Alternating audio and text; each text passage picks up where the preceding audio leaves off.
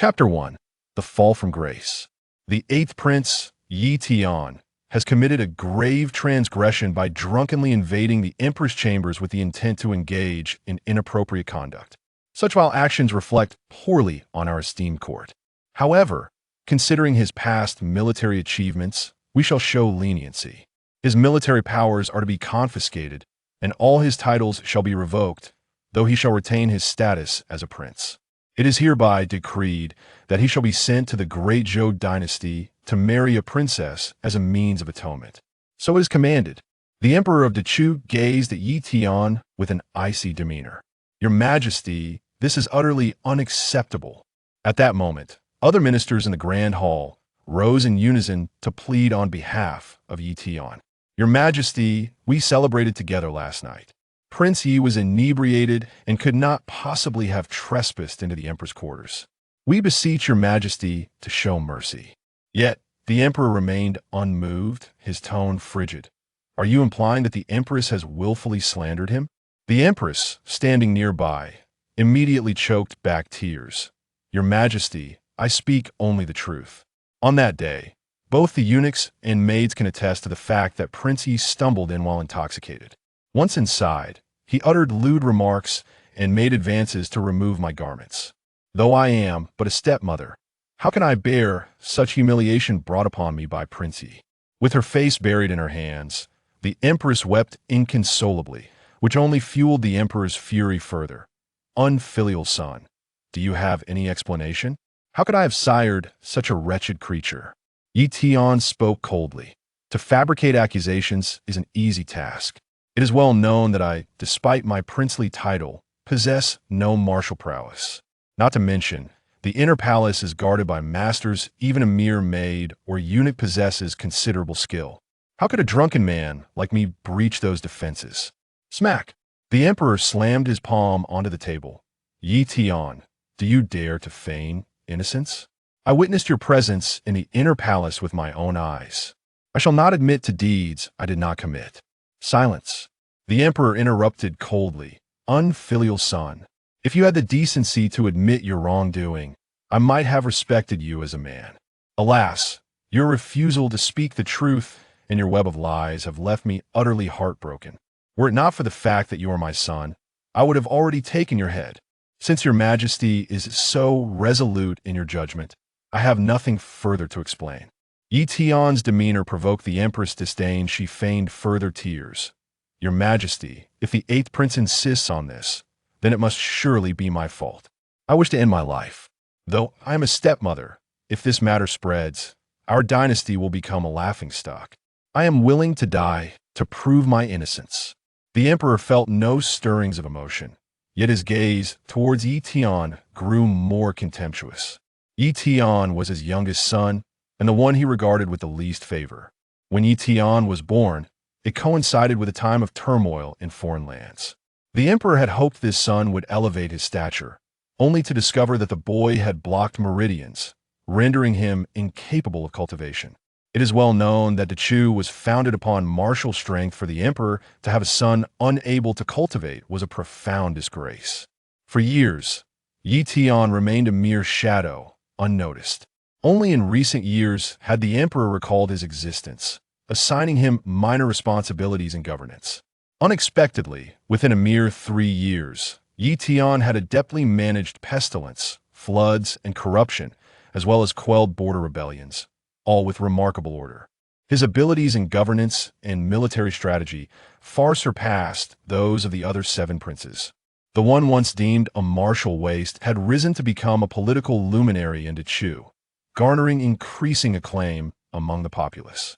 Moreover, as he enacted various decrees, his prestige soared. In terms of competence, reputation, and intellect, he eclipsed both his siblings and even began to overshadow the emperor himself. Rumors circulated that military officers stationed beyond the capital were all rallying behind Ye Tian. With a simple command from him, the armies could march into the capital, compelling the emperor to abdicate. A mere waste, incapable of cultivation, whose prestige now surpassed that of his own father. This audacity was intolerable. How could one endure such insolence? The emperor's thoughts swelled with rage as he barked. What are you still doing here? Got it once. You are forbidden from returning to the Chu for 10 years. At that moment, he cared not for the truth of the emperor's claims. He sought only to affirm to the world that he was the undisputed sovereign of the realm. Ye Tian regarded the emperor with a calm expression, his heart filled with scorn. Last night, he had been struck unconscious after leaving the banquet and had no knowledge of the events that transpired. Upon awakening, he found himself lying at the entrance of the empress' chambers. Reflecting on the circumstances, he understood the machinations at play. In recent years, his growing power had incited envy in his father. Simultaneously, the empress feared he might usurp her son's claim to the throne aside from his inability to cultivate. His other talents vastly outstripped those of her inept offspring. He was the victim of a scheme orchestrated by both his father and the empress. An incompetent ruler paired with that scheming empress to Chu will surely fall within 3 years. Ye Tian sighed inwardly. Since discovering his inability to cultivate, he had treaded carefully, striving to enhance his influence in a chaotic era. Yet, he had underestimated the supremacy of martial prowess in this world. Without any strength, even as a prominent official, the empress could easily send someone to incapacitate him. Even the pretext of marriage could be used to exile him as a consort. Gazing at the foolish emperor and the treacherous empress, Ye Tian's eyes brimmed with disdain. Your Majesty, I bid you farewell. He turned to leave. At that moment, the ministers and officials knelt in unison, pleading, We implore your Majesty to show mercy and not banish Prince Ye. Impudence! Whoever dares to plead for this unfilial son shall be taken away and executed. The emperor roared in fury, informed the historians to erase all records of Ye Tian's achievements. No mention shall be made. Upon his death, he shall not be laid to rest in the royal mausoleum. None within the court shall be permitted to speak his name. Those who do shall be punished with the annihilation of their entire clan. As Ye Tian stepped outside, he shook his head in exasperation. A deranged emperor, so heartless toward his own son. If this place does not welcome me, I shall find another that will. I shall no longer play their game. Upon exiting the Golden One Hall, Ye Tian released a sigh of relief, feeling unburdened by the palace's strife. Perhaps from the outset, he should have refrained from striving so hard it might have been better to remain a mere fish in the sea. With no cultivation, yet making waves, who else but himself would face demise? Prince Ye, a withered old eunuch approached, his tone laced with mockery. Do not be in such a hurry to depart, Prince Ye. The journey to Great Zhou is long, and the Empress, in her benevolence, has graciously bestowed upon you a swift steed. Ye Tian regarded the beast before him, scoffing. Please convey my gratitude to the Empress. This donkey suits her well. Preposterous. The old eunuch's voice sharpened. You dare to insult the Empress by calling her a donkey. Smack. Ye Tian delivered a sharp blow, speaking coolly. You insolent eunuch, though I have been stripped of my position, I am still a prince. How dare you speak to me in such a manner? The old eunuch seethed with rage. He was a favored servant of the Empress, accustomed to being surrounded by sycophants, and had never before been confronted. Having been publicly slapped, he could hardly endure such humiliation. The old eunuch sneered. A Suntobe consort, cast aside by the dynasty, is no different from a commoner. Princey should take care a misstep on the road could cost you your life. Ye Tian's expression shifted in alarm. Were they so eager to eliminate him? Just as he stepped beyond the palace gates, they intended to strike him down? He had lost his power and possessed no martial skills. If ambushed, he would surely not survive to leave the capital of the Chu. Suddenly, at the palace gates, a dozen assassins emerged. The old eunuch's shrill voice rang out. Prince Ye, once you are dead, I shall ensure your corpse is left to rot, using your head as a drinking vessel. Ye Tian's voice turned cold. You audacious servant, do you dare to kill me here? I still hold royal status. Chapter 2. The successful counterattack. The old eunuch scoffed. A mere waste without any cultivation. I shall inform His Majesty that Prince Ye succumbed to an illness. A dozen assassins swiftly surrounded Ye Tian, and he began to feel a surge of anxiety. He possessed no martial prowess, and if they attacked, he would undoubtedly meet his demise. Damn it, Am I truly destined to die like this? The bitterness surged within him. Suddenly, a notification chimed. Sign-in system activated. Task completed. Various rewards await. Another chime echoed. Sign in at the palace gate successful. You have received a century's worth of cultivation rewards. Ye Tian was momentarily stunned, only to be overwhelmed by joy. Nearly brought to tears. After waiting for so many years, he had finally encountered this fortuitous event. If only it had come a few years sooner, he wouldn't have endured such torment. This was clearly a standard feature for transmigrators, and yet it had only just arrived. Had he delayed even a moment longer, he might have met his end right there. The strength of a martial artist had long been a fervent desire for Ye Tian. He had dreamt of becoming one, yet he was burdened with a congenital disability, unable to grow stronger, regardless of being a prince or having illustrious achievements. There were still those who looked down upon him. The realm of martial artists was divided into 9 ranks, above which lay the Grand Master and the Supreme Master, followed by the immortal of the land, in the vast realm of Chu. A 6th-rank martial artist could command troops, while those above the 8th rank could become generals. As for grandmasters, there were only 4 or 5 in the entire dynasty, and supreme masters were even rarer, with only one known in Chu. The immortal of the land was a figure Ye Tian had only read about in books, never encountered in reality.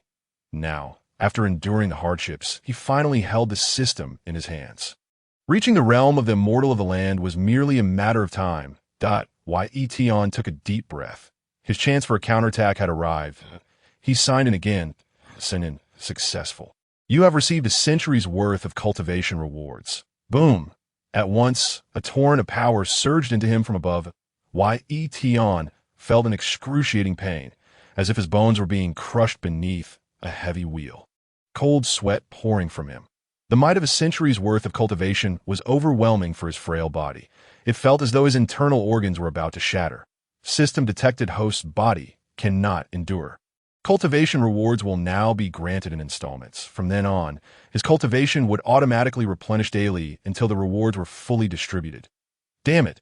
Ye Tian grimaced in pain. It was all his weak body's fault for not being able to absorb all the power at once. It had to be given in installments? How infuriating! Then, a series of cracking sounds emanated from within him, as if he were shedding his former self. His previously frail physique began to gain strength. Clenching his fist, a power he had never dared to imagine surged within him like a dragon in flight. This is what it means to be a martial artist. Ye Tian's eyes sparkled with excitement. The vital energy he had yearned for had finally been attained. From this day forth, let anyone who dares to call him a waste think twice. Once the elation subsided, Ye Tian's gaze turned cold as he surveyed the assassins around him. He had been the prey. Now, the roles had reversed.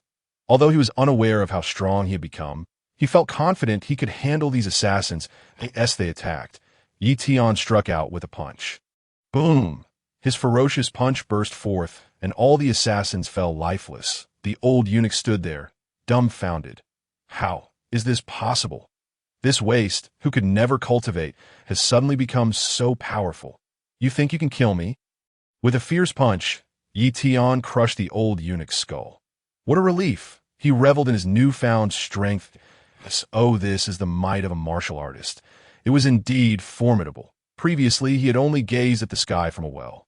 Believing martial artists were nothing extraordinary, with a glint in his eyes, Ye Tian realized that a mere Chu was not where he belonged. The world of martial artists beyond was where he was destined to roam. This dormant dragon was about to take flight. Ding! A new mission was released. Proceed to the Dezhou dynasty and sign in at the library pavilion to receive a century's worth of cultivation and a celestial technique. Do you accept? A smile crept across Ye Tian's lips. Who would be foolish enough to refuse such an excellent task? He intended to leave this place anyway. Should he return and eliminate the Dog Emperor? Deep in thought, he shook his head slightly. Every emperor seemed to be protected by the aura of the sovereign. Acting rashly could lead to backlash. The book stated that only an immortal of the land could remain unaffected by such repercussions. Dog Emperor, just you wait. Once I ascend to the immortal of the land, I shall sever your head and serve it as a dish. Ye Tian vowed fiercely within. Suddenly, he sensed a chilling intent locking onto him from behind. Casting a sidelong glance, he coldly snorted, "Damn that scheming empress. Is it not enough to have that old eunuch ambush me? She even has a backup plan? Come at me. I shall slay you all." With that, Ye Tian swiftly left the area and made his way outside the city. "Prince Ye, wait!" A calm voice called out, and a figure clad in black blocked his path. The figure wasted no time. "Prince Ye, choose your method of death that I can ensure you remain intact." A martial artist? Ye Tian quickly assessed the man before him. He was no ordinary opponent. Had this confrontation occurred earlier, he would have had little chance of survival. But now he felt neither fear nor trepidation. Instead, he was exhilarated. Was the empress so eager for his demise? Did she not fear the repercussions of his death within the imperial city? Ye Tian scoffed. The assassin did not conceal his intent, speaking as if addressing a corpse. "Do you think the empress would dare act without the emperor's consent?" "What?" Ye Tian's pupils constricted, his fists clenched. Could it be that the emperor was complicit in this? To allow his own son to be killed? He had already severed ties with the imperial family, having no influence over their power, yet the emperor remained so callous. Even if he lacked cultivation and was looked down upon, he was still his biological SOTO. Allow others to kill him was a betrayal beyond measure. In that moment, Ye Tian felt no hint of paternal affection towards the emperor. "Prince Ye, have you decided on your method of death?" The assassin taunted. Ye Tian crossed his arms behind his back, his tone calm. "I will spare you half your life, so you may inform that wretched woman that her days are numbered." "Prince Ye, you are truly foolish. You believe that eliminating a few insignificant pawns makes you invincible. You seek death." The assassin lunged, his blade aimed at Ye Tian's throat with deadly precision. Clang! The blade struck Ye Tian's body as if it had hit a steel plate. Failing to penetrate, the assassin's expression shifted instantly. "Protective vital energy. This is impossible." Seeing the protective vital energy enveloping Ye Tian, the assassin's pupils dilated in terror, a wave of fear washing over him. This waste who could never cultivate. How could he possess protective vital energy? To release such energy, one would need to be at least an 8th-rank martial artist. Such a powerful figure would be a core member of the dynasty, potentially a general. The assassin could not comprehend the situation, his heart gripped by dread. Yet there was no time to ponder further. Ye Tian slowly raised his arm and struck out with a single palm. The assassin screamed, frantically retreating. Chapter 3. Departing the imperial city, yet that palm seemed to possess a will of its own, tracking him down despite his attempts to evade, ultimately landing squarely on the assassin's chest. Crack! The assassin's ribcage caved in, and he spat out blood, howling as he was sent flying. "How can you cultivate? You've been hiding your strength all along." The assassin was filled with dread, crawling on the ground like a dog. Before making a desperate escape, Ye Tian remained unfazed. He had intentionally let the assassin flee. The energy had already infiltrated the assassin's body, and he would not survive long. The assassin stumbled into the empress's chambers, where a maid rushed to assist him. "Commander Chun, what has happened? How are you injured? I must report an urgent matter." Commander Chun, trembling, burst through the door and collapsed onto the floor, stammering. The empress's assassination attempt failed. The empress's expression darkened. "You useless fool. You are a 6th-rank master. How could you fail to kill that wretch?" Commander Chun coughed up blood, his voice quavering. "That boy is a martial artist." Before he could finish, a sharp pain pierced his chest, and with a loud bang, Commander Chin's body exploded within the room. The Empress was left gaping in shock as blood splattered across her face that a living person had suddenly exploded before her eyes, sending her into a state of panic. That moment, a letter floated in through the window and landed before her. Upon opening it, she read, "Wretched woman, when I return, you and your family shall all perish." Thud! The Empress collapsed to the ground, her face pale as she reread the letter, confirming it was indeed Ye Tian's handwriting. How could that waste? The Empress's heart raced in horror. How had he achieved this? The master she had sent was killed in retaliation, and now he had the audacity to threaten her. Raging fury ignited within her. This boy had been pretending to be weak, only to become a martial artist. But so what? A mere novice in cultivation was no different from a waste in her eyes that the few thousand elite soldiers could easily eliminate him. However, this useless Ye Tian has concealed himself too deeply. It is fortunate that I acted first, orchestrating a frame-up. Otherwise, my son would never have had the opportunity to surpass him in this lifetime. Yet what remains unclear is if Ye Tian is indeed a martial artist. Will the intoxicating fragrance in the wine still be effective? The empress pondered for a moment, a fierce glint returning to her eyes that why Ye Tian must not be allowed to live. Immediately, inform the covert guards to seek out my brother and instruct him to pursue this beast with all his might. He must not be allowed to reach the great Zhou alive. The empress's voice pierced the air sharply. Why Ye Tian rode swiftly to the outskirts of the royal city to this moment. Civil and military officials, former subordinates from the army, and thousands of citizens awaited him. Thud. Thousands of citizens knelt on the ground, pleading, "Prince Ye, we implore you not to abandon us. The dynasty needs you." The officials choked on their words. "Prince Ye, what shall we do once you depart? Shall we all go beseech his majesty together?" Former subordinates, their eyes glistening with tears, remembered the battles they had fought alongside Ye Tian, referring to him as brother. Now, with Ye Tian's demotion and his impending marriage into the great Zhou dynasty, their hearts were heavy with sorrow and anger. "Prince Ye, if you merely wave your hand—" "Silence," Ye Tian admonished. "You are all generals of the great Chu. There are certain things that cannot be uttered indiscriminately. During my absence, guard the citizens well. I shall return soon. Everyone disperse. Ye Tian, am merely going to wed, not to perish." With that, Ye Tian flicked the reins and galloped away. We bid farewell to Prince Ye. The crowd knelt, all weeping. Upon hearing this news, the emperor, in a fit of rage, smashed everything in the hall. After leaving the royal city, Ye Tian rode hard towards the great Zhou dynasty. Situated 1,000 miles away, he had visited there several times, and the customs were quite robust. With many sects and powers on the way, Ye Tian had already penned a letter to withdraw from the engagement. He would not become this son-in-law. After all, he bore no affection for that foolish monarch and had no obligation to follow his commands. Moreover, with such formidable strength, there were vast opportunities in this world. Suddenly, a cold wind swept through the forest. Why Ye Tian narrowed his eyes. "Come forth. You have already revealed yourselves." Over 20 figures materialized before him. Recognizing their weaponry, Ye Tian identified them as covert guards, the most powerful experts of the royal family, each possessing at least 7th grade strength. Such individuals would seldom venture outside the palace. The only ones capable of commanding them and setting an ambush against him were the emperor or the empress. The third wave of attacks. "How very clever of you! Do you truly wish for my demise?" Ye Tian's heart turned cold, his eyes brimming with hatred. "Prince Ye, we mean you no harm. However, the Duke is on his way. You must take a detour." The covert guards parted to allow him passage.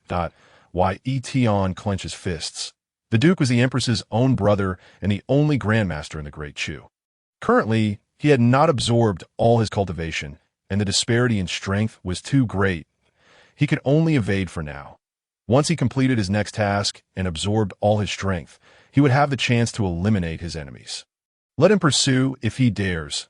Ye Tian rode on, taking a circuitous route. After galloping several hundred miles, he finally shook off his pursuers. At that moment, the sky darkened and heavy rain began to pour. Ye Tian found an inn to rest. As he sat down with a cup of tea, the surrounding patrons began discussing his situation. "Have you all heard? Prince Ye has committed a grave offense. His position revoked, and he is to become a son-in-law in the great Zhou. What a pity! Prince Ye has always been genuinely good to us, alleviating hunger during the drought that year and saving countless lives. Indeed, Prince Ye holds great esteem. We all admire him. How could His Majesty do such a thing? Isn't it because Prince Ye lacks cultivation? What does cultivation matter, as long as he treats us well? If I could choose the next emperor, I would certainly select Prince Ye." "Hush! Have you lost your mind? How dare you speak such words? Quiet down." Listening to the discussions around him, Ye Tian felt a surge of emotion. His deeds over the years had indeed won him many admirers. It was somewhat gratifying that moment.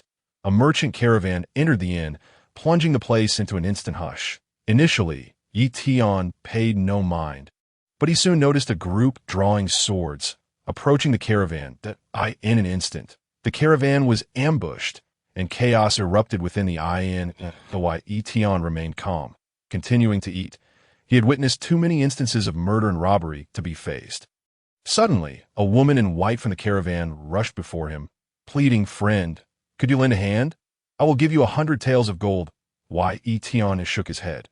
He had no desire to meddle.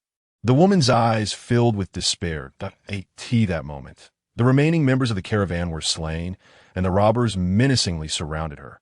"Miss Lin Ling, it seems you are the last one left. How shall we entertain ourselves?" Lin Ling bit her lip, raising her sword in an attempt to take her own life, but one of the robbers swiftly snatched it away and pushed her onto a table. "What are you staring at? Scram! Don't delay my business." The robber scolded Ye Tian. Ye Tian pointed to the food on the table, indicating that he had not finished eating. "Eat your mother's head." The robber flipped Ye Tian's table over. Chapter 4. I am here to withdraw from the engagement, having gone an entire day without food. Ye Tian's anger flared upon seeing his meal overturned. With a swift motion, he threw a punch, obliterating the robber into a mist of blood. For him, killing a first-grade robber was akin to bullying a child. The remaining robbers were shocked. Witnessing a companion crushed in a single blow sent a chill down their spines. "You mother!" The robber leader had just begun to curse when Ye Tian's fist struck his head, shattering it into countless fragments. The remaining robbers quickly recovered, raising their weapons, but Ye Tian dispatched them with a few punches. The inn was left in a bloody mess, with many patrons retching. "Barkeep, bring me another serving of fresh food." Afterward, Ye Tian casually patted the table. With blood and remains strewn across the floor, how could anyone still eat? The innkeeper had fainted from fright. That moment. Lin Ling trembled as she spoke. "Thank you for saving me. I hail from the great Zhou royal family. My surname is Lin. Once I return, I will certainly express my gratitude." "What should I call you, benefactor?" Upon hearing her background, Ye Tian thought of the great Zhou royal family and the surname Lin, pondering whether it could be a coincidence. However, the princess he was to marry was named Lin Yiren. "Do you know Lin Yiren?" Ye Tian inquired. "That is my elder sister. Do you know her? Are you friends with my sister?" Lin Ling exclaimed, excitement coursing through her. "I do not know her. I have never met her." Ye Tian replied, shaking his head. "You must be my sister's friend. I never expected her to know someone so powerful. Alas, she is about to marry." Lin Ling muttered, "My sister is set to wed the Ye Tian prince. I heard that he is a hostage and possesses no cultivation. He must be a despised waste. How unfortunate for my sister to marry such a person. Disgusting. If the Ye prince looks very ugly. I would feel like vomiting just looking at him. The thought of him kissing my sister makes me feel like her flower is being tarnished. Boo-hoo. Let's not speak of that person. What is your name, benefactor?" "Ah, I am Ye Tian. You must be that despicable waste Ye prince that you speak of. You cannot be him, can you?"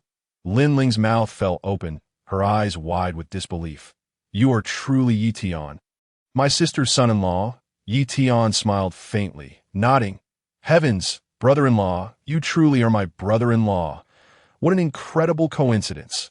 Lin Ling's excitement surged. "I have long heard others say that brother-in-law is handsome, with sword-like brows and starry eyes, possessing an imposing demeanor.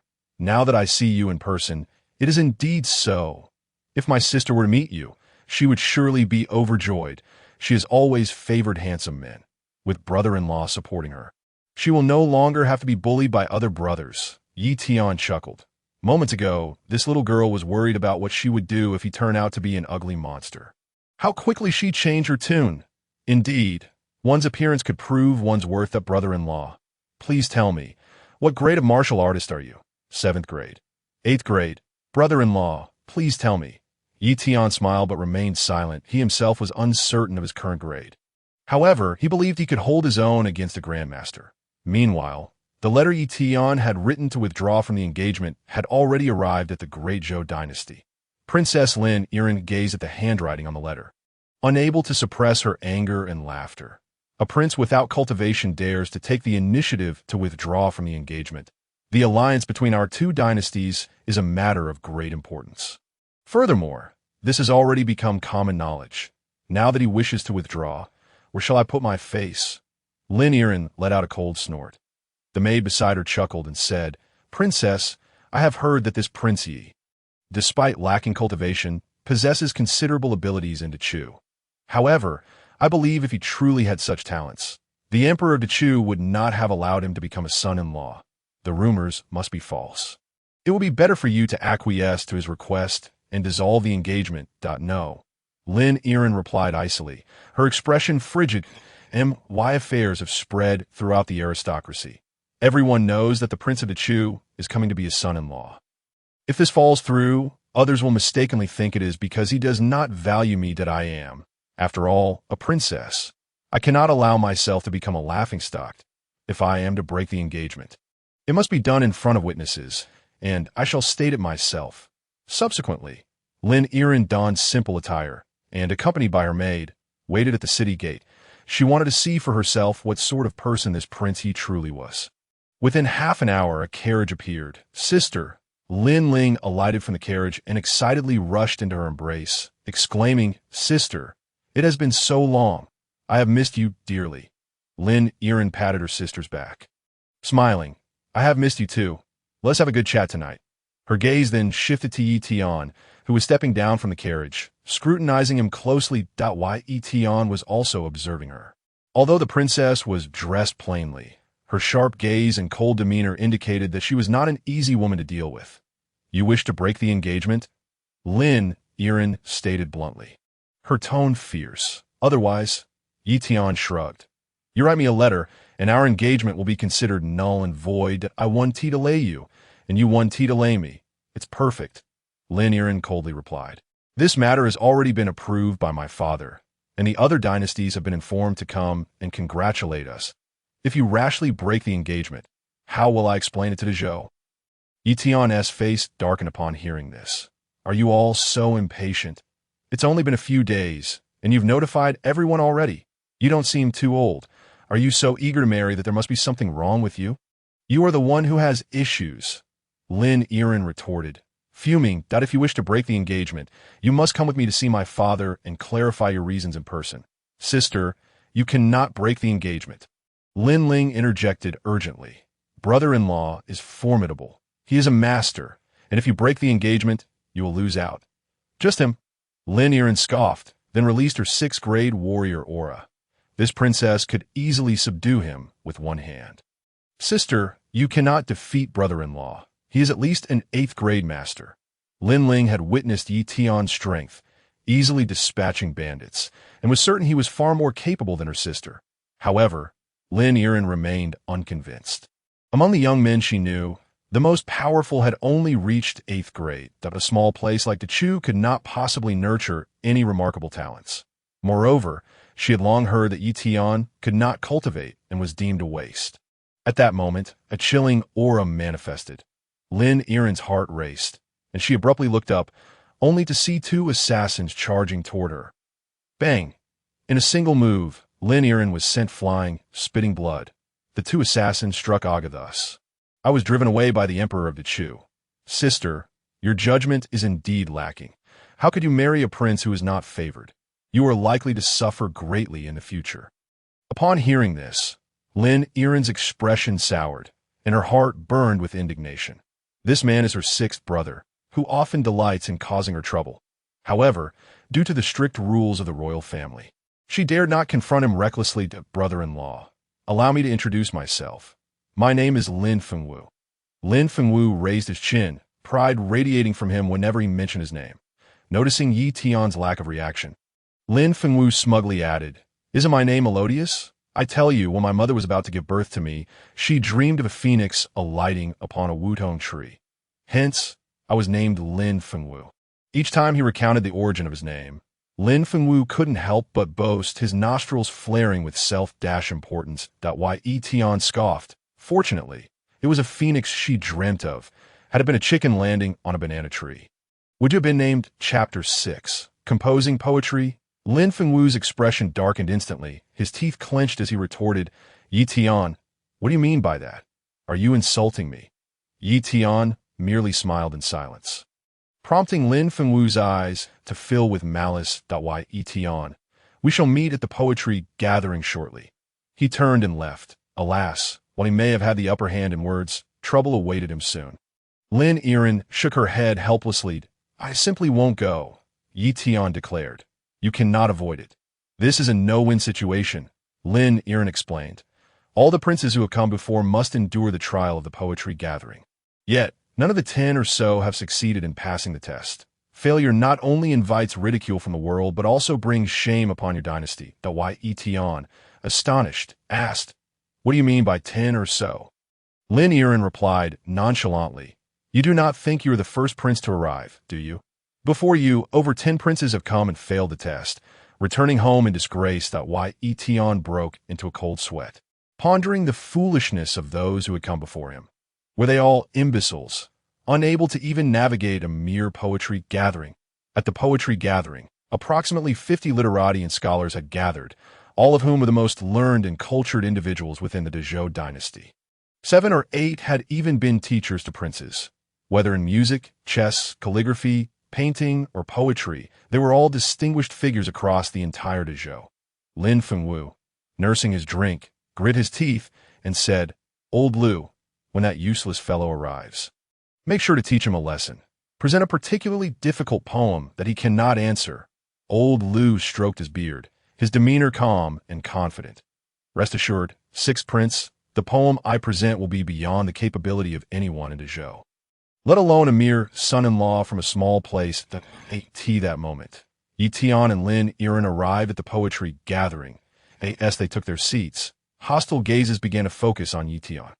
Lin Fengwu, with a forced smile, said, "Seventh sister, today, with all the esteemed teachers and scholars present, shall we adhere to the old custom? Old Lu present a poem, and let Ye Tian respond." Lin Yiren interjected, "Esteemed teachers, I apologize, but Princey is unwell today and cannot participate in the poetry gathering." "Nonsense." Lin Fengwu slapped the table, mocking, "Just a moment ago, this fellow seemed fine. Now he is suddenly ill. Seventh sister, if he believes himself lacking in talent, he should kneel and bow to me, then return to the chute. We at Dezhou do not need such an uncultured waste. Sixth brother, you are being unreasonable. Princey has traveled a long distance. Upon arriving in Dezhou, he is unaccustomed to the environment and is unwell. That it is not too late for him to participate in a few days," Lin Yiren protested. However, Lin Fengwu pressed on, "Seventh sister, stop with the excuses. He cannot escape this poetry gathering today. He can either kneel and bow to me, returning to the Chu, or he must respond to old Lu's poem. If he cannot speak, he should write it down." Seeing no way to evade the situation, Lin Yiren felt a wave of helplessness wash over her. Though she did not know Ye Tian well, she had heard whispers of his circumstances. It was said that this Ye Tian had been neglected since childhood and had never received proper education, his cultural level decidedly lacking. Moreover, the poem in question was composed by old Lu, a highly esteemed scholar in Dezhou, whose reputation in the literary world was unrivaled. Ye Tian stood little chance of winning. Lin Fengwu beamed with confidence, thinking, "You, an uncultured fool from small place, dare to mock me. Today, I will ensure you suffer disgrace." Just then, old Lu rose, his expression solemn. "In that case, I shall begin." "Wait," Ye Tian interjected, "before we commence, I would like to propose a condition." Lin Fengwu sneered. "State your condition. If you can defeat old Lu, I will jump into a latrine." Ye Tian chuckled. "If my poem is worthy, you need only give me your finest residence. That I've just arrived at Dezhou and have yet to find a place to stay." "Agreed," Lin Fengwu replied without hesitation, confident that Ye Tian would undoubtedly fail. Sighing, Lin Yiren began to ponder how she might salvage the situation should Ye Tian lose. She could already envision the humiliation he would face. At that moment, old Lu stood regally in the center, stroking his beard before his eyes glinted with inspiration. The spring breeze caresses, fragrant flowers bloom, swallows return to build new nests, summer's heat blares, cicadas sing. Beneath the shade of green trees, one finds solace. Puffed. Before old Lu could finish, Ye Tian erupted with laughter. Noticing the collective gaze upon him, he stammered, "It's nothing, please continue." Yet he could not contain himself, bursting into laughter once more. Even shedding tears from the hilarity, he had anticipated old Lu's prowess to be formidable. Just moments ago, Lin Yiren had whispered to him that this individual was a scholarly giant, composing poetry since the age of 3 and penning essays by 7. A figure of great respect in Dezhou. Hearing this had made him quite anxious, but now he thought, is this really all there is? This level of skill? The very first line sent me over the edge. What a ridiculous piece of doggerel. What are you laughing at? Old Lu glowered. The poem I presented truly so laughable. It has a hint of humor, Ye Tian admitted, but I apologize, I didn't mean to laugh. Yet I simply couldn't endure it. He quickly covered his mouth, forcing his flushed face to calm down. Lin Fengwu pounded the table in anger, rebuking, Ye Tian, do not overstep your bounds. How dare you mock old Lu's poetry? Your audacity knows no bounds. The other literati glared at Ye Tian, their eyes blazing with fury. They considered old Lu's verse to be of high caliber, certainly not something an ordinary person could produce as a revered scholar they admired. They were incensed that this provincial upstart would dare to ridicule him. Old Lu's face turned a shade of deep blue, nearly apoplectic with rage. Who claims I lack culture? Do not speak without thought. Ye Tian regained his composure, responding coolly, isn't it merely poetry?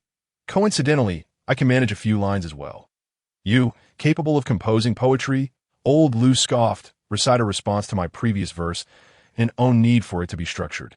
If you can create an entirely new stanza, I shall consider you the victor. Ye Tian chuckled and rolled up his sleeves. Bring me ink and paper. Let me show you all what I can compose right here. Chapter 7. I spoke too loudly. Lin Yiren was taken aback. You do not overestimate yourself. Can you truly match old Lu's poetry? Ye Tian replied with a smile. Do not underestimate me. I have at least attended elementary school. In a swift motion, the brush was lifted. Ye Tian grasped the calligraphy brush and began to inscribe with a flourish. Before the first line was completed, the gazes of all present were laden with disdain and scorn. Even old Lu wore an expression of derision, convinced that such a barbarian could possess no cultural refinement. Even if he were to write, it would surely be at the level of a mere child. However, when the first stanza was fully penned, the demeanor of everyone shifted to one of gravity. The wind howls and the apes lament. Upon reading just this line, a vivid imagery surged forth. Old Lu's countenance instantly turned solemn, while the others fell silent, their expressions akin to lifeless statues. As the second line emerged, old Lu's pupils trembled, and his entire body quaked uncontrollably. The others stood rigid as ice, their hearts roiling with tumultuous waves. Soon, as the final character was inscribed, Ye Tian nonchalantly flung the brush aside. Old Lu seized the paper and began to read it over and over again. With each reading, he felt a jolt of astonishment within. Beads of cold sweat began to form on his forehead, and his body trembled, while Ye Tian secretly reveled in this moment. This single poem was the pinnacle of regulated verse, unmatched throughout history, in the vast realm of the great Zhou. It was inconceivable that anyone could compose anything superior. Lin Fengwu, oblivious to the unfolding events, sneered and remarked, "What rubbish have you scribbled?" Even old Lu remained silent, clearly unimpressed. Silence. Old Lu suddenly admonished, startling Lin Fengwu, who stammered, "Old Lu, what is happening?" Unperturbed, old Lu gravely regarded Ye Tian and asked, "Prince Ye, where did you come by this poetry?" "What? Do you suspect me of plagiarism?" Ye Tian retorted, No. Old Lu hastily shook his head, his voice quavering. "This poetry is simply exquisite. I dare say no one under heaven could produce such work. I have been in the literary realm for over 60 years, having composed thousands of poems. Yet compared to Prince Ye's work, mine are but mere drivel. It is magnificent, truly magnificent. To witness such poetry in my lifetime is a fulfillment of all desires." Old Lu's eyes brimmed with tears of excitement, and he choked back his emotions. "Prince Ye, I must confess, I was blind to your talent. Compared to your genius, I am but a fool that I apologize for my earlier disrespect." With that, old Lu bowed deeply. Lin Yiren stood in stunned silence. How could such a literary giant as old Lu bow in acknowledgement of a mistake? She had never heard of such a thing in her life. Lin Fengwu, equally dumbfounded, soon felt a surge of anger. How could old Lu possibly admit fault to a worthless individual? What kind of poetry was this that could inspire such reverence? He refused to believe that anyone could surpass his own talent. "Let me see what you have written," Lin Fengwu declared, snatching the paper away. Eager to judge for himself, as he scrutinized the verses, after reading the first line, he scoffed, "What nonsense is this? I cannot make heads or tails of it. This level of writing is no different from what I could produce at 3 years old." As these words left his mouth, old Lu and the others widened their eyes in disbelief, exclaiming, "The level of this poetry is undoubtedly unparalleled. Your Highness, please take a closer look." "What rubbish! I could write 100 of these in a day," Lin Fengwu retorted with disdain, yet he read through the lines twice more. Suddenly, he felt an unsettling shift within him upon reading. For over a century, ailing, I ascend the stage. Lin Fengwu's pupils constricted, and in that instant, a vision of a lonely, aged emperor seated forlornly upon a cold throne flashed in his mind. Cold sweat broke out upon his brow. Such simple words carried profound and intricate meanings. This was a type of poetry he could never hope to create. This poetry is exceptional. If I possessed such literary talent, I would have been renowned across the land. Lin Fengwu felt a surge of jealousy rise within him. He had truly underestimated Ye Tian. "Prince Lin Fengwu, what do you think of this poetry?" Ye Tian inquired with a smile. Lin Fengwu trembled, his eyes filled with fury. "You do have some skill," he ground out through clenched teeth, fixating on Ye Tian, thinking, how could this fellow, deemed uncultured, pen such lines? Even he could not deny that these verses were earth-shattering, completely eclipsing old Lu's work. Across all of great Zhou scholars, none could compose anything greater. Old Lu, if you are unconvinced, you may continue to write poetry. Should you surpass this work, I shall immediately depart from great Zhou. Ye Tian stated with calm confidence that I would not dare.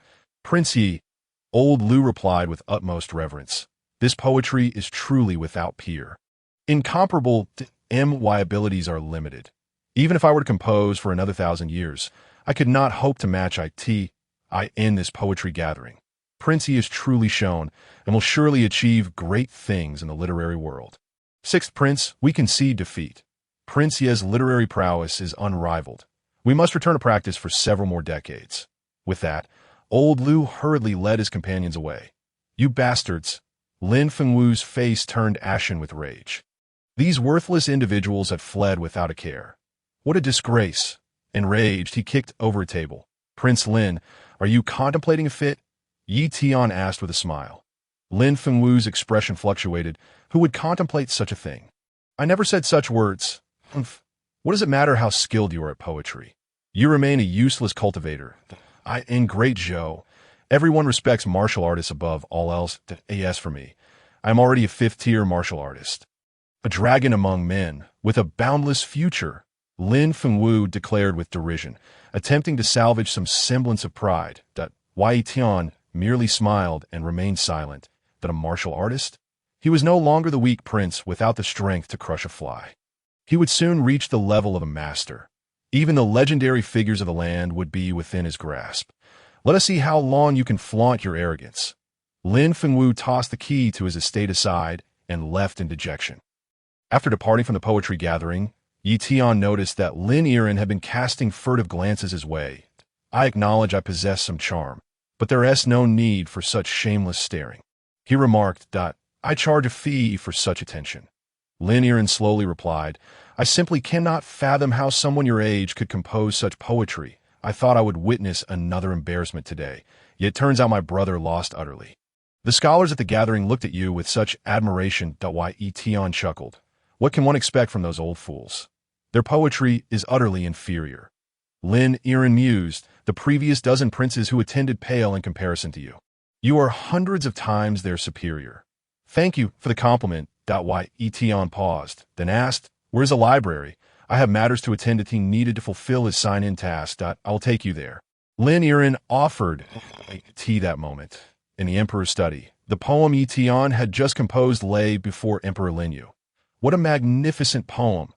Lin Yu exclaimed after reading it several times, unable to restrain his praise. Who would have thought that at such a young age, he could create something so extraordinary? Indeed, a fine poem. Lin Yu continued to extol its virtues. The eunuch interjected, Your Majesty, this Prince Yi possesses notable literary talent and a striking appearance, fitting to match with the princess. Quite so. Lin Yu nodded slightly.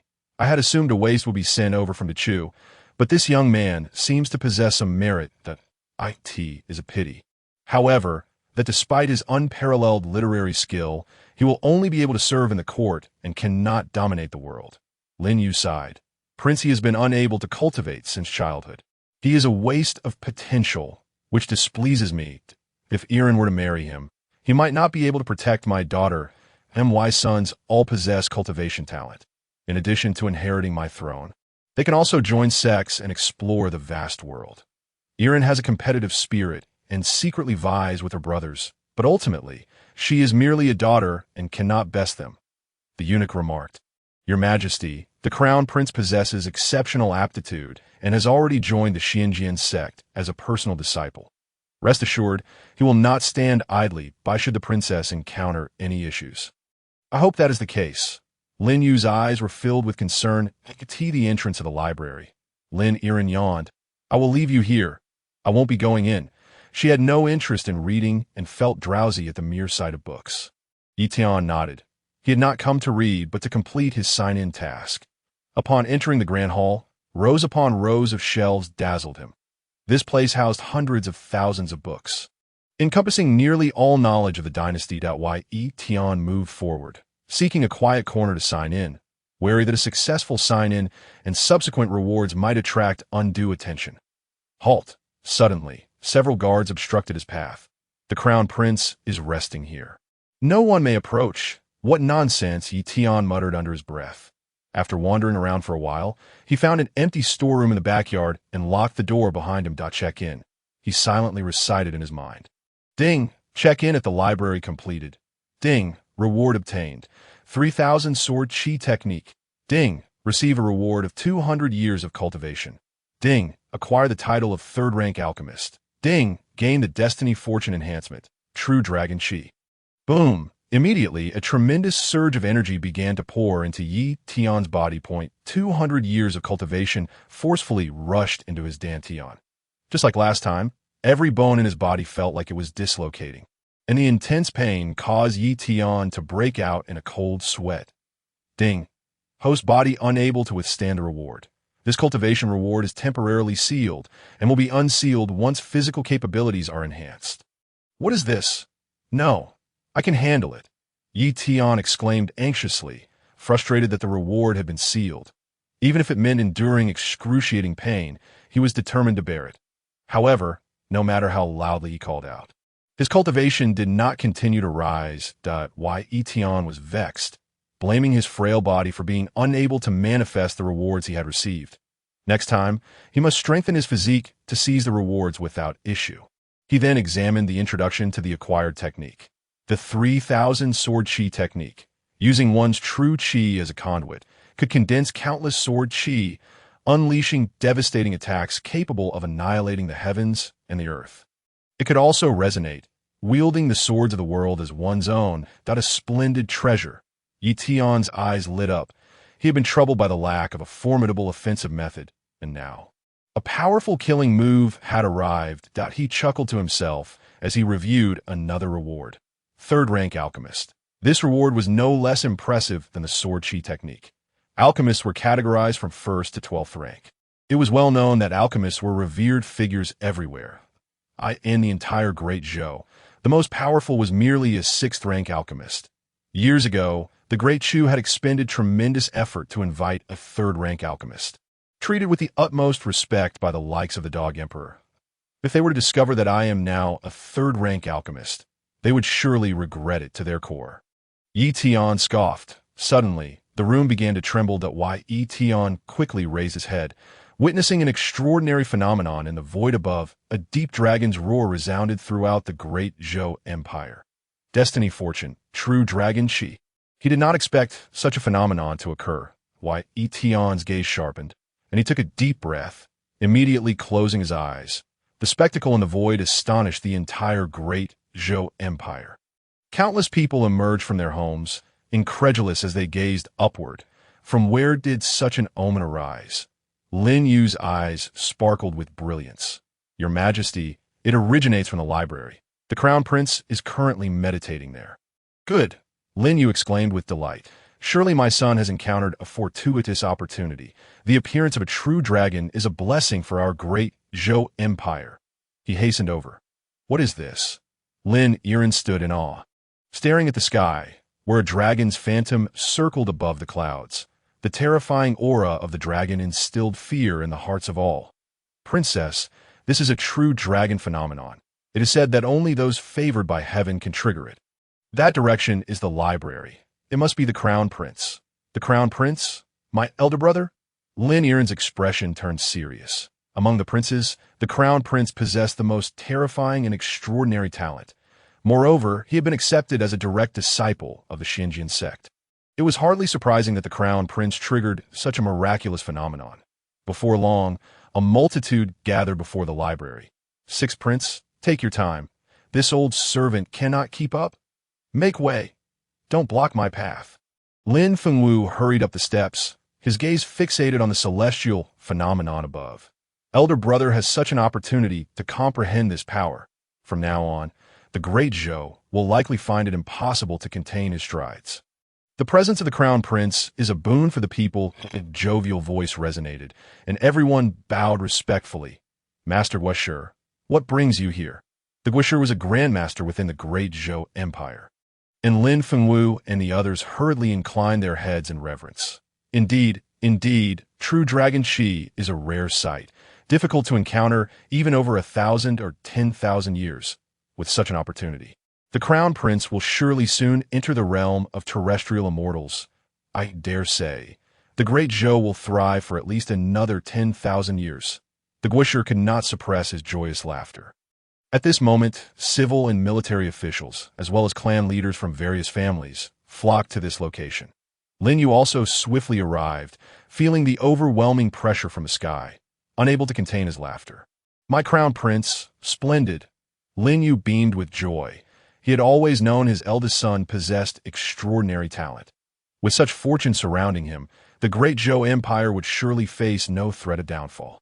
Congratulations, Your Majesty. With such fortune, elder brother will undoubtedly ascend to even greater heights, perhaps even achieving immortality.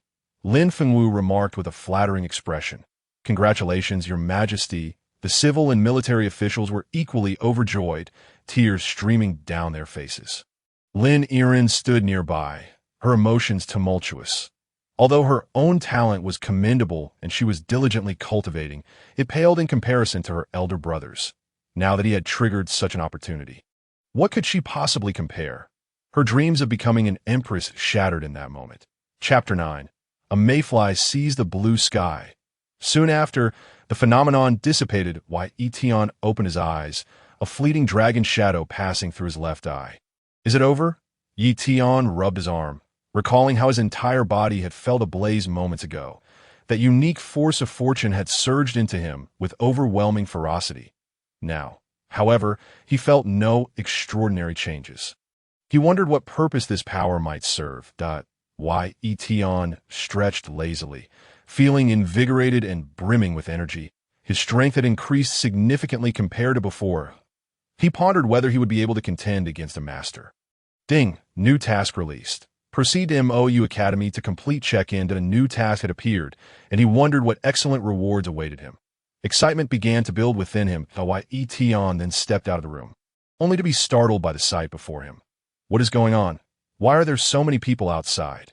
The emperor, civil and military officials, and many unfamiliar faces. Over 1,000 people stood respectfully at the foot of the steps. No way. I merely closed the door for a bit, and yet so many have come to greet me. This is quite a spectacle. Hello, everyone. Ye Tian waved his hand in greeting. Come here quickly.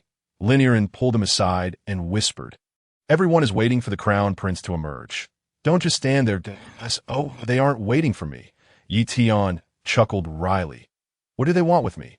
Why would they be waiting for you? Your reputation is so grand. Lin Yiren pouted. Elder brother triggered the omen of destiny, which will ensure the prosperity of our great Zhou for a millennium. Did you not see?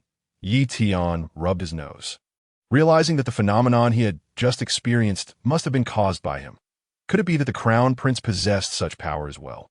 Just then, the doors of the library swung open. The crown prince appeared. Congratulations, Your Highness. The civil and military officials were overwhelmed with excitement, kneeling in unison with tears of joy streaming down their faces. Crown Prince Lin Jianfeng raised an eyebrow, perplexed by the crowd outside. At that moment, Lin Yu rushed over and said, Jianfeng, joining the Xinjian sect was indeed the right choice. With the protection of true Dragon Qi, you will be the guardian of the great Zhou in the future. Your father is overjoyed. Lin Jianfeng was bewildered, having no idea what was being discussed. Although he had indeed been in seclusion and gained some insights, he had not caused any phenomenon. Hearing others speak of true Dragon Qi, he suspected there was a misunderstanding. Father, I actually didn't.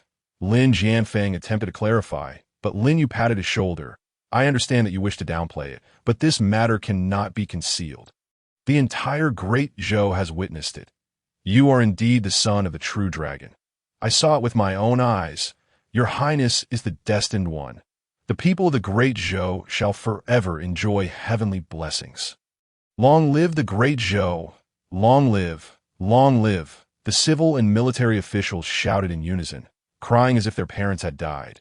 Lin Jianfeng sighed slightly. Since everyone was so convinced, there was no point in explaining. Tomorrow would also be his son's birthday. Good fortune indeed. Lin Yu was overjoyed. Elder brother, congratulations. Lin Fengwu remarked respectfully. With you here, no one in our great Zhou will dare to bully us again. Elder brother, have you grown stronger? You must be a 9th-rank master by now. Lin Yiren approached with a smile. About that, Lin Jianfeng nodded slightly. Elder brother, allow me to introduce. This is Prince Yi from the Great Chu. Lin Yiren said, taking the initiative. Lin Jianfeng turned his gaze to Ye Tian, sizing him up before saying, he is unworthy of you. Brother, please don't act this way. Lin Yiren feels extremely embarrassed. She initially sought your approval. But this was not the outcome she anticipated. Lin Fengwu seizes the opportunity to strike. What my brother says is true. This fellow is nothing but a discarded prince from the Great Chu. Born incapable of cultivation. How impressive can poetry be when his potential is inherently limited, rendering him incomparable to you, my brother? Lin Jianfeng's tone remains indifferent. A prince who has entered the family by marriage and cannot cultivate. How can you protect my sister? Ye Tian responds with calm composure. There's nothing I can do. Despite my lack of strength, I possess a thick skin that I can remain here and live off others. The surrounding crowd wears expressions of disbelief. Living off others? Lin Jianfeng is taken aback by Ye Tian's words, leaving him somewhat speechless. Forget it. Given my current status, there's no need to argue with you. You cannot cultivate, so you are unaware of my strength. I hold no grudge against you. Should you cultivate, you would understand. Encountering me would be akin to gazing at the moon from a well. With a cheerful smile, Lin Jianfeng departs. Ye Prince, please do not take offense. My brother simply has that temperament. He did not mean any harm. Lin Yiren explains. Ye Tian chuckles. He isn't upset at all that in fact, he believes Lin Jianfeng's words hold some truth. Ye Tian muses. Likewise, I have words to share with you. Once your realm improves, encountering me will be like a mayfly meeting the vast sky. What are you murmuring about? Are you envious? Lin Yiren giggles. My brother possesses extraordinary talent. He could wield a sword at 3 years old, reach the rank of a 2nd-tier master by 7, and join the Xinjian sect at 10. He is only 20 this year and already a 9th-tier powerhouse. In a few years, he could advance to a master. Perhaps by 100 years old, he could enter the realm of terrestrial immortals. You need not envy too much. Among millions, it is rare to find someone as monstrous as my brother. Ye Tian smiles, but remains silent. He harbors no envy for anyone. Come, let us leave the palace and prepare a birthday gift for my brother.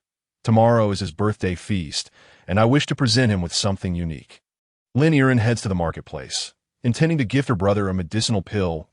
Ye Tian inquires. Surely the royal family has numerous alchemists. Why come here to purchase? Lin Yiren shakes her head. Royal alchemists are not easily accessible. Moreover, All refined pills are under the control of the fifth prince, and my relationship with him is not good. Thus, I must come to the common folk to procure pills upon entering the apothecary. Lin Yiren approaches the manager to request a third-tier pill, the breakthrough pill. The breakthrough pill, when consumed, significantly increases the storage of true energy for several hours, proving exceptionally useful at critical moments. While waiting, Ye Tian surveys the surroundings and notices a queue ahead. What are those people queuing for? He asks. They're testing alchemists. Lin Yiren replies that if they pass the test, they can become certified alchemists, attracting the favor of various families and ensuring a life free of worries. Ye Tian contemplates, pondering whether he should seek certification as well. Miss Lin, please follow me. I have something to discuss, the manager says with a smile. Wait for me here. Do not wander off. Lin Yiren instructs before entering a room. Ye Tian ponders for a moment and then strides towards the front of the queue.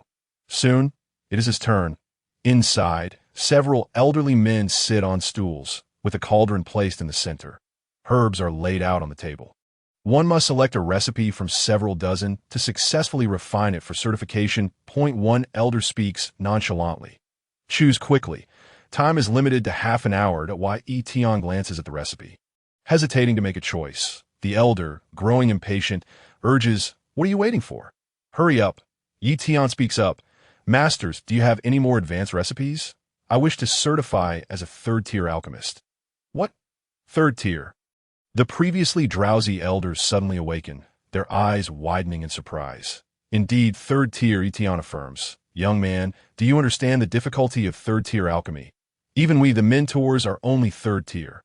Yes, indeed, it is third tier that I am quite certain.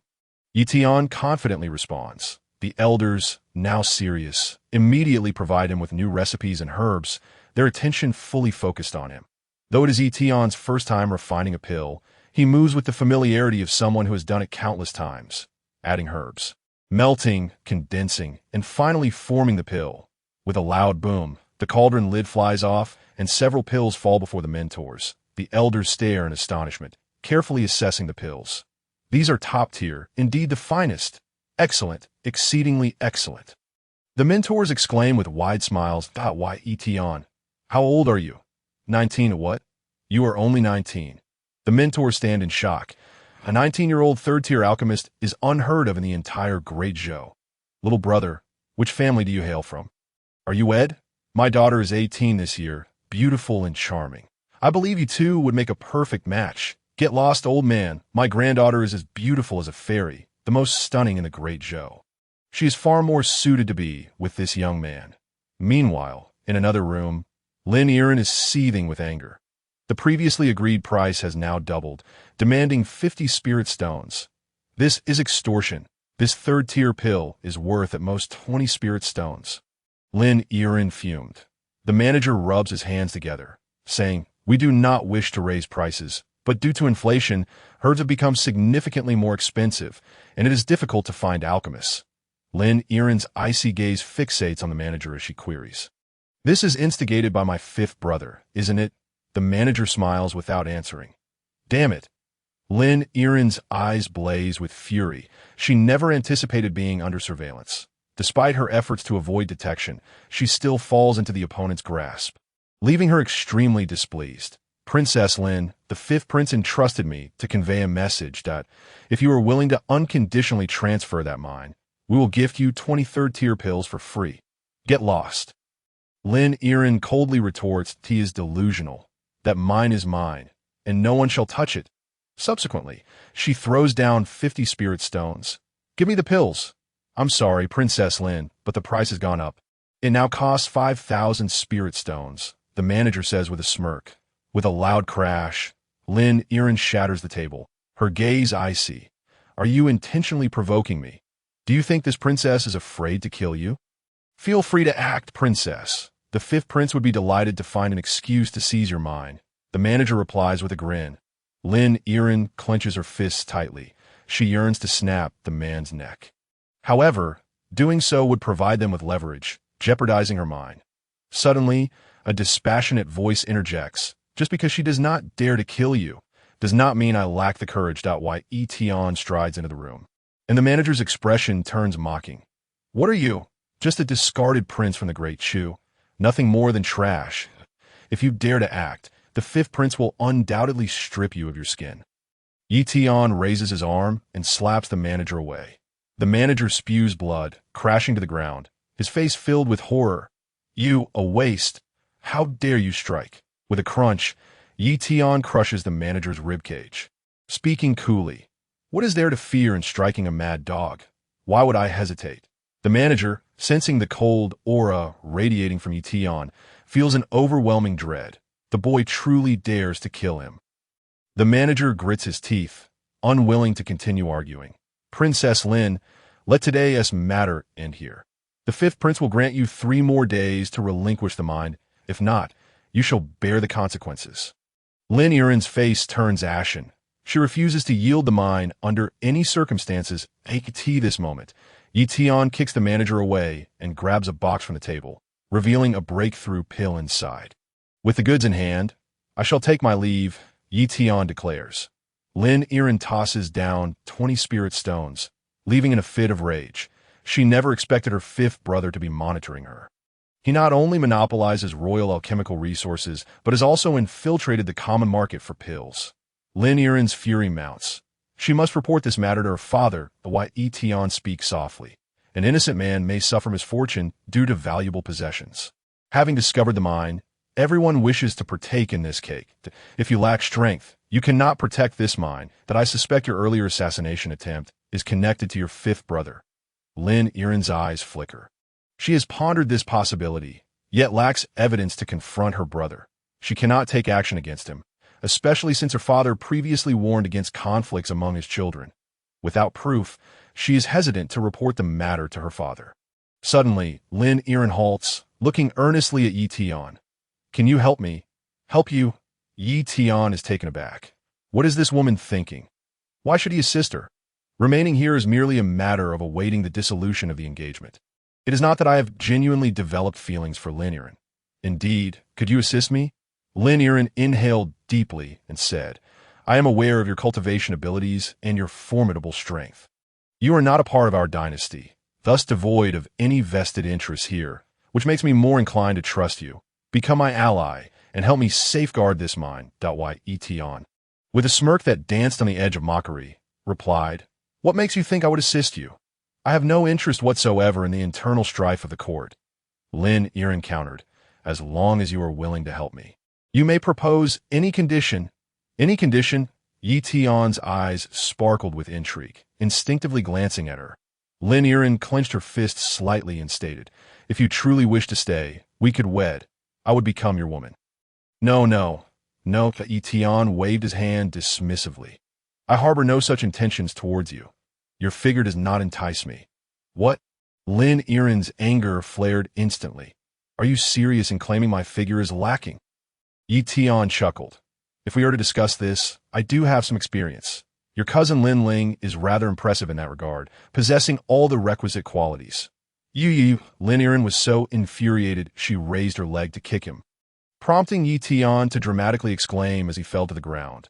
I'm injured. I cannot rise without 1,000 spirit stones. Are you trying to extort me? If you have the guts, stay on the ground. Lin Yiren was both furious and amused. To her surprise, Ye Tian actually lay still, drawing a crowd of onlookers.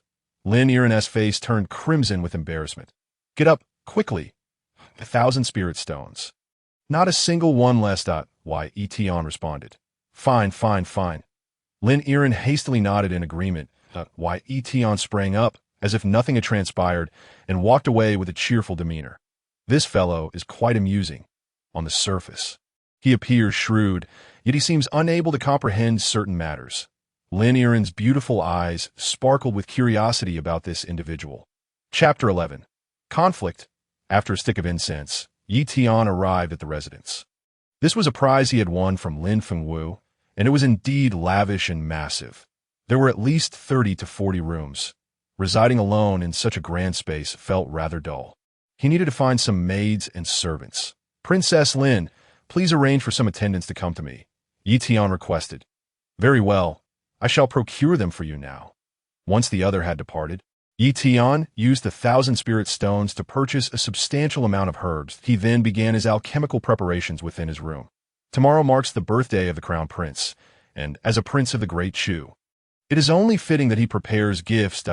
In the secret chamber, flames roared within the furnace as Ye Tian tossed in the herbs, commencing his alchemical process. Before long, he successfully concocted a third-grade pill. Freshly minted, Ye Tian tasted one, only to find a flavor quite unremarkable to tea that moment. A commotion arose outside, signaling Lin Yiren's return. Ye Tian opened the door, and Lin Yiren spoke. I have found you 20 servants. Do you find them acceptable? A row of over 20 maids and servants stood with their heads bowed. Ye Tian glanced over, somewhat dissatisfied, and pouted. Replace them. Huh. Lin Yiren's expression stiffened. These attendants were quite capable and well-behaved. Why the need for a change? Never mind, Ye Tian was not one to enjoy complications, so he decided to let it be for now. With these maids in place, the rooms were tidied up, and the courtyard became more lively. Ye Tian sat beneath a tree, sipping tea and leisurely watching the sunset. Back in the Great Chu, he had lived in constant trepidation, always on guard, striving to showcase his capabilities. Ultimately, he faced expulsion. Now, having found a rare moment of leisure, his future days appeared increasingly promising. Once he entered the realm of the terrestrial immortals, he would ensure the Great Chu royal family kneels in repentance. That evening, Ye Tian took a bath, attended by 10 maids. Lin Yiren stood outside the door, scoffing. You certainly know how to indulge yourself. Ye Tian replied nonchalantly. After a lifetime of battles, should I not take some time to enjoy myself? Lin Yiren had no retort, and after a moment of silence, she stated, Tomorrow is the crown prince's birthday, and many esteemed guests will attend. The gift list did not include anything from you. So I prepared some items on your behalf. His surprise, she was rather considerate. Ye Tian mused. How about you join me for a soak? The water is still warm. Get lost. Lin Yiren, offended by the teasing, stormed off. The following day, at the crown prince's birthday feast, dignitaries from various kingdoms, along with royal relatives, presented their gifts. The offerings were worth their weight in gold, dazzling to behold. Even a single item would be beyond the imagination of an average citizen. Brother, happy birthday. Little sister presents you with a broken chi pill. Lin Yiren personally delivered the gift. Lin Jianfeng did not even spare a glance, merely muttering a detached thank you. The sixth prince, Lin Fengwu, began to sneer. Seventh sister, while a third-grade pill is commendable, presenting just one is rather meager. How can the crown prince regard it highly? Lin Yiren did not retort. This was the best gift she could muster. If you had offered the spiritual vein to elder brother, your gift would have been the finest of all. A mocking voice interjected as the fifth prince, Lin Shenfeng, appeared, snatching the broken chi pill and tossing it aside. What a worthless trinket. Even a dog wouldn't eat it. Yesterday, elder brother activated the true dragoness fortune. Heaven has favored our dynasty. Today marks elder brother's birthday. Little sister, you are most thoughtless to present such a trifle. Lin Yiren replied impassively. Fifth brother, you possess at least 3 spiritual veins. Gifting one to elder brother wouldn't be amiss, would it? Lin Shenfeng sneered. My spiritual veins are reserved for our royal family, effectively belonging to elder brother as well. Yet you, little sister, seek to claim the spiritual vein for yourself. What is your intention? Do you wish to divide the spiritual vein with that useless son-in-law? Lin Shenfeng's icy gaze fell upon Ye Tian, who was munching on a chicken leg, and he coldly proclaimed, What qualifications does the useless son-in-law have to claim my great Zhou's spiritual vein? Insulting me? Ye Tian set down the chicken leg, feeling quite aggrieved. Here he was, simply enjoying a chicken leg, and yet he found himself embroiled in trouble. Inexplicably berated, Ye Tian stood up, fixing his gaze on Lin Shenfeng, and said, Fifth prince, you are mistaken. I fell for Princess Lin at first sight.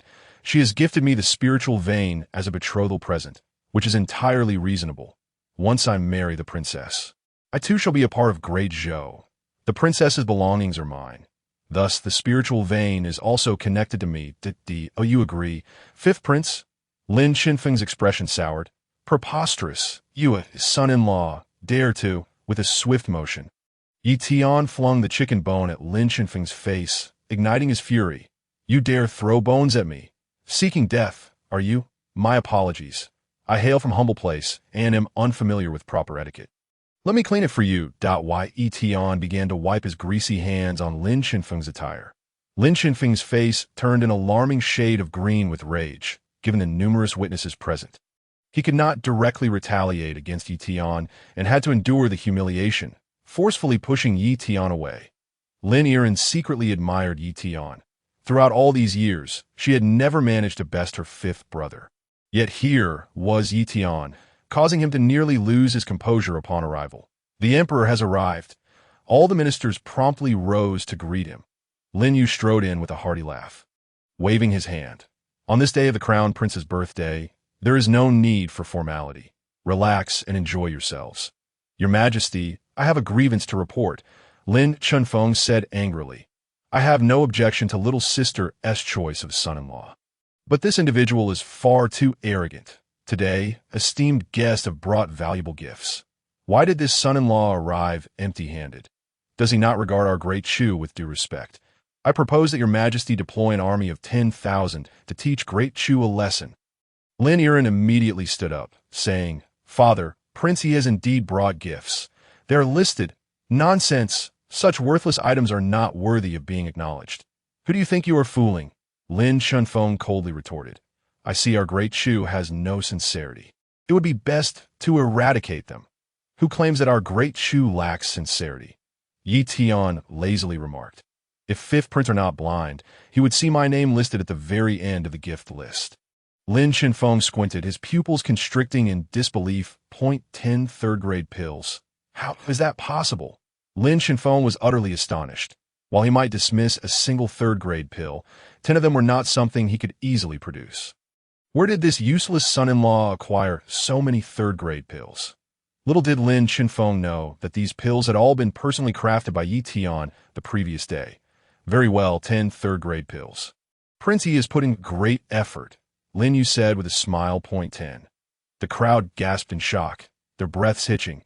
Such a quantity was beyond even the most prominent royal families. How could Ye Tian possess so many third-grade pills? Lin Yiren found herself utterly bewildered. With such a plethora of pills, she couldn't fathom where Ye Tian had acquired them. Ignoring the suspicious gazes of the crowd, Ye Tian lowered his head and continued to eat. He was famished. Ever since his strength had increased, his appetite had surged exponentially, and he had been perpetually hungry. With so many pills distributed, how could he recoup his losses without consuming more food? Your Majesty. The elders from the Pill Association have arrived. A eunuch announced. 2 elderly men clad in long robes entered the room, and Lin Yiren was astonished. The Pill Association members are here. Chapter 12. It is I, the Pill Association.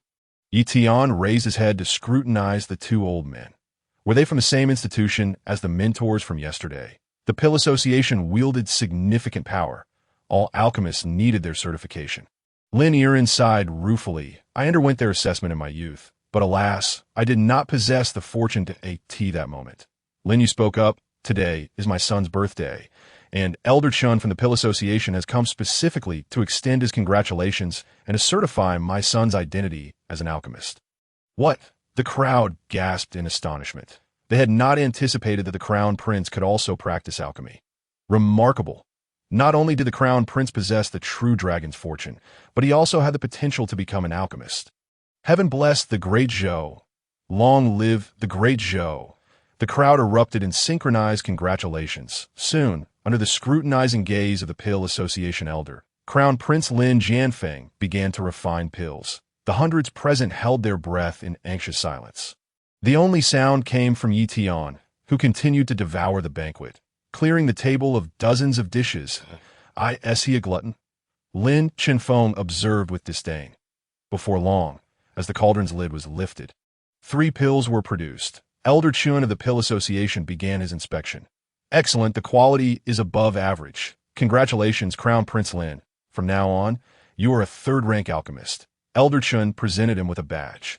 A third-rank alchemist. Lin Yiren was utterly stunned. My elder brother has directly become a third-rank alchemist at just 20 years old. There is no one else like him in all of Great Zhou.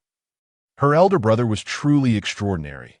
secretly refining pills, he had achieved third-rank status. Lin Fengwu and the others regarded him with envious eyes. His innate talent for cultivation was monstrous, and to think he had also achieved such success in alchemy. Who in this world could compare? Wonderful, wonderful. Lin Yu laughed heartily, feeling an even greater sense of pride in his eldest son. Congratulations, Your Highness. Everyone chimed in.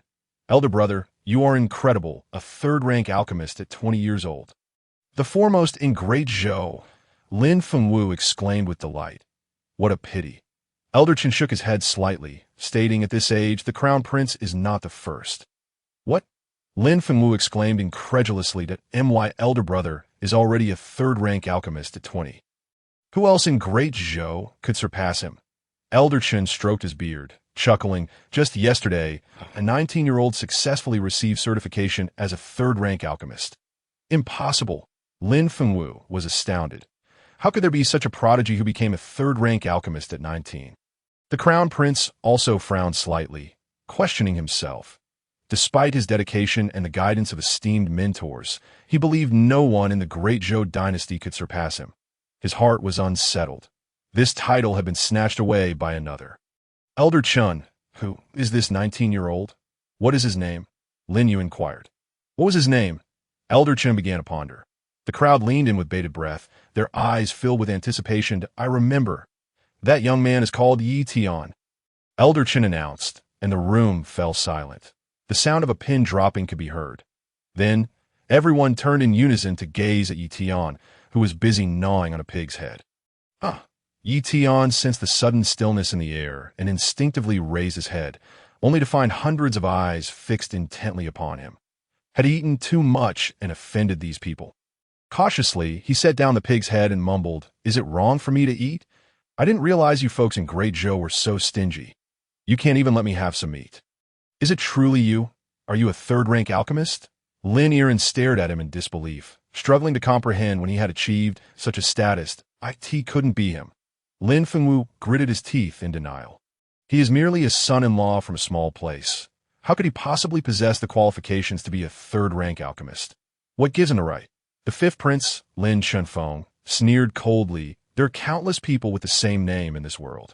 This brat is audacious enough to impersonate someone else, but he knows not the consequences of his actions.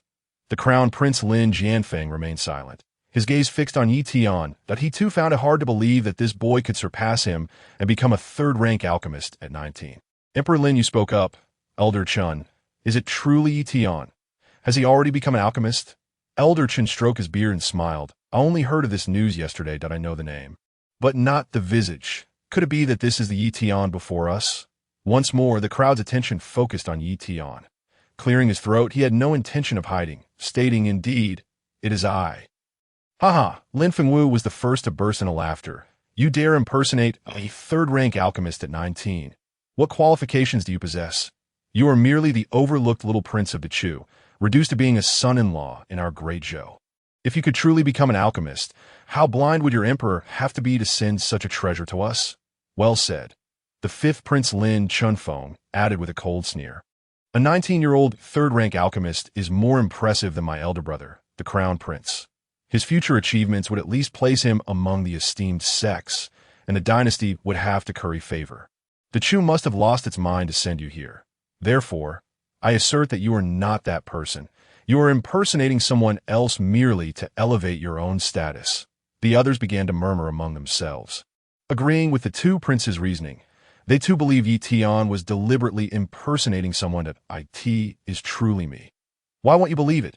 Ye Tian said, exasperated. Produce evidence, and we shall believe you. You have the badge of the Pill Association? Lin Fengwu chuckled mockingly. Ye Tian instinctively checked his pockets, but found nothing. He suddenly recalled that after taking a bath the previous night, he had changed into a different outfit. Thus, he had left the badge behind. I did not bring it with me, he admitted. Haha. Lin Fengwu nearly laughed himself to tears. You are clearly not who you claim to be. Of course, you cannot produce it. Who do you think you are trying to deceive? Little sister, you truly chose a commendable husband, daring to impersonate another in public. Are you not afraid of your father's wrath and the charge of treason? Lin Chunfeng scoffed. Lin Yiren pouted, though she believed in Ye Tian. She could not refute their claims due to the absence of the badge. Truly, even I cannot believe it, Ye Tian said with a smile. He had never intended to hide anything, but these individuals refused to believe him. What a pity if he were indeed Prince Ye. He would be worthy of my daughter, Lin Yu remarked, somewhat disappointed, turning his gaze toward his eldest son.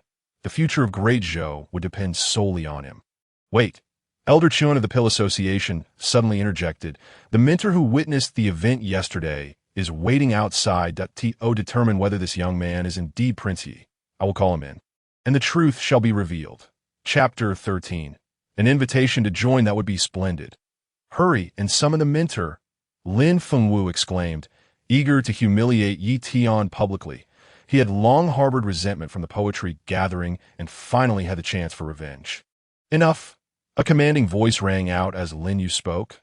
Let this matter rest for now. Today is the Crown Prince's birthday, and there is no need for further distractions. We have distinguished guests arriving shortly. Do not let them witness our folly. Lin Fengwu scoffed, stealing a glance at Ye Tian, but he thought to himself that today, this fellow had narrowly escaped an embarrassing situation. It was merely luck. Father, who are these distinguished guests? Are not our friends and family all present? Crown Prince Lin Jianfeng inquired. Lin Yu chuckled. The distinguished guest arriving shortly is related to all of you princes. The princes exchanged puzzled glances, wondering who it could be. Soon, their confusion was resolved as two men and a woman entered the grand hall. Upon their arrival, even Lin Yu personally rose to greet them. Welcome, friends from MOU Academy, who have traveled from afar. Lin Yu personally approached to greet them. Those present were taken aback. The three individuals turned out to be from the MOU Academy. Instantly, everyone hurried to their feet, and several princes wore expressions of utmost respect. MOU Academy was indeed a formidable institution. Whether one hailed from an imperial family or was a prodigy of a sect, they would spare no effort to send their offspring to be nurtured by the academy. Those who gained admission were truly exceptional talents. Moreover, every student who graduated from the academy became a remarkable figure in their own right. The criteria for entering the academy were exceedingly stringent. Out of a million, there might only be 2 or 3 who could qualify. At this moment, Lin Yu spoke, requesting his sons to step forward, including Lin Yuan. Elder Wu, these are my children. Please assess them and see who meets the requirements to enter MOU Academy. Lin Yu inquired politely. Although he was the emperor before these 3, he bore no distinction from an ordinary citizen. Elder Wu, the only woman among them, responded with indifference. There are many ways to gain entry to our academy. Exceptional talent and strategy, outstanding martial skills, or even remarkable culinary prowess could suffice. You may demonstrate your abilities, and I shall judge accordingly. Lin Fengwu immediately spoke up with an air of pride. Elder Wu, I possess a certain level of skill in poetry. I can compose a poem on the spot. Begin your performance. Elder Wu replied calmly. Clearing his throat, Lin Fengwu raised his chin and recited, The wind is fierce. The sky is high. The ape wails in sorrow. Puffed. Ye Tian, who was drinking, could not contain himself and spat out. What nonsense. Plagiarizing one's own verse. Is this a joke? After Lin Fengwu finished, he looked expectantly, thinking his poem would surely be unparalleled. The poem is decent, Elder Wu remarked flatly, but our academy does not accept plagiarists. This verse is not your original work. Lin Fengwu's expression froze, and before he could defend himself, Lin Yu scolded, What an embarrassment! Get out of here! Furious! Lin Yu was taken aback that his disappointing son would resort to plagiarizing Ye Tian's lines. This poem had long circulated among the people. It was no secret to the elders of the academy that I shall give it a try. The 5th prince, Lin Chenfeng, stepped forward with confidence. I wish to test my talent and strategy. I have some competence in this area. So I ask Elder Wu to pose a question. Elder Wu spoke with indifference. How much is a heart worth? After careful consideration, Lin Chenfeng replied, A heart is priceless. It cannot be measured in monetary terms. Incorrect, Elder Wu stated coolly. A heart is worth 100 million, for it is devoted. Lin Chenfeng was left bewildered. This was an absurd question. What kind of nonsense answer was that? Incompetent. I have assigned you to manage the Great Zhou's economy. And you can't even answer this simple question. Get out of here. Lin Yu was enraged once more, scolding him sternly. Both sons had failed him, leaving him both exasperated and amused. Lin Yu turned his hopeful gaze towards his eldest son. The crown prince, Lin Jianfeng, stepped forward slowly and spoke calmly. I wish to test my martial prowess. Elder Wu's gaze fell upon him. I have heard that not long ago, you obtained the true dragon's fortune to protect you. Lin Jianfeng nodded in acknowledgement. Shameless, Ye Tian muttered to himself. Elder Wu replied indifferently. Our academy will not make exceptions based on your special fortune. You must still undergo testing. Prepare your defenses, and I will strike you with half my strength. If you do not retreat more than 10 steps, you will pass the test. Come on. Lin Jianfeng appeared calm and confident. Without further ado, Elder Wu launched a powerful punch directly at Lin Jianfeng's chest. The impact sent shockwaves through the floor, visibly shaking the surroundings. After taking the blow, Lin Jianfeng's face changed dramatically as a tremendous force surged within him, causing his legs to stagger backward with a loud thud. The floor cracking beneath him 1 step, 2 steps. With each step back, the ground fissured further. Everyone's eyes were fixed on Lin Jianfeng as he struggled against the pain, his retreat becoming uncontrollable. 7 steps. Upon reaching the 7th step, Lin Jianfeng finally dissipated the force, his pale complexion regaining a hint of color. You have passed, Elder Wu stated with a placid demeanor. Thank you, Elder Wu, for your mercy. Lin Jianfeng clasped his fists in gratitude. Very well, Lin Yu finally smiled. Among his sons, the crown prince proved to be the most commendable. At least he had passed the examination. Otherwise, he would have suffered greatly today. Congratulations, elder brother, Lin Fengwu and the others chimed in. Their eyes filled with envy. The elder brother not only had the support of the Xian Sword sect, but could also enter MOU Academy. The two of them realized they would never catch up to him in this lifetime. Father, I would like to give it a try as well, Lin Yiren interjected. Lin Yu waved his hand impatiently. What would a girl like you do in the academy? After marriage, you should focus on managing the household and raising children. Oh, Lin Yiren replied, though reluctantly. She did not dare to argue. Suddenly, Elder Wu spoke up. I have heard that in your great Zhou, there is a talent of unmatched brilliance who has composed unparalleled verses. If this esteemed individual is present, I request them to step forward. The crowd exchanged glances, uncertain of who she referred to. Damn it, could it be that useless person? Lin Fengwu glared in frustration. Involuntarily, the crowd's gaze turned toward Ye Tian. Surely it can't be me. Ye Tian pondered with confusion. Elder Wu fixed her gaze on Ye Tian and asked, Is the poem The Wind is Fierce, the Sky is High, the Ape Wails in Sorrow yours? It is. Ye Tian affirmed with a nod. Elder Wu's icy demeanor softened into a warm smile. This poem is truly remarkable. I have studied tens of thousands of verses, and none can compare on behalf of MOU Academy. I wish to extend an invitation for you to join us. What? The crowd erupted in astonishment. Surely, they had misheard the mere son-in-law was being invited to join the academy. Moreover, Elder Wu's words were an invitation, not a test. Inviting a son-in-law to the academy. How could this be possible? Had the academy lost its senses? Lin Fengwu and the others were left dumbfounded, their minds reeling from the shock. Chapter 14. I reluctantly agreed to go. Elder Wu, is this a jest? Is it truly an invitation, not a test? Lin Yu was equally incredulous. His several outstanding sons, being princes and with his connections, had to undergo testing to gain admission. Yet now, someone could be invited to join the academy based solely on a single poem? The disparity was staggering. Indeed, it is an invitation, Elder Wu replied calmly. MOU Academy appreciates talents of all kinds. That poem, even our dean found exceptional. That IT ranks first in our academy. That we came today primarily to meet this extraordinarily gifted young man and to conduct tests for your sons. Lin Yu was left dumbfounded. He had invited them dozens of times, yet they had always declined. Now, it turned out they had come specifically for Ye Tian. Impossible. This cannot be. Lin Fengwu seethed, his teeth clenched and his face pale with anger. He had failed the test himself. How could this son-in-law be granted such an opportunity? Moreover, the academy had come personally to extend the invitation. This imbalance ignited a fury within him. Lin Xinfeng's gaze was filled with jealousy and resentment.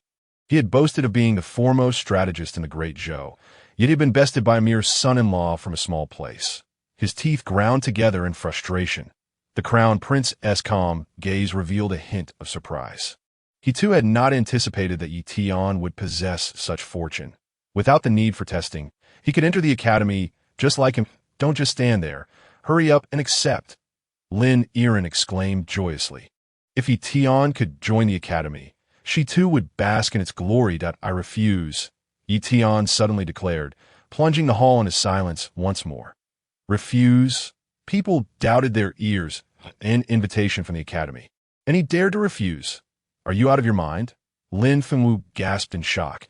Rejecting an invitation from the academy would have serious repercussions. This boy was truly ungrateful. Lin Yu's expression shifted as he spoke. Prince Yi, this is a once-in-a-lifetime opportunity. This is not the time for childish tantrums. I do not wish to join, Ye Tian replied. What benefit would joining the academy bring me? I have no interest in attending. It is a place that others covet yet cannot enter even on their knees. The mere thought of Ye Tian's refusal nearly drove the princes to the brink of madness. Elder Wu smiled and said, Our academy has stood for millennia, with profound heritage. Whatever Prince Yi desires, we possess in abundance. Martial arts techniques, celestial phenomena, geographical studies, ancient historical texts, and ancient treasure maps. Ye Tian's eyes sparkled with intrigue. His interest peaked. He was currently in need of a technique that would enhance his physical constitution. Otherwise, the cultivation rewards he had acquired would remain unclaimed. Moreover, his next signing task was also to visit the MOU Academy. Joining seemed like a viable option. Very well. Given your earnestness, I shall go, Ye Tian remarked, feigning reluctance. The crowd was on the verge of exasperation. This lad, had he truly gained an advantage only to act coy about it? Elder Wu smiled. Prince Yi, once you arrive at the academy, simply seek me out. I am the head of the Mo Xiang Pavilion. You have 3 months to arrive. She handed Ye Tian a token before departing. Damn it, how could someone like him join? Lin Fengwu seethed with jealousy, internally unbalanced. Not satisfied? I can go, but you cannot, Ye Tian chuckled. Lin Fengwu rolled his eyes, his face turning green with indignation. All right. Lin Yu chimed in with a smile. Prince Yi joining the academy is indeed a blessing for our great Zhou. It's as if the great Chu has sent us a treasure, and I am quite pleased. Congratulations, your majesty, the ministers echoed in unison. Just sheer luck, Lin Chunfeng snorted, feeling discontented about losing to such a person. Meanwhile, in the great Chu dynasty, the emperor was perusing a poem titled Ascending High at his desk. This ungrateful son has managed to compose such verses. The great Chu emperor scoffed, Your Majesty, it is merely a mediocre poem. What is so astonishing about it? In this world, martial prowess reigns supreme. Even if he were named a poetic sage, it would amount to naught. The empress remarked dismissively, Your Majesty, the latest news is that Prince Yi has joined the MOU Academy. A eunuch announced. What? He has joined the MOU Academy. The great Chu emperor was taken aback, nearly toppling from his dragon throne. How can this be? That waste of space. The empress's eyes glinted with coldness. The MOU Academy is not a place just anyone can enter. Even a mere janitor from there would be treated as a distinguished guest in our great Chu. What right does that waste have? Your Majesty, it was this poem that allowed Prince Yi to join the MOU Academy. If only he had been expelled earlier, the eunuch lamented. This is the pride of our great Chu. Silence, you insolent eunuch, daring to speak for that waste. 300 lashes for you, the empress chastised. The great Chu emperor snorted coldly. He had never misjudged a person. That lad, Ye Tian, was certainly no simpleton. It was imperative to distance themselves from such a character, lest he cause trouble and implicate their great Chus. The banquet concluded. Numerous ministers and dignitaries began to depart. During the dispersal, many approached Ye Tian, eager to ingratiate themselves with him. Previously, he had been a scorned son-in-law, the subject of mockery. Yet now, with the prospect of joining the MOU Academy, he would gain access to a broader network and connections. Various prominent families sought to befriend and appease him. Naturally, Lin Yiren basked in his newfound glow as well, with many seeking to collaborate with her. Lin Yiren beamed with delight. Ye Tian, come here. I wish to speak with you privately, the crown prince called, leading him to a chamber. Upon entering, Ye Tian found the crown prince gazing at a calligraphy scroll, his back turned. "Crown prince, is there something you need?" Ye Tian inquired, casually settling into a chair with crossed legs. Lin Jianfeng slowly turned to him. "Your joining the academy has taken me by surprise. It was not part of my plans that I advise you to reconsider and refrain from attending." "What do you mean?" Ye Tian asked. Lin Jianfeng replied matter-of-factly, "The academy is vast, attracting individuals from all corners of the world, disciples of sects, maidens of ancient clans, each of them beyond our reach. And not someone you can contend with. Should you provoke trouble, I cannot guarantee your safety. Furthermore, if your actions jeopardize the Great Zhou, I will hold you accountable. After all, it is through literary merit that you gained entry. While your martial prowess is quite average. Ye Tian chuckled. Are you implying that your martial prowess is exceptional? Naturally, Lin Jianfeng asserted, suddenly exuding an overwhelming aura that Ye Tian had never encountered such a presence. I am not merely at the 9th rank. I am at the master level, having concealed my true strength. Lin Jianfeng stated impassively. In the academy, my capabilities are only mediocre. Should you incite the ire of others, I cannot protect you. Therefore, you must not join the academy. Chapter 15. I know a bit of martial arts. Are you threatening me? Ye Tian asked nonchalantly. Lin Jianfeng maintained his composure. I am merely presenting you with the truth. In this world, martial prowess is revered. The strong can traverse the globe, even defy heaven and earth, and no matter how exceptional your literary skills, in the end, you will merely be a scholar with limited accomplishments. Preventing you from joining the academy is for your own good. That if you remain in the Great Zhou, I can guarantee you a life free from one. Ye Tian chuckled lightly. Is there a possibility that I possess some martial skills as well? If a fight were to ensue, perhaps you would not fare so well. Moreover, who knows, perhaps I could cultivate into a master through my studies. Lin Jianfeng chuckled softly. You do not practice martial arts, so you may not comprehend what being a master entails. I do not blame you that if you disregard my counsel and insist on joining, I will not force you. However, should you encounter trouble, you must fend for yourself. The Great Zhou will not protect you. Very well, Ye Tian responded nonchalantly. He felt capable of safeguarding himself without reliance on others. Lin Jianfeng shook his head slightly, believing that once this lad faced hardship, he would grasp the good intentions behind today's warnings. Upon exiting the room, Lin Yiren immediately approached him, inquiring, "What did your brother discuss with you?" "Nothing much. Your brother said I was handsome and feared I would be taken away by another woman. Hence, he urged me to treat you well." Ye Tian replied with utmost seriousness. "Get lost," Lin Yiren retorted, clearly unconvinced by such a fabrication. After returning to his residence, Ye Tian began to meditate in seclusion. His cultivation progress had been rather slow these past few days. Perhaps it was due to his physical constitution remaining unchanged, causing the century's worth of cultivation he had amassed to be absorbed gradually. Upon opening his eyes, Ye Tian mused, "It seems I must find a suitable technique after arriving at the MOU Academy. Once my physical strength is enhanced, the stored cultivation will make me even mightier." Suddenly, he sensed footsteps on the rooftop, narrowing his eyes as he extinguished the candle. Moments later, a shadow stealthily entered the room. Approaching the bedside, the shadow unsheathed a sword without hesitation and thrust it downward. The blade pierced the blanket, revealing nothing within. Just as the shadow prepared to leave, Ye Tian appeared behind, an assassination attempt. Who dares to be so blind?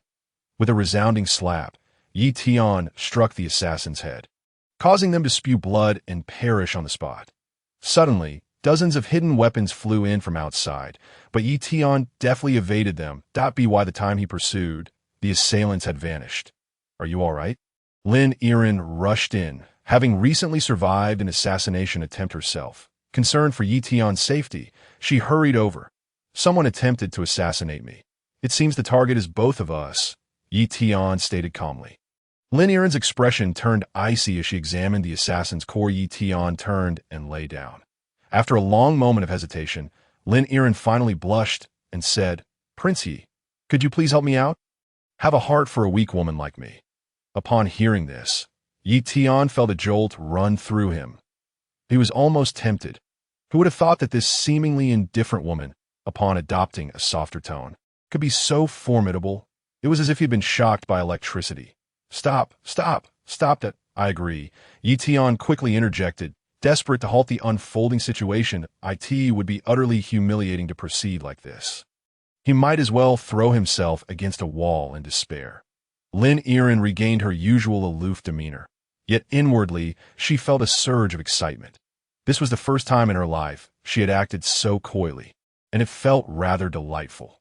Clearing his throat, Ye Tian spoke, I have a method to ascertain whether it was indeed the fifth prince who did this. Lin Yiren perked up, listening intently. Ye Tian continued. We shall disguise ourselves as assassins and attempt to eliminate your fifth brother. Of course, we won't truly kill him. We will deliberately leave that token at the scene to observe his reaction. Lin Yiren's eyes lit up. Although this plan was somewhat perilous, it might indeed yield results. In the residence of the fifth prince, Lin Shenfeng was reviewing the accounts, smiling as he verified the records. Over the past month, he had profited handsomely from trading elixirs from the palace, amassing a considerable fortune in gold and silver, and had established connections with several powerful clans, even having bribed several city guards. When the opportune moment arose, he would simply need to raise his hand to seize the imperial city. That a glint of malice flickered in Lin Shenfeng's eyes. He had long coveted the throne. The position of crown prince was rightfully his, but the emperor's favoritism had caused him to lose that chance. If I cannot be the crown prince, then I shall become the emperor. The great Zhou will eventually be mine. Lin Shenfeng clenched his fists, plotting in silence. Suddenly, the candles in the room extinguished, plunging it into darkness. In the blink of an eye, a shadowy figure appeared, lunging forward with his sword. Assassin! There is an assassin! Lin Shenfeng shouted, immediately dodging the attack and sprinting toward the courtyard. Within moments, the guard arrived. After a brief scuffle, the assassin fled in haste. Trembling with rage, Lin Shenfeng wondered who had the audacity to attempt his life. Your Highness, the assassin left behind an item, a guard reported, handing over a token. Upon seeing it, Lin Shenfeng's eyes flared with murderous intent. This is an item only possessed by my sixth brother's guards. He actually sent someone to kill me. Immediately summoned the sixth prince to see me. Seething with indignation, Lin Shenfeng returned to his chamber. Meanwhile, on the rooftop, Ye Tian and Lin Yiren lay quietly, having orchestrated the ruse to leave the token behind.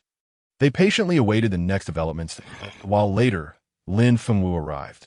Elder brother, what is the reason for summoning me at such a late hour? He inquired. Lin Shenfeng's gaze turned icy. Do you understand the crime of murdering one's own brother? What? I haven't done anything. Lin Fengwu quickly denied, shaking his head. Slap. Lin Shenfeng slammed the token onto the table, coldly demanding, is this not the item belonging to your guards? It was found on the assassin. This is indeed my guard's item. Lin Fengwu stammered that a few months ago, one of my guards mysteriously vanished. How could this token be here? I swear it was not my doing that we are on the same side.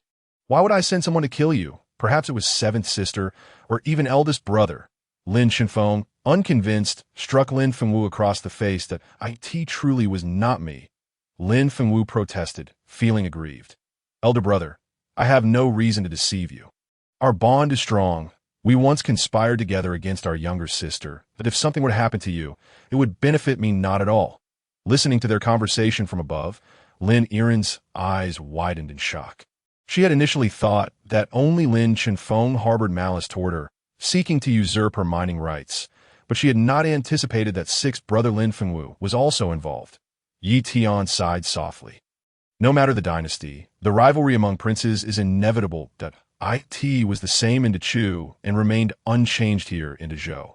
Indeed, ruthless individuals often emerge from royal families, a truth not to be overlooked. In the room, the two continued their discussion. Lin Fengwu proposed, Elder brother, assassination is of little use. As our younger sister is well guarded, we should instead undermine her economically, compelling her to relinquish her spiritual vein. Do you have a plan? Lin Shenfeng inquired. Months ago, an ancient tomb was accidentally uncovered, revealing a mysterious copper mirror. It is said that placing a spirit stone upon this mirror will instantly transform it into an ordinary stone. If we obtain this mirror, we can render our younger sister's spiritual vein worthless. Lin Fengwu explained. Lin Shenfeng nodded slightly. If this copper mirror indeed possessed such powers, it could serve as leverage against Lin Yiren. Where is this copper mirror? He asked. It is said to be in the possession of someone known as Man Yu, who resides within the imperial city. He has a distinctive scar on his face, making him easy to identify, Lin Fengwu replied. Then we shall seek this person at dawn on the rooftop. Ye Tian and Lin Yiren listened intently to their conversation. Once they departed, Lin Yiren declared, we must act swiftly to find this copper mirror. Otherwise, my spiritual vein will be doomed. Ye Tian replied, I shall not go. You must seek it out alone. Lin Yiren countered, if you help me find the copper mirror, I will share half of my spiritual vein with you. Ye Tian pondered for a moment. The spirit stones would indeed be beneficial to him, as they were used as currency in many places he needed to prepare for his future endeavors at MOU Academy. If they were to search tomorrow, they should get a head start. Let us go find that person now, Ye Tian suggested. That I was just thinking the same. Lin Yiren smiled, pleasantly surprised that they were on the same wavelength. That night, the Great Zhou dynasty had no curfew, and the nightlife was vibrant. Street vendors and performers were abundant. As they walked down the bustling street, the two felt somewhat lost, though they knew the person's name was Man Yu and that he bore a scar. Finding him among the throngs of people proved quite challenging. Let us split up and search.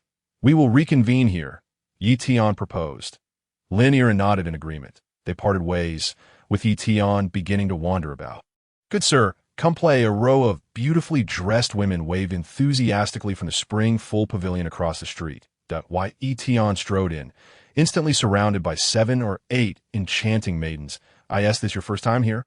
Today, our ladies are exceptionally beautiful. Do choose one. Ye Tian smirked. Choose one. Do you take me for a fool? I want 10. Upon hearing this, the matron of the establishment beamed with delight that a distinguished guest has arrived. Ladies, come quickly. Inside the room, food and drink were already laid out, accompanied by a dance performance. Around him were 10 stunning women, each more alluring than the last, attending to his every need, some feeding him grapes, others massaging his shoulders, and a few fanning him. After a few cups of wine, Ye Tian was thoroughly enjoying himself, unable to contain his laughter. Good sir, it's time to settle the bill. Your total for tonight comes to 200 taels of gold. The matron announced cheerfully. Money is no concern for me, he replied, but before I leave, I need to inquire about a certain individual. His name is Man Yu. He has a scar on his face. And he is my brother. If anyone has seen him, I will reward them with 10 taels of gold. Upon hearing this, the eyes of those in the room brightened with interest. Soon, they began to chatter amongst themselves, offering various leads, though most were of little use. That I have seen that man. He is in his 50s, nearly 2 meters tall, and has a sickly daughter. He delivered goods here once. I believe he resides in Peaceful Alley. One woman shared. Ye Tian recognized that this was the person he sought. He promptly rose to leave. Good sir, you haven't settled your bill yet. Settle the bill? Do you know who I am? Ye Tian's expression turned fierce. Let me tell you, I'm the brother of the 6th prince. Who dares to demand money from me? You must be tired of living. Those who desire gold should go to the 6th prince. He forcefully pushed the door open and left. The matron was too intimidated to stop him. After all, mentioning a prince was not something to be taken lightly. Upon exiting the spring full pavilion, Ye Tian encountered Lin Yiren. Where have you been all night? I've been waiting here for you for several hours. Lin Yiren was exceedingly furious at why Ye Tian, calm and composed, remarked, I too have been traveling tirelessly through the night. And at last, I have found some information about that person. Let us proceed to Ping An Alley to seek him out. Just as the pair prepared to depart, over 20 thugs suddenly surrounded them from all directions. The previous matron, brandishing a stick, appeared with a fierce countenance. The more I think about it, the more it doesn't add up. How could the brother of the 6th prince possibly lack the funds to settle his debts? I see you as nothing but a swindler. You expect 10 maidens to accompany you for a night, to consume their services and then depart without a care? Dream on. Upon hearing this, Lin Yiren turned pale. Gripping Ye Tian tightly and gritting her teeth, you went to indulge in brothels last night, didn't you? Ye Tian, unflinching, replied, that was not for drinking. Rather, I was gathering intelligence that I did this to assist you, and you ought to be grateful. So should I kneel down to thank you? That would not be out of the question, Ye Tian said with utmost seriousness. Get lost, Lin Yiren retorted, exasperatedly laughing. It was no wonder the sunny day felt overcast. She was left speechless on the surface. She was still the fiancée of the other party. Yet he had the audacity to visit such places, showing no regard for himself. Produce the money, or I shall break your legs. The matron bellowed. Why? Ye Tian pointed at Lin Yiren. Do you know who she is? She is a princess of the great Zhou. Bah! The matron, incensed, spat. If she is a princess, then I must be the empress dowager. Spare me your nonsense. Chapter 17. Let me handle this. Some individuals remain blissfully unaware of the peril that can stem from their own words. When the matron proclaimed herself the empress dowager, Ye Tian sensed a chilling murderous intent emanating from Lin Yiren that you're doomed. Instinctively, Ye Tian took a step back, while Lin Yiren boldly advanced, delivering a swift slap across the matron's face. How dare you strike me? Attack and kill this little wretch. The matron shrieked in fury, and her thugs charged forward to Lin Yiren. These ordinary men posed little challenge.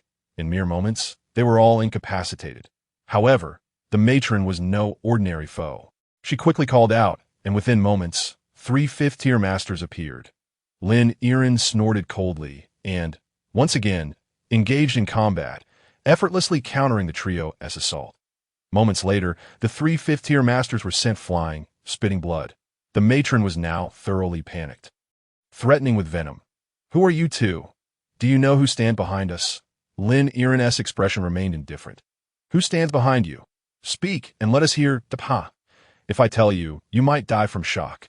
The matron, with a hint of arrogance, declared, We are backed by the 5th prince of the great Zhou. Lin Yiren chuckled softly. So it was the 5th prince who owned this tavern. Was this mere coincidence? Her gaze shifted to Ye Tian. Ye Tian feigned ignorance and shrugged. I was merely gathering intelligence. I had no idea it was your 5th brother's establishment. Just then, a large contingent of guards arrived at the scene. The matron wore a look of delight. My reinforcements have arrived. You two are finished. After dismounting, the captain approached, and the matron ingratiatingly exclaimed, You came just in time. These two have dined and dashed while masquerading as royalty. A crime deserving of death. Stand aside. The captain kicked the matron aside and immediately knelt before Lin Yiren. Your humble servant pays respects to the princess. The matron's mind reeled. Princess? You are a princess? Her complexion drained of color, her legs buckled, and she fell to the ground, trembling. Commoner pays respects to the princess. Lin Yiren, expressionless, stated, To insult the royal family is a crime punishable by death. Take her away and behead her. Spare me. Princess, spare me. I am of the 5th princess faction. You cannot do this. The matron attempted to invoke her connections to save herself. Yet Lin Yiren showed her no mercy. The guards forcibly dragged her away. Ye Tian cast a glance at Lin Yiren. This woman was decisive and ruthless in her actions, displaying quite the character. Ye Prince.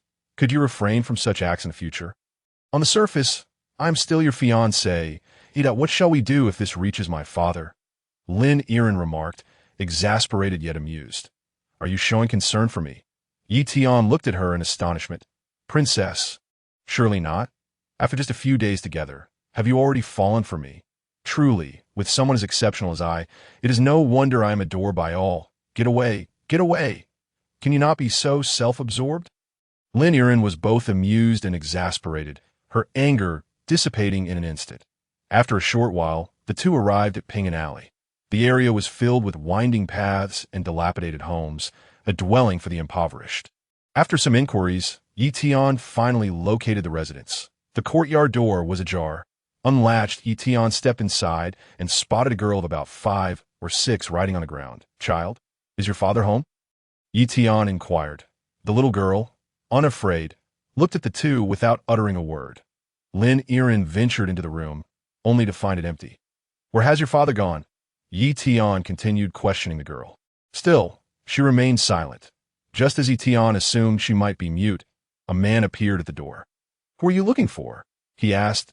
Ye Tian turned to see a towering figure, over 2 meters tall. With a robust build and dark skin, resembling a black bear, a menacing scar marred his face, adding to his intimidating appearance. Are you Manu? Lin Yiren spoke up. We seek an item. Hand it over. And you may name your price. Man Yu's expression was frosty as he replied, I have nothing you seek. Leave my home at once. Lin Yiren scoffed. The bronze mirror was crucial to her spiritual vein. By any means necessary, she must acquire it. Give me the item, and I shall promise you any benefit you desire. Lin Yiren's tone turned icy. Get lost. Man Yu suddenly erupted in anger, unleashing a powerful aura as he struck with a fist. Lin Yiren hurriedly defended herself, but was knocked back by the force of the blow to ninth-tier master. Lin Yiren's complexion changed. This man was indeed a formidable ninth-tier expert. Get out of my house at once. Man Yu roared in fury, launching another punch at Lin T that moment. Ye Tian stepped in front of her, grasping the man's arm and smiling. Let us not act rashly. Let us discuss this calmly. Man Yu's arm bulged with veins as he attempted to shove Ye Tian away. But Ye Tian stood firm, his feet rooted to the ground. Surprised, Man Yu realized this young man was not weaker than him. Perhaps even stronger. Daddy, I'm so cold. The little girl suddenly spoke, trembling as she lay on the ground, repeatedly murmuring about the cold. Man Yu rushed over, scooping up his daughter and quickly administering a pill. After swallowing it, the chill subsided somewhat. Yet the girl continued to emanate coldness, a millennium cold poison. Ye Tian discerned the girl's ailment at a glance. Man Yu's eyes filled with guilt. My daughter accidentally fell into an ice pit. When we rescued her, she contracted this poison that I have been searching for a remedy, but Ye Tian interjected. This cold poison can only be cured with a blazing medicinal pill, at least a third-tier one. Hearing this, Lin Yiren stated, If you give me the item, I will find such a pill to save your daughter. Man Yu shook his head. It's useless. Such pills do not exist in the entire Great Zhou. Impossible, a mere third-tier pill can surely be found, Lin Yiren asserted confidently. Not necessarily, Ye Tian countered. His daughter's condition is quite peculiar, with very few cases documented. There aren't many seeking such pills. And due to their exorbitant cost, few are made. In the Great Zhou, you might not find such a pill, Lin Yiren remarked. No worries.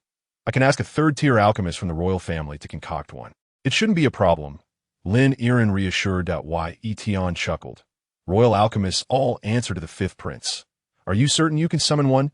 Lin Yiren was instantly rendered speechless. The fifth prince was also in pursuit of the bronze mirror. If she were to seek assistance from him, would that not be playing right into his hands? What do we do now? Lin Yiren began to fret. A princess. She could not even secure the services of a third-tier alchemist. I have a plan, Ye Tian stated calmly, that he himself was a third-tier alchemist, needing no external assistance. Chapter 18. Confronting the master. What plan do you have? Can you locate a third-tier alchemist? Lin Yiren inquired with astonishment. Ye Tian smiled. I am certain I can. Lin Yiren believed him. You truly can find a way to save my daughter? Hope flickered in Man Yu's eyes as he said, I promise you. If you can cure my daughter, I will hand over the item. Agreed. Ye Tian nodded. Within 2 days, we shall return with the pill. Let us depart. Ye Tian departed with Lin Yiren. Lin Yiren inquired, How do you know the third-grade alchemist? Do you have friends in the Great Zhou? In this world, who doesn't have a few connections? Ye Tian smiled in silence. Shortly after their departure, hundreds of individuals suddenly appeared, surrounding the entire Ping Alley. The fifth prince, dressed in plain clothes, entered the courtyard with an indifferent expression. Who are you? Man Yu concealed her daughter behind her, her gaze warily fixed on the intruders. Lin Chunfeng coldly declared, Hand over the copper mirror, and I shall leave your corpse intact. Man Yu's eyes chilled. They had come for the copper mirror again. However, this individual was far less courteous than the previous two. The item is not with me. You have mistaken the person. Man Yu replied coldly. Feigning ignorance? Then I shall send you to your grave. Lin Chunfeng had no intention of engaging in conversation. Killing her would still yield the item. But soon, Lin Chunfeng realized his grave miscalculation to a ninth-grade master. His expression shifted dramatically. This hulking individual was indeed a ninth-grade master. Seize his daughter. Capture his daughter. Lin Chunfeng bellowed. Dozens of guards burst into the room. Seizing the young girl, Man Yu roared in fury. Release my daughter. You are courting death. Stay back. I shall strangle her. Lin Chunfeng threatened. Hand over the copper mirror. Quickly. The item is not in my possession. I have hidden it. Release my daughter, and I will certainly deliver the item to you. This prince does not trust you. You have 1 day to bring the copper mirror. Otherwise, prepare to collect your daughter's corpse." Lin Shenfeng sneered as he took his leave. Man Yu, seething with rage, let out a roar while Ye Tian spent an entire day gathering the necessary herbs for the alchemy. Inside the chamber, flames blazed within the cauldron. Once the temperature reached an optimal level, he skillfully tossed in the herbs. The elixir he was concocting was named Fire Dragon Pill. Upon consumption, this pill would generate immense heat within the body. For an ordinary person, it could even lead to spontaneous combustion. Yet for someone afflicted with cold poison, it would perfectly counteract such searing energy. Sizzle. Shortly after the herbs were added, they melted into a liquid form. Ye Tian's expression remained calm as he began to operate with dexterity. A few hours later, the pills began to coalesce, and a rich fragrance filled the room. Ye Tian opened his eyes. Casually tapping the cauldron's lid, causing several pills to fly out, he carefully stored them in a vial, mindful of their still scorching heat. There were 10 in total. He would give one to them and keep the rest in reserve. Who knows when they might come in handy? Ye Tian murmured softly. After exiting the room, he instructed a maid to summon Lin Yiren. Upon her hurried arrival, Lin Yiren asked, "How did it go? Did you obtain the pills?" "Yes, I have them," Ye Tian nodded. Lin Yiren gasped in astonishment. "You truly know a third-grade alchemist? What is his name? Can you introduce me?" Ye Tian smiled and replied, "I'll introduce you another day for now. Let us go find Man Yu. I fear your fifth brother and the others may have already gotten here." "All right." Lin Yiren agreed, and the two returned to Ping Alley. The courtyard door stood ajar, and inside, traces of blood were visible on the ground. The walls bore marks of struggle. "We are still too late." Ye Tian's expression darkened. "Your fifth brother and the others must have arrived here before us." Lin Yiren clenched her fists, her face aflame with anger. "We cannot allow the copper mirror to fall into their hands. Let us split up and search." Meanwhile, in a secluded valley, Lin Shenfeng waited with several masters. Moments later, Man Yu arrived, fully armed, her expression grim. "Where's my daughter? I have brought the mirror as promised." Lin Shenfeng sneered. "First, hand over the item, and naturally your daughter will be released." "Let me see her first." Man Yu retorted coldly in front of this prince, do not bark like a dog. It is quite displeasing." Lin Shenfeng scoffed, waving his hand as two subordinates emerged, carrying his daughter. "Father," the little girl, stricken by cold poison, appeared pale and struggled to breathe. Man Yu's heart ached as she hastily tossed the package she held. Inside lay an ancient mirror that Lin Shenfeng had never seen. He casually tossed it to an elder beside him. "Elder Mu, check if it is genuine." Elder Mu stroked the mirror's patterns, his tone icy. "It is a fake." "What? You scoundrel, you dare to present a counterfeit? Kill his brat." Lin Shenfeng erupted in fury. Suddenly, Man Yu hurled dozens of hidden weapons, dispatching several guards before swiftly reclaiming her daughter. Just as Man Yu prepared to flee, Elder Mu appeared before her. "Get out of the way!" Man Yu struck with all her might. "You overestimate yourself."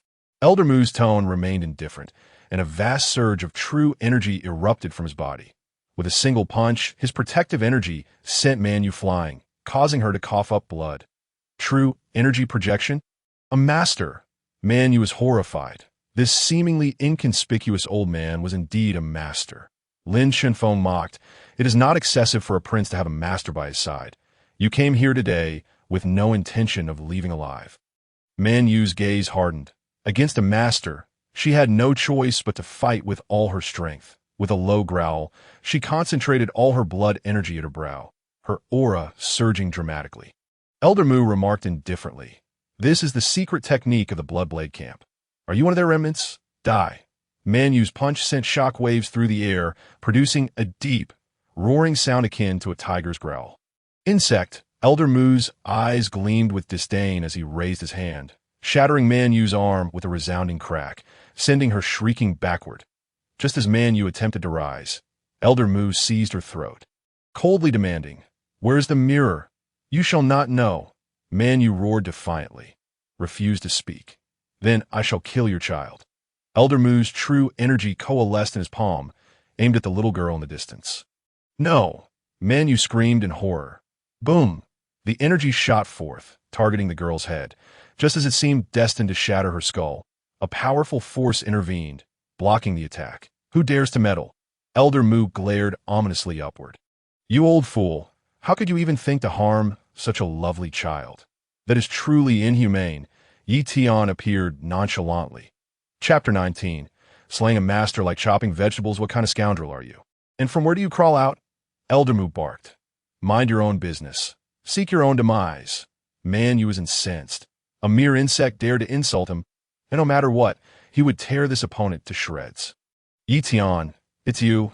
Lin Shinfeng remarked coolly. I did not expect you to be searching for this copper mirror as well. Oh, you think you are worthy. With your capabilities, you aspire to possess such a treasure? Truly laughable. Lin Shinfeng yawned. Elder Mu, this brat is my sister's betrothed, a mere pawn. Kill him. Afterward, I shall claim he died a sudden death to appease my father. Having said that, Lin Shinfeng departed in his sedan chair. Elder Mu's gaze grew ominous. I thought it was someone formidable. Turns out it is just a pathetic pawn. Killing you would soil my hands with your filthy blood.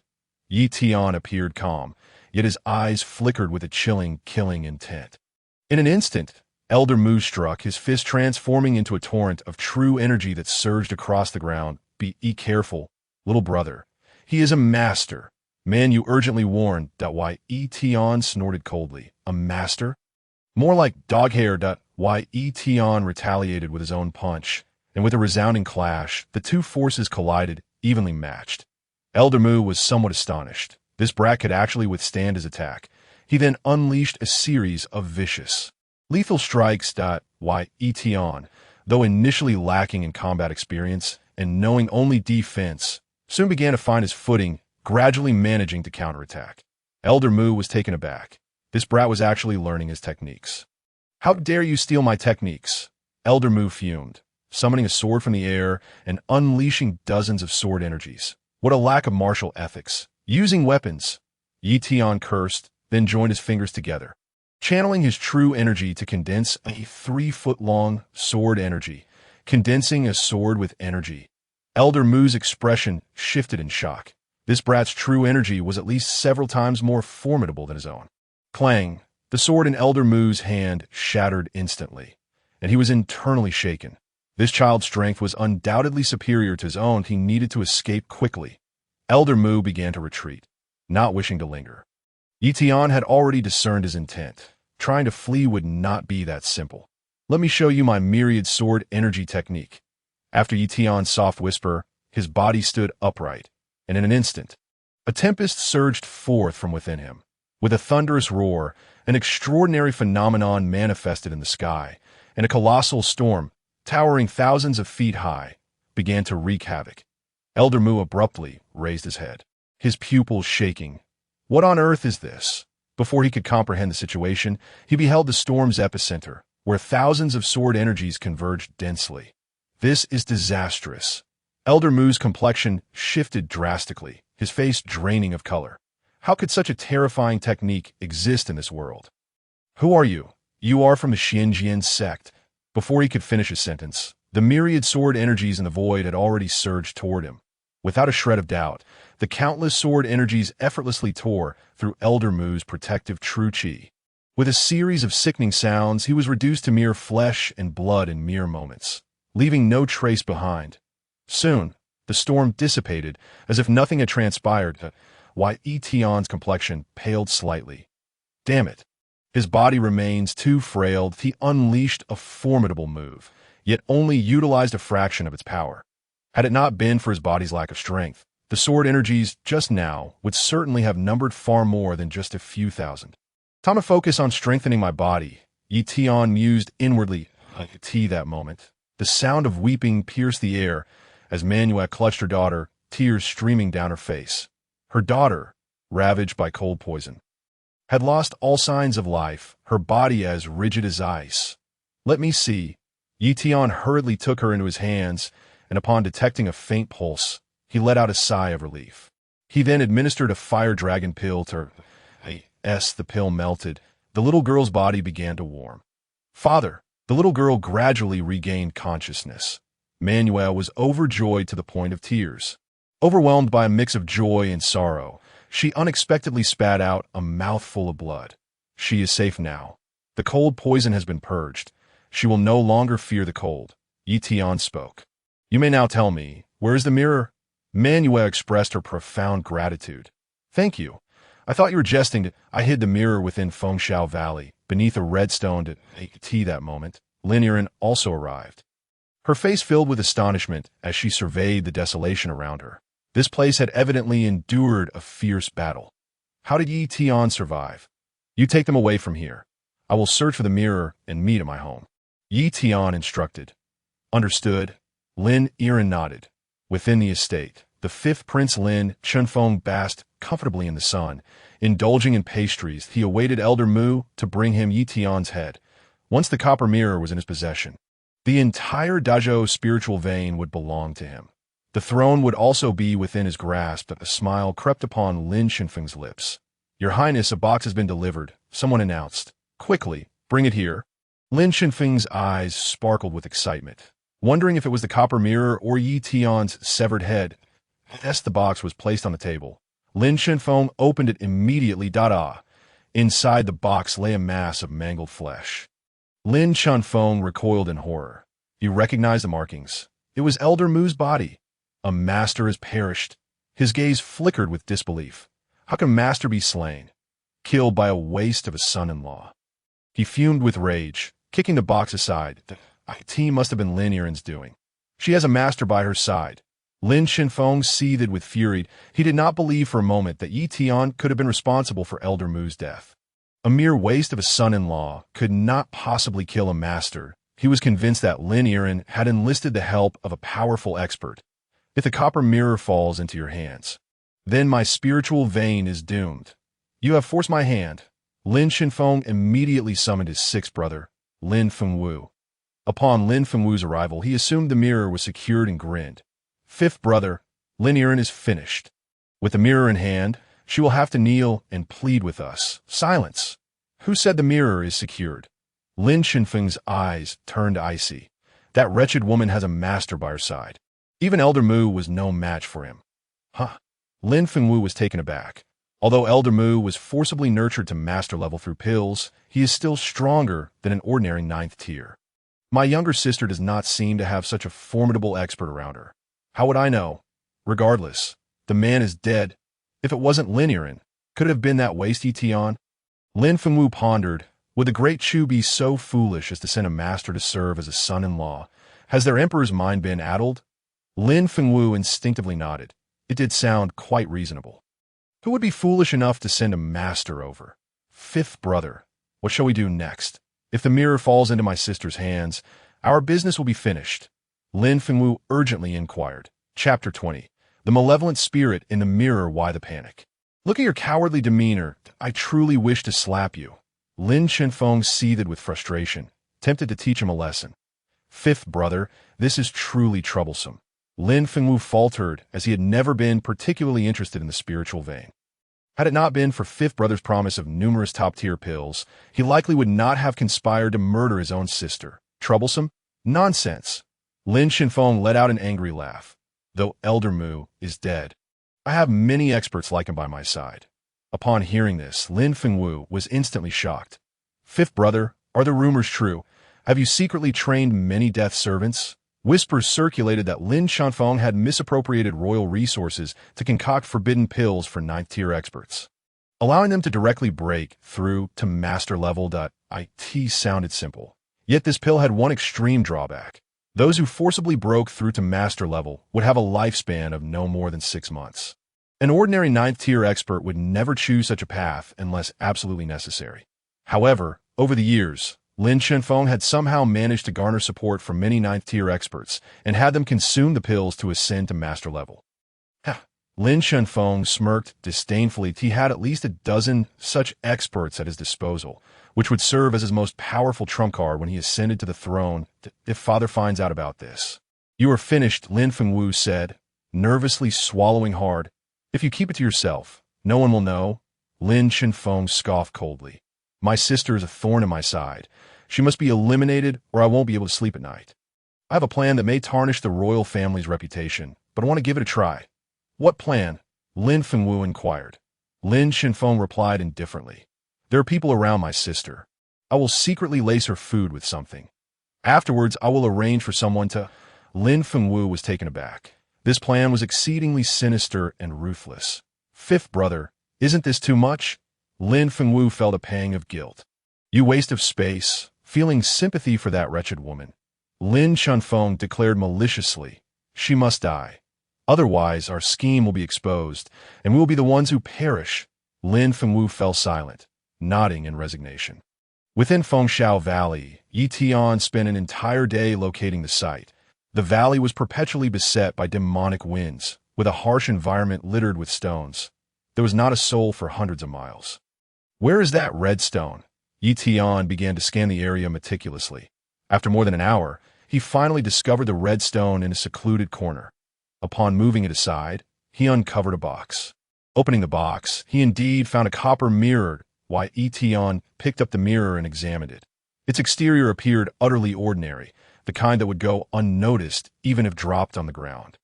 Could this truly possess the ability to transform spiritual stones into mere rocks? He then retrieved a spiritual stone from his ring to test it. As the spiritual stone drew near, the copper mirror emitted a hazy glow. And in an instant, the spiritual stone lost its inner essence, becoming an ordinary stone. His astonishment, it genuinely possessed such a capability. After a moment of reflection, Ye Tian intended to store the mirror away when... Suddenly, it began to vibrate on its own, growing hot to the touch. Without warning, the mirror slipped from his grasp, and a terrifying wail erupted. The malevolent spirit burst forth from the mirror, lunging directly at Ye Tian. Having never encountered such a creature before, Ye Tian was momentarily startled. Without hesitation, he concentrated sword energy into his fingertips and unleashed it. With a sharp sound, the malevolent spirit was sent flying. Roar! The spirit let out a deep growl, and Ye Tian retorted, "What are you howling about? Are you trying to frighten children? Taste my sword energy." Ye Tian unleashed hundreds of sword energies into the air, mercilessly cleaving the malevolent spirit into pieces. As the first wave of attacks subsided, Ye Tian was about to continue when the malevolent spirit suddenly surrendered. "Spare me, grandfather," it wailed, prostrating on the ground. "I was wrong. I shall never do it again. Please do not strike me. It hurts. What is this? You can talk." Ye Tian was astonished. The malevolent spirit nodded fervently. "I was once a human, but after being cursed, I became like this that I concealed myself within the mirror, relying on the absorption of spirit stones to survive until now." Upon hearing this, Ye Tian suddenly realized, and oh wonder, this mirror could transform spirit stones into ordinary stones. It turns out all the spiritual energy was siphoned off by this malevolent spirit. "Keeping you around serves no purpose. You shall be slain," Ye Tian declared, cursing. "Please no, grandfather." The malevolent spirit pleaded in fear that if you kill me, the mirror will lose its efficacy. "Spare my ghostly life, and I can assist you further. In addition to consuming spirit stones, I possess the ability to terrify souls, and I can even aid you in battle." Ye Tian smirked, sensing the spirit's desperate will to survive. After some contemplation, he concluded that retaining the mirror would be beneficial, and he needed to bring it back for accountability. "For now, I shall spare your wretched life. Henceforth, you shall serve as my loyal servant." "Thank you, grandfather." The spirit nodded vigorously before cautiously asking, "May I return to the mirror now?" "Be quick about it." Ye Tian waved his hand dismissively. The spirit hurriedly retreated back into the mirror. Ye Tian beckoned, and the mirror floated into his grasp. The material appears quite resilient. It could serve as a weapon in critical moments. Within the estate, Lin Yiren had settled down, the father and daughter of Manuel, and was awaiting Ye Tian's return.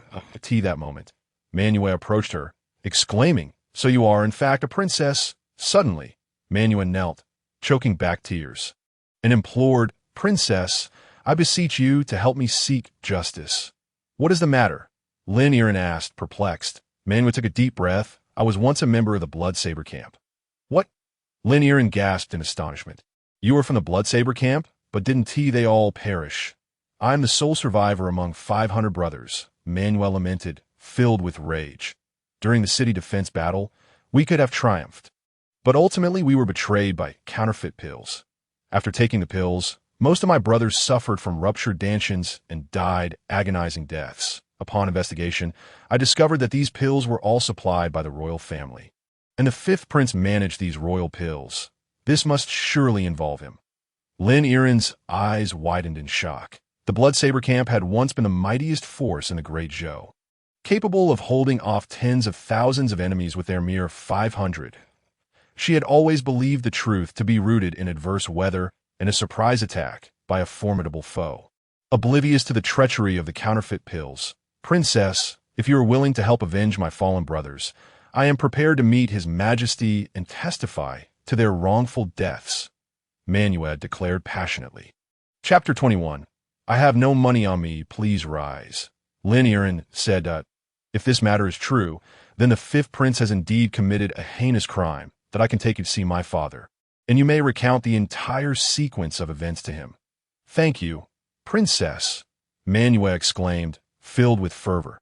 As long as she could meet His Majesty and reveal the truth, she could finally provide closure for her deceased brothers. I have returned, Ye Tian cheerfully announced as he entered the room. Lin Yiren's face lit up with joy. Did you obtain a mirror? No, I lost it. Ye Tian shook his head. Lin Yiren's expression changed dramatically. Lost it? Have we arrived too late once more? Her demeanor soured instantly. I was merely jesting. Ye Tian suddenly laughed, placing the mirror on the table. Lin Yiren was both annoyed and amused. You intentionally deceived me. How shameless.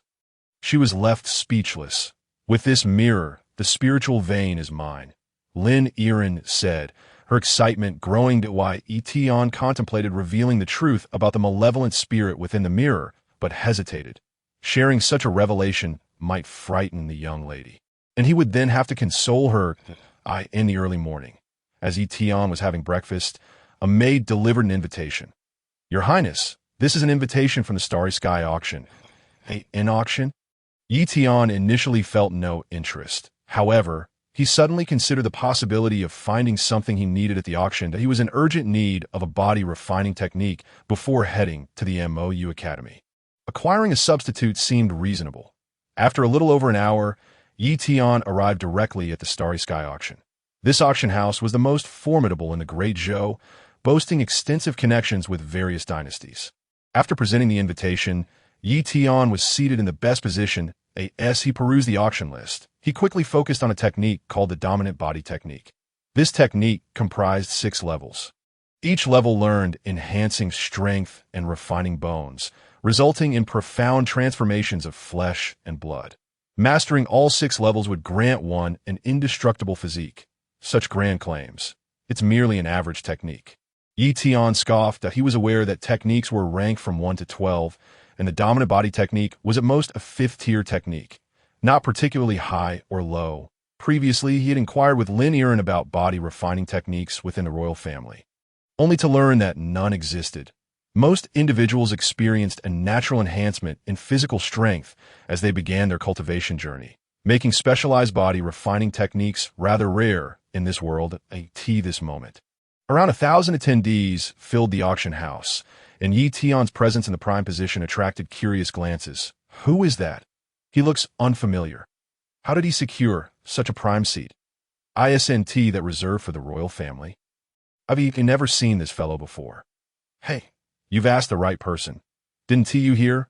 Recently, our princess sought suitors, and a prince from the Great Zhou was sent. Upon hearing this, the crowd quickly gathered around. Eager for more details, tell us, what is this prince like? Why should I bother? My friend told me that in the Great Zhou, this prince is nothing but a glutton and a slacker. The rumors circulating outside claim he possesses great abilities, able to quell bandits, avert calamities, and manage floods. But that's all a fade. The historical records of the Great Zhou don't mention any of his achievements. The crowd murmured, realizing he was merely a useless son-in-law. He looks decent enough. It seems our princess has a preference for handsome men. Let me have a shot. I believe I could do just as well. Ye Tian feigned ignorance to the discussions around him. It seemed that after his departure, the dog emperor of the Great Zhou had indeed erased all traces of his accomplishments. Truly ruthless. Simultaneously, he felt a growing sense of indignation. The hard work he had invested over the years was being effortlessly erased. The people of the Great Chu would surely suffer for this. How could he not be furious? They attempted to erase my existence and deny my contributions. Very well, Great Chu royal family. You have truly overstayed your welcome. Ye Tian clenched his fists, his anger surging within him. Once he attained the status of a terrestrial immortal and was no longer subject to the backlash of fate, he would personally eliminate that dog emperor. After a short while, the auction commenced. The items presented initially failed to capture Ye Tian's interest, and he nearly dozed off. Finally, it was time for the dominant body technique. The dominant body technique requires no further introduction. The starting bid is 200 spirit stones. As the auctioneer's voice fell, Ye Tian immediately raised his paddle. I bid 500.1,000, and a dispassionate voice chimed in. And someone began to contest him. 2,000. Ye Tian calmly raised his bid. Since it was Tia's own spirit stones being used, he had Lin Erin handle the payment. 5,000. 1,000. 3,000. 5,000. Ye Tian maintained his composure while calling out prices, causing the entire auction house to gasp in disbelief. This Ye Prince insane. 5,000 spirit stones? What a staggering amount. The dominant body technique was not particularly prestigious. Why was he so adamant about acquiring it? No one understood why Ye Tian was so intent on securing this item. Only he knew the significance it held for him. 5,000 spirit stones. You have the audacity to boast. Even if you are a royal son-in-law, you cannot possibly produce such a sum. A rival bidder scoffed. I suspect you are deliberately inflating the price. I will request the auction house to verify your ability to pay. The auction house manager frowned. 5,000 spirit stones was no small amount. Although Ye Tian held the title of son-in-law, he could not callously bid without proof. Everyone, please remain calm, the manager interjected with a smile. Ye Prince, could you please step aside for a moment? Very well, Ye Tian replied, following the manager to a reception room. The manager politely introduced himself. I am Li Bai. Please, Ye Prince, could you provide proof of your ability to pay? Li Bai, do you compose poetry? Ye Tian asked instinctively that I do not. I am merely the auction house manager. Ye Tian responded nonchalantly. I do not have any spirit stones on me and cannot produce such a sum. Li Bai was left exasperated. Ye Prince, you are refreshingly honest, but without the stones, the dominant body technique cannot be awarded to you. Then what do you suggest? I must take the dominant body technique with me today. Ye Tian shamelessly declared. Li Bai rolled his eyes. It was astonishing to find someone so unabashedly brazen. Prince Ye, I shall not make things difficult for you, that if you cannot produce spirit stones, there are alternative means. You may pawn or sell items of equivalent value, and we shall purchase them at a premium. I am destitute, possessing nothing. Ye Tian continued.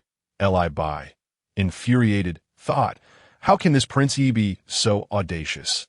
His face is truly too thick. You could sell poetry, a cold voice suddenly interjected as a woman stepped forward. Prince Ye, you are exceptionally talented. If you would be willing to compose a few poems for our auction, we would gladly offer you this body of tyranny technique for free. Chapter 22. 3 poems in exchange. And who might you be? Ye Tian scrutinized the suddenly appearing woman, noting her commendable figure and beauty, complemented by alluring fox-like eyes that could enchant any normal man at first glance. I am but a humble servant, the head of this auction. You may call me Chinya, she replied with a smile. Since childhood, I have cherished poetry, and your verses, Prince Ye, are truly unparalleled. After reading them, sleep eluded me for quite some time. The realm of your poetry is beyond my imagination. If you would grace us with your talent today, we shall generously bestow upon you this body of tyranny technique. Ye Tian chuckled, finding her proposition intriguing as she sought to have him sell poetry. With the wealth of knowledge he possessed, he could easily leave her bankrupt. However, he lacked spirit stones, and he was determined to acquire the body of tyranny technique. It seemed he would need to showcase his own talents today. Bring me paper and a brush. This prince shall compose 3 poems for you. Ye Tian said, calm and composed. Chinya smiled, having been well prepared for this moment. As Ye Tian wielded the brush, myriad thoughts swirled in his mind as he contemplated what to write. Soon, inspiration struck. While Ye Tian was engaged in his creative process, Li Bai muttered softly, Miss, Are we really giving him this for free? If this prince he scribbles a few worthless lines to deceive us, we would suffer immensely. Moreover, many are eyeing this body of tyranny technique. To offend so many family for the sake of an adopted prince seems unwise. He added. Qinya replied lightly, sometimes one must raise their sights higher. My request for him to write poetry is merely a pretext. The true purpose is to cultivate a relationship with this Prince Ye. Cultivate a relationship? Li Bai was taken aback. Miss, we at the Xingqian auction house have connections with all manner of influential figures. What need do we have to befriend an adopted prince? He cannot offer us any assistance. Qinya spoke slowly. Though he is a son-in-law, his abilities are formidable. What we covet is his connection to the MOU Academy. Once he enters the academy, he will encounter individuals beyond our wildest imagination. One day, we may find ourselves in need of his assistance. Upon hearing this, Li Bai suddenly understood. It was indeed about the MOU Academy. Miss, you truly possess foresight, he said, admiration evident in his expression. The poems were completed at this moment.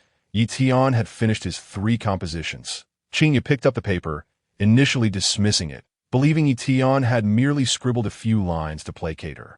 However, upon reading the first line, her expression transformed. Not a bird flies across 1,000 mountains. Qinya's face revealed disbelief. She had never fathomed that mere words could evoke such vivid imagery. What an extraordinary poem! Li Bai exclaimed, utterly astonished. Indeed, what poem could surpass a 5-character quatrain? Ye Tian smirked. Qinya scrutinized the lines repeatedly, each reading sending waves of astonishment through her. Such verses, and she was the first to witness them. Her life felt worthwhile. After a moment of reflection, she picked up the second poem. The ancient ones have taken the yellow crane away. The first line. Qinya remained unresponsive, but upon completing the poem, she was left stunned for a time. The first half depicted scenery, while the latter expressed emotion. What a splendid poem! She unintentionally praised. This one is even more exceptional. Despite her extensive knowledge, she found herself at a loss for words to adequately express her admiration. Gently placing the paper down, Qinya's gaze shifted to Ye Tian, her previous disdain replaced by respect. Initially, she had believed Ye Tian's first poem was merely a stroke of luck. After all, everyone has their magnum opus. However, as Ye Tian produced 2 consecutive masterpieces, she realized that this Prince Ye was genuinely gifted in literature, not merely fortunate. Among all the individuals she had known, not even the contemporary literary saints could compare. After marveling, Qinya reached for the third poem. The calls of the pheasants, as she read the latter part, her expression became somewhat peculiar. This poem seems a bit off, she remarked. Miss Qinya, this last poem suits you perfectly, Ye Tian said with a smile. After rereading it several times, Qinya finally grasped the poem's meaning, and a blush crept on her cheeks. This poem is indeed delightful, surpassing the previous 2. Prince Ye. Do you have time tonight? I have a millennium-old fine wine at home. Shall we enjoy it together under the moonlight? I am not free, Ye Tian declined with a shake of his head. Once I obtain the body of tyranny technique, I must return home to practice. I have no time for wine. Qinya's eyes dimmed slightly as she said, then let us arrange another meeting. Time is plentiful, and opportunities abound. I shall take these 3 poems back to my father. I hope he may glean some insights from them. Li Bai, go retrieve the body of tyranny technique and present it to Prince Ye. Understood. The other turned to leave the auction house. The crowd awaited the outcome that Li Bai announced publicly. After our certification, Prince Ye meets the requirements. Therefore, this body of tyranny technique belongs to him. What? The audience erupted in uproar. Several tens of thousands of spirit stones for a 5th-grade technique. Is there any justice in this? An adopted son from small place possesses such capability. Damn it, where did he acquire so many spirit stones? Could it be the princess paid? Amidst the crowd's chatter, Li Bai clarified, ladies and gentlemen, do not misunderstand. This transaction is due to Prince Ye composing 3 poems of equivalent value to the body of tyranny technique. Cut the explanation. That kid only produced 1 good poem by sheer luck. I suspect it's the princess's spirit stones he's using. That brat is truly living off a woman. The crowd began to hurl accusations. However, most men were merely envious of not having the ability to partake in such a lifestyle. Ye Tian, in a neighboring room, overheard their discussions. "These fools do not recognize my talent," he scoffed, unperturbed. After securing the body of tyranny technique, he promptly returned to his residence, locking himself in a secret chamber to study it meticulously. After several reads, Ye Tian began to practice according to the diagrams and incantations provided. Several hours later, he opened his eyes, feeling somewhat perplexed. During his practice, he had sensed a chilling energy coursing through his body, leaving him cold and ultimately causing his limbs to stiffen. This is not as described. He mused, suspecting something was amiss. Upon reviewing the instructions once more, he cursed, realizing he had misread the diagrams. Damn it! Ye Tian chuckled at his own folly. Chapter 23. The Princess in Trouble. After flipping the body of tyranny technique back to its correct orientation, the diagrams appeared far more agreeable. Ye Tian closed his eyes and continued his practice. This time, he could distinctly feel a mysterious force circulating within his bones, fundamentally transforming his physical prowess. Time passed, and it felt like he had fallen into a dream. After completing the first round of cultivation, Ye Tian opened his eyes to inspect his body, clearly sensing the changes within. His muscles and bones seemed considerably stronger than before, and his cultivation level had risen in tandem with his enhanced physical abilities. I wonder how much strength I possess in a single punch. Have I successfully mastered the first layer? Ye Tian was astonished. The body of tyranny technique comprised only 6 layers. To have mastered the first layer in such a short time was indeed remarkable. I shall continue to practice. There's no harm in it. Let us see if I can reach the 6th layer in one go. Ye Tian's enthusiasm surged, prompting him to delve into the second page and resume his training. Days swiftly passed, and Ye Tian remained in the secret chamber without emerging. After several days of relentless practice, he had effortlessly reached the 6th layer of the body of tyranny technique. After reaching the 6th level of perfection, the century-long cultivation reward he had previously received was completely absorbed by him. Ye Tian raised his arm, and the true energy within his body flowed like a living entity, freely circulating both inside and outside of him. My true energy is a pale yellow. It is said that golden true energy is incredibly domineering, fierce and powerful. I wonder if I can cultivate it. Ye Tian pondered silently. With his physical abilities temporarily enhanced, it was time for his true energy to undergo a transformation as well that he aspired to cultivate golden true energy. The next step was to seek a technique that could refine his true energy. He was unsure if the Star Auction House possessed what he desired. Subsequently, Ye Tian stretched lazily, his whole body cracking with a series of pops. After several days of seclusion, his strength had significantly increased once more. But if he were to encounter someone like the Elder Mu again, a single punch would likely suffice to shatter him, rendering the release of myriad sword chi unnecessary. Upon exiting his chamber, Ye Tian instructed the maid to prepare an abundance of food. He could easily consume dozens of dishes all by himself. "Has the princess not sought me out these past few days?" Ye Tian inquired. The maid replied, "The princess came by once, but upon hearing you were in seclusion, she left." Ye Tian nodded slightly. Having acquired the mirror, that woman must be devising a way to secure the spiritual vein. Just then, a servant rushed in, stating, "Prince Yi, something has happened. I haven't been able to contact the princess for 2 to 3 days. You know where she might be." "What?" Ye Tian's expression turned astonished, thinking to himself how Lin Yiren could suddenly vanish without a trace. She could not disappear, nor could anything happen to her. His engagement had yet to be annulled. If she were to suddenly go missing, he would essentially be left as secondhand. The Great Zhou has a rule that if one party in an engagement unexpectedly dies, the other must keep vigil as a spouse. In other words, if Lin Yiren were to encounter misfortune, he would implicitly become her husband. How could that be allowed? Ye Tian immediately commanded his maids to investigate Lin Yiren's whereabouts, while he himself began to gather information. But to no avail. Soon, Ye Tian thought of Man Yu. He arrived at Man Yu's residence, and before he could utter a word, she spoke up. "I have received some rumors. Is the princess missing? Do you know anything?" Ye Tian asked. Man Yu sighed. "This matter may also be my fault. I am a survivor of the Blood Knife camp. In a moment of impulsiveness, I asked the princess to seek justice for my deceased brothers. After that, the princess went to find General Zhao, the commander at the time. Since her visit, there has been no word from her, and I suspect. Ye Tian took a gentle breath. Logically speaking, few would dare to harm the princess due to her status. Unless they were particularly foolish. I will go to the Zhao residence, he declared, turning to head towards the Zhao family estate. Upon arrival, he found the gates tightly shut and the entire street devoid of people. Knock, knock. Ye Tian rapped on the door, but received no response as he prepared to break it down. A servant opened the door, cursing, who is so blind as to pound on the door with such force. Ye Tian coldly replied, "What kind of dog are you? A mere servant, and you dare to curse." The servant sneered, "What of it? You look like someone who deserves to be cursed. Now get lost." Bang! Ye Tian kicked the servant away, who then spat out a mouthful of blood. "You dare strike me? You are seeking death." The servant roared in fury at why Ye Tian nonchalantly snapped the servant's arm and said, "Stop wasting words. I am here to find someone." "Where is the princess?"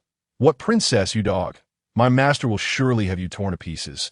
A mere servant had the audacity to be so arrogant. One could only imagine the level of arrogance among the Zhao family members. Ye Tian crushed the servant's skull beneath his foot. That moment, a large number of guards surrounded Ye Tian. The head steward coldly demanded, "Who dares to intrude upon the Zhao estate and cause a ruckus?" "I am here to find the princess." "Where is she?" Ye Tian replied, his tone devoid of warmth. The steward sized him up and then scoffed, "I thought who it was. Turns out it's that good-for-nothing son-in-law of the princess." "A worthless son-in-law dares to be so arrogant and slay my Zhao family's servant. Is a servant of the Zhao family someone like you can kill?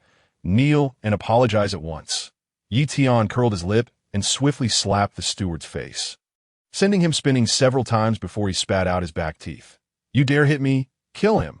The steward bellowed in rage, and as the guard prepared to act, Ye Tian's true energy surged forth like a tempest.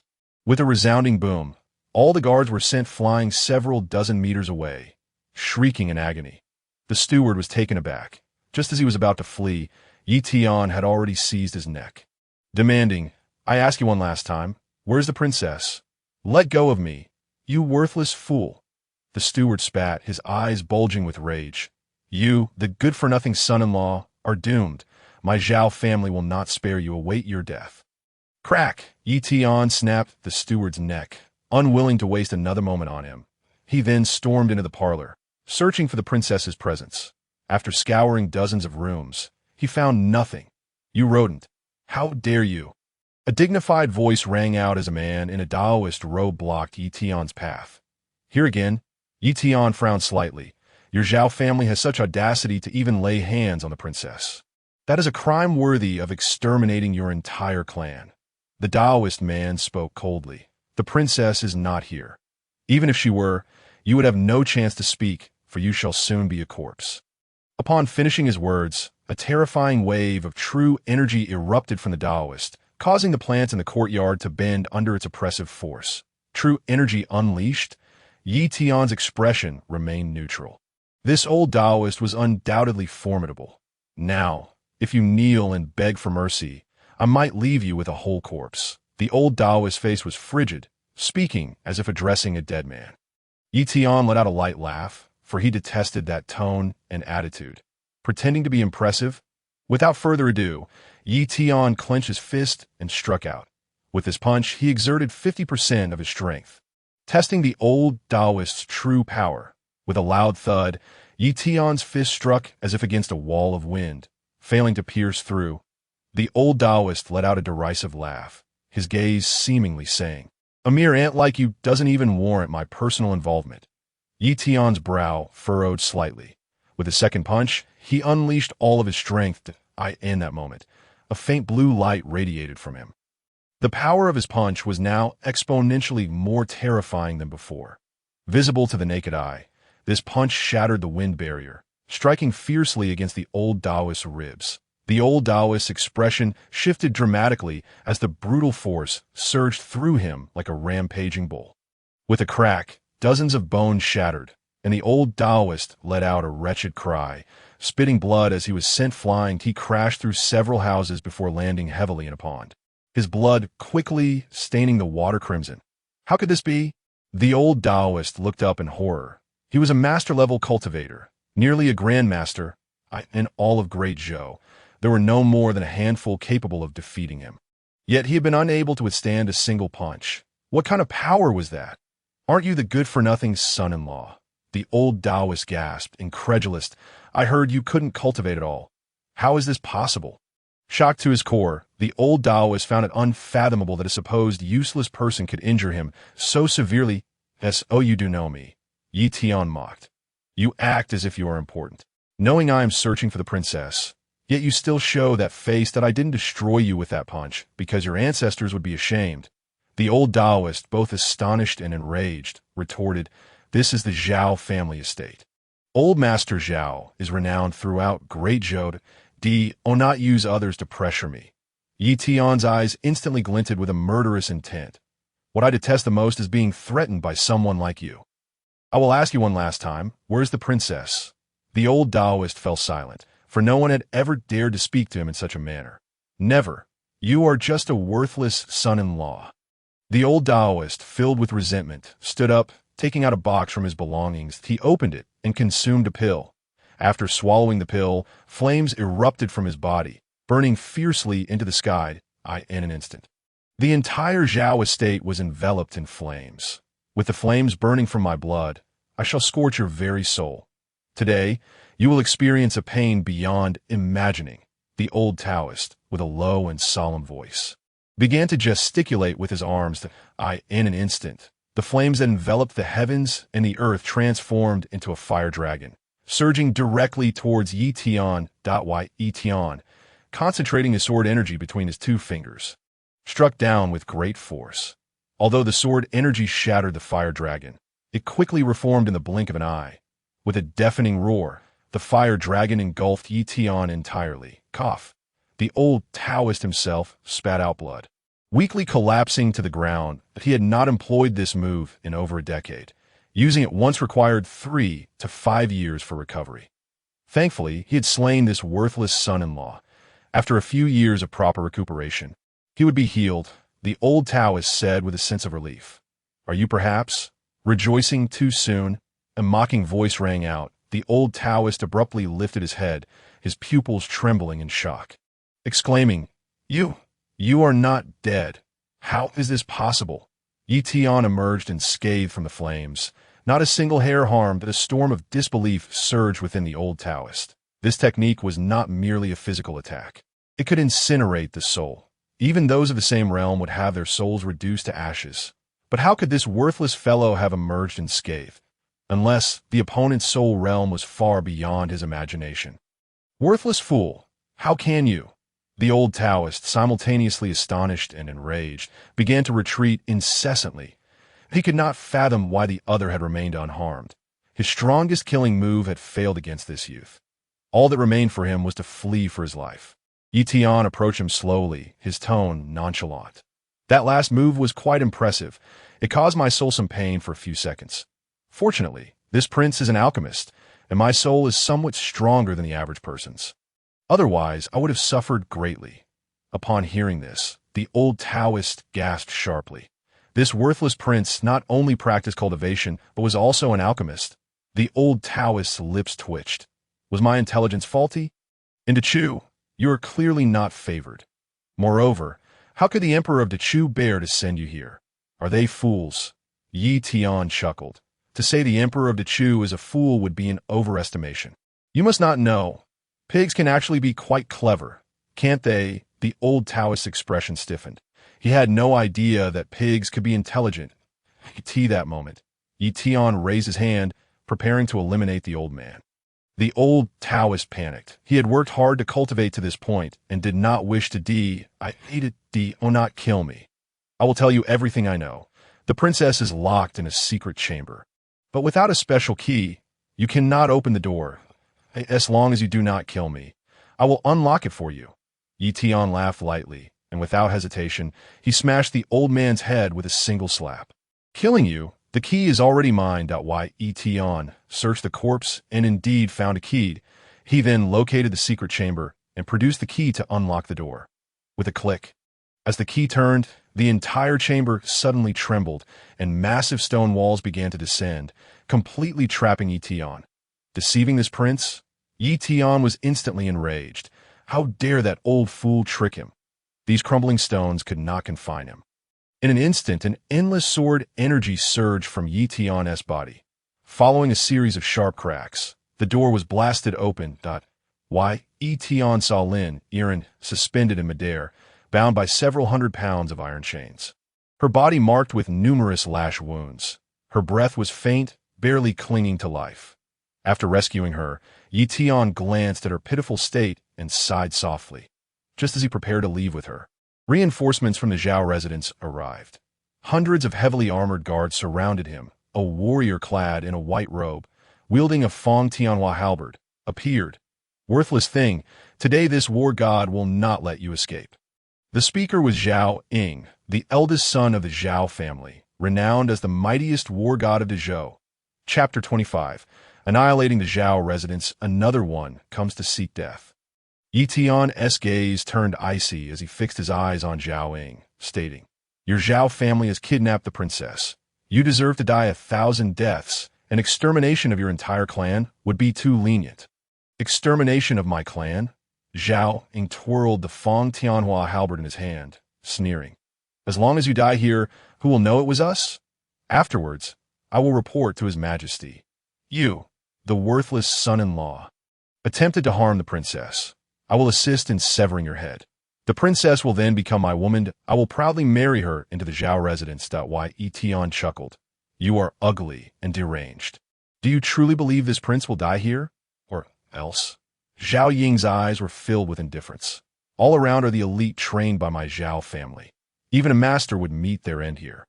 What do you intend to fight with? Kneel and beg for mercy now. And if this war god is feeling merciful, perhaps I will spare your miserable life. Ha. Zhao Ying's face was filled with disdain. Ye Tian spoke calmly. "This prince is quite curious about one thing. Why are you doing this? Who instructed you to kidnap the princess? A dead man asks too many questions." Zhao Ying's gaze instantly filled with murderous intent. "If you do not kneel and beg for mercy, then this worthless fool shall die. Attack!" With a command, hundreds of elite warriors surrounded Ye Tian. Ye Tian, as formidable sword intent surged, and he slowly declared, "Today, this prince is in a rather foul mood. Only by raising your Zhao residence can I find a hint of joy. Ha. A worthless loudmouth." Zhao Ying laughed uproariously. The myriad sword energy technique. Ye Tian raised his arm, and in that moment, all the weapons within the chamber began to tremble. Following that, the weapons in the hands of the hundreds of elite guards uncontrollably soared into the air, swirling around Ye Tian's head. "What is this?" Zhao Ying's eyes widened in horror. This youth could control flying swords. How is that possible? He had never seen anyone wield such a technique. "Kill!" Ye Tian's tone remained calm, and with a wave of his arm, all the weapons he had seized were launched outward. With cries of agony ringing out, the hundreds of elite warriors of the Zhao family were swiftly slain. Zhao Ying looked on in terror. These brothers who had fought countless battles alongside him were all slaughtered in an instant. With just one move. "What kind of monster are you? Who are you?" Zhao Ying roared in rage. "Who am I?" "This prince is your father. Did you hear that clearly?" Ye Tian's tone was frigid. You will die." Zhao Ying was infuriated, swinging his Fong Tianhua halberd down with great force. Ye Tian sidestepped effortlessly, dodging, although Zhao Ying was the war god of the Zhou with immense strength. His attack speed was simply too slowed. Ye Tian carried Lin Yiren out of the chamber, and Zhao Ying did not manage to touch a single hair on him. Upon exiting the courtyard, it was already surrounded by the Zhao family's forces. Thousands of heavily armed troops guarded the area, leaving no room for escape. Ha. Zhao Ying continued to laugh maniacally. "Worthless fool, are you feeling hopeless? My Zhao family holds military authority and can mobilize hundreds of thousands of troops at any time. Even if you are a master, a grandmaster, do not think you can leave here alive." Zhao Ying said with a mix of anger and mockery. "Who said this prince intends to escape? Ye Tian had no plans to flee. He placed Lin Yiren on a stone bench and calmly surveyed the surrounding forces. Today, this prince will raise your entire Zhao residence. Just based on you? Zhao Ying sneered coldly. I admit you possess some skill, but it is far from sufficient that I know you wish to play the pig to eat the tiger. But today this war god will make you a true pig. Ye Tian stood with his hands clasped behind his back, a gentle breeze swirling around him, and then a vortex appeared above the Zhao residence. The vortex expanded rapidly, and within a few breaths, it enveloped a large portion of Dezhou. What is this? Such an incredible phenomenon drew the attention of countless powerful figures. Emperor Lin Yu was also startled, looking up in astonishment. The emergence of the vortex was far too sudden. He had never seen anything like it before. Such formidable sword intent. Suddenly, Lin Yu's expression changed. Within the vortex appeared terrifying sword energies, at least tens of thousands. Your Majesty, is it the sword energy of the Xinjiang sect? It is too similar. What are they planning? Do they intend to annihilate Dezhou? Impossible. There must be some misunderstanding. Lin Yu's heart raced, and he immediately rushed to the scene. What in the world is this? Zhao Ying stood dumbstruck, gazing at the massive vortex above, where countless sword energies densely appeared. Could this be the work of Ye Tian? Feeling the chilling aura, Zhao Ying trembled. In that moment, he felt the icy grip of death from the depths of hell. Stop. Let us speak properly. I may have raised my voice a bit earlier. You prince, let us sit down and discuss this calmly. Zhao Ying hastily spoke. However, it was too late for apologies now. That's why Ye Tian's gaze was devoid of joy or sorrow as he regarded him. Today, the Zhao residents shall undoubtedly perish, and no one can save you. With a casual flick of his arm, Ye Tian unleashed a torrent of sword energy that descended from the heavens like a deluge, crashing down with the ferocity of a violent storm. Boom! In the wake of a tremendous explosion, the entire Zhao family estate was reduced to a mere wasteland. Thousands of heavily armored soldiers were mercilessly obliterated, transforming into a mist of crimson. Zhao Ying's anguished cries echoed as the sword energy sliced through his flesh and bone, swiftly reducing him to dust. Mere moments later, the once magnificent Zhao residence lay in ruins. Swish! Figures emerged 100 meters away, arriving just a moment too late. Is the Zhao estate gone? The National Master asked, his expression grave. You are quicker than I, Your Majesty, Lin Yu replied, his eyes widening in shock as he surveyed the devastation. Who could have done this? Has the Zhao family been annihilated? The National Master's tone was serious. Your Majesty, the power of this sword energy is terrifying. I can feel it even from 100 miles away. This is likely a technique that even a Grandmaster could not wield. The sword energy bears a striking resemblance to the methods of the Xinjiang sect. Lin Yu was astounded. Not even a Grandmaster could execute such a feat. Could it be an earthly immortal? How could our great Zhou possess such a formidable figure?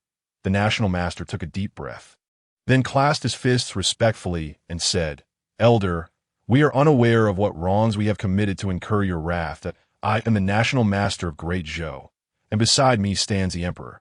We humbly request your presence so that we may offer our apologies. The National Master, a powerful Grandmaster, spoke in such a manner, indicating his belief that the one responsible was indeed an earthly immortal. Not only he but the entire Great Zhou dared not provoke such an extraordinary being. Within the ruins, silence reigned. Lin Yu felt a pang of anxiety. Had they unknowingly offended this elder? The thought filled him with trepidation. If they had truly angered an earthly immortal, the future of Great Zhou would be in jeopardy. Suddenly, several figures appeared swiftly. Upon seeing their attire, Lin Yu's gaze sharpened. The Xinjiang sect had arrived. Could they truly be the culprits behind this devastation? The Xinjiang sect was an immensely powerful sect residing atop Xinjiang Mountain, rarely revealing themselves to the outside world. Few had witnessed their disciples descend from the peak. The two individuals that approached were, astonishingly, elders of the Xinjiang sect. Lin Yu quickly approached them with courtesy, greeting them with respect. Despite being the Emperor of Great Zhou, he felt no different from an ordinary person in the presence of such a sect. For the Xinjiang sect, strength could easily elevate a beggar to the status of Emperor. Did the Zhao estate offend you in some way? Lin Yu inquired politely, speaking in hushed tones. You think it was us? One elder replied coolly, we merely felt the terrifying sword energy and were curious enough to investigate. Such power is beyond our imagination. Great Zhou harbors such strength. Lin Yu, you have hidden your depths well. Lin Yu was taken aback by this revelation. It appeared that the elder who had struck was not from the Xinjiang sect. Who could it be? A wandering elder passing through. Just then, more figures arrived, clad in azure robes adorned with the image of a flamingo. Members of the fire sect? They had come as well. Lin Yu was astonished and hurried to greet them. The fire sect had aided Great Zhou centuries ago in quelling turmoil, and Lin Yu knew that their elder was also an earthly immortal. The elder of the fire sect ignored Lin Yu and fixed his gaze upon the elders of the Xinjiang sect. That sword energy felt strangely familiar. Was it your doing? It was not, the Xinjiang elder retorted. Ha! If it wasn't you, then who could it be? The power of that sword energy is rare indeed. You Xinjiang sect have violated the rules. Our sects have an agreement not to interfere in imperial matters. The Xinjiang elder scoffed. Do not cast unfounded accusations. This was not our doing, and we will not take the blame. How lively it is here. With so many visitors, a light laugh rang out as a young woman appeared. Lin Yu's expression turned serious upon recognizing her. Holy Maiden of the Water Sect. It has been quite some time. The newcomer was the Holy Maiden of the Water Sect, nearly the same age as his daughter, yet she was already a masterful figure. What brings you here, Holy Maiden? The elder from the Fire Sect asked. Frowning, the Fire Sect and Water Sect had always been at odds. Any encounter between them was bound to escalate tensions. The Holy Maiden of the Water Sect giggled. I was drawn here by the recent sword energy. I have never witnessed such a myriad of sword intent. I doubt anyone in the Xinjiang sect could wield it. The elder of the Xinjiang sect huffed in response, neither affirming nor denying the claim. The national master, who had remained silent, kept his eyes fixed on the ruins, attempting to discern the presence of the elder. Suddenly, someone emerged from the debris. The national master's gaze sharpened. Could the elder finally be willing to reveal themselves? At that moment, the others also noticed the figures stepping from the wreckage. All eyes were fixed intently, breaths held in anticipation that a moment later, the face of the figure became clear. Prince Ye, Lin Yu exclaimed, recognizing him instantly. What brings you here, Prince Ye? Ye Tian cradled Lin Yu in his arms and replied, she encountered some trouble, so I came to check on her. Lin Yu quickly inquired, have you seen the elder? What elder? Ye Tian asked, puzzled. The national master interjected, Prince Ye, we await the elder's appearance. You should leave this place at once. Understood. The Ye Tian, eager to assess Lin Yu's condition, hurriedly departed. After Ye Tian left, the others remained, intent on witnessing this elder's presence. However, after several hours of waiting, no one appeared. It seems the elder has departed. Shall we withdraw? The Xinjiang sect members were the first to leave, followed by the fire sect. The national master sighed. Your Majesty, the elder's reluctance to meet with us indicates they do not hold us accountable. This matter will pass. We cannot seek vengeance for the Zhao family. How absurd! Lin Yu exclaimed angrily. The Zhao family brought this upon themselves by offending the elder. It is our fortune that the elder does not blame us. I have no intentions of seeking revenge. That moment, the Holy Maiden of the Water Sect spoke up. Your Majesty Lin Yu, I have heard that the Crown Prince recently invoked the True Dragon's auspicious energy. I am quite curious. May I be introduced? Of course. Lin Yu responded joyfully. If the Holy Maiden of the Water Sect took an interest in his son, it would mean another powerful sect protection for Great Zhou. The wave of delight surged within him. His eldest son was indeed the most promising. The future of Great Zhou would rely upon him. Ye Tian returned to his residence with Lin Yu to allow her to rest. After administering healing elixirs, he quietly awaited her recovery. However, after a while, Lin Yu's breathing became labored, and her face flushed with heat. So hot, she murmured, feeling increasingly uncomfortable as she tugged at her clothing. Sensing something amiss, Ye Tian realized that Lin Yu's condition resembled that of someone afflicted by poison. What could he do? Was he to sacrifice his own virtue? Gritting his teeth, Ye Tian resigned himself to the necessity of sacrifice in order to save her. The following day, Lin Yu awoke from her stupor, her entire body aching as if she had been crushed. She threw off the covers and noticed her clothes had been changed. "How are you feeling?" Ye Tian asked. "Where am I? What happened yesterday?" Lin Yiren furrowed her brow, recalling the moment of her fainting spell, during which she had felt her garments being removed. Could it be? Her expression shifted dramatically as she glared at Ye Tian. "While I was unconscious, you actually—" Ye Tian remained composed. "That I did it to save you. You were the one who undressed yourself. That I was merely a victim in this scenario, as a young and handsome man. How could I remain idle while you took the initiative? Besides, it was a simple task for me. You should be grateful." Why? Ye Tian sniffed his fingers. Lin Yiren, instead of losing her temper, took a moment to think before saying, "Prince Yi, this matter from last night must not be revealed to anyone. Otherwise, I will silence you." Ye Tian nodded vigorously, akin to a chick pecking at grains. "Rest assured, nothing happened last night. You merely had a dream." "That is good," she replied. Lin Yiren let out a sigh of relief and then got out of bed. Suddenly, a sharp pain caused her to gasp, tears streaming from her eyes. With a gaze filled with sorrow, she looked at Ye Tian and said, "Can't you be a bit gentler?" Chapter 27. The harsh truth. Why should I be gentle?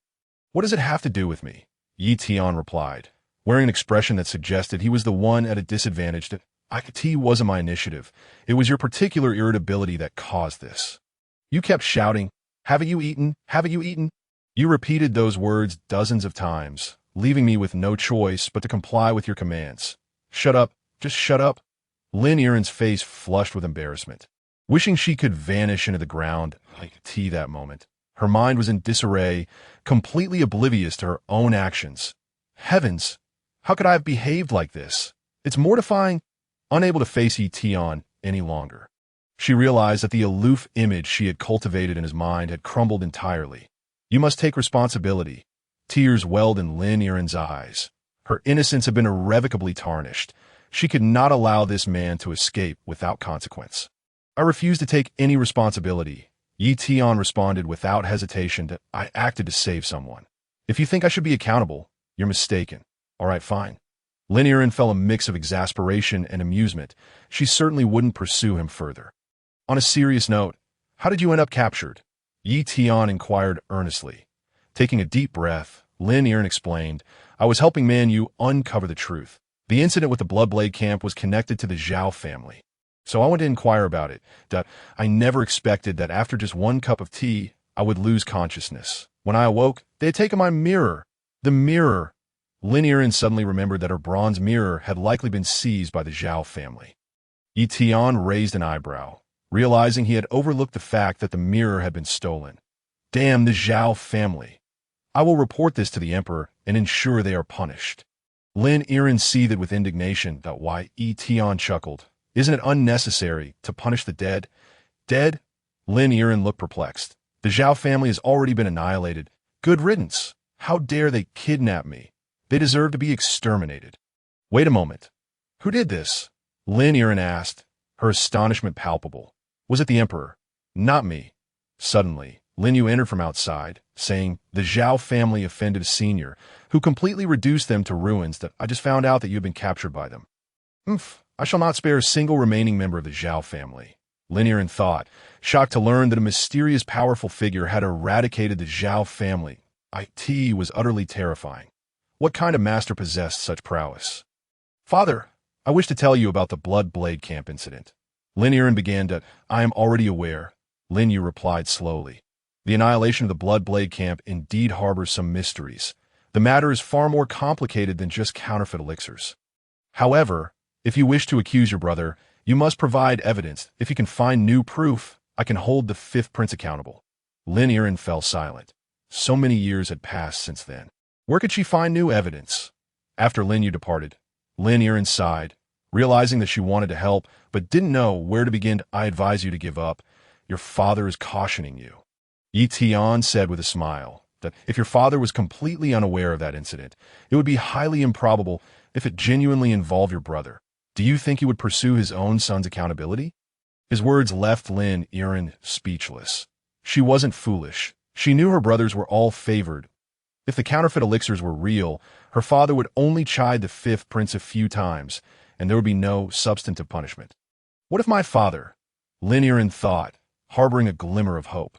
There is no what if. I have experienced similar matters before. Ye Tian scoffed. During his first time being favored into Chu, he had encountered a similar situation. Just before a military operation, the supply of provisions had been tainted with sand and tea that time. Ye Tian had found evidence implicating a crucial member of the royal family. Yet, the emperor had not punished the culprit. Instead, he had scolded Ye Tian for it. If Ye Tian hadn't been clever enough to devise a solution, the front would have surely suffered defeat, and he would have been the one held accountable afterward. For this Bloodblade Camp incident, Ye Tian could surmise the circumstances with ease. That it was unthinkable that Lin Yu was completely oblivious to the truth that I think I should consult my mother about this. Lin Yiren said, "Come with me to meet her." Why, Ye Tian casually remarked, "I haven't seen your mother since I arrived in your great Zhou. I thought she had passed away. Her condition is rather unique." Lin Yiren explained, "My mother suffers from a peculiar illness that prevents her from seeing the light, so she must remain hidden in dark rooms." That Ye Tian was taken aback, wondering if such an illness truly existed. In the royal residence of the crown prince, Lin Jianfeng was engaged in a game of chess with the saintess of the water sect. This was already the 13th round, with both of them alternating victories. "Crown Prince, your chess skills are quite commendable," the saintess remarked. "In chess, I cannot completely overpower you. However, in terms of strength, you are no match for me. In a confrontation, you would only possess a 30% chance of winning." Lin Jianfeng replied calmly, "What do you mean by that, saintess? You are not the one who has triggered the true dragon's fortune, are you?" The saintess fixed her gaze on him. "All those who trigger extraordinary phenomena possess a certain indescribable aura, which I can sense. While you exude a notable presence, you do not carry that unique scent. Hence, I'm certain that you are not the one." Lin Jianfeng understood he could not deceive her keen perception and chose not to deny it. The saintess shook her head. "Since you are not, then you are unworthy of me. I shall take my leave." Lin Jianfeng felt a surge of irritation and spoke up. "Saintess, do you truly believe I am unworthy of you?" "Indeed," the saintess replied calmly. "Though your talents are commendable, it is evident that you are concealing your strength. However, individuals like you exist in every dynasty. I have encountered many. I only favor those exceptional prodigies. You are not among them. You may become a great figure in the future, but you are not the kind I desire." Her words struck Lin Jianfeng deeply. Everything he had once taken pride in seemed utterly worthless in the eyes of the sex saintess. As the saintess hummed a tune while walking, she encountered a man and a woman coming toward her. "Wait a moment." The saintess suddenly called out to them, her gaze fixated on the man. "What is your name?" Ye Tian glanced around, confirming she was addressing him, and replied with a puzzled expression, "I didn't call out." Chapter 28. "You are the man of this saintess. The saintess is asking for your name." "Not if you called out." The saintess retorted coldly, "I truly did not call out." Ye Tian insisted. "You." The saintess's expression hardened. This young man was deliberately feigning ignorance. "Enough of the games. My name is Ye Tian." "Miss, do you have any advice?" Ye Tian asked with a cheerful smile. The saintess pursed her lips. "You possess an aura that intrigues me. Come with me and be my man." Her sudden declaration caught Ye Tian off guard. Although the woman was stunningly beautiful, this was far too forward. He was not the type to be so easily swayed. "What do you mean?" "He is my fiancé, and I'm the princess of Great Zhou. Do you think it acceptable to snatch my man in front of me? Have you lost your mind?"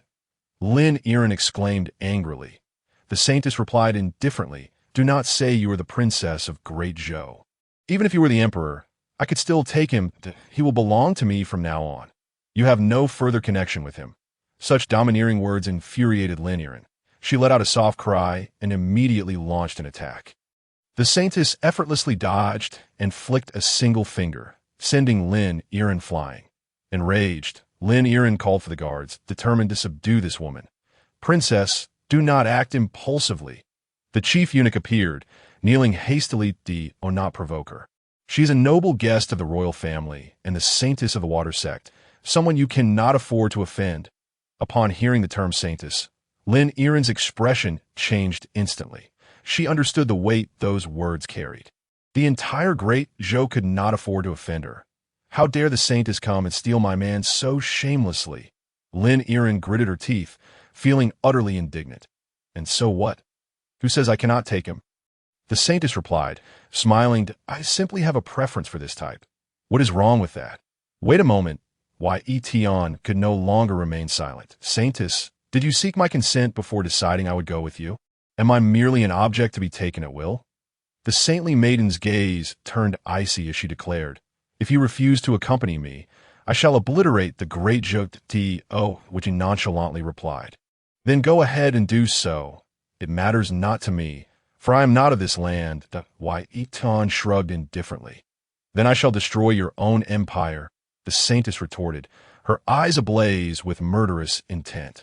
In that case, I must express my gratitude. I welcome you to annihilate the great Chu. Ye Tian responded. You are truly impervious to reason, are you not? The saintess scoffed coldly. Why, Ye Tian replied with a calm demeanor. I am a man who despises constraints. I yearn for freedom. Should you wish to be my woman, you must wait your turn. Perhaps on a day when I am in a favorable mood, I may consider your request. Upon hearing this, the saintess erupted into laughter, for she had never encountered a man so audacious. Very well, I admire your spirit. You are indeed a person of exceptional fortune. Remember my name. I am Han Bingji. This prince cannot remember such trivialities. Ye Tian shook his head. Han Bingji laughed in exasperation. Had she not been drawn to such a type, she would have shattered him with a single strike. I shall return another day, and then I shall shower you with my affection, she said with a wicked smile before turning to leave. What a lunatic! Lin Yiren fumed, her anger palpable. Are all sex saintesses of such character? Boldly stealing another's fiancée. How shameless. Ye Tian too found the saintess somewhat questionable. Their first encounter, and she already desired to be his woman. His damned charm proved impossible to conceal. Before long, Ye Tian followed Lin Yiren to the queen's chamber. Here, special precautions had been taken. Sunlight scarcely penetrated, and only the faint glow of candlelight illuminated the room. Mother, how do you fare? Lin Yiren approached. From a distance, Ye Tian observed a regal woman whose features bore a striking resemblance to Lin Yiren. Prince Ye, come closer. I have long heard of your remarkable talents. You have penned a poem that has astonished the world. The queen beckoned. As Ye Tian stepped forward, the queen scrutinized him, a smile gracing her lips. Not bad, quite handsome, a fitting match for Yiren. However, I have heard you intend to break off your engagement. What is the reason? Ye Tian replied calmly. I do not appreciate being dictated to, especially when I harbor no affection for the royal family of Great Chu. I do not wish to heed their commands. The queen inquired, if Prince Yi were to leave, where do you intend to go? Ye Tian answered, I shall wander the world, seeking adventure.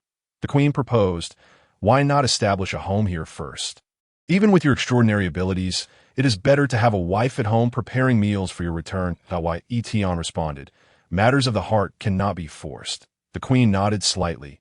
Prince Yi, being young and talented, this small place of Great Zhou cannot possibly contain a dragon such as yourself. The MOU Academy will serve as the most significant springboard in your life. I wish to ask a favor.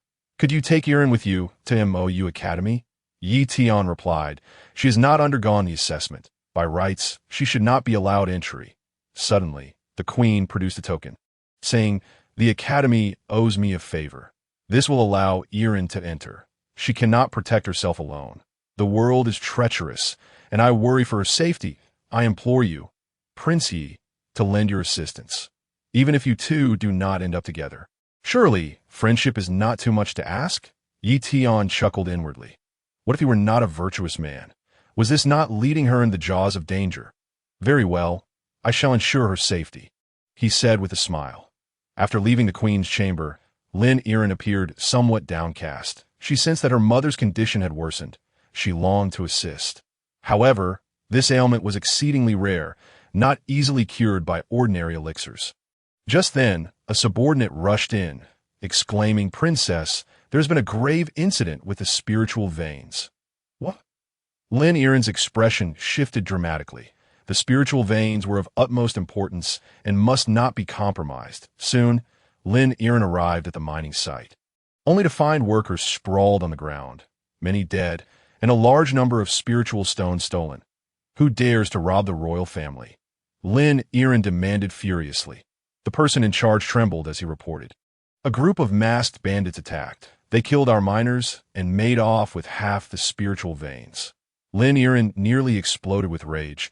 These brigands were exceedingly audacious, and she vowed to personally eradicate these scoundrels.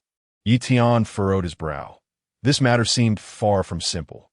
Wait a moment, he interrupted the impulsive Lin Yiren, and ordinary bandits would possess such audacity. Soon, Lin Yiren calmed down, realizing that these were no common thieves. Who could it be? She pondered. Princess, we have captured one of the bandits. Excellent.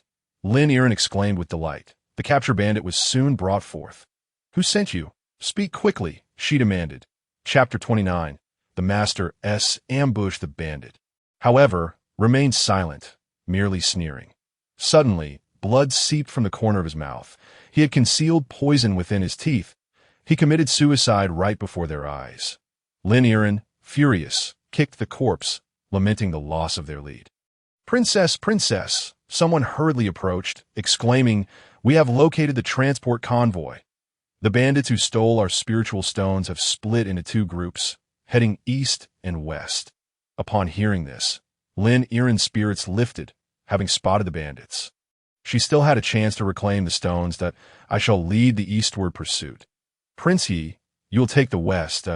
If you manage to intercept them, all the spiritual stones will be yours. Lin Yiren urged eagerly.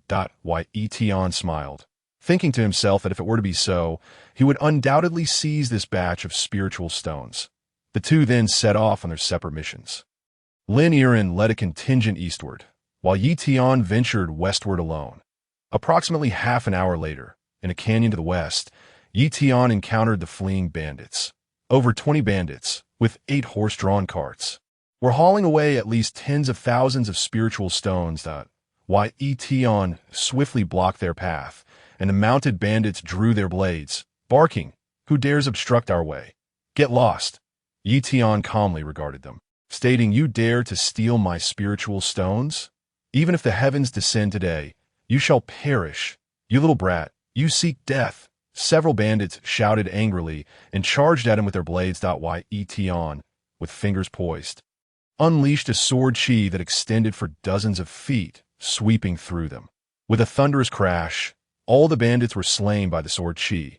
After effortlessly dispatching them, Ye Tian lifted the curtain of a cart, only to discover it was filled with stones. A ruse. Ye Tian was momentarily taken aback. In that moment of distraction, 2 figures appeared silently before him, exuding an aura of formidable energy. You are quite young, yet have already reached the master realm. Given another decade or so, you may become a being we all fear. One of the men remarked in a detached tone, his gaze as frigid as that of a corpse. Ye Tian focused on the two. Their presences were far from ordinary, imparting a significant sense of pressure upon him. Two masters. Ye Tian discerned their formidable levels, realizing why they exuded such confidence. You are deliberately waiting for me, aren't you? Ye Tian said with a smile. You have set a trap for me. I am curious as to how you knew I would come this way. You even arranged for 2 masters to await my arrival. The man's tone dripped with sarcasm. Feel free to ponder. Perhaps the princess is also being awaited by 2 masters in her direction. Upon hearing this, Ye Tian's heart sank. If there were 2 masters in the east as well, then Lin Yiren was in grave danger. The opposing force consisted of mere 6th-grade warriors, who were far from masters. Should they encounter 2 masters, survival would be improbable. He had to rescue her. He could not allow Lin Yiren to perish so soon. Step aside. Do not block my path, Ye Tian commanded as he turned back. The 2 masters coldly obstructed his way, their tone indifferent. Want to leave? First, you must leave your head behind, Ye Tian retorted coolly. I acknowledge my good looks, but there is no need to take my head back for admiration. Is there? The 2 masters exchanged glances, their expressions darkening. Simultaneously, they thought, is this Ye Tian out of his mind? Seeking death, the 2 unleashed a terrifying aura, and in an instant, the winds howled, a tempest swirling around them. They surged forward with overwhelming force. Ye Tian, with a smirk, gathered sword chi at his fingertips and unleashed it with great ferocity. The 2 masters' protective chi could not withstand the onslaught. The sword chi pierced through their chests. You The two masters' faces contorted in terror. Had they truly been slain by a single blow? You are not a master? Before they could finish their words, they fell lifelessly to the ground. Ye Tian stared in astonishment at his fingers that he had miscalculated his strength, and they had perished. You are far too weak, I still have questions to ask. Ye Tian found himself at a loss for words regarding these two fellows. He had initially believed them to be formidable experts, given their display of confidence. However, they turned out to be nothing more than two mediocre individuals. Shaking his head, Ye Tian promptly made his way eastward, hoping he wasn't too late. That very moment, Lin Yiren, accompanied by her subordinates, had already caught up with the fleeing bandits. Halt! Return the spirit stones to this princess. Lin Yiren shouted furiously. This audacious group had dared to steal her belongings. Seize them! Without any hesitation, Lin Yiren ordered her men to take action. The bandits, possessing considerable strength, were mostly around the 4th or 5th rank in martial prowess, with their leader being a formidable 8th rank expert. An 8th rank master could easily deal with 100 heavily armored soldiers. Nevertheless, Lin Yiren's subordinates were also elite warriors, armed with their fire guns. They quickly overwhelmed the bandits, leaving only 3 or 4 alive. Who sent you? Who is your mastermind? Lin Yiren interrogated. Come closer. Let me have a look at your sisters. When the bandit sneered, a lewd grin plastered on his face. Lin Yiren's expression turned icy as she pierced his heart with her sword. Who sent you? She demanded, her gaze shifting to another bandit. The second bandit burst into laughter. Such a fierce beauty. My grandfather wishes to have you dead. With a swift motion, Lin Yiren dispatched him as well. Kill them all. Frustrated and unwilling to waste more time, she ordered her subordinates to eliminate the remaining bandits. In a matter of moments, all the bandits lay slain. Approaching the cart, Lin Yiren lifted the lid, only to find it filled with rocks. Her expression darkened instantly. Where had her spirit stones gone? Suddenly, anguished cries erupted. Turning around, she was horrified to see her dozens of subordinates transformed into cold corpses, all slain by a flying sword. The sword hovered silently in the air, blood dripping from its blade. Then a figure clad in black robes descended slowly from above, stepping onto the sword's hilt, with hands clasped behind his back. He regarded Lin Yiren from a lofty position, his gaze icy and devoid of warmth. Lin Yiren's expression turned grave. This was an individual she could not afford to provoke. Who are you? Why have you stolen my spirit stones? She inquired. The mysterious figure raised his hand, and in the next instant, the flying sword shot towards her brow. Lin Yiren's face paled as she swiftly rolled aside, the sword grazing her arm and leaving a bloody mark. Terror gripped her heart. The one controlling the sword possessed unimaginable strength. She turned to flee, but escaping from such a powerful adversary was utterly impossible. In the blink of an eye, the sword was poised at her forehead. An aura of death enveloping her. I'm done for. At this critical moment, Lin Yiren crushed the life-saving talisman in her hand. A barrier swiftly formed before her. When the sword struck, it was deflected by the shield. Seizing the opportunity, Lin Yiren retreated hastily, but within a breath, the barrier was torn apart. Oh, you possess talismans. However, their power is insufficient. They can only block one strike, the mysterious figure remarked, his voice laced with surprise. With a flick of his sleeve, he unleashed a torrent of true energy that slammed into Lin Yiren. Blood gushed from her mouth as she collapsed to the ground, her face ashen, gradually succumbing to unconsciousness. The mysterious figure raised his arm, directing the flying sword towards Lin Yiren's head, ready to strike. Just as it appeared her head would be severed, a streak of light shot forth, colliding with the sword and sending it careening away. Who dares to interfere with my affairs? The mysterious figure spat coldly, while Ye Tian approached nonchalantly, declaring, This prince has come to rescue the fair maiden. What's the matter? Are you feeling dissatisfied? The mysterious figure's gaze turned venomous as he sized him up. You must be the son-in-law summoned by the great Zhou, a mere freeloader daring to speak so boldly. Die. The figure commanded the flying sword to lunge at Ye Tian's throat, with effortless ease. Ye Tian pinched the sword between his fingers, leaving the mysterious figure astonished. How is he doing this? This worthless sword. I have no use for it. Ye Tian remarked nonchalantly before snapping the blade between his fingers. Here, take it back. That he flung the broken sword back, and the mysterious figure raised his hand to block it. But the shattered blade pierced through his protective true energy, forcing him to dodge just in time to avoid a fatal blow. Cold sweat broke out on the mysterious figure. What just happened? I nearly fell victim to my own weapon. You worthless son-in-law, how do you possess such strength? The mysterious figure glared at Ye Tian, disbelief written all over his face. The reports had not indicated this. The boy not only had the ability to cultivate, but was formidable enough to conceal his true power. The Ye Tian replied coolly. What you've seen is merely what this prince chose to reveal. That I never claimed I couldn't cultivate. All of this is your own conjecture. The mysterious figure let out a derisive laugh. Flattering you a bit, and you think so highly of yourself. Do you truly believe that just because you can cultivate, you can stand on equal footing with me? Boom! The mysterious figure erupted with terrifying energy. A torrent of power shooting skyward, transforming into a massive tiger behind him. Ye Tian had never witnessed such a technique before. What kind of move is this? Rather than feeling fear, he was filled with curiosity at the sight of the tiger's phantom. How cool! The mysterious figure sneered coldly. Before you die, I shall inform you that this is the soul control technique, an 8th rank martial skill, a fine treasure indeed. Ye Tian responded. That martial skill of yours. I shall take it. Ha! You will soon be visiting the underworld. The phantom tiger behind mysterious figure let out a roar and lunged forward at Ye Tian rapidly dodged, but to his surprise, the tiger possessed a gravitational pull, catching him off guard. With a thud, Ye Tian was sent sprawling, followed by a flurry of claw strikes. Before long, he was plunged into a deep pit. The mysterious figure chuckled darkly. I'm granting you a merciful death. Consider it my kindness. Just as he turned to leave, a commotion arose from the pit. The mysterious figure trembled in disbelief and turned around at Ye Tian slowly emerged from the pit, his clothes tattered but unharmed.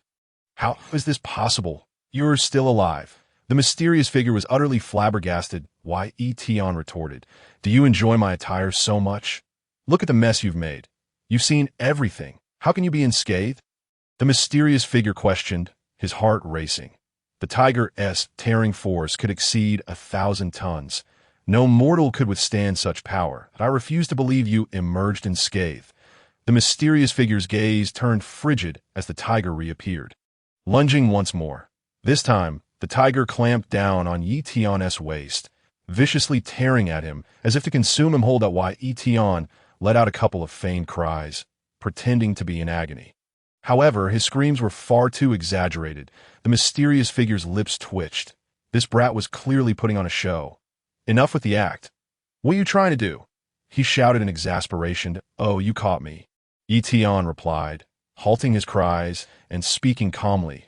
I thought my acting was quite convincing. The mysterious figure trembled with rage. From the beginning, this boy had been toying with him. He was furious. Die. With a deafening roar. The mysterious figure unleashed a powerful shockwave. In the next moment, countless flying swords surged from the ground, hundreds of them raining down on Ye Tian. Ye Tian dared not be careless, swiftly retreating as the swords relentlessly pursued him, offering no chance for escape. Let us see how you evade this time, the mysterious figure thought, a smirk on his face. Yet he soon found himself unable to smile. The swords he commanded suddenly froze in mid-air. The mysterious figure frantically poured forth true energy, but no matter how he tried to manipulate them, the swords remained immobile. Suddenly, they began to pivot, turning their aim towards him. The mysterious figure's heart sank. What was happening? Were they about to turn on their master?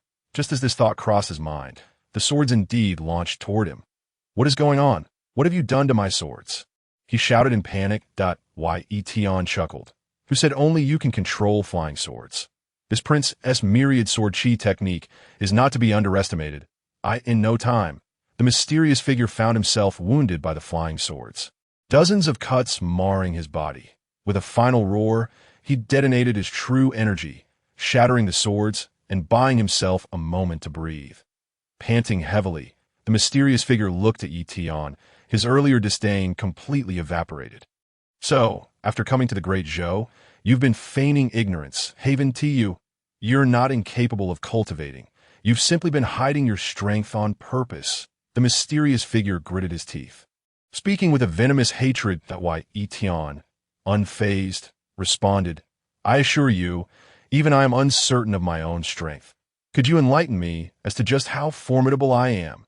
This statement, upon reaching the ears of the mysterious man, seemed a deliberate provocation. Little did he know that Ye Tian was genuinely unsure of the extent of his own powers. The man's face flushed crimson with rage as he thundered, Even if your prowess surpasses mine, you have no right to humiliate me in such a manner. Today, I shall surely slay you, worthless wretch. As he spoke, the mysterious figure swallowed a pill, and moments later, his internal energy coalesced into a magnificent arc. Soaring towards the heavens, with a thunderous roar that shook the very earth, a fearsome tiger, 100 times more terrifying than before, materialized behind him. Ye Tian raised an eyebrow, realizing this adversary was prepared to commit to a final, desperate strike. He could not afford to be careless. 10,000 sword chi technique, Ye Tian declared indifferently, and behind him manifested a surge of sword energy reaching 1,000 feet high. The 1,000-foot sword energy radiated from Ye Tian, shining like a blazing sun, dazzling and overwhelming. The mysterious man stood transfixed, his heart gripped by fear at the sheer ferocity of the sword intent. This attack was beyond his capacity to withstand. Flee, he cried, realizing that if he did not escape now, death would surely be his fate. Without even unleashing his final move, he turned to flee. Think you can escape? Ye Tian chuckled softly, contemplating that should he allow this man to escape, it would be akin to throwing himself against a slab of tofu. With a sweeping motion of his arm, the myriad sword energies surged forth like a tempest. Roar! The mysterious man unleashed the spectral form of the tiger behind him to intercept the oncoming sword energies. However, the myriad sword energies swiftly tore through the tiger's phantom, reducing it to mere fragments. Meanwhile, the mysterious man had already fled hundreds of miles away, finally managing to evade capture. He concealed himself in a secluded valley, secretly delighted, planning to expose Ye Tian's secrets upon his return, confident that others would come to eliminate him. Hiding here like a rodent, do you think this prince cannot find you? A detached voice echoed in his ears, akin to the grim reaper demanding his due. The mysterious man's heart sank in terror. By the time he lifted his gaze, it was already too late. The myriad sword energies ruthlessly ripped through his body. With a final scream, only a pile of bones remained where he once stood. Ye Tian smacked his lips, surprised to discover that after cultivating the body dominance technique, his strength had indeed increased significantly. He estimated that he now possessed the ability to contend with the Grandmaster. The distance to the land of the immortals was no longer far off. Suddenly, Ye Tian spotted a ring left on the ground. He picked it up and examined it, only to find that the stolen spirit stones were hidden within. Additionally, he uncovered several promising techniques. The soul control technique. Was such a thing truly in existence? Ye Tian's eyes brightened as he read the description of this technique. The soul control technique, an 8th-tier skill, allows the practitioner to manifest their true energy into a beastly spirit form behind them, usable for both offense and defense. However, utilizing this technique is exceedingly taxing on one's true energy, and excessive use may deplete one's lifespan. This seemed rather impractical for him. After perusing the description, Ye Tian felt that this technique might not be particularly suited for his needs. Yet, having acquired it, he resolved to practice it whenever time permitted. Even if it proved useless, one should never neglect practice. Within the ring, there were other items as well, some elixirs and relatively low-tier techniques. What is this? Ye Tian queried, having discovered a broken sword in a corner. The sword was only as long as a forearm, covered in rust, appearing to have been discarded for ages, with a casual strike. He found the nearby stone crumbled like tofu. Its sharpness was quite impressive that a single strike would surely inflict grievous wounds upon an enemy. Ye Tian chuckled, deciding to make use of it for the time being. To his surprise, this encounter had yielded unexpected rewards, and he had no intention of returning the spirit stones to Lin Yiren. He would keep them for himself. Subsequently, Ye Tian returned to his previous location and lifted the unconscious Lin Yiren. Just as he was about to depart, Two figures approached. "The sword intent has dissipated here," remarked an elder with white hair. "It seems we are too late." The elder then turned his gaze towards Ye Tian, inquiring, "Did you notice any suspicious individuals?" Ye Tian shook his head. The elder frowned slightly, stating, "We are from the Xinjiang sect. It would be wise not to deceive us." Another companion chimed in. "That sword intent was akin to what we sensed earlier. That senior must still be in the vicinity of the Great Zhou. He has not left. Where could this person be from? Could he be targeting our Xinjiang sect?" The elder's expression darkened. "Should it indeed be so, preparations would need to be made to Ye Tian prepare to leave." The elder spoke again. "The woman in your arms is the princess of the Great Zhou, is she not? If you bring her to our Xinjiang sect, we possess the means to heal her." Why, Ye Tian hesitated for a moment before nodding in agreement. The Xinjiang sect is situated atop Xinjiang Mountain, with approximately 3,000 disciples. That it was Ye Tian's first visit to the sect, and he was filled with curiosity as he surveyed his surroundings. Suddenly, he witnessed individuals soaring through the air on their swords, leaving him in a state of shock. "Oh, it is possible to fly." Ye Tian muttered to himself that of course. The elder who had brought him replied nonchalantly, "Once one grasps the technique, they can soar on their swords. That I wish to learn." Ye Tian exclaimed with excitement, envisioning the freedom of traversing the world. "To learn, one must join the sect. However, judging by your aptitude, I fear there is little hope." The elder retorted with a mocking smile, though Ye Tian snorted, undeterred. He was determined to find a way to learn. After several hours, Lin Yiren, having received treatment, awoke. "I can't believe I'm alive. I'm still here." She sighed in relief, having narrowly escaped death. To her astonishment, the Xinjiang sect had come to her aid, which puzzled her, as the sect was known for its cold demeanor. In the Great Zhou, only the crown prince had any ties to the Xinjiang sect. Why would they choose to help her so readily? At that moment, a man of remarkable presence entered, asking, "Are you feeling well?" Lin Yiren did not recognize this man, but felt a strange familiarity. "Princess Lin, this is our sect's leader," her companion informed her.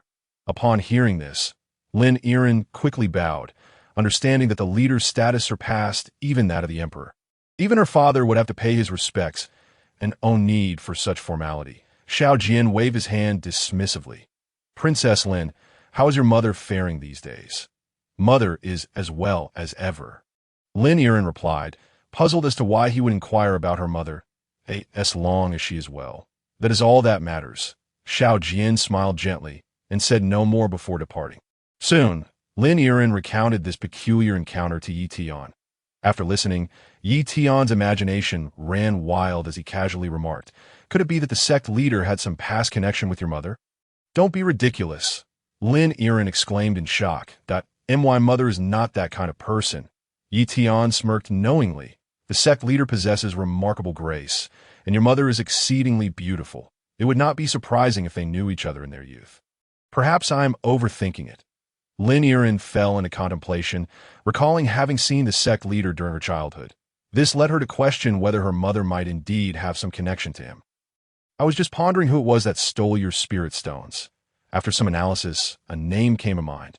"Would you care to hear it?" Ye Tian inquired. "Who?" she asked. "I am my fifth or sixth brother?"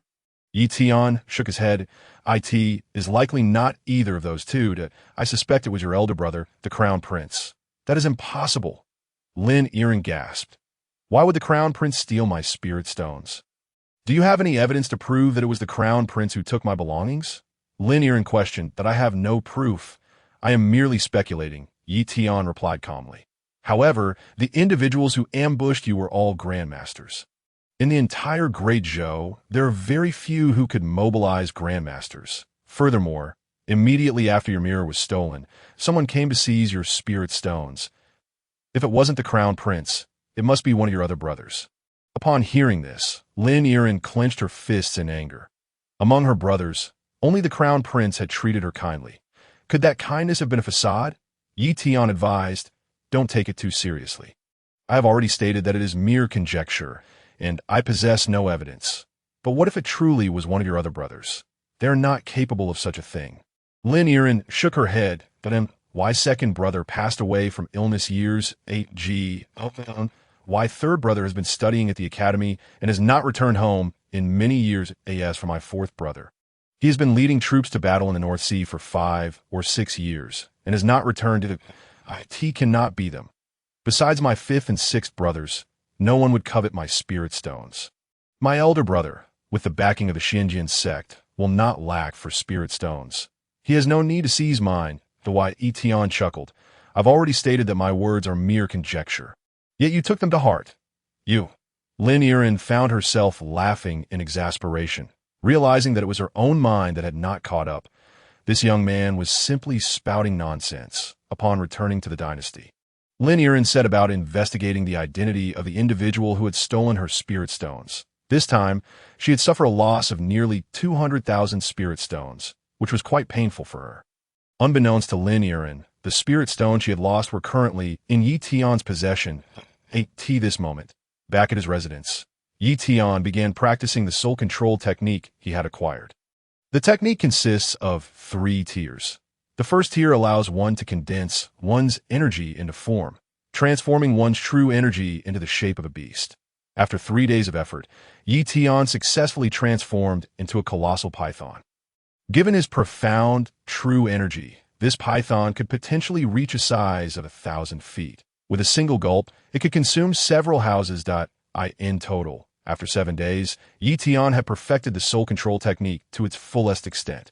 Now, I can condense the forms of 7 or 8 beasts that I possess both offensive and defensive capabilities, significantly enhancing my strength.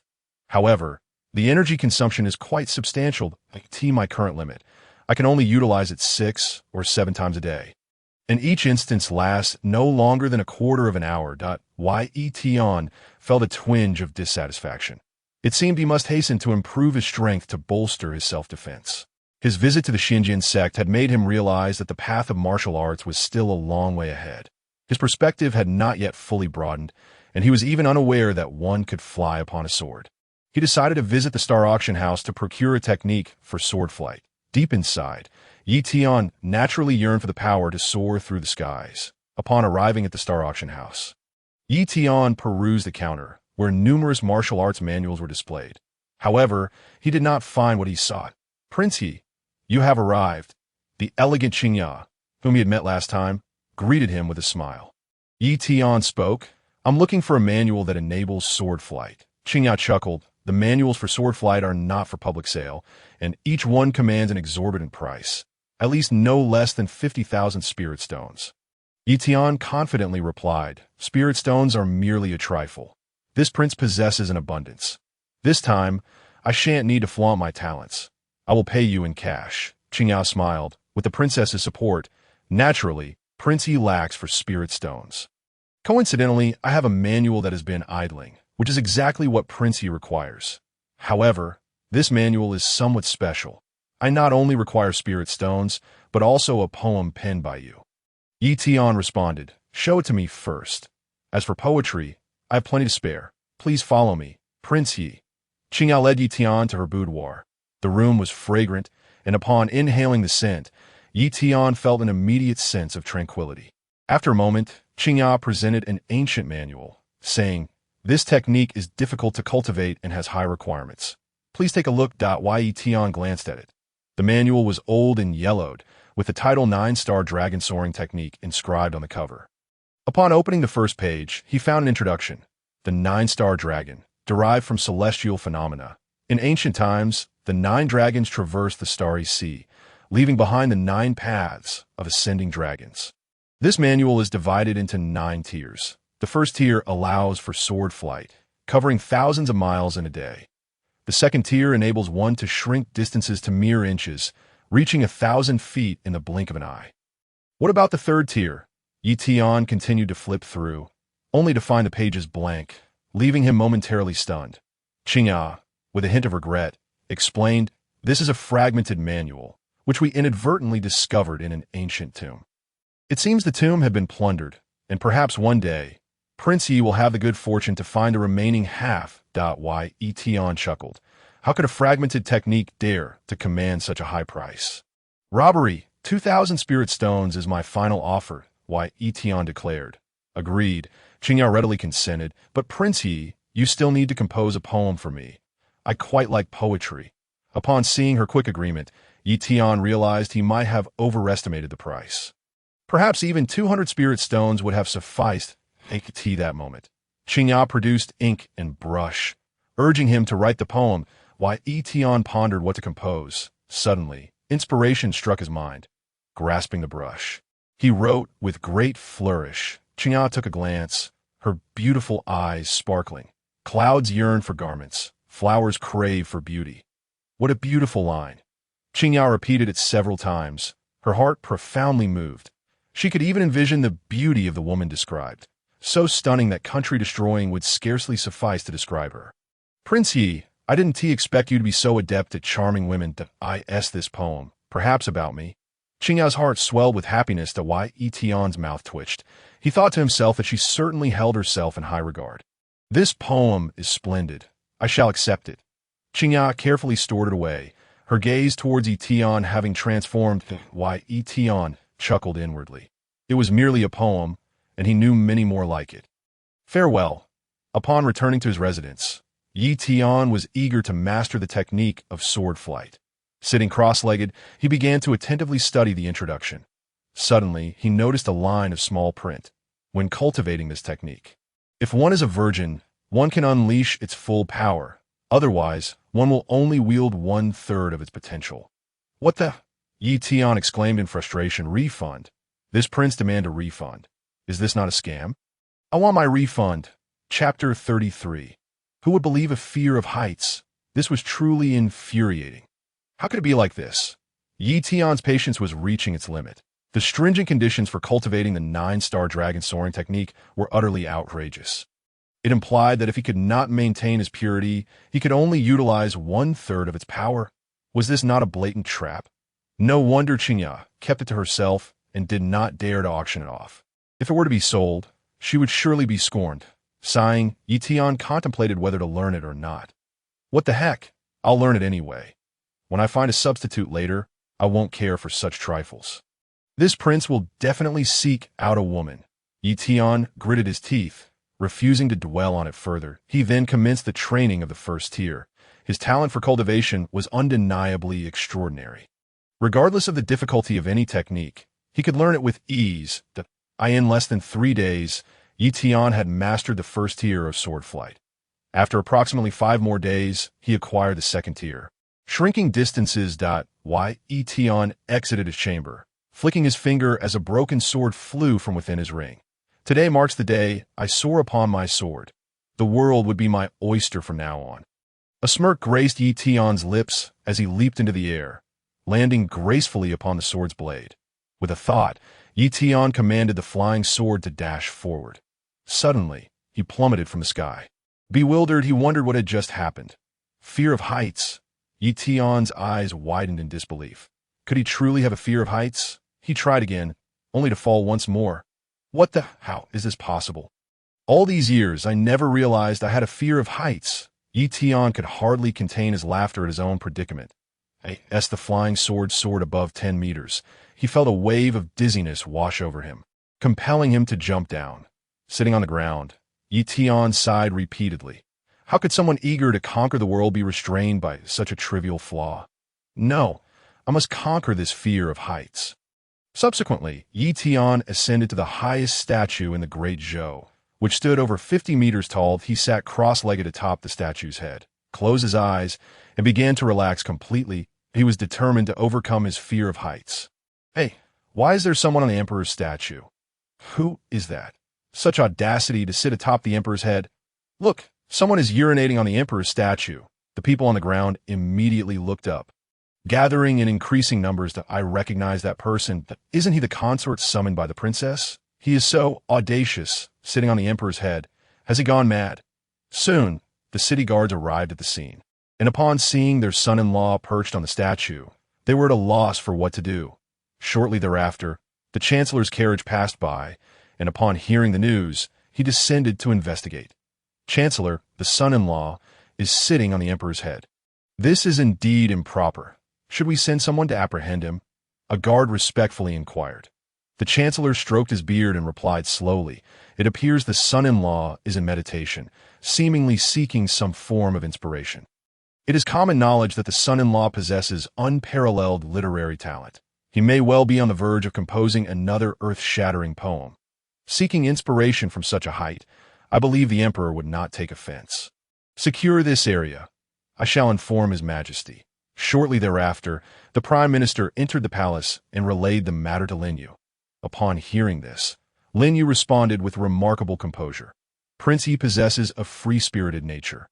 Let him be, that if he can indeed compose excellent poetry once more, it would only benefit our Dezhou literary circle. Your Majesty, I bring joyous news." A eunuch hurriedly entered, a radiant smile adorning his face.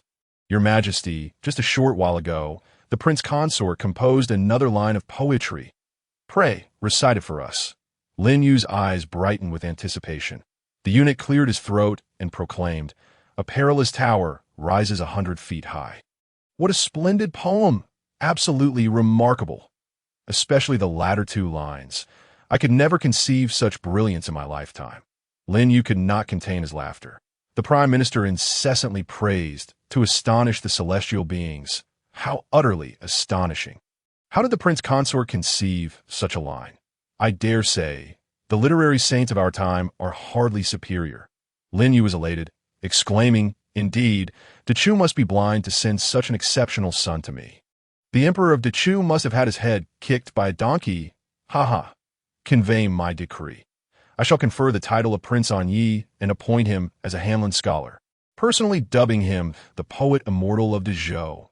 Upon hearing this, the prime minister immediately interjected, "Your Majesty, this is utterly unwise. The position of Hanlon scholar is unique. With only 2 incumbents, should a third be appointed, it may lead to complications." "Not at all."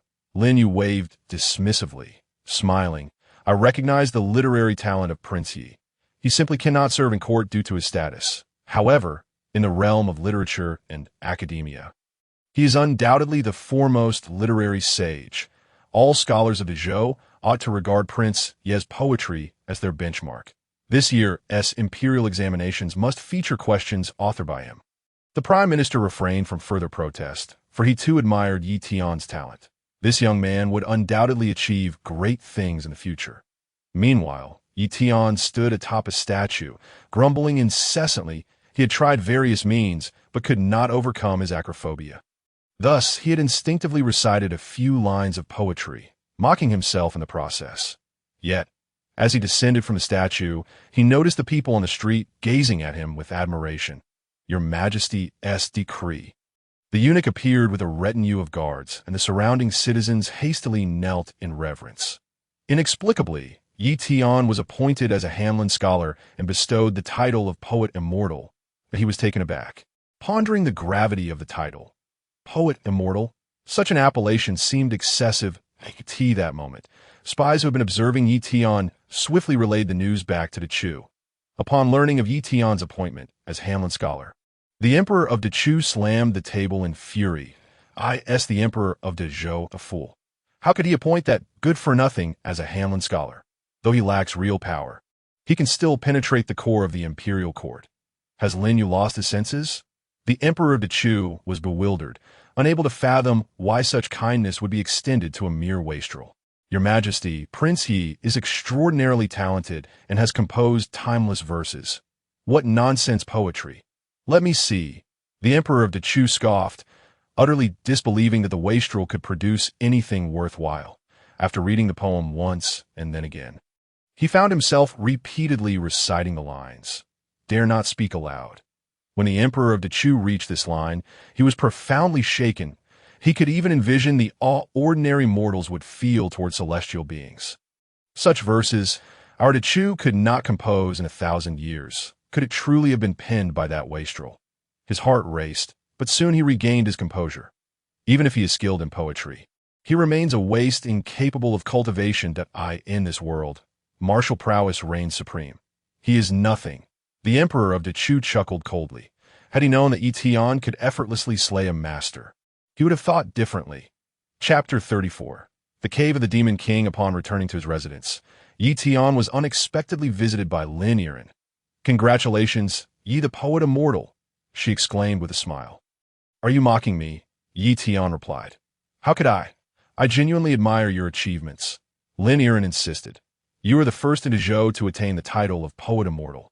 Your poetic prowess is unparalleled. And my father has even made you a Hamlin scholar. Do you understand the significance of this title in Zhou? Ye Tian shook his head, entirely unaware. Lin Yiren elaborated, there are only two Hamlin scholars. Both longtime friends of my father, wielding significant authority. Their status rivals that of the prime minister.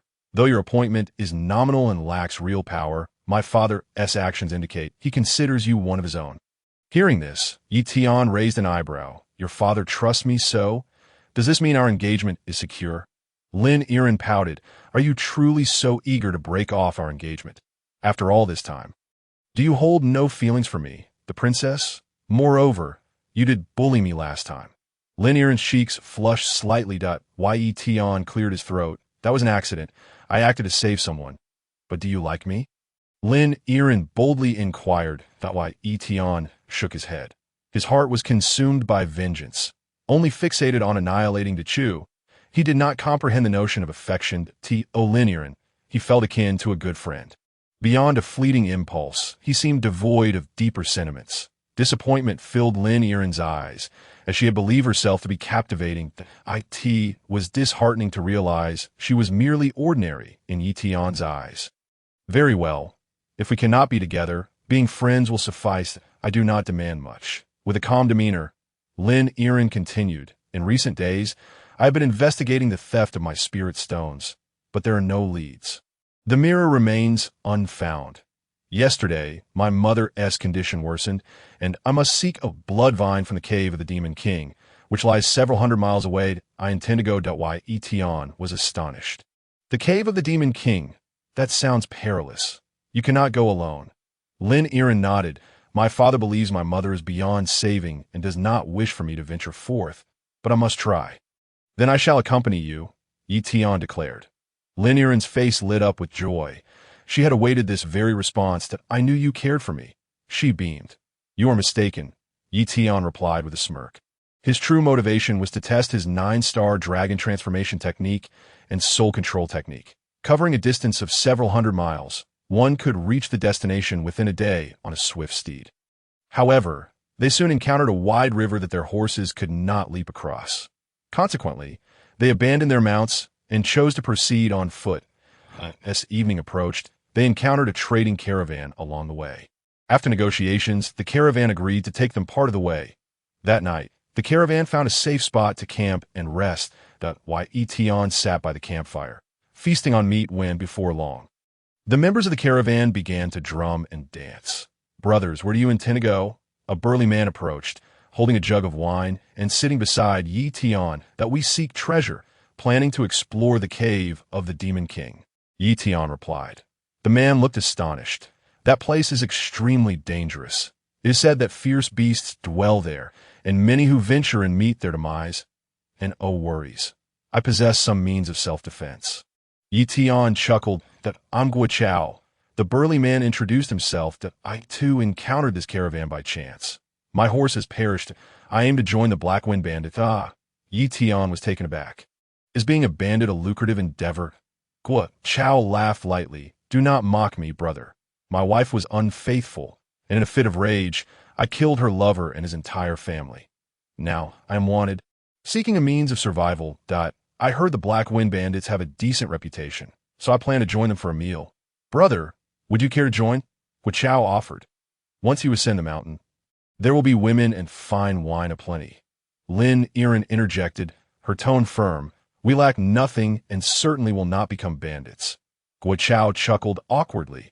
I mistook you for siblings. My apologies for the intrusion. He rose and departed. Ye Tian laughed. Princess, I find being a bandit quite appealing. I might just give it a try. You jest. With your talents, you could thrive anywhere, Lin Yiren replied with a smile. Once you attend the MOU Academy. I fear the elder sisters there will all be captivated by you. Ye Tian chuckled. Who could argue with that? As the sun began to rise in the morning, Ye Tian and Lin Yiren set off once more. This time, they successfully located the Demon King's cave. Standing at the entrance, they felt a refreshing breeze wafting towards them. Lin Yiren, her expression grave, spoke. Inside it twists and turns, with countless bends that it is said that the depths reach tens of thousands of meters, leading to an unknown dark world beneath the earth. We must follow the map closely and not stray. If we get lost in there, we may never find our way out. With that, Lin Yiren produced the map, ignited a torch, and took the lead. For the first few hours, their journey proceeded relatively smoothly, with their destination not far ahead. However, they soon encountered peril that a bat, the size of a wild boar, suddenly attacked, biting Lin Yiren's arm. Ye Tian reacted swiftly, delivering a powerful punch that obliterated the creature. Lin Yiren grimaced in pain, clutching her arm as the venom swiftly spread to her neck. She quickly swallowed an antidote pill, which alleviated the toxicity. This bat possessed strength comparable to a 6th-tier martial artist. Such a threat was indeed alarming that we cannot linger here. It is too dangerous. Lin Yiren asserted solemnly that Ye Tian nodded slightly and replied, "The target is within reach. We will arrive shortly, retrieve the item, and return." After a brief respite, the pair ventured deeper into the cave. Suddenly, a terrifying roar echoed through the darkness. The sound was so chilling that their hair stood on end, sending shivers down their spines, as if a vengeful spirit were wailing in their ears. Lin Yiren was so frightened that she became momentarily paralyzed. Ye Tian furrowed his brow, pondering what monstrous creature could produce such a fearsome sound, even eliciting a chill from within him. Suddenly, the cave began to tremble, and a creature with the body of a lion and the face of a man emerged from the shadows. Lin Yiren gasped in horror. It's the ghost-faced Lion King, equivalent to a Grandmaster-level human warrior. We're doomed. Ye Tian aligned his fingers, channeling sword energy, preparing to engage in combat. Yet, unexpectedly, the ghost-faced Lion King ignored them entirely, leaping aside in haste and fleeing. Glancing back in fear, as if evading some dreadful entity, Ye Tian's gaze fixated on the dark cave, questioning what beast could instill such terror in a Grandmaster-level demon beast. Chapter 35. An unexpected harvest before long. The horrifying howls grew nearer. Within the dark cave, a shadow flickered, exuding an unsettling aura. Lin Yiren's heart raced, instinctively clutching Ye Tian's arm in anxiety. Ye Tian's expression grew serious, his internal energy surging wildly. The creature about to reveal itself was undoubtedly formidable, perhaps even beyond his capabilities to combat. As a plume of black smoke dissipated, the monster's true form emerged. Both Ye Tian and Lin Yiren were taken aback. The creature had indeed manifested, but it was nothing like they had anticipated. It was no larger than a small dog, and rather than being ferocious, it appeared endearingly innocent and adorable. Ye Tian was astonished. Could this adorable creature truly be the source of the terrifying cries? Yi Huangzi, I can't be mistaken, this is far too cute. Lin Yiren's face lit up with joy as she scooped up the little being. Ye Tian scrutinized the creature, noting its lion-like exterior but with horns atop its head. Was it a dragon? A qilin? Or perhaps a qiongqi? He couldn't ascertain its true identity. What are you staring at? Have I mesmerized you? Suddenly, the little creature spoke, startling Lin Yiren, who dropped it in shock. Ye Tian, too, unleashed a wave of sword energy, prompting the creature to yelp in pain. Don't hit me. It hurts. What manner of creature are you? Speak quickly, or I shall slay you. Ye Tian threatened, his eyes gleaming with menace, the sword energy radiating a chilling aura. I am no mere creature. I am a divine beast, the little being declared proudly. Listen well, you insignificant humans. I am a divine beast, understand? A divine beast? Ye Tian mused. I've never heard of such a thing. I wonder if roasting you would yield delectable meat. How dare you? You wish to eat a divine beast. The little creature was instantly terrified, its short legs scurrying in panic. However, Ye Tian swiftly grasped the nape of its neck, lifting it effortlessly. Its 4 tiny paws flailed in the air like a frantic swimmer. Release me! Let go of this lord! It then exhaled flames, nearly igniting Ye Tian in the process. How intriguing, Ye Tian remarked with a smile, realizing that this little creature's strength seemed rather feeble. equivalent to a fourth or fifth-tier martial artist. Yet, how had it managed to frighten away that grandmaster-level demon beast? Henceforth, you shall be known as Xiao Bai. Submit to me and become my companion to D. Oh, you have any objections? Ye Tian inquired indifferently. I do. The little creature protested. I am a divine beast. How dare you suggest I be your plaything? With a swift motion, Ye Tian smacked it, rendering the creature compliant. Xiao Bai, do you know where the blood vine is located? Ye Tian asked. Reluctantly, Xiao Bai replied, the blood vine is deeper within. That is my sleeping den. What do you intend to do? We require the blood vine. Bring it to Ye Tian commanded from now on. You shall accompany me wherever I go. This lord will surely perish of hunger unless there are beautiful maidens. Xiao Bai's eyes gleamed with a newfound interest at Ye Tian, realizing this creature's unexpected proclivity. Struck it again, silencing its protests as it led them to its lair. Soon, they arrive at a modest cavern filled with a rich aroma. Ye Tian surveyed the area and was astounded to discover a vast spirit spring. A spirit spring, Ye Tian exclaimed. Taken aback, 0.1 drop of spirit liquid could last for ages and even facilitate breakthroughs. Before him lay an entire pool filled with pure spirit liquid. How much spirit liquid could this possibly contain? Lin Yiren was equally astonished. 0.1 drop of spirit liquid is worth dozens of spirit stones, and this spring is likely more valuable than several veins combined. What is so special about this worthless thing? Xiao Bai scoffed, then lifted a hind leg and urinated into the pool. To their shock, the liquid that flowed out was spirit liquid, a divine beast that produces spirit liquid. The news would send the entire Tianwu continent into a frenzy. Lin Yiren was utterly dumbfounded, collapsing onto the ground in disbelief. Now you see how impressive I am, you unworldly humans. Xiao Bai stood proudly, its front paws crossed like a person, baring its teeth in an arrogant display. Ye Tian's gaze remained fixated on the spirit liquid. He was determined to claim it. Whether for personal use or other purposes, this was an invaluable treasure. Think that a quest for a blood vine would yield such an extraordinary bounty. With a casual wave, he attempted to store the spirit liquid in his ring. Ye Tian soon realized that liquids could not be directly stored in the ring. They required a container. You have no bottles.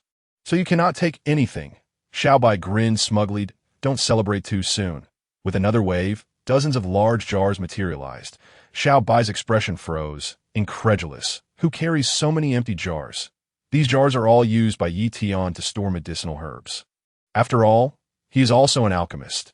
Once the spiritual liquid was stored, Ye Tian felt an immense joy within him.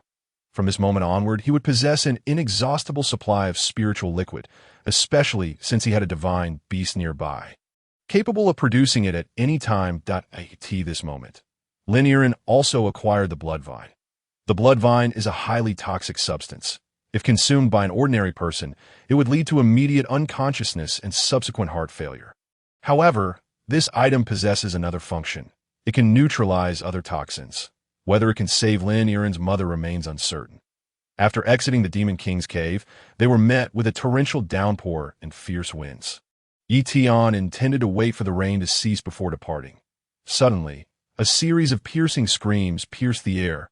Moments later, several corpses were hurled from a distance, crashing heavily at their feet. Upon closer inspection, Ye Tian recognized the bodies as those of the merchant caravan they had encountered not long ago, their remains brutally torn apart, as if by some monstrous teeth. Just then, a heavy, breathing sound echoed, causing Ye Tian to feel a significant drop in temperature around him. He looked up to see a snow-white beast slowly approaching them. This beast emanated an intensely frigid aura, freezing even the raindrops in midair. It was the ice snow ape. They were in grave trouble. Lin Yiren gasped. This beast can freeze an entire city. It is extremely terrifying. Chapter 36. The Black Celestial Dog. Prince Yi, what shall we do next? Shall we fight or flee? Lin Yiren's gaze was fixed on Ye Tian, seeking his decision. With a casual wave, a broken sword appeared in Ye Tian's hand as he calmly replied, "Let us fight.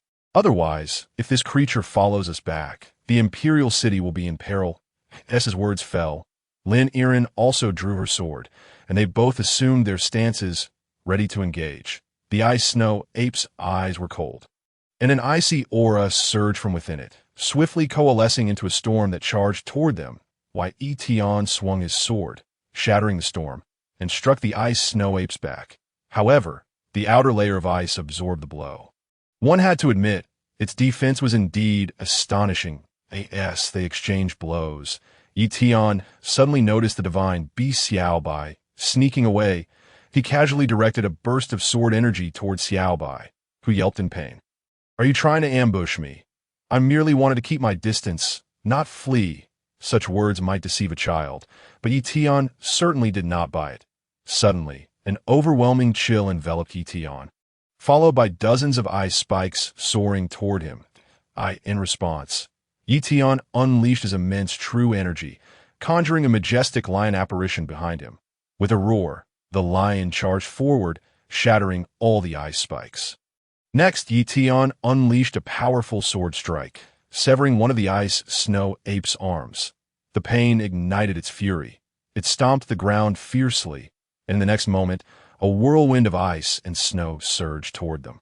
"Thousand sword technique," Ye Tian shouted, gathering an immense amount of sword energy behind him, creating a sea of blades suspended hundreds of feet in the air. Subsequently, the myriad blades surged forth to clash with the ice storm. Upon impact, a violent explosion shook the entire mountain range.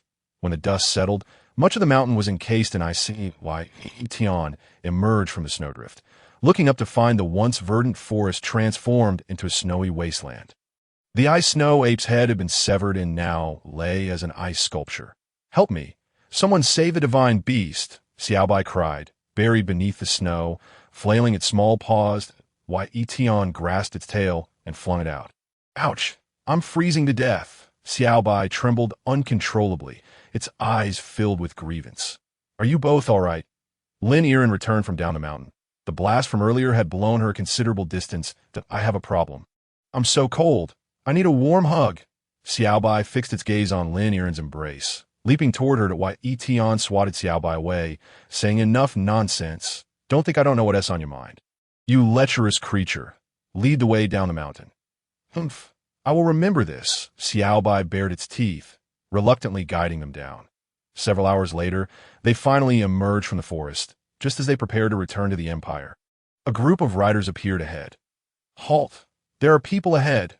The one-eyed leader scrutinized Ye Tian before turning to Lin Yiren, declaring, "Kill the man, and the woman shall be taken as our captive. You're the dog."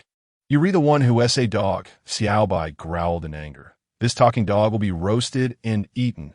The one-eyed man laughed heartily. However, in the next instant, his laughter ceased as a broken sword cleaved through his neck.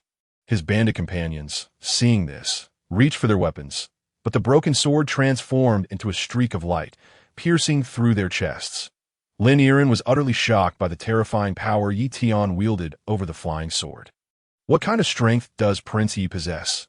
Not only can he write beautiful poetry, but his combat skills are also formidable. The great Chu truly is blind to such talents, Lin Yiren remarked. Ye Tian replied nonchalantly, "Don't mention great Chu. Calling them swine would be an overestimation." The two suddenly, Ye Tian summoned the countless strands of true energy within him and leaped 1,000 zhong in a single stride, forcefully unleashing the sword chi from his hand. With a clang, the sword chi struck the body of the black celestial dog, producing a metallic clash, causing the creature to be violently pushed back. As the black celestial dog prepared to retaliate, the sound of a dragon's roar echoed within Ye Tian once more.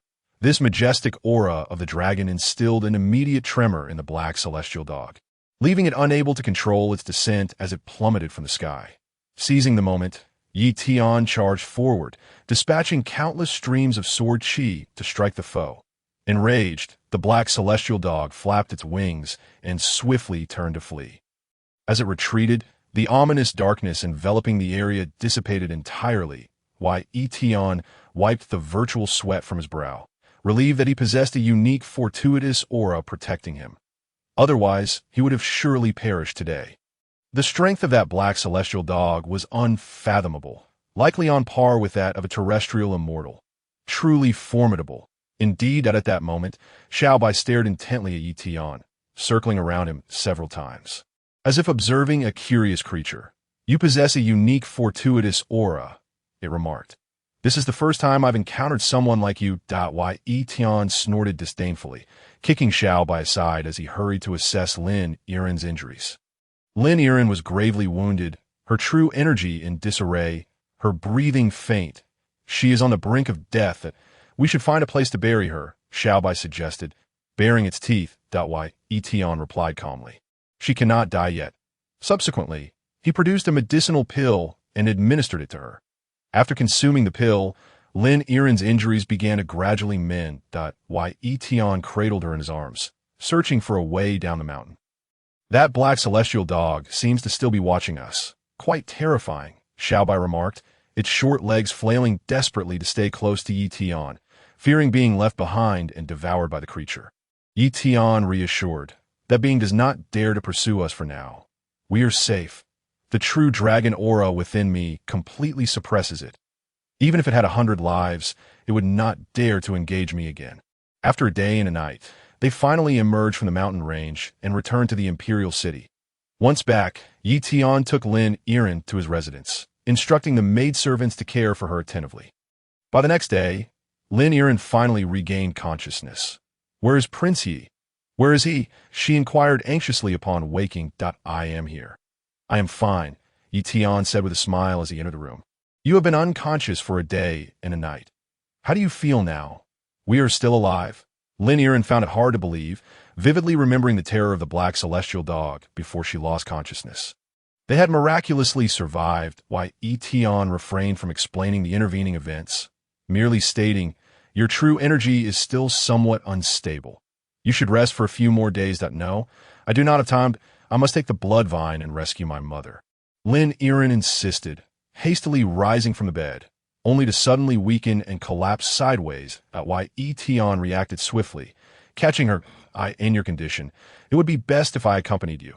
Thank you, Lin Yiren said, her eyes brimming with gratitude as she linked her arms with Ye Tian's.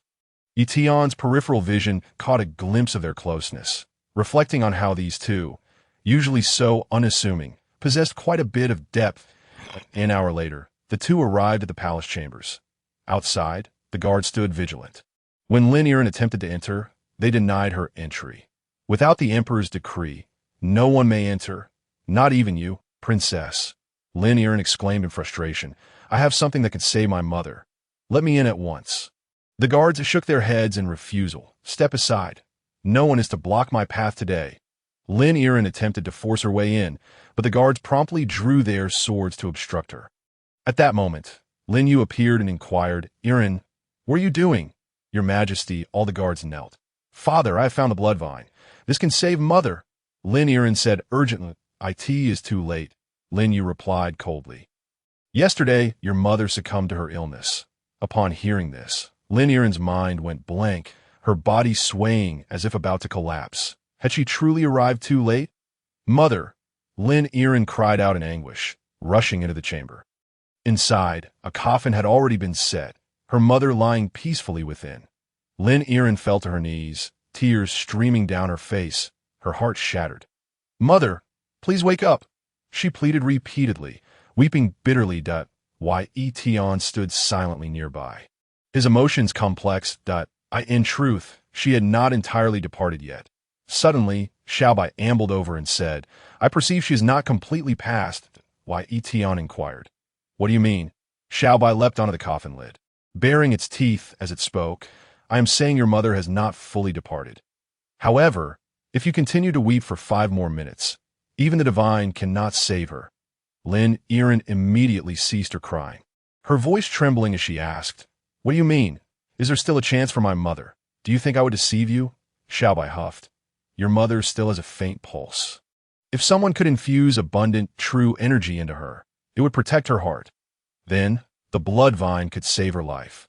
Upon hearing this, Lin Yiren's face lit up with hope as she dashed out of the room, exclaiming, Father, mother can still be saved. Enough of your nonsense. Your mother has already. Lin Yu began, assuming his daughter was merely in denial due to excessive grief. It is true. Father, I am not lying. If only she could receive substantial true energy, it would safeguard her heart. Father, please summon the national master to assist. Lin Yiren urged desperately. Lin Yu's gaze was filled with skepticism. The royal physician had already declared her beyond salvation. Could there truly be a chance? Yiren, you should rest. I will take care of your mother's affairs, he sighed. Lin Yiren, overwhelmed with tears, continued to plead, Father, everything I say is true. Hurry and call someone. It may be too late. Sister, what are you doing? The Crown Prince Lin Jianfeng entered the room, stating, Mother passed away yesterday. We must accept this reality. That is not the case. Brother, there is still hope. Mother can still be saved. Please, help me. Infuse your true energy into her. Lin Yiren pleaded fervently. Yet, Lin Jianfeng remained unmoving, showing no intention to assist. Father, I beg you, Lin Yiren said, choking on her words as she knelt. Yiren, face reality, Lin Yu sighed. Lin Yiren's eyes turned red in an instant. Unable to fathom why her father and brother refused to believe her. Was it disbelief, or perhaps a reluctance to help? Or did they simply not wish to save her? Chapter 38. Shocking Secrets. Why? Why do you refuse to save her? Lin Yiren's gaze brimmed with resentment. She could not comprehend why her father and brother failed to trust her. Lin Yu stated coolly, Yiren, you are exhausted and your mind is clouded. You do not know what you are saying. Guards, take the princess away to rest. Stop. I dare anyone to touch me. Lin Yiren seethed with rage. Father, your disbelief is one thing, but why does brother not trust me either? If you would only lend your energy to mother, she could be revived. Why do you refuse? Preposterous. Lin Jianfeng replied calmly. The physician declared yesterday that mother has passed. What further nonsense do you speak? Moreover, I must leave for the MOU Academy in 2 days. If I were to expend my true energy, it would diminish my cultivation and I might take months to recover. The fate of the great Zhou dynasty rests solely on my shoulders. Do you expect me to gamble the entire dynasty for this? Lin Yiren trembled with rage, realizing the terrifying nature of the royal family. She had previously thought her father and brother cared for her. But for their own interests, they were willing to allow her mother to die that moment. Her heart brimmed with hatred. In the room, Ye Tian listened intently to their conversation. It appeared that in any realm. The royal family was devoid of emotion. Why, Ye Tian scoffed. Do not speak of royalty. Your pitiful humanity is largely the same. Xiaobai expresses disdain. I have witnessed the cruelties of the world. Even blood relations can turn against one another for a treasure, willing to kill their own kin without hesitation. However, I still advise you to intervene and save her. Intervene? Ye Tian glanced at the queen's corpse. Xiaobai elaborated, I can see your true energy is abundant. Infusing it will have no adverse effect. Moreover, doing so will benefit you. What benefit?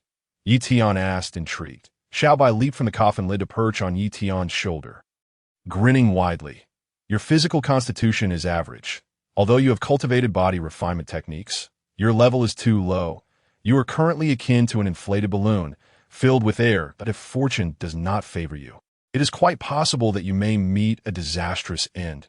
You should dissipate some of your true energy, seek another opportunity, and cultivate a more powerful body refinement technique, which would allow your true energy to stabilize completely. Ye Tian's gaze flickered. He was indeed aware of this himself. The cultivation rewards granted by the system had yet to be fully absorbed by him, all due to his body's current limitations.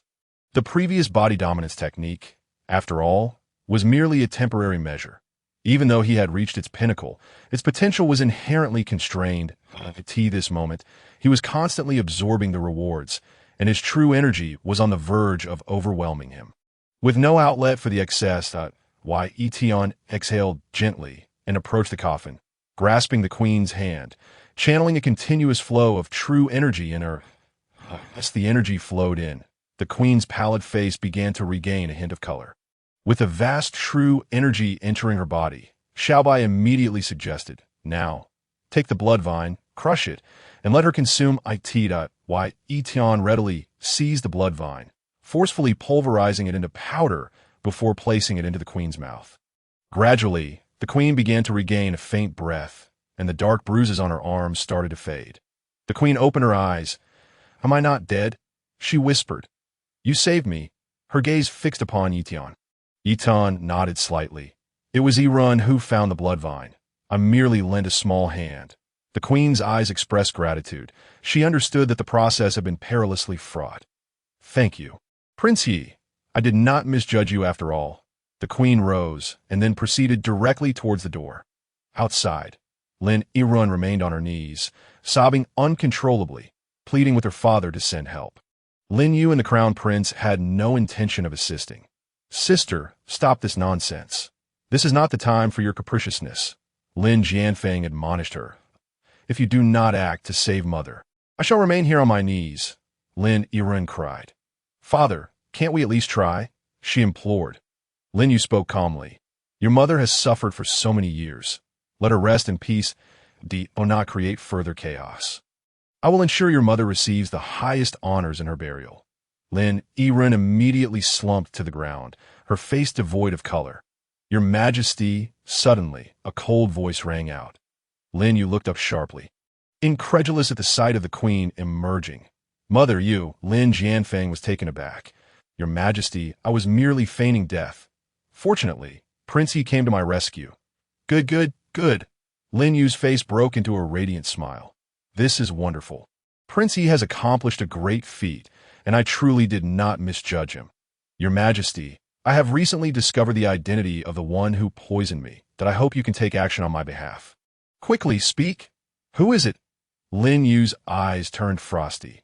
After all these years, he had been unable to uncover the perpetrator behind the queen's poisoning, and now he finally had a chance for vengeance. Whoever it was, he would ensure they pay the price. Your Majesty, it was the Xinjiang sect that administered the poison, the queen revealed, shocking Lin Yu into silence. Mother, do not speak such words lightly. Lin Jianfeng frowned slightly. The Xinjiang sect had taken him as a disciple, provided him with resources for cultivation, and treated him as family. How could the Xinjiang sect wish harm upon their own matriarch? Lin Yu recognized that this was not a conclusion to be drawn hastily. For the Xinjiang sect was not an enemy they could afford to provoke. I will certainly investigate this matter thoroughly, Yirun. Take your mother to rest. We shall discuss this further another day. With that, Lin Yu turned to leave. Mother, is it truly the Xinjiang sect? Lin Yirun pressed. Let us speak in my chamber, the queen instructed, leading Ye Tian inside and closing all the windows. That it was not the Xinjiang sect. I merely said that on purpose, the queen confessed. Lin Yirun displayed a look of astonishment. The queen continued, there are no outsiders here, so I shall reveal the truth of the matter to both of you. The one who poisoned me was your father. What? Ye Tian's expression turned to one of shock. Lin Yu had poisoned his own wife? Is this true, mother? Why? Lin Yirun's head spun, momentarily unable to accept this reality. The queen's eyes shimmered with coldness and malice as she spoke. Have you too heard the great Zhou's foremost alchemist, Xian Kong? Lin Yirun gasped. Is he the sixth-rank Pill King, once the most renowned alchemist in Great Zhou? He held immense influence. Could it be? Indeed, the Pill King Xian Kong is I, the queen revealed slowly. Mother, you are the Pill King Xian Kong? Lin Yirun's face registered extreme shock, struggling to comprehend this revelation. Once, a century ago, Xian Kong had been the most formidable alchemist in Great Zhou, commanding significant respect and surrounded by numerous followers. During a time of great turmoil, it was the Pill King who, using his powerful influence, helped stabilize the realm. Yet shortly thereafter, he had faded from public view, and no one knew his whereabouts. Lin Yirun could hardly fathom that this figure was her own mother. Mother, since you were the Pill King, why have you ended up in this state? Why would father poison you? Lin Yirun's heart was rife with confusion. The queen replied with indifference. My influence became too formidable. Threatening his position, I trusted him too much and never suspected that he would poison my meals daily. It was only after I lost all my cultivation and fell ill that I could no longer leave this chamber. Upon hearing this, Lin Yirun's eyes brimmed with fury. The image of her father had always been one of benevolence in her mind. He had doted on her since childhood. Never had she imagined he harbored such a dark side.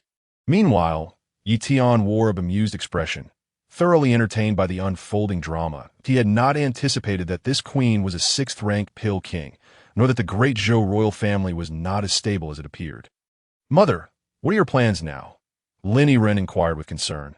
The queen's gaze shifted directly to Ye Tian. Prince Yi, when do you plan to head to the MOU Academy? Soon, within the next few days. I am ready to depart at any moment, Ye Tian responded. The queen advised, you two are in great danger here. It would be best to hasten to the Mou Academy. Once there, Great Zhou will not dare to act against you. Mother, what do you mean? Lin Yiren asked, astonished. In Great Zhou, who would dare to bully us? Your father, the queen stated calmly. If your father were to learn of this, in order to prevent the scandal from spreading, he might. Lin Yiren inhaled sharply, realizing that her father could indeed be that ruthless, willing to kill her to protect the secret, while Ye Tian shrugged, saying, we need not overly concern ourselves with our safety. I possess some means of self-defense. The queen smiled slightly. I have faith in your abilities. Prince My daughter will be safe with you. Mother, why do you trust him so? Lin Yiren queried, puzzled. Iran. I have experienced many things. I can discern who is reliable at a glance. The queen sighed. Regrettably, I now lack power. Otherwise, with my status as a sixth-rank alchemist, I could have called upon my influence, and your father would not dare lay a finger on me. Upon hearing this, Lin Yiren interjected, Mother, do you have any chance of recovery? It is difficult, the queen shook her head. Over the years, I have tried many methods, but none have worked. The poison has blocked all my meridians, preventing any flow of true energy. Without true energy to control, I cannot refine pills. Then what is required to cure you? Lin Yiren pressed, least a seventh-rank pill. The queen replied, a seventh rank? Lin Yiren's complexion paled instantly. Within the entire Great Zhou royal family, it was uncertain if even a single seventh-rank pill could be found. As for seventh-rank alchemists, they were even more elusive, occupying esteemed positions within sects and unlikely to descend to a mere royal court. However, the queen hesitated, saying, through my investigations over the years, it is rumored that when the late emperor was buried, a highly significant item was interred with him. It is said that this item is a seventh-rank pill. Yet the royal tomb is heavily guarded, filled with countless restrictions and traps that steel it would be akin to scaling the heavens. Lin Yiren took a deep breath, declaring, as long as there is a glimmer of hope, I shall attempt to obtain it. You would be courting death. The queen shook her head in refusal. I advise you both to head directly to the Mou Academy. Why matters are not of utmost importance. If you leave overnight, coupled with my request, your father should not be so heartless. That may not necessarily be the case. Ye Tian chuckled lightly. From what I observed just now, it seems the emperor has no intention of allowing you to live. That I suspect they are currently deliberating on how to deal with you. As long as you are alive, the matter of the poison will be exposed, leading to significant repercussions. Only in death can all secrets be preserved. The empress fell silent. A flicker of hope had lingered in her heart. But upon hearing Ye Tian's words, that glimmer gradually extinguished. Suddenly, footsteps echoed from outside, prompting Ye Tian to push open the window for a glance. Numerous guards had appeared, surrounding the area. Your Majesty, for your safety. The emperor has specifically dispatched subordinates to stand watch. If you wish to leave, we will ensure your protection, the captain said coldly. Though his words seemed protective, the emperor had indeed sent people to monitor her, clearly intending to prevent the empress from leaving the chamber. It appears my suspicions were correct. Lin Yu, the emperor is very likely to resort to extreme measures, Ye Tian remarked. Lin Yiren's expression darkened as she gritted her teeth. I will confront my father and demand answers. You cannot go, Ye Tian interjected, blocking her path. That if you do, you will be walking into a trap. Even if he does not have the heart to kill you, he may very well imprison you. For now, remain within my sight. Lin Yiren was frantic. What shall we do next? Ye Tian glanced at the empress and said, the only way forward is to restore your mother's identity as the medicine king. At that point, the emperor would dare not bully you. I will venture to the royal tomb. Perhaps I can retrieve the item. Thank you, Prince He. The empress inhaled deeply. If I truly regain my power, I shall repay the great Chu. You need only repay me. Ye Tian waved his hand dismissively. Do not harbor any thoughts towards the great Chu royal family. I hold no affection for them whatsoever. You are all aware that every royal family is a heartless dynasty. It is the same everywhere. Very well, the empress nodded. Then I shall remember Prince Ye's kindness for the rest of my life. Ye Tian turned to leave the room. Irin, Prince Ye is a good man, and we must never let him down, the empress remarked. Mother, I certainly know that Prince Ye is a good and in fact, I quite like him. Lin Irin shyly confessed. Chapter 40. The dangers of the royal tomb. Ye Tian stealthily infiltrated the royal tomb's forbidden area. The tomb was situated atop a steep mountain, surrounded by towering peaks, with only a singular path leading upward. This path was heavily guarded, with sentinels stationed every few steps. Ye Tian expended considerable effort to ascend the mountain. Now, he stood at the entrance of the royal tomb, confronted by a massive stone door blocking his path. Clenching his fist, he struck it with all his might. Bang! The impact of his punch could have shattered half a mountain, yet the stone door remained utterly unmoved. This stone is no ordinary matter. Your fist cannot break it. Xiaobai, perched on Ye Tian's shoulder, yawned. Without a special divine weapon, you cannot hope to breach this stone. Do you recognize this object? Ye Tian inquired.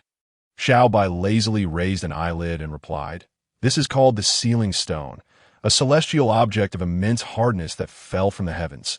Unless you find something even harder, do not expect to open it. Give up and find a place to sleep. I am quite tired. Ye Tian snorted. Having come this far, he could not simply give up. He then retrieved a broken sword from his ring.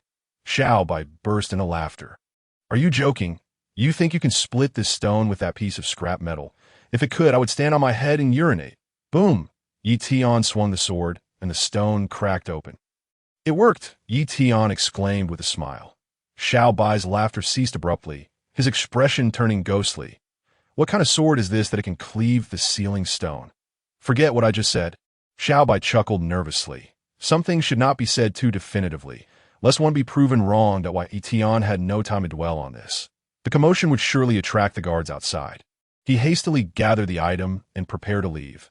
Upon entering the interior of the royal tomb, Ye Tian discovered a labyrinth of burial chambers. The Great Zhou dynasty had existed for thousands of years, and nearly all emperors and royal family members were interred within these walls. Due to the lack of cremation, most bodies remained preserved in their coffins. Ye Tian consulted the tablets to ascertain the identities of the deceased. Which tomb did the empress say the elixir is in? Ye Tian pondered aloud. She mentioned it is in the tomb of the third emperor. Xiaobai reminded him. You need to continue forward. After passing through several secret chambers, Ye Tian inadvertently triggered a mechanism, leading to a barrage of hidden weapons shooting towards him. Ye Tian immediately summoned his true energy to deflect all the attacks. Suddenly, he stepped into empty air and plummeted downward into an abyss. Swiftly, he used his flying sword to hover in midair. Thankfully, this prince had learned to fly on a sword. Otherwise, he would have met a fatal end. Ye Tian glanced at the seemingly bottomless chasm and quickly ascended. After navigating through a series of traps, he finally arrived at the tomb of the third emperor. Before him lay an extraordinary coffin, crafted from spirit stones, capable of preserving a corpse for millennia without decay. Ye Tian had read about spirit stones. They were quite special, ensuring that a body would not easily decompose while lying within. He then pushed open the heavy coffin lid, revealing a perfectly preserved corpse lying inside. To the abdomen of the corpse rested a small box. Ye Tian reached out to grasp the box. Upon opening it, an extraordinary fragrance wafted forth. The grade 7 elixir. Inside, mysterious colors shimmered, truly a sight to behold. This was Ye Tian's first encounter with such an item, and after examining it closely, he tucked it away. With the item secured, he turned to leave, but suddenly halted. Xiaobai, do you hear anything? What do you think? Xiaobai pointed at the coffin. Did you not see? The corpse inside has sat up. Ye Tian turned back to discover that the emperor's corpse within the coffin had indeed propped itself up. Who dares disturb my slumber?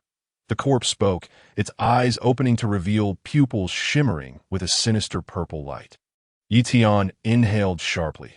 The corpse had revived? What sort of absurdity is this? Boom! The corpse pushed aside the coffin lid and slowly floated upward, then landed barefoot on the ground. Ye Tian could sense the aura of death emanating from the corpse. This entity was not truly revived but existed in a half-dead state. Ye Tian did not dare to underestimate it.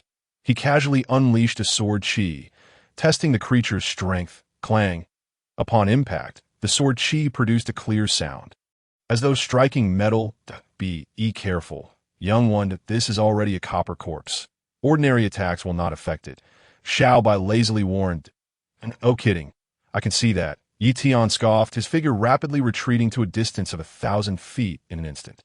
However, the corpse was even faster, appearing before him in the blink of an eye. You dare disturb my rest and wish to flee. Stay and accompany me. With its pitch-black claws, it lunged at Ye Tian's throat. In response, Ye Tian summoned a phantom of a python behind him, its massive tail swinging out to strike the corpse, sending it flying. The entire royal tomb trembled at this moment. The guardian of the tomb abruptly opened his eyes. Who dares cause trouble in the royal tomb? The guardian rushed out of the secret chamber and soon arrived at the scene of the disturbance. Who dares to trespass in the royal tomb? He bellowed. Ye Tian, masked, ensured he remained unrecognizable as the guardian brandished a spear weighing hundreds of kilograms, thrusting it towards him. Suddenly, a pair of black claws seized the guardian's neck, snapping it with a sickening crack. Ye Tian's lips twitched. The guardian was indeed unfortunate to have been slain by the very emperor he was tasked to protect. Seizing the opportunity, Ye Tian quickly made his escape. Upon exiting the royal tomb, he discovered the guards had already blocked the area. Loose the arrows, swish! A flurry of arrows flew towards him. Ye Tian summoned his true energy to deflect them, hastily ascending on his sword to flee. Moments later, he successfully evaded all pursuers and left the royal tomb. After a brief respite, Ye Tian returned to the palace. He pushed open the door to the sleeping quarters, finding not only the empress, but also Lin Yu inside. Prince Ye, what brings you here at such a late hour? Lin Yu greeted with a smile. Ye Tian replied calmly. I could not sleep, so I wandered aimlessly and ended up here. Lin Yu remarked, Is it inappropriate for Prince Yi to wander into the Empress's chamber at midnight? Chapter 41. The Ancestor's Curse. What is inappropriate about it? I am unable to sleep at night. That it seems quite acceptable to converse with my mother-in-law, does it not? A single statement from Ye Tian rendered Lin Yu speechless. On the surface, it appeared there was nothing amiss with his words. However, the issue lay in the fact that it was the dead of night. You are meandering around the Empress's quarters? Lin Yu's lips twitched. Fortunately, he was aware of Ye Tian's decent character. Otherwise, he might have suspected he was being robbed at that moment. A guard entered the room and whispered something in Lin Yu's ear, maintaining his composure. Lin Yu nodded slightly and said, Madam, do take care to rest early. He did not linger much longer, casting a glance at Ye Tian before rising to depart. The Empress let out a sigh of relief and said, You arrived just in time. Lin Yu has just laid all his cards on the table with me, that he may have discerned my intentions to regain my strength, and is using various benefits to threaten me. Had you arrived any later, he might have even resorted to killing me. What of the royal tomb? Were you able to obtain the items? No. Ye Tian shook his head. The Empress sighed in disappointment and waved her hand dismissively. If it cannot be obtained, then so be it. The royal tomb is heavily guarded. Ordinary individuals cannot breach it. We shall consider alternative methods. That I was deceiving you. I managed to acquire the elixir. Ye Tian flipped his palm, revealing a box. The Empress's eyes widened in astonishment. You truly secured it. In such a perilous place as the royal tomb, you managed to enter and exit unscathed. This revelation left her utterly stunned. Ye Tian replied, When I retrieved this item, the third-generation emperor surprisingly revived. What? The Empress exclaimed in shock. Lin Qing, the former emperor, is not dead. Ye Tian explained, in his current state, he exists in a half-alive, half-dead condition, likely clinging to the last breath. This was dire news. The Empress's expression grew grave as her fists clenched. That was the third-generation emperor, who during the Great Zhou War mercilessly slaughtered millions of innocents. His strength was exceedingly formidable. It is rumored that he had already reached the realm of earthly immortals. If he still lives, no one can contend with the Great Zhou, even should I regain my alchemist powers. I fear it would be of no avail. Ye Tian smirked. Regardless, the elixir is already in our possession. Let us focus on restoring strength before contemplating anything else. Agreed. The Empress nodded lightly. as long as she could reclaim her identity as a sixth-grade alchemist. She could rally numerous allies, as for whether they could contend with the royal family. That could be deliberated later. They could see the entrance of the royal tomb. Lin Yu hurriedly arrived with the guards. Upon seeing the severed stone of the ages, his countenance instantly darkened. Can we ascertain who trespassed into the royal tomb? Lin Yu coldly interrogated. The royal tomb guards trembled as they responded. The individual's movements are mysterious. We are still investigating. And the Guardian... What of the Guardian? Lin Yu interrupted harshly. He's been slain by me. A chilling voice echoed, and a gaunt figure clad in a dragon robe emerged slowly. Upon seeing this individual, Lin Yu immediately bowed in respect. I pay my respects to the ancestor. How is it that you have awakened so suddenly? Humph! Lin Qing's eyes glimmered with a purple light as he spoke frostily. Someone has stolen the seventh-grade elixir meant for burial, disturbing my slumber. He began to cough violently, the black aura surrounding him intensifying. For so many years, I tasked you with seeking the Qingmu divine body. Have you found it? Lin Qing's tone was filled with severity. Lin Yu replied solemnly, Ancestor, the Qingmu divine body is exceedingly rare. I've been searching diligently. Please grant me a little more time. Bang! Lin Qing struck Lin Yu away with a palm, rebuking, without the Qingmu divine body, I cannot fully resurrect and shall remain in this half-alive state. I grant you 10 more days. If it is not found by then, I shall pass the curse on to you. Lin Yu dared not say more. He understood the torment that such a curse would entail. Yet, to save the ancestor would require sacrificing his daughter. And one knew that his daughter, Lin Yiren, was indeed the Qingmu divine body. Initially, he thought that as long as the ancestor remained in slumber, this matter could be postponed. Little did he expect that someone would infiltrate the royal tomb, steal the elixir, and awaken the ancestor.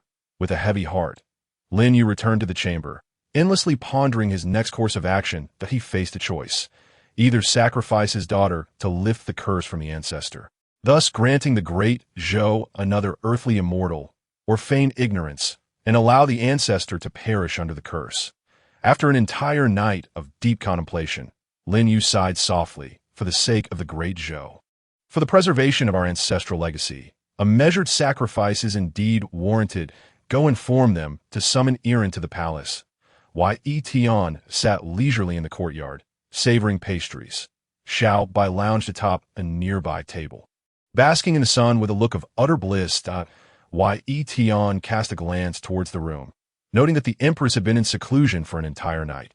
He wondered how well she was recuperating. Just then, the sixth prince Lin Fengwu hurriedly approached, stating, Ye Tian, I have something of great importance to discuss with you. Would it be convenient to converse for a moment? Inconvenient, Ye Tian curtly declined. It is truly urgent. Concerning my younger sister's life, Lin Fengwu insisted anxiously. Ye Tian's eyelids twitched. He mused on what scheme this fellow was concocting now. Subsequently, Lin Fengwu continued, Yesterday an incident occurred at the royal tomb. Have you heard? No, Ye Tian shook his head. He could not disclose that he was the very one who trespassed into the royal tomb. Lin Fengwu immediately lowered his voice, his tone filled with trepidation. I have also heard that the third-generation ancestor has awakened. Having been cursed, he had long slumbered within the royal tomb. Now that he has awakened, my younger sister is in grave danger. You must assist, or she will surely perish. Ye Tian inquired coolly. What do you mean by that? How is this related to Lin Yiren? Lin Fengwu inhaled deeply, his expression serious as he stated, the ancestor's curse can only be lifted by my younger sister. This secret, apart from the emperor, is known solely to me. Even my sister herself is unaware. Have you heard of the Qingmu divine body? Upon hearing this, Xiao Bai opened one eye, exclaiming, Qingmu divine body? What the heck? This dog can talk. Lin Fengwu was startled. You are the dog. I am a divine beast, Xiao Bai retorted, baring its teeth in anger. Lin Fengwu waved his hand dismissively and continued, My younger sister was just summoned by the emperor. I am certain it pertains to the curse. Ye Tian, if you do not wish for my sister to die, you must devise a solution. Ye Tian's expression darkened as he asked, Are you implying that your father would sacrifice Lin Yiren to lift the ancestor's curse? Indeed, Lin Fengwu nodded. The ancestor was extraordinarily powerful during his lifetime, having swept through dozens of dynasties. Should he fully resurrect, the Great Zhou would become the preeminent dynasty in the world. My father would undoubtedly choose to sacrifice my sister. Chapter 42. I am not that kind of person. I never anticipated your father to be so heartless, willing to sacrifice his own daughter, Ye Tian said with a tone laced with sarcasm. Lin Fengwu snorted coldly. Ye Tian, you two were born into an imperial family. You should understand the nature of royalty better than I do regardless. I have relayed the matter to you. Whether you choose to intervene is entirely your concern.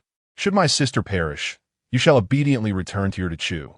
Lin Fengwu turned to leave. What a convoluted scheme. Ye Tian reflected with a sigh.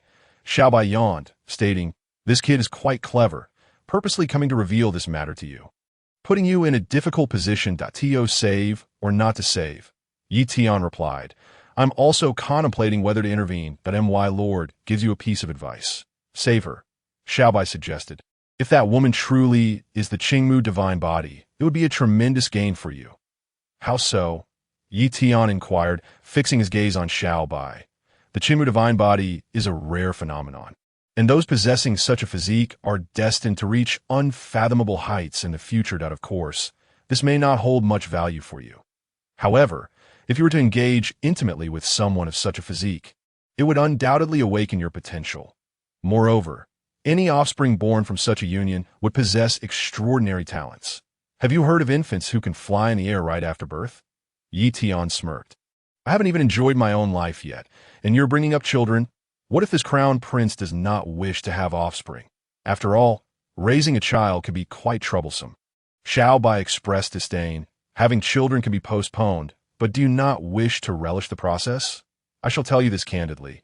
Being intimate with the Qingmu divine body will surely make you feel like a celestial being. Ye Tian's eyes flickered. Could it be true? Perhaps he was not being deceived. Was it truly that exhilarating? Believe it or not, I have no time to deceive you. Xiaobai lay down and continued to slumber. After a moment of contemplation, Ye Tian declared, I shall go and rescue her. After all, she is still my nominal fiancée. Moreover, with my strength, it would be a trivial matter to take her away. Xiaobai opened one eye and remarked, You are merely putting on an act. Clearly, you are coveting her body while speaking so earnestly. And what of it? Ye Tian retorted with a cold snort. Father, why have you summoned me? Lin Yiren inquired. Lin Yu responded cheerfully, the longevity fruits in the orchard are ripe. That I specifically invited you to sample them and see how they taste this year. When you were a child, you could eat over 10 in a day. A single tree yields only 3 or 4 fruits, and yet you devoured them all. Lin Yiren gazed at the longevity fruits on the table. Indeed, they were her favorite delicacy. Picking one up, she took a bite. The flavor remained unchanged, just as she remembered. Father, I have finished eating. I have some matters to attend to, so I shall take my leave. Lin Yiren stood up, preparing to depart, but Lin Yu waved his hand, saying, Please sit. There is something I wish to discuss. What is it, father? Lin Yiren asked. Lin Yu fixed his gaze upon her and began. You are still young, and there are many matters concerning our Lin family of which you are unaware. Long ago, our third-generation emperor of the Great Zhou valiantly turned the tide and saved our nation from peril on numerous occasions. He was also the only earthly immortal among us. Yet, during the zenith of our Great Zhou, he inadvertently fell under a curse and subsequently succumbed to a deep slumber. Lin Yiren was taken aback. Could it be that the third-generation emperor had not perished? Father, why are you telling me this? Lin Yiren was perplexed as to why he suddenly broached the subject of the third-generation emperor and what relevance it held for her. After a brief silence, Lin Yu continued, Yiren, your constitution is extraordinary. You possess the azure with divine body. Your unique physique can lift the curse placed upon our ancestor. For years, I have concealed this secret from everyone, believing that as long as our ancestor remained asleep, we would not need to break the curse once you matured. However, I did not foresee that someone would intrude upon the royal tomb yesterday. Awakening our ancestor, he has granted me a mere 10 days. Lin Yiren, frightened, stood up, exclaiming, Father, what do you mean? Are you asking me to lift the curse? Lin Yu replied slowly, I know this is not the right course of action. But our ancestor possesses great power and can safeguard the great Zhou. No. I refuse. My elder brother has already joined the Xinjiang sect, displaying exceptional talent. He will undoubtedly be able to protect the great Zhou. There is no need to resurrect any ancestor. Lin Yiren spoke with fervor. Lin Yu countered, your elder brother still has many years ahead of him to grow, but our ancestor is a ready-made powerhouse.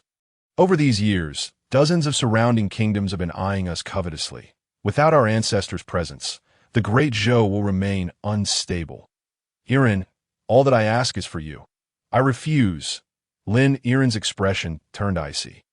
I cannot sacrifice myself to save our ancestor. I am not that noble. Father, I shall take my leave. She turned to depart, but after only 2 steps, a wave of dizziness overcame her, and she collapsed to the ground. The longevity fruit. Lin Yiren's face turned pale. Father, you actually... Lin Yu spoke with a stoic expression. For the sake of the great Zhou's foundation, some sacrifices must be made. If I were that person, I would agree without hesitation. Lin Yiren trembled all over, her heart aching. She had not anticipated that her father would choose to sacrifice her life. She did not wish to die. Driven by her will to survive, Lin Yiren crawled toward the door. But the poison within her swiftly took effect, causing her to lose consciousness. Lin Yu let out a faint sigh. He did not desire to act in such a manner. Yet he feared the curse. Should he refuse to assist the ancestor, the curse would inevitably befall him, transforming him into a being neither human nor ghost. Take the princess down. Lin Yu commanded impassively that a guard entered and lifted Lin Yiren to carry her away. Wait, Lin Yu called out, inquiring, whose subordinate are you? I do not recall seeing you before. The guard hastened out. Halt. Lin Yu interjected, swiftly positioning himself in front of the guard, his tone frigid. You are not my guard. As he spoke, Lin Yu struck down with his palm, and the guard immediately raised his hand to counter, resulting in a tremendous collision that shattered the nearby structures. The guard was somewhat astonished. It seemed that Emperor Lin Yu was indeed a hidden supermaster, at least at the grandmaster level. The guard was, of course, an impersonation by Ye Tian, why Ye Tian sought to avoid entanglement with him, as his objective was to take Lin Yiren away. Otherwise, being surrounded by the imperial guards would make escape exceedingly difficult. With a swift motion, Ye Tian leaped, finding himself 1,000 paces away in an instant. Such speed was astonishing. Lin Yu was taken aback. This individual had nearly instantaneously covered an immense distance. What kind of martial skill was this? Moments later, Ye Tian successfully left the perilous area and arrived at a safe location.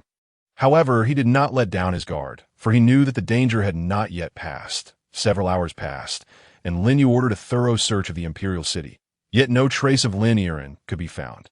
He was entirely unaware that Ye Tian was hiding near the queen's chambers.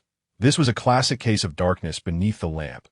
Lin Yu had not considered this possibility. He assumed that the Grandmaster had taken his daughter out of the city.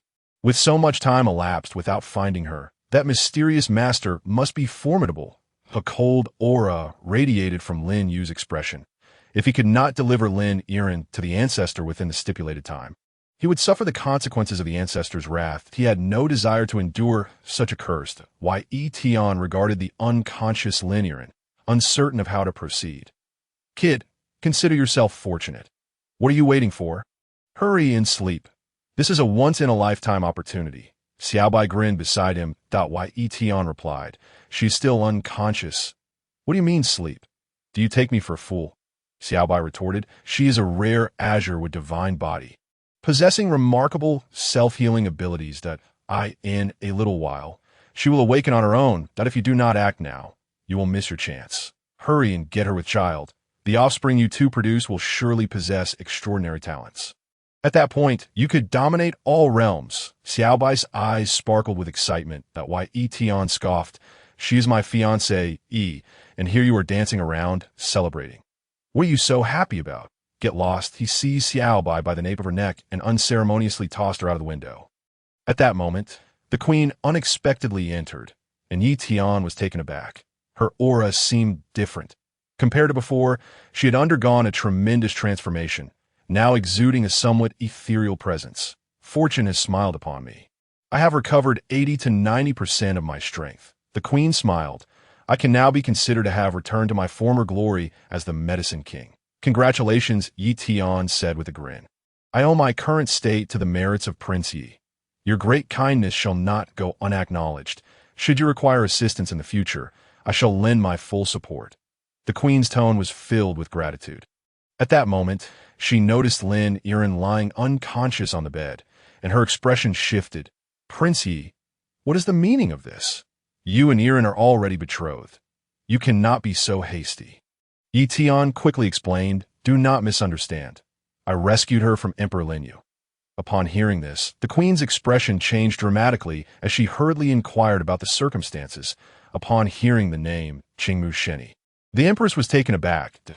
In the years that had passed, she had failed to observe this closely, neglecting the significance of it all. To her astonishment, Yiren possessed such a unique constitution.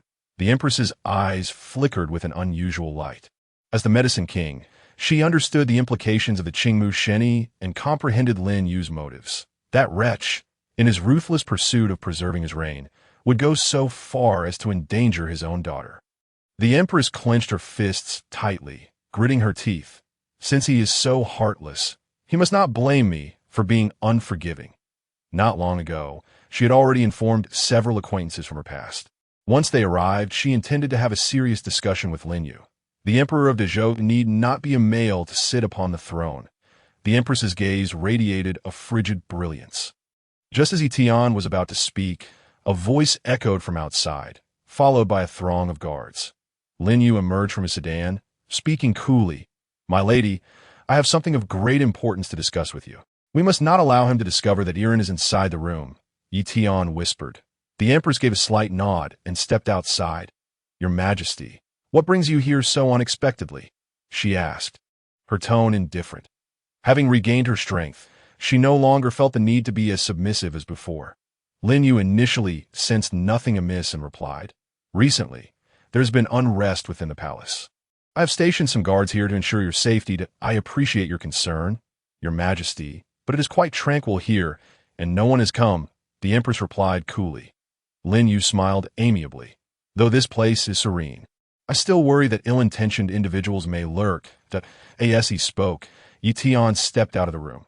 Lin Yu's smile slowly faded as he remarked, Prince Ye, what brings you here? I am merely taking a stroll. Walking my dog, Ye Tian quickly replied, lifting up Xiao Bai. You are the dog. I am the divine beast, Xiao Bai grumbled in discontent. Lin Yu's expression darkened as he stated, Prince Ye, what business do you have wandering around my lady's quarters? Surely, that cannot be well received. It was no wonder that my lady's demeanor towards him had soured in recent days. It had only begun since this boy's arrival. Could it be? Lin Yu dared not pursue that thought further, his expression growing icy as he fixed a cold glare upon Ye Tian. The empress subtly positioned herself between them, calmly stating, Your Majesty, I have been somewhat fatigued lately, and shall not accompany you for a leisurely stroll. Lin Yu chose not to press the matter further, casting a deep glance at Ye Tian before departing in his sedan. Thank goodness, this fellow did not suspect that I saved Lin Yiren. Ye Tian remarked with a smile. No, he is suspicious. The empress interjected. Why, Ye Tian, taken aback, exclaimed, that shouldn't be possible. Does he truly know who that person is? If so, he would have confronted me directly. The empress shook her head, explaining he does not doubt that you rescued her. Rather, he harbors suspicions of another sort. Suspicions of what? Ye Tian queried, puzzled.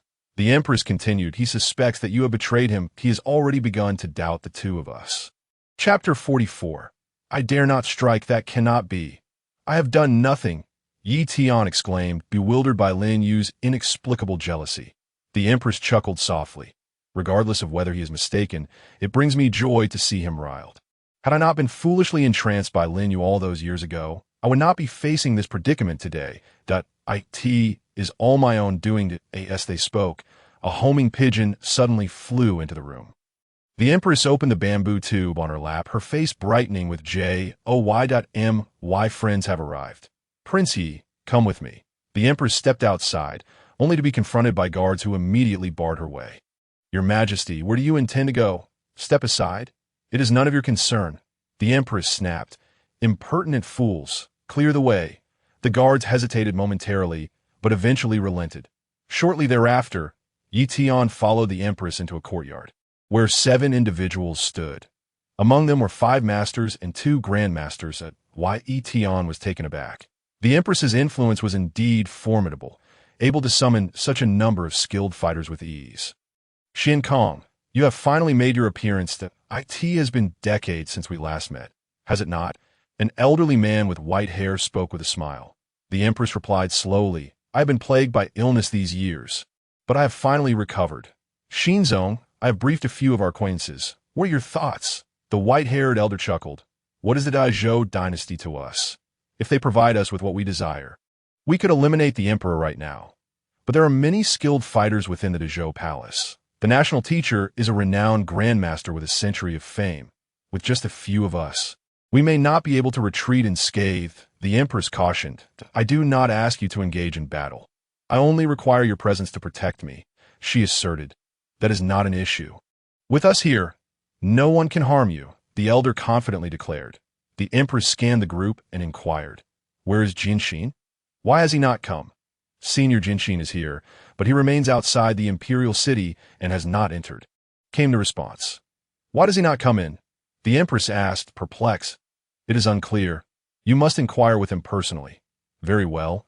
I shall see if that old fool Jinxin still dares to avoid me, she stated, moving towards the outskirts of the imperial city. Along the way, Ye Tian sensed that they were being followed. Pay no mind to them. They are merely the emperor's spies. I am no longer afraid of being watched by the emperor. The empress said nonchalantly, why Ye Tian nodded slightly. With her status as a 6-tier medicine king, it was no wonder she could summon so many powerful individuals. Even if Lin Yu were to find out, he would not dare act recklessly. Soon, they arrived outside the imperial city. Beneath a millennium-old locust tree, a disheveled old man slumbered against the trunk, reeking of alcohol. Jinxin, wake up, the empress called, throwing a stone at him. Jinxin opened one eye, yawning. Zhou Empress, is that you? It's been years, and you still look so lovely. Why do you not enter? Are you afraid to see me? Still harboring resentment for not choosing you back then. The empress's tone dripped with sarcasm. That was many years ago. I do not hold such grievances, Jinxin replied lazily, yawning once more. The reason I do not enter the imperial city is due to special circumstances. The empress scoffed. Enough with your excuses. You have no valid reason. Without you by my side, I lack the confidence to negotiate with the royal family. Come with me at once. That is out of the question. Jinxin shook his head in refusal, saying, I can sense an extraordinarily powerful force within the imperial city. That power is affecting my swordsmanship, rendering me unable to act. What do you mean? The empress's brow furrowed. Jinxin uncorked a gourd, took a swig, and continued, there exists an invisible sword chi above the imperial city. That sword chi connects heaven and earth, and it is terrifyingly potent. Within the imperial city, there must be an exceedingly formidable swordsmanship expert. Their sword intent is undoubtedly beyond my comprehension that I cannot make a move in their presence. Upon hearing this, the empress's anger turned to laughter. Stop your nonsense. I see you are simply making excuses. There is no one of the sort you describe within Daizhou. Besides, who are you, Jinxin? You are someone who has mastered the sword to its pinnacle. Once you could cleave through thousands of armors and became renowned in a single battle. You could navigate through armies with ease, soaring to the heavens and delving into the earth. Even the Xinjian sect would have to call you senior. Jinxin waved his hand dismissively. I am not deceiving you. That person's swordsmanship has reached a level unfathomable to us mere mortals. Not long ago, that terrifying sword chi manifested. Did you not hear about it? The empress frowned. Indeed, there had been mysterious powers at play within the imperial city recently. That person had decimated the Zhao clan and stirred numerous sections, yet no one knew the true identity of that enigmatic figure. Jinxin spoke with a smirk. That powerful individual remains within the city. They have not departed. Furthermore, the sword intent within me is trembling violently, indicating that they are not far from me. Without even striking, the sword heart I have comprehended for hundreds of years has already begun to fracture. If a confrontation were to ensue, I would undoubtedly fall to their first strike. The empress was utterly astonished upon hearing this. She understood better than anyone the level of mastery Jinxin possessed. He was once capable of standing toe-to-toe with earthly immortals. One person alone could withstand the charge of thousands. He was once her most formidable ally, a single sword strike sweeping through multitudes, leaving none unscathed. Even Lin Yu, the emperor, would be compelled to address him as Senior Jinxin. Yet now, Jinxin described someone he had never even encountered as such. How powerful could this mysterious figure truly be? Jinxin, this is no time for jest. Without you at my side, I lack the confidence I need. The queen sighed. Jinxin took another few sips of wine and, with a half-smile, remarked, "Unless that individual appears, I shall not enter the city. As a practitioner of the sword, I find myself with no opportunity to strike against someone stronger than myself. If that person supports the royal family, I advise you to accept your fate and abandon all hope. For victory is not within reach." The queen clenched her fists tightly, her eyes blazing with fury. "After decades of absence, you've grown timid. The former you would have fought against celestial beings for my sake. Why now do you lack the courage?" Jianxin smiled helplessly. "In the face of celestial beings, I still have a chance of survival. However, against such a master of swordsmanship, I fear even escape would prove difficult. So, you are unwilling to assist me, even if I were to kneel and plead." The queen's gaze remained fixed upon him. Jianxin chuckled in silence. "Do not put me in a difficult position. Unless I can ascertain that individual's identity, I truly cannot act." "Wait a moment." Both of you, Ye Tian stepped forward quietly, saying, "You need not search any longer. I know who he is." Chapter 45. Another chance. The queen and Jianxin immediately turned their astonished gazes towards Ye Tian. "Prince Yi, is what you say true? You truly know that mysterious senior?" The queen asked, her surprise palpable. "Yes, I know him." Ye Tian nodded, almost on the verge of revealing that the individual in question was none other than himself. "Forgive my ignorance, but how could you possibly know such a senior?" Jianxin began to scrutinize Ye Tian earnestly. Previously, he had dismissed this youthful figure, thinking him merely a minor attendant to the queen. Now he sensed that he had misjudged. There was an inscrutable aura about this young Ye Tian spoke calmly. "That mysterious powerhouse is my friend. The commotion from earlier was indeed orchestrated by him. Therefore, both of you can rest assured, my friend is not aligned with the emperor." "That's splendid," the queen exclaimed joyfully upon hearing this. "Jianxin, did you hear? The mysterious senior is not aligned with the emperor. Now, you should be able to act, right?" In that case, Jianxin slowly rose from the ground, his tone nonchalant. "If that mysterious entity does not intervene, no one in the great Zhou dynasty can impede me." This was precisely the assurance the queen had been waiting for. With Jianxin by her side, she felt emboldened to negotiate with the emperor. "Grant me 2 more days to prepare. I still have some friends who have yet to arrive. This time, I will certainly confront Lin Yu and demand an explanation." Anger filled the queen's eyes. Though she had endured the poison directed at herself, she could tolerate no harm against her daughter. This was her bottom line. She would never allow anyone to harm her child. "I end the imperial study." Lin Yu gazed at the words in the secret letter, his eyes flashing with icy malice. What was the queen scheming? Had she truly summoned so many experts? Did she intend to sever ties with him? Lin Yu clenched his fists. The arrival of so many formidable figures in the imperial city filled him with a sense of foreboding. "Your Majesty," the national master said calmly, "the queen has been silent for decades, suddenly recovering from a serious illness and summoning manpower. I fear she has regained her strength. Once a 6th-grade apothecary, her charisma could threaten the stability of the great Zhou."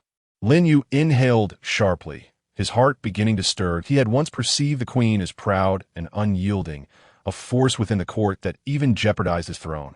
Thus, he had chosen to poison her, stripping her of all her powers. Now, she was covertly gathering support behind his back.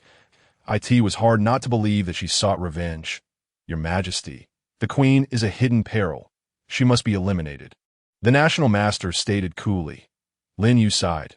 "After all, she is the woman I love most. I must grant her one more chance." The national master spoke coldly. "Your Majesty, do not forget the time agreed upon by our ancestors. If the little princess is not found by then, I fear." Lin Yu's gaze grew complex as he said, "Do you think I've been a bit ruthless? First, I poisoned the woman I love most. Now, I must sacrifice my own daughter. The national master replied, "Your Majesty, you are the emperor of the great Zhou. The sustenance and livelihood of countless subjects depend on you. Every emperor must make choices between gains and losses, prioritizing the greater good. The lives of the people of the great Zhou are your foundation. A queen lost can be replaced. A daughter lost can be born again. But if you cannot safeguard your throne, you will lose it all." The national master's words struck Lin Yu like a bolt of lightning. His expression gradually turned cold. As an emperor, he could not afford to err in matters of personal sentiment. Throughout his life, he had never lacked for women or children. Sacrificing 2 women to secure the foundation of the great Zhou for millennia bore no loss at all. 2 days passed swiftly. Ye Tian, meanwhile, witnessed the astonishing influence of the apothecary king. In the span of a few days, he had managed to summon 40 to 50 experts, among them over a dozen masters and 3 grandmasters. The remainder were all proficient martial artists of at least 7th grade. Ye Tian found it hard to believe that so many masters, typically elusive, had suddenly gathered. He recalled the time he had been a prince in the Great Chu. The Dog Emperor had once expended vast resources to invite a grandmaster to his birthday celebration, bestowing upon that grandmaster a status even higher than his own. Yet now, masters seemed to flock like bees to honey, all gathered in the hall, awaiting the Queen's directives. Ye Tian mused that although he was merely a 3rd-grade alchemist at present, his future was boundless. Once he became the apothecary king, he would undoubtedly attract the support of these masters. "My friends, I am profoundly grateful for your willingness to assist from afar," the Queen said with calm assurance. "This time, I shall rely entirely on your aid." "Thank you all. There is no need for such formality. Apothecary King, we are here for the promised conditions. As long as we obtain what we desire, all will be well." An elderly master chuckled. The Queen reassured them. "Rest assured, once our goals are achieved, you shall receive everything promised. I, a 6th-grade apothecary, will not go back on my word."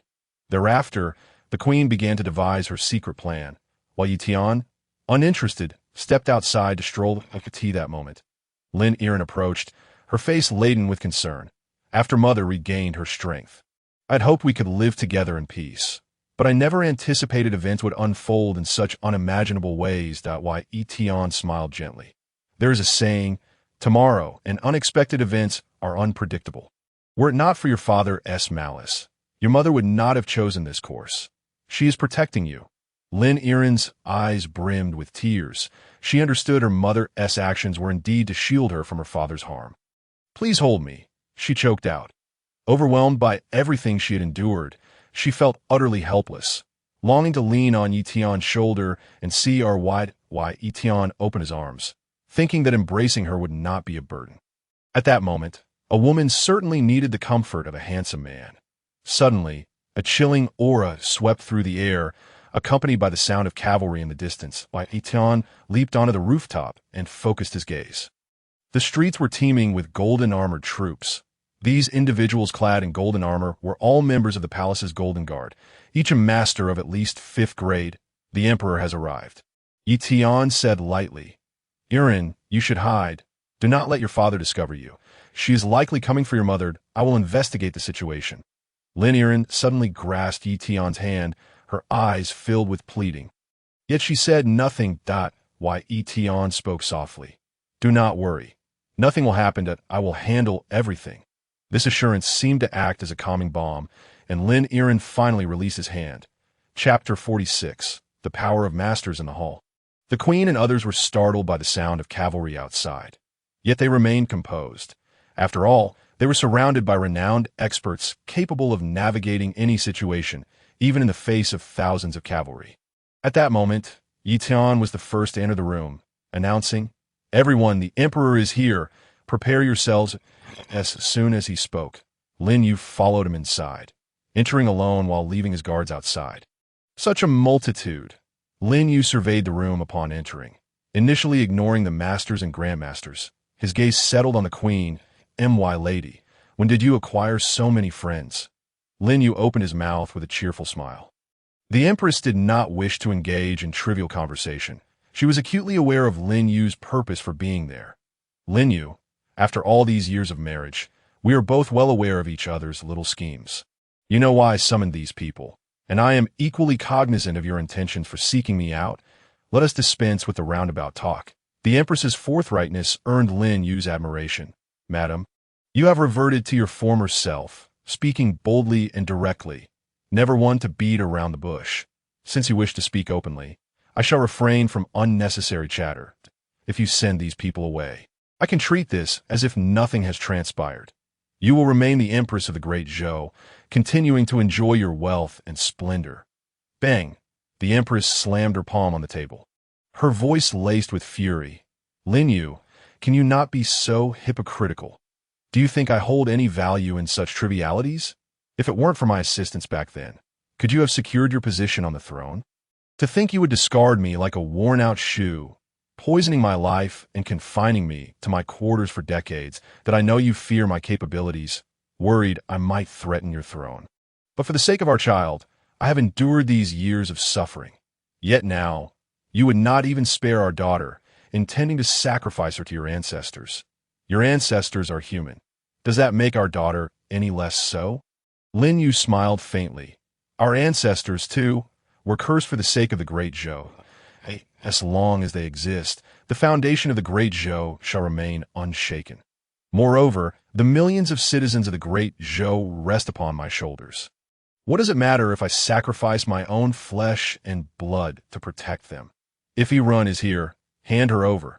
Let us avoid further embarrassment. The Empress's gaze was aflame. Lin Yu, you have lost all sense of morality. You are beyond redemption. While I am here, you shall not lay a finger on our daughter. Lin Yu sighed slightly. Stubbornness is futile. Since you wish to escalate this confrontation, I shall say no more. Those present are all esteemed individuals. Today's matters concern my family. Should you choose to leave, you will remain my royal guests in the future. However, if you persist in your folly, you shall have no choice but to leave your corpses behind. As words fell, a master warrior rose abruptly. What is this insignificant Great Zhou? Do they think they can threaten me? Laughter erupted among the onlookers. They were all desperate men, wandering alone in the world, each man for himself. They paid no heed to Lin Yu's threats. Lin Yu scoffed coldly, and with a wave of his hand, more than 20 individuals strode in from outside, to everyone's astonishment. All were masters of the 9th rank or above. The Great Zhou, rich and powerful, had nurtured many superlative warriors. Thus, Lin Yu regarded the individuals in the room with disdain. Boom! Suddenly, one individual unleashed a surge of formidable energy, swiftly wielding dual blades in an instant. The strike was so rapid that none had time to react. In the blink of an eye, a head rolled to the ground beside Lin Yu. Goodness, are you so brazen, brother? Why waste words? We must eliminate the Emperor to seize what we desire. Soon, a fierce conflict erupted, the clash of masters yielding devastating destruction. Within mere breaths, the room lay in ruins. As dozens of master-level fighters engaged, torrents of chaotic energy transformed the area into a tempest. Countless golden-armored guards were sent sprawling to the ground. Lin Yu's gaze was icy, his stance unyielding as he fixed his eyes on the Empress. She, too, returned his icy stare. That moment, the National Master appeared silently behind them and spoke calmly. Your Majesty, I have long advised against wasting words on such a woman. Simply eliminate her. I have ultimately given her one chance. Lin Yu stated indifferently. Let today mark the conclusion of our decades-long relationship. Upon hearing this, the National Master stepped forward, his aura erupting with terrifying force that left all present shaken. A Grand Master. Ye Tian stood nearby, his eyes filled with curiosity. This was his first time comprehensively sensing the true power of a Grand Master. A peak Grand Master could maneuver effortlessly amidst thousands of soldiers. Years ago, in the Great Chu, he had witnessed the National Master repel an enemy army of thousands with ease. The National Master of the Great Zhou was evidently even stronger than that one. As the National Master made his move, more than 10 strong fighters could not withstand him, easily falling before a single strike. In an instant, the National Master stood before the Empress, his gaze as sharp as a blade. Empress, after decades of acquaintance, I shall grant you a swift end. He raised his arm, condensing his energy into a blade of light, aimed directly at her neck. Bang! A barrier appeared before the Empress, blocking the strike. The national master turned his gaze darkly, spotting a tattered old man slowly approaching. When I first saw you, you were just a fledgling. Who the hell are you? The national master failed to recognize Ye Tian. His voice frigid. Long has it been since anyone spoke to me so boldly.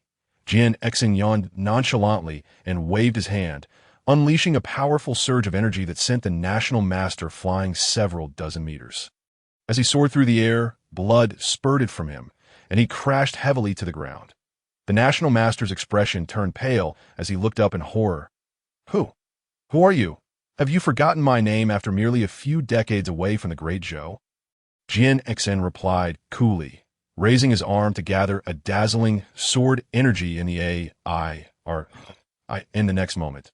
The sword energy descended upon the ground, instantly obliterating thousands of golden-armored cavalrymen, shaking the earth. Such terrifying sword energy! You are Ye Tian! The national master exclaimed, his body hair standing on end at that moment. Recognizing his identity, the national master immediately grasped the gravity of the situation. Ye Tian's reputation was formidable. He had once cleaved through the armor of a myriad of foes with a single strike, instilling fear in all. The national master knew he was no match for him. Senior Ye Tian, you should not have come. Lin Yu spoke gravely. If you depart now, the Great Zhou will grant you any condition you desire. I implore you to leave at once and refrain from intervening. What are you? A mere little emperor, daring to command me. Ye Tian regarded Lin Yu with utter disdain. Lin Yu's expression darkened. If you refuse to heed my warning, do not blame me for being impolite today. Ancestor, it is time for you to take action. Chapter 47. Do I still need to take action? You worthless being, unable to resolve even such trivial matters. I must personally intervene. This cold and ruthless voice echoed like thunder in everyone's ears. Then a chilling and violent aura of death swept through the area like a hurricane. All those engaged in combat halted abruptly, their faces etched with terror as they looked up, a figure clad in an imperial dragon robe. Enveloped in a black aura of death, descended slowly, resembling a god descending from the heavens. The moment this individual appeared, the faces of all master warriors turned ashen, trembling involuntarily under the weight of this terrifying presence. Such a horrifying force of death. Who is this person? No one knew his identity. However, some had begun to sense a perilous aura, their faces blanching in fear. Lin Qing, could it be Lin Qing? Murmured an esteemed elder of the Grand Master rank in shock. Senior, who is Lin Qing? What relation does he have to the Lin family? Someone eagerly inquired. The Grand Master elder instinctively retreated several steps, his face a mask of terror as he stammered. Lin Qing. He was the emperor of the Great Zhou who shook the world hundreds of years ago. Has he not already perished? What? The crowd gasped in disbelief, their expressions frozen in shock as fear filled their eyes. A deceased emperor had returned to life? This was utterly absurd. His revival was not what was terrifying. What was frightening was that Lin Qing had been a top-tier powerhouse in life. A land god. The Grand Master Elder spoke tremulously. Upon hearing the term land god, an eerie silence enveloped the room. Countless eyes widened in shock, their bodies shaking. Everyone knew the significance of land god. If a Grand Master represented the pinnacle of a dynasty's military power, then a land god was capable of effortlessly toppling any dynasty's existence. The Great Zhou had been established for thousands of years, with a population exceeding millions and hundreds of cities, alongside millions of mercenaries. All of this could be easily obliterated by a single land god. Faced with such a superlative powerhouse, even dozens of Grand Masters together would be no match to it's over. It's over. We read doomed. Why didn't T. the Dan Wang Sr. inform us that the royal family possessed such a monster? A terrestrial immortal, capable of obliterating us with a mere breath. Fear began to creep into the hearts of the people. Before such overwhelming power, even these masters appeared as insignificant as ants. Do not fear. What is there to be afraid of? We still have Elder Jinshin with us, someone stated. Elder Jinshin had once engaged in combat with a terrestrial immortal, offering them a glimmer of hope. Instantly, everyone trembled in their bodies, directing their hopeful gazes solely toward Jinshin. This moment, all their hopes rested upon him. The terrestrial immortal. the third emperor of the Great Zhou. Lin Qing, Jianxin's previous disdain vanished, replaced by a grave expression that he had indeed heard of Lin Qing, recognizing him as a formidable adversary. However, having also faced a terrestrial immortal before, he understood the depths of their cultivation. It was not certain that he could not defeat Lin Qing, should he choose to forsake all his own powers like tea that moment. Lin Qing's cold gaze scanned the crowd as he spoke. Is the woman who can lift my curse present here? His ancestor could not have escaped. She must be nearby. If we capture my lady, we shall locate her. Lin Yu respectfully asserted. A strange smile crept upon Lin Qing's lips, having been cursed for countless years. He had finally found hope. In the next instant, he let out a long howl, and the deathly aura surrounding him surged forth like a tempest. All martial artists within proximity were instantly obliterated. The ordinary masters screamed in agony as they collapsed, their bodies rotting away, soon extinguished of life. With just a single howl, over half of the masters present had perished. The horrifying scene instilled terror in the hearts of all, their legs trembling uncontrollably. Elder Dan Wang is too powerful. In the realm of terrestrial immortals, we stand no chance. I must leave. Some, already gripped by fear, turned to flee. Witnessing the flight of others, the atmosphere of dread spread once more, prompting the remaining individuals to reconsider their resolve. At this juncture, Jianxin stepped forward, his voice icy. Leave Lin Qing to me. You need not worry. Upon hearing this, the tumultuous crowd began to settle. Go, Elder Jianxin. We believe in you. Came the encouragement from the onlookers. Jianxin's expression turned exceedingly grave as he swung his arm, unleashing a torrent of profound energy that coalesced into countless sword chi above him. With a swish, hundreds of sword chi surged towards Lin Qing. Lin Qing responded with a cold laugh, his withered claw grasping the air, shattering the sword chi with a series of explosive sounds. The two immediately clashed, while the remaining onlookers refrained from further combat, fully aware that the outcome hinged upon Jianxin's confrontation. Yes, the crowd focused intently on the battle. The queen suddenly whispered to Ye Tian, Prince Ye, take your ren and leave at once. Why? Ye Tian inquired. The queen sighed softly. If Lin Qing were at his peak, we might all perish here today. Though Jianxin is formidable, there remains a gap between him and a terrestrial immortal. You must take your run directly to the MOU Academy. Once you escape the Great Zhou dynasty, you will be safe. Ye Tian chuckled. If I depart, you all shall perish here. The queen grew anxious. If you do not leave, we shall all die together. Lin, you will undoubtedly find an excuse to eliminate you as well. You too must flee this place. Ye Tian did not acquiesce, his gaze fixed upon Lin Qing. Eyes narrowed. A terrestrial immortal. He was not entirely without the means to challenge him.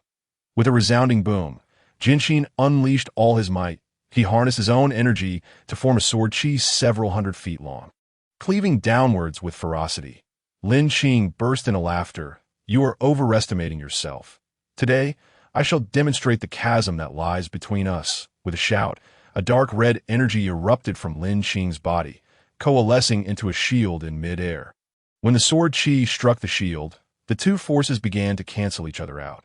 However, mere moments later, Jianxin coughed up blood, and with the explosion of sword chi, he was sent reeling backward. Elder Jianxin, the crowd gasped in horror. Ants, daring to vie with the sun and moon, only seeking their own demise. Lin Qing's face was a mask of derision. Today, I shall crush your flesh and splinter your veins. He roared, a wave of fear instantly enveloping the onlookers. The queen's face drained of color, her body swaying as if about to collapse. Once so confident of victory, she now faced imminent death. No one can save you today. Lin Qing's smile twisted into a cruel grin. That may not be the case. Ye Tian replied coolly as he stepped forward. Why, Prince? What are you doing? Come back, the queen cried out in alarm. She had originally hoped Ye Tian would lead her daughter to safety, but instead, he was moving forward to court death. What do you intend to do? Lin Yu's gaze turned frigid. I admire your poetic talents. Surely, in a few years, you will be a literary saint. You would do well to refrain from meddling today, lest I show you no mercy. Ye Tian replied with a smile that held no warmth. Your Majesty, do you believe I am such a fool? Today's scandal will not escape your notice, so all present must be silenced. I, too, am included. Lin Yu chuckled. Prince Ye, you are indeed astute. After today, I shall not leave you alive. It is a pity. With your literary talent, you would surely have made it into the annals of history. Why Ye Tian responded coolly. Your Majesty should not be overly confident. The outcome of who lives and who dies remains uncertain. What? Lin Yu's eyes glinted with mockery. Do you, Prince Ye, wish to challenge my illustrious Lin family ancestor? Jianxin could not defeat me in a single strike. What are you, then? Ye Tian's gaze turned to Lin Qing as he declared. You, old relic, your era has long since passed. I advise you to depart this world soon. Ant, you seek death. Lin Qing's eyes blazed with murderous intent. And in an instant, two beams of black light shot forth, aimed to pierce through Ye Tian, while Ye Tian flicked his finger, shattering the two beams. Lin Qing snorted, lightly stomping his foot, releasing a stream of dark energy that transformed into a black dragon. Lunging forward, the black dragon enveloped Ye Tian, preparing to devour him. The queen and others turned pale. They had warned him to flee, but he insisted on gallivanting towards death. Yet in the next moment, Lin Qing's indifferent expression revealed a hint of surprise. With a resounding crash, the dark energy shattered, and Ye Tian emerged unscathed. This scene left Lin Yu aghast. He had always remembered Ye Tian as an irredeemable waste incapable of cultivation. Yet the reality before him contradicted everything he had known. Why, Prince, you actually... The queen stuttered, momentarily at a loss for words, unable to comprehend how Ye Tian had survived.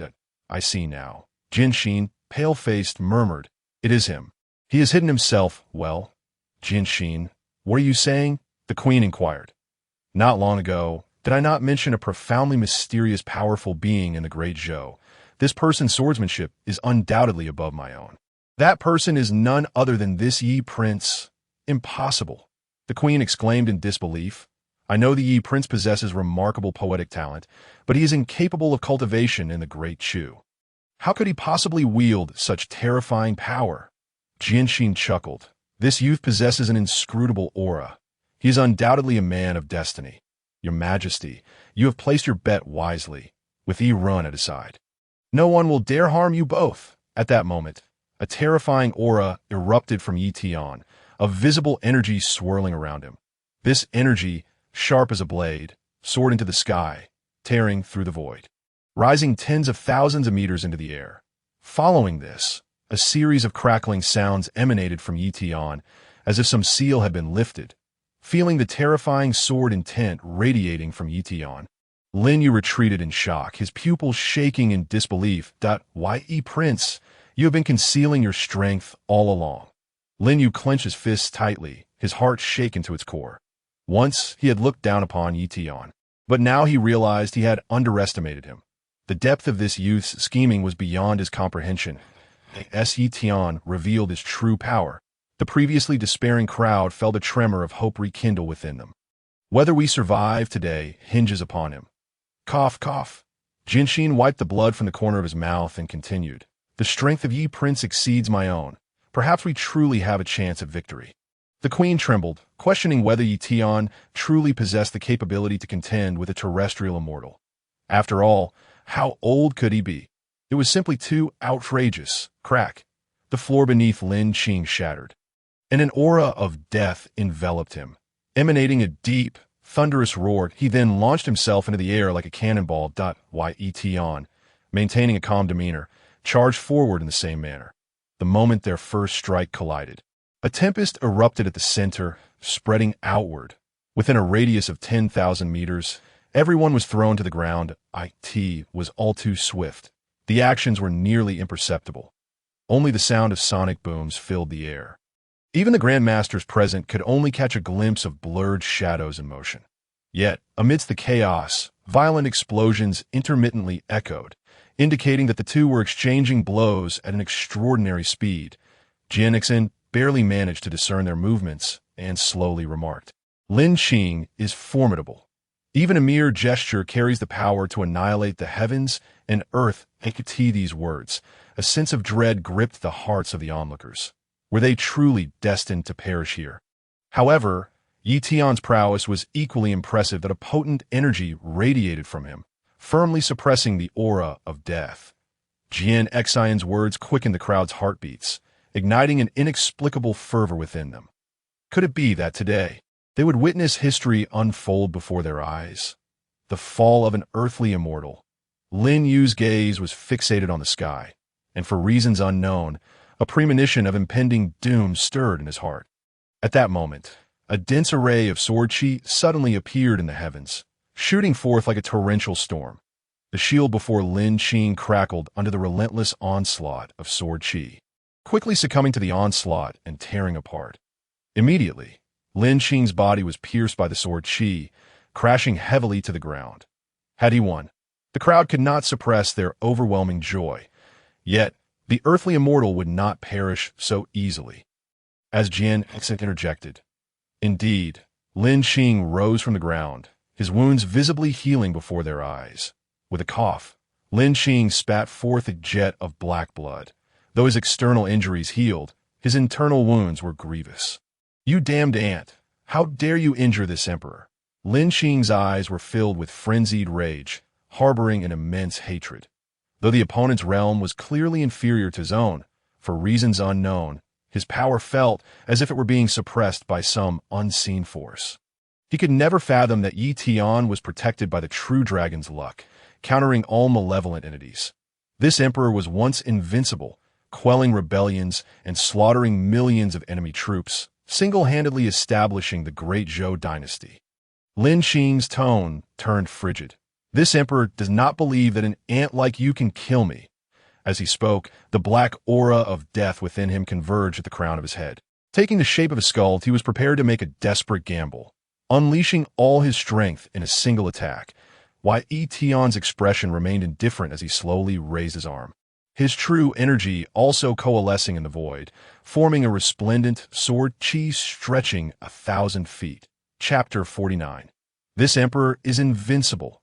Above Ye Tian's head, the 1,000-foot sword chi hovered, releasing terrifying waves of energy that seemed poised to tear apart the very fabric of the universe, inducing a sense of heart-pounding trepidation. "Jian Exen, how is his technique so similar to yours?" the empress questioned, her face filled with urgency and worry. Jian Exen's expression grew serious as he replied, "His sword chi is more formidable and domineering than mine, and it possesses an awe-inspiring brilliance. The level of his technique must be quite high. However, this one strike alone cannot slay Lin Qing." What then? The empress felt her heart plummet. She understood that Lin Qing, being an earthly immortal, was an invincible entity within the dynasty. Although Ye Tian was astonishing, he was still young. In terms of combat experience and prowess, he could not possibly rival Lin Qing. If Ye Tian were to fall, they would all be doomed to that moment. The aura emanating from Ye Tian was not inferior to Lin Qing's. Indeed, the swirling currents around him had completely suppressed Lin Qing's deathly aura. Lin Qing chuckled. "It has been a long time since I encountered such a remarkable young man. You bear a striking resemblance to my youthful self. If you were to kneel and submit to me now, I might consider allowing you to become the next emperor of the Great Zhou." Why, Ye Tian smiled lightly. "You must be dreaming. Killing you will secure the throne for me as well. Stubborn and oblivious to your own demise. You who lack the vision." Lin Qing thundered. "This emperor has given you a chance, yet you squander it. Prepare to die." With that, the skeletal figure behind him lunged at Ye Tian, exuding a terrifying aura of death that manifested in wails, causing countless spectators to suffer splitting headaches and bloodied eardrums. Why, Ye Tian's gaze turned icy. He raised his arm, and the 1,000-foot sword chi erupted in a blinding radiance, descending with ferocity. Clang! The clash between the skull and sword chi resulted in a cataclysmic explosion. A shockwave rapidly spread outward, causing nearby structures to crumble to dust in an instant. A tremendous gale sent all the golden-armored soldiers flying, their cries echoing as they were engulfed by the ruins, including the royal martial artists, all buried beneath the debris. After a considerable time had passed, once the echoes of the explosion subsided, the crowd began to rise from the ground as they surveyed the scene. A collective gasp filled the air. What had once been rows of houses was now completely flattened, as if a calamity had swept through. Was this the power of an earthly immortal, with a mere gesture? Such destruction could be wrought. The multitude of masters felt a sense of dread. The notion of facing 1,000 foes seemed inconceivable, yet they found themselves unable to even approach the true pinnacle of martial strength. What would be the outcome? Who would emerge victorious? A Grand Master promptly inquired. All eyes turned toward the center, where two vast craters lay, but both Ye Tian and Lin Qing had vanished from sight. Just then, a figure emerged from the depths of one crater. It was Lin Qing. The ancestral figure is unharmed. Lin Yu's face lit up with unrestrained joy. He exclaimed, "Wonderful! The ancestral figure has triumphed in this battle." In stark contrast, the Empress's entourage appeared ashen, their faces pale and trembling. If Ye Tian were to perish, it would signify their imminent doom. The Empress's body weakened, collapsing to the ground as she trembled. Pleading, "Jin Exin, I beseech you for one last favor.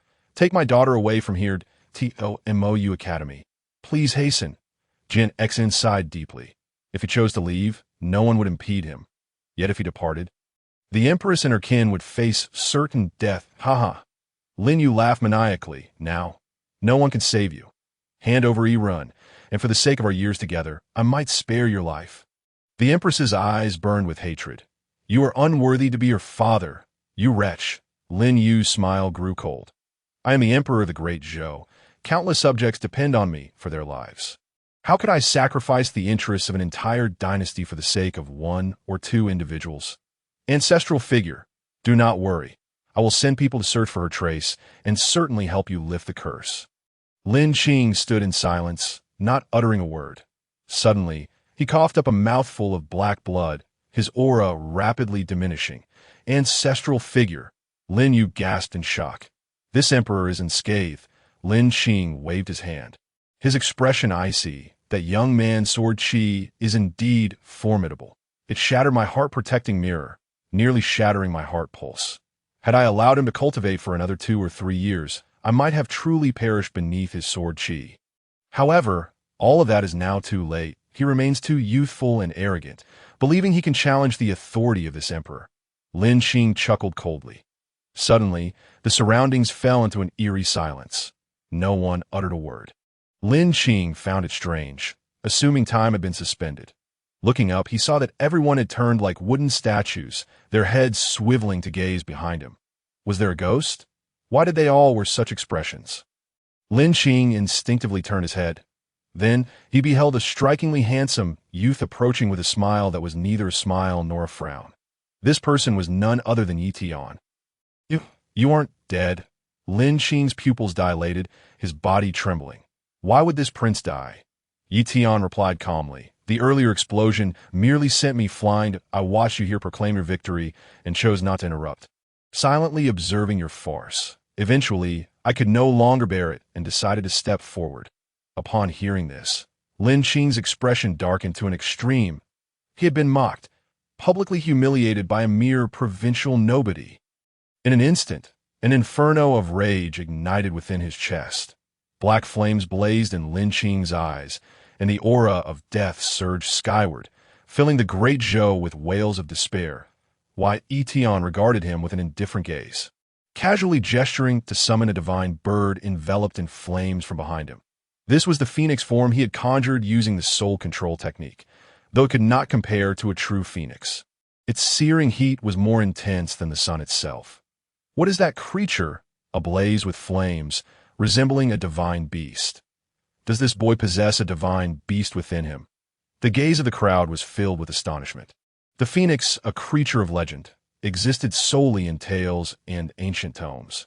None had ever laid eyes upon one. Behind Ye Tian, a magnificent phoenix unfurled its wings, stretching an astonishing 1,000 feet, casting a shadow that obscured the sun. Resembling a celestial deity of unparalleled grandeur, Lin Qing, enveloped in a palpable aura of death, had refined his energy to its utmost limit. He understood that this was to be his final assault. Should he falter, it would mean his demise. How could this emperor perish at the hands of an insignificant insect? He would not be defeated. Fury burned in Lin Qing's eyes. He had never tasted defeat in his life. And this time would be no exception. 10,000 ghosts devour the heavens. Lin Qing roared. Chapter 50. The fall of the earthly immortal. An endless shroud of dark energy enveloped the skies above the great Zhou. The sun's rays extinguished, and the imperial city plunged into darkness. Suddenly, a piercing cry echoed. The phoenix, ablaze with flames, radiated a brilliance that shattered the gloom, its searing heat warping the very fabric of space. Countless tendrils of black energy, attempting to approach, were completely incinerated by the flames. Lin Qing let out a low growl, the deathly aura within him surging forth in a relentless torrent. Yet, despite his myriad of efforts, he found himself utterly powerless before the celestial being. Ye Tian chuckled lightly. In terms of the purity of his true energy, he could annihilate Lin Qing 100 times over. He alone possessed the ability to manifest a phoenix from his true energy. No one else could achieve such a feat today. This prince shall obliterate you, foul spirit, Ye Tian declared indifferently, then struck outward with his palm. Boom! The phoenix above swooped down fiercely, swallowing Lin Qing whole, with each agonizing scream that resonated. The black energy was visibly consumed by the flames. This emperor shall not die. I shall never perish. Lin Qing's mind raced, still clinging to the hope of survival. Are you still dreaming of spring and autumn? Prepare to meet your end. Ye Tian scoffed, tightening his grip. The phoenix emitted a final shrill cry before exploding in a cataclysmic blast. The thunderous roar echoed as flames erupted in the void. Dispersing the dark energy along with its calm returned, the residual heat in the air dissipated, leaving an eerie silence in its wake. Gulp. Someone swallowed audibly, tentatively speaking. Did we win? Have we truly triumphed? Indeed, Jian Exin nodded emphatically. Lin Qing was burned to death. He is gone. Hooray! In an instant, those loyal to the empress erupted in jubilant cheers that we have won. We have witnessed the fall of an earthly immortal today. Henceforth, we can boast of this for a lifetime. The crowd laughed exuberantly. On the other side, Lin Yu stared blankly, repeatedly murmuring, "How could our ancestor die? How could he perish?" In a moment of despair, Lin Yu felt deflated. Collapsing to the ground, his eyes vacant. Their ancestor was an earthly immortal. How could he possibly die? How could he meet such an end? The achievements of his forebear were chronicled in countless volumes, and he had always been the most illustrious figure of the Lin family. The great Zhou stood firm because of his ancestor's existence. Yet now, the invincible figure he had idolized had fallen to a worthless prince. "Your Majesty, do you have anything to say?" The empress spoke with a frigid gaze. Lin Yu lowered his head, slowly responding, "Madam, I'm ultimately still the emperor of the great Zhou. My fate is not yet sealed.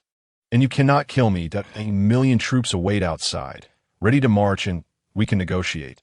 The empress's eyes burned with hatred as she brandished her sword, ready to strike him down. "Wait," Jian Exin intervened, stating, "The emperor cannot be killed." "Why not? I have awaited this day for long," the empress retorted angrily. Jian Exin replied, "His fate is not yet fulfilled. If we rashly slay an emperor, we shall suffer the backlash of fate. Until one reaches the realm of earthly immortality, no one can personally end an emperor's life." Upon hearing this, the empress's gaze turned icy. "If you cannot be killed, then relinquish the throne and hand over the imperial seat." "I will not yield," Lin Yu scoffed. The empress declared, "If you refuse to surrender the throne, I shall eliminate your beloved consort, your family and friends. None shall be spared until you comply." Lin Yu trembled, acutely aware that the empress was not merely speaking empty threats. She was entirely capable of carrying out her grim promises. "You have 10 breaths to respond." 1. The empress began her cold countdown. Lin Yu kept his head bowed, lost in thought. 3. 2. The empress's expression grew increasingly frigid, her murderous intent intensifying. 1. No need to count further. Lin Yu suddenly lifted his head, his gaze now calm. "I shall never relinquish the throne. The emperor of the great Zhou shall forever bear the surname Lin. Stubborn fool, do you dare defy me?" The empress gripped her sword once more, preparing to strike. Suddenly, an eerie voice resonated in the air. and in an instant the sky darkened. The crowd looked up to see a dense swarm of flying beastly creatures descending from the mountains. They are demonic beasts. They are attacking the imperial city. Panic ensued among the people. Despite being masters in their own right, no one stood a chance against the onslaught of tens of thousands of demonic beasts. Lin Yu scoffed, "Without my command, the million-strong army will not mobilize. Soon, the imperial city will be besieged by these beasts, and every citizen shall perish. All present here will not escape their fate." The empress spoke coldly. "Hand over the military tokens." Lin Yu laughed heartily. "I am the military token. Without my presence, no general will heed any command. Empress, allow him to depart and deal with the beastly assault. Otherwise, the great Zhou shall be doomed," Jin Exen interjected. Though the empress seethed with rage, she recognized the necessity of the situation, and if they did not defend the city, they would all perish. That moment, countless demonic beasts had reached the city outskirts, beginning their relentless slaughter. The city's defensive forces mobilized. Thousands of cavalry charging forth to launch the initial counteroffensive. What a chaotic day it was. Ye Tian stood atop the city wall, unable to suppress a feeling of melancholy. Just moments ago, he had quelled the internal strife of the royal family. And now demonic beasts were attacking once more. Such was the dreary existence of humanity. Xiaobai sauntered over slowly, leaping onto his shoulder, saying, "Ordinary people spend their lives battling for power and thrones, only to return to dust a century later. Fortunately, you shall not be confined to this small dynasty for eternity. A far grander world awaits you." Ye Tian nodded slightly. He had once been merely a minor prince of the Great Chu. Had fate not intervened, he too might have faded into oblivion after a century, with no one to remember him. "Do you have the confidence to ensure that the world knows the name of Ye Tian?" Xiaobai inquired. "Absolutely," Ye Tian replied, his face brimming with confidence that in the future, the name Ye Tian will echo throughout the Tianwu continent. In every corner, I shall become an unparalleled powerhouse, enduring as long as heaven and earth, and until the universe itself ceases to exist. Ha! Xiaobai began to yawn. "As long as you possess this confidence, this divine beast shall accompany you on your journey of growth. One day, you shall conquer the entirety of the Tianwu continent and become the supreme powerhouse." Ye Tian asked, "But what if I meet my end midway?" "If you perish, then this divine beast shall simply seek another host." Xiaobai replied calmly, "I suddenly crave dog meat." Ye Tian remarked, "Get lost. You are the dog. I am no dog." Xiaobai snapped, baring his teeth in frustration. Ye Tian chuckled, but his expression gradually turned serious as he noticed a dark figure amidst the throng of demonic beasts. Slowly approaching, the black celestial hound. Ye Tian spoke in a hushed tone, his heart racing. Chapter 51. I shall take action. What is that vile creature doing here all of a sudden? Could it be that these demonic beasts are under its command? Ye Tian's eyes remained fixed on the black celestial hound, murmuring to himself, "I suspect you are insulting me, though I lack proof," Xiaobai remarked, then added, "It is evident that this sudden large-scale assault by the demonic beasts can only be orchestrated by a being of royal caliber." Ye Tian replied, "Then the great Zhou is clearly doomed.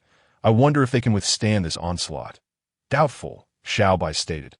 "Look at the thousands of cavalry that charged out. They have already been swallowed by the beasts."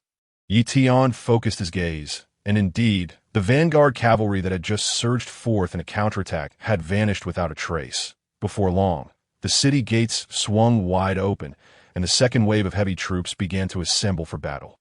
Meanwhile, the other two city gates were also under siege from different hordes of demonic beasts. At least hundreds of thousands of demonic creatures were attacking in a frenzied onslaught. Ye Tian took a deep breath. During his time in the Great Chu, he had encountered attacks from monstrous beasts before. However, those beasts numbered at most in the thousands and could be easily dealt with. Yet at present, there were at least hundreds of thousands of these creatures outside the city, all eyeing their prey with great ferocity. Even though the Great Zhou boasted over 1,000,000 soldiers, it was impossible to recall them all at once, with just the people inside the city. They were certainly incapable of holding the line. At that moment, a flying beast broke through from the skies, and despite a volley of arrows, it surprisingly survived. Soon after, the beast fell within the city.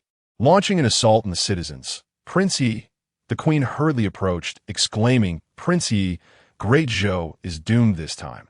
You must flee with Iren at once." "And you?" Ye Tian inquired. The queen shook her head. "You need not worry about me.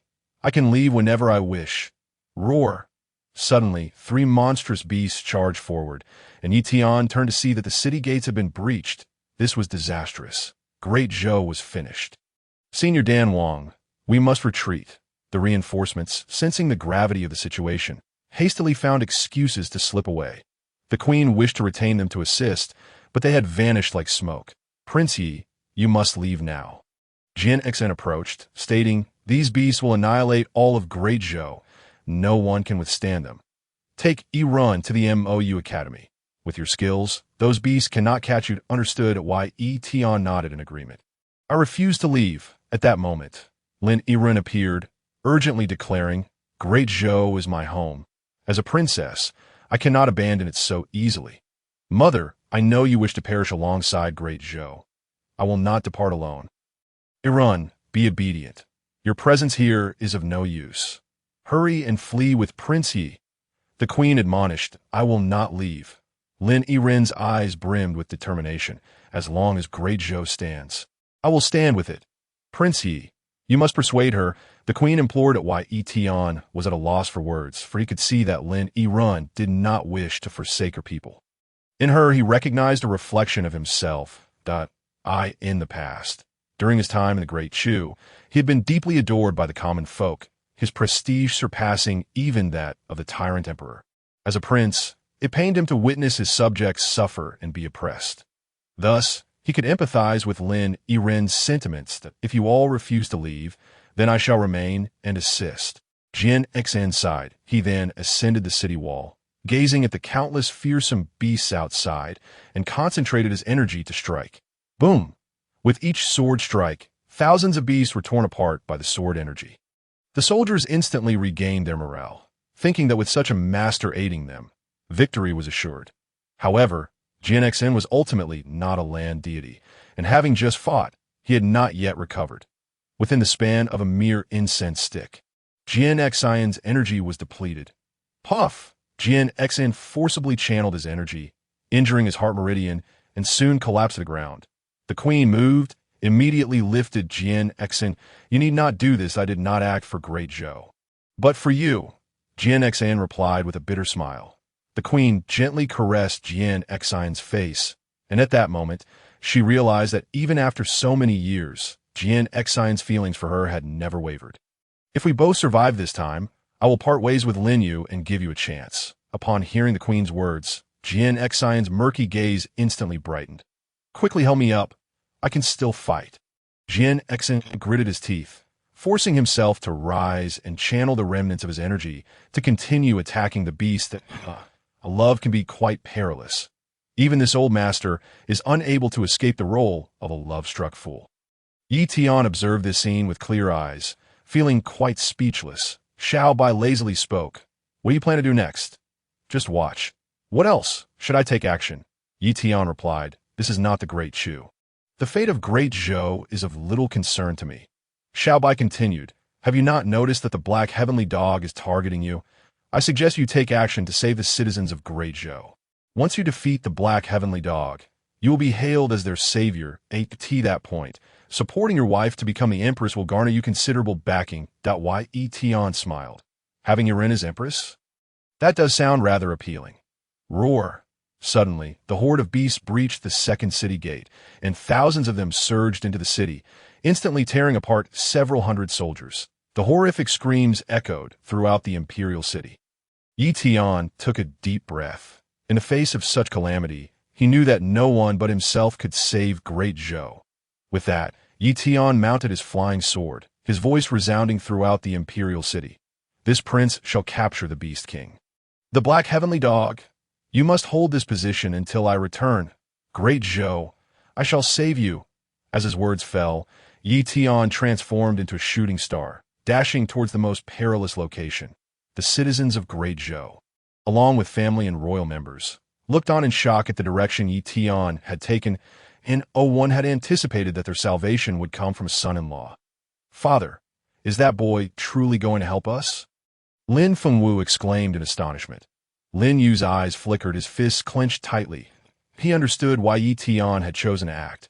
Should Ye Tian save Great Zhou, he would become a savior at that point. The emperor, would likely be reduced to a mere puppet. In this moment, he comprehended why the Great Chu had sent Ye Tian over. This lad was far from a waste. He was exceptionally gifted. Gifted enough to potentially save an entire dynasty by his own strength. When that time came, he would be hailed as a hero among the common folk. What prestige could rival that? Prince Yi. Please be careful. Lin Yiren's eyes brimmed with concern as she began to pray. For Ye Tian. That boy, truly going to take on the black heavenly dog alone? Jian Xian's expression was one of utter astonishment. After all, the black heavenly dog was the king of 10,000 beasts, an entity spoken of in ancient texts. Who in this world could possibly injure the black heavenly dog? Chapter 52. Salvation. Ye Tian soared on his flying sword, traversing swiftly over the heads of the beasts. Soon, he arrived deep within the mountains and forests. With a monstrous energy, soared to the heavens, with countless great beasts residing in this area. Soon, as Ye Tian appeared, dozens of ferocious gazes locked onto him. The black heavenly dog opened its blood-red eyes, its wings unfurling gently, and the crimson aura around it swirled into a tempest that filled the sky. "We meet again." Ye Tian calmly fixed his gaze on the black heavenly dog, not daring to underestimate this legendary creature from the text. "I have been searching for you for a long time." The black heavenly dog uttered coldly, its eyes filled with a frenzied desire for slaughter.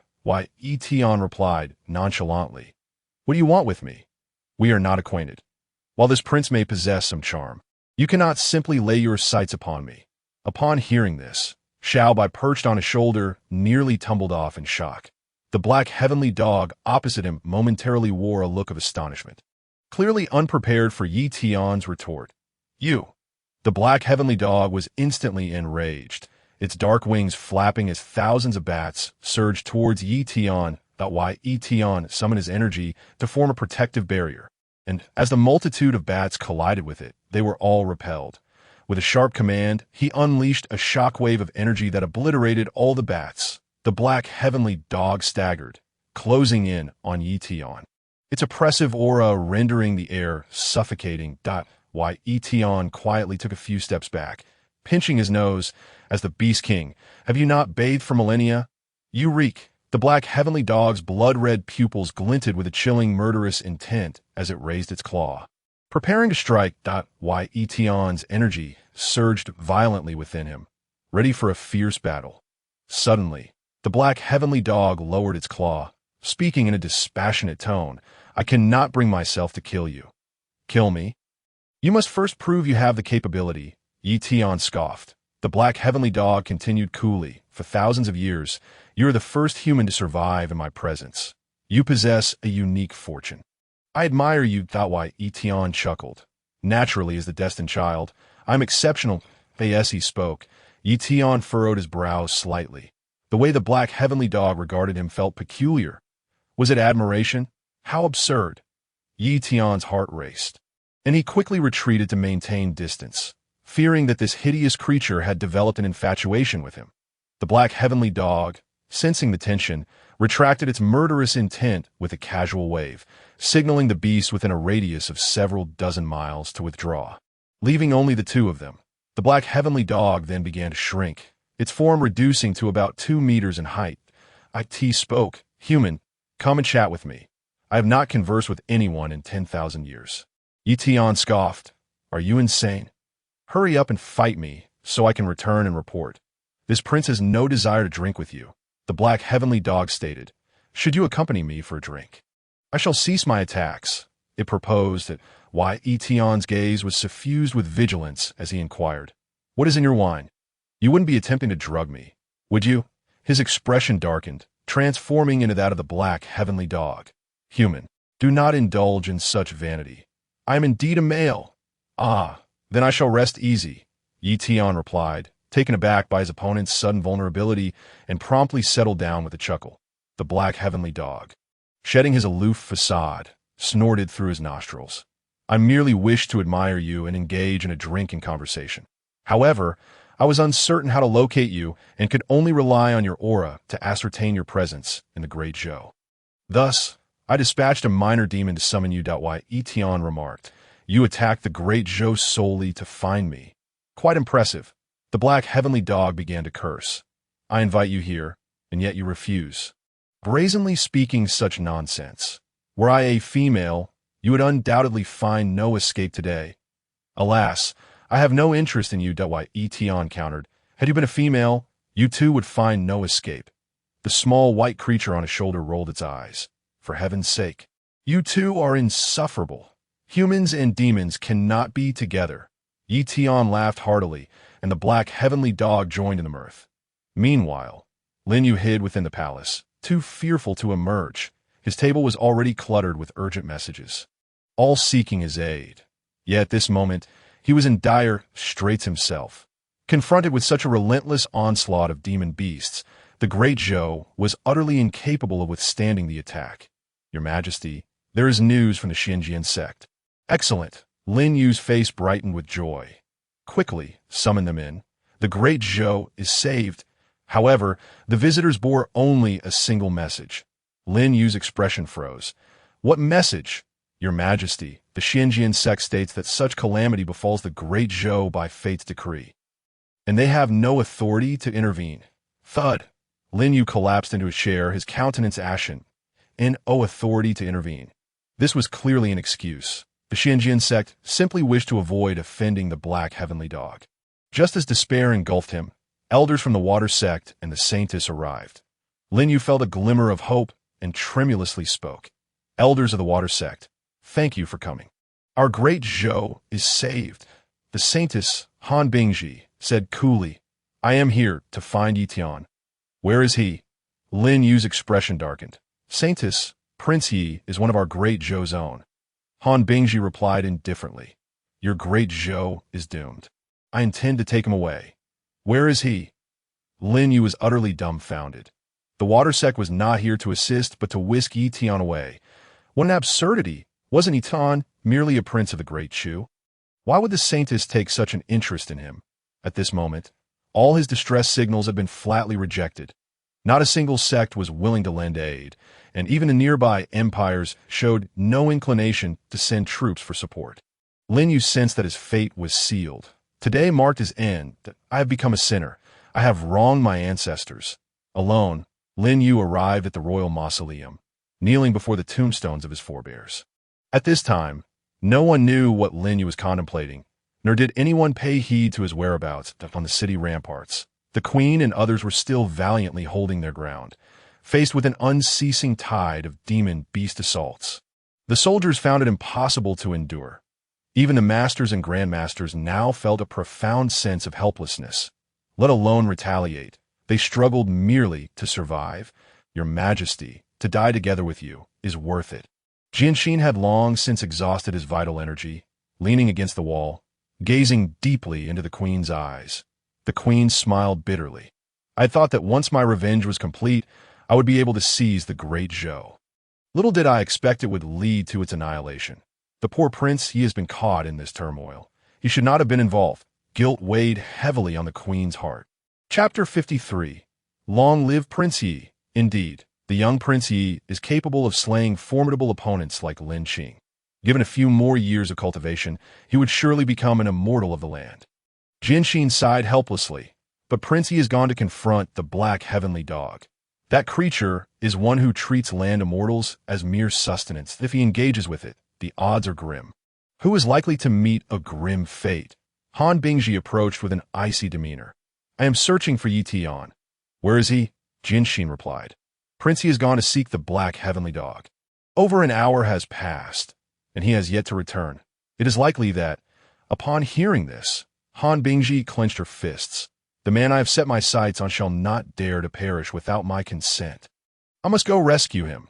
Saintess, you must not. The sect elders immediately intervened.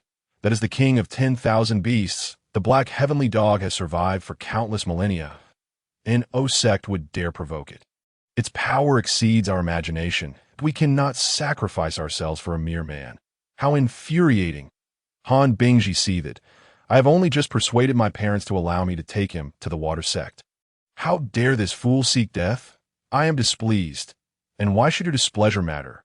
Lin Yiren interjected. Prince Yi is my fiancé. Although you are the sex saintess, you have no right to take him away. Han Bingji shot her a scornful glance. The man I desire requires no one's approval. You, a mere princess, are even less qualified. Lin Yiren met her gaze directly. Prince Yi would not accompany you. I would wager on that. His willingness is not for him to decide. Han Bingji scoffed. Ladies, cease this quarrel. Why are you bickering over a man? Now is a critical moment for the survival of the great Zhou. Can we not focus on the pressing matters at hand? Jian Xin implored the saintess.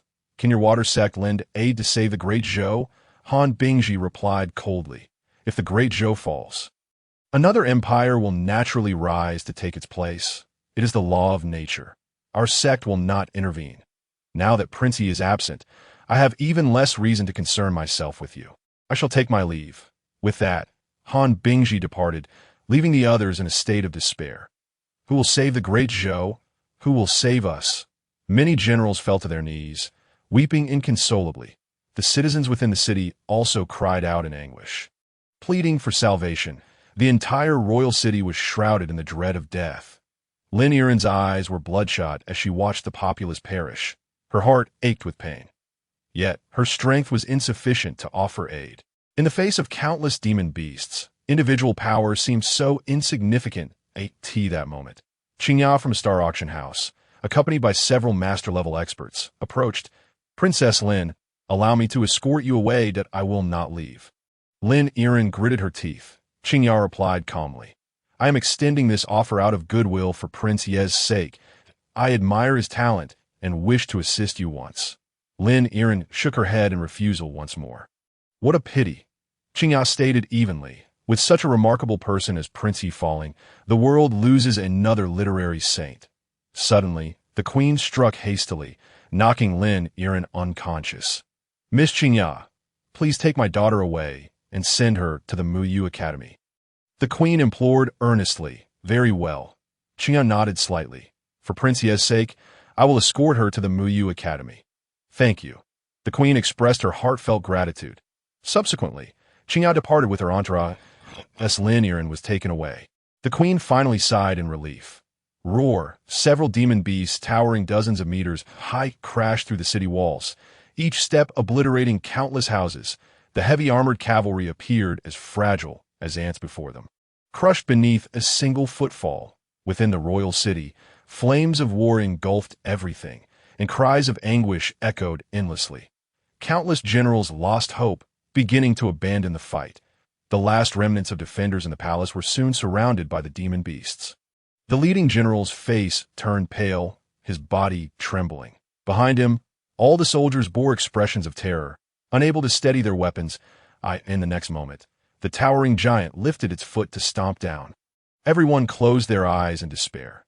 Yet, contrary to their expectations, the anticipated crushing blow did not come. The giant's foot, instead, was slowly lowered back down. What is happening? Why have the demon beasts ceased their attack? What is going on? Confusion filled the air as the demon beasts seemed to halt their slaughter. Just then, a soldier noticed a figure slowly approaching from the throng of demon beasts outside the city. The figure stood tall, stepping forward with each stride, while the surrounding beasts frantically began to retreat from his vicinity. That figure was familiar. It was the young Prince Yi. It is Prince Yi. Someone recognized the young man's face and exclaimed in shock. What? Prince Yi has returned. The queen and others immediately gazed outside with wild J. Ye Tian stood alone, quietly positioned in the center of the street. This moment, the demonic beasts within the city frantically began their retreat, vanishing without a trace in the blink of an eye. This scene left countless onlookers utterly astonished. The surviving soldiers and citizens of the city poured into the streets, their gazes fixed in a daze upon Ye Tian. A miracle. It is Prince Yi who has saved us. Suddenly, someone instinctively knelt on the ground, clasping their hands together in fervent reverence, bowing repeatedly. Soon, others began to follow suit. Initially, it was the common folk, then soldiers. and ultimately members of prominent families, all kneeling with expressions of deep devotion. Prince Ye's extraordinary might has rescued our great Zhou dynasty. Long live Prince Ye! The surviving citizens wept bitterly, viewing Ye Tian as their savior, a divine being descended to earth. The queen's eyes were filled with astonishment. She had not anticipated Ye Tian's return. Jin Xn could not help but exclaim, "This lad is remarkable, truly impressive. I can't believe he actually survived." Jin Xn burst into uncontrollable laughter. The entire royal city erupted in cheers. "Prince Ye! Prince Ye!" Countless voices screamed his name in a frenzy.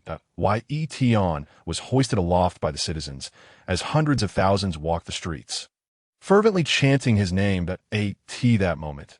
Many may not have remembered their emperor's name, yet the entire populace of Great Zhou knew precisely who Ye Tian was.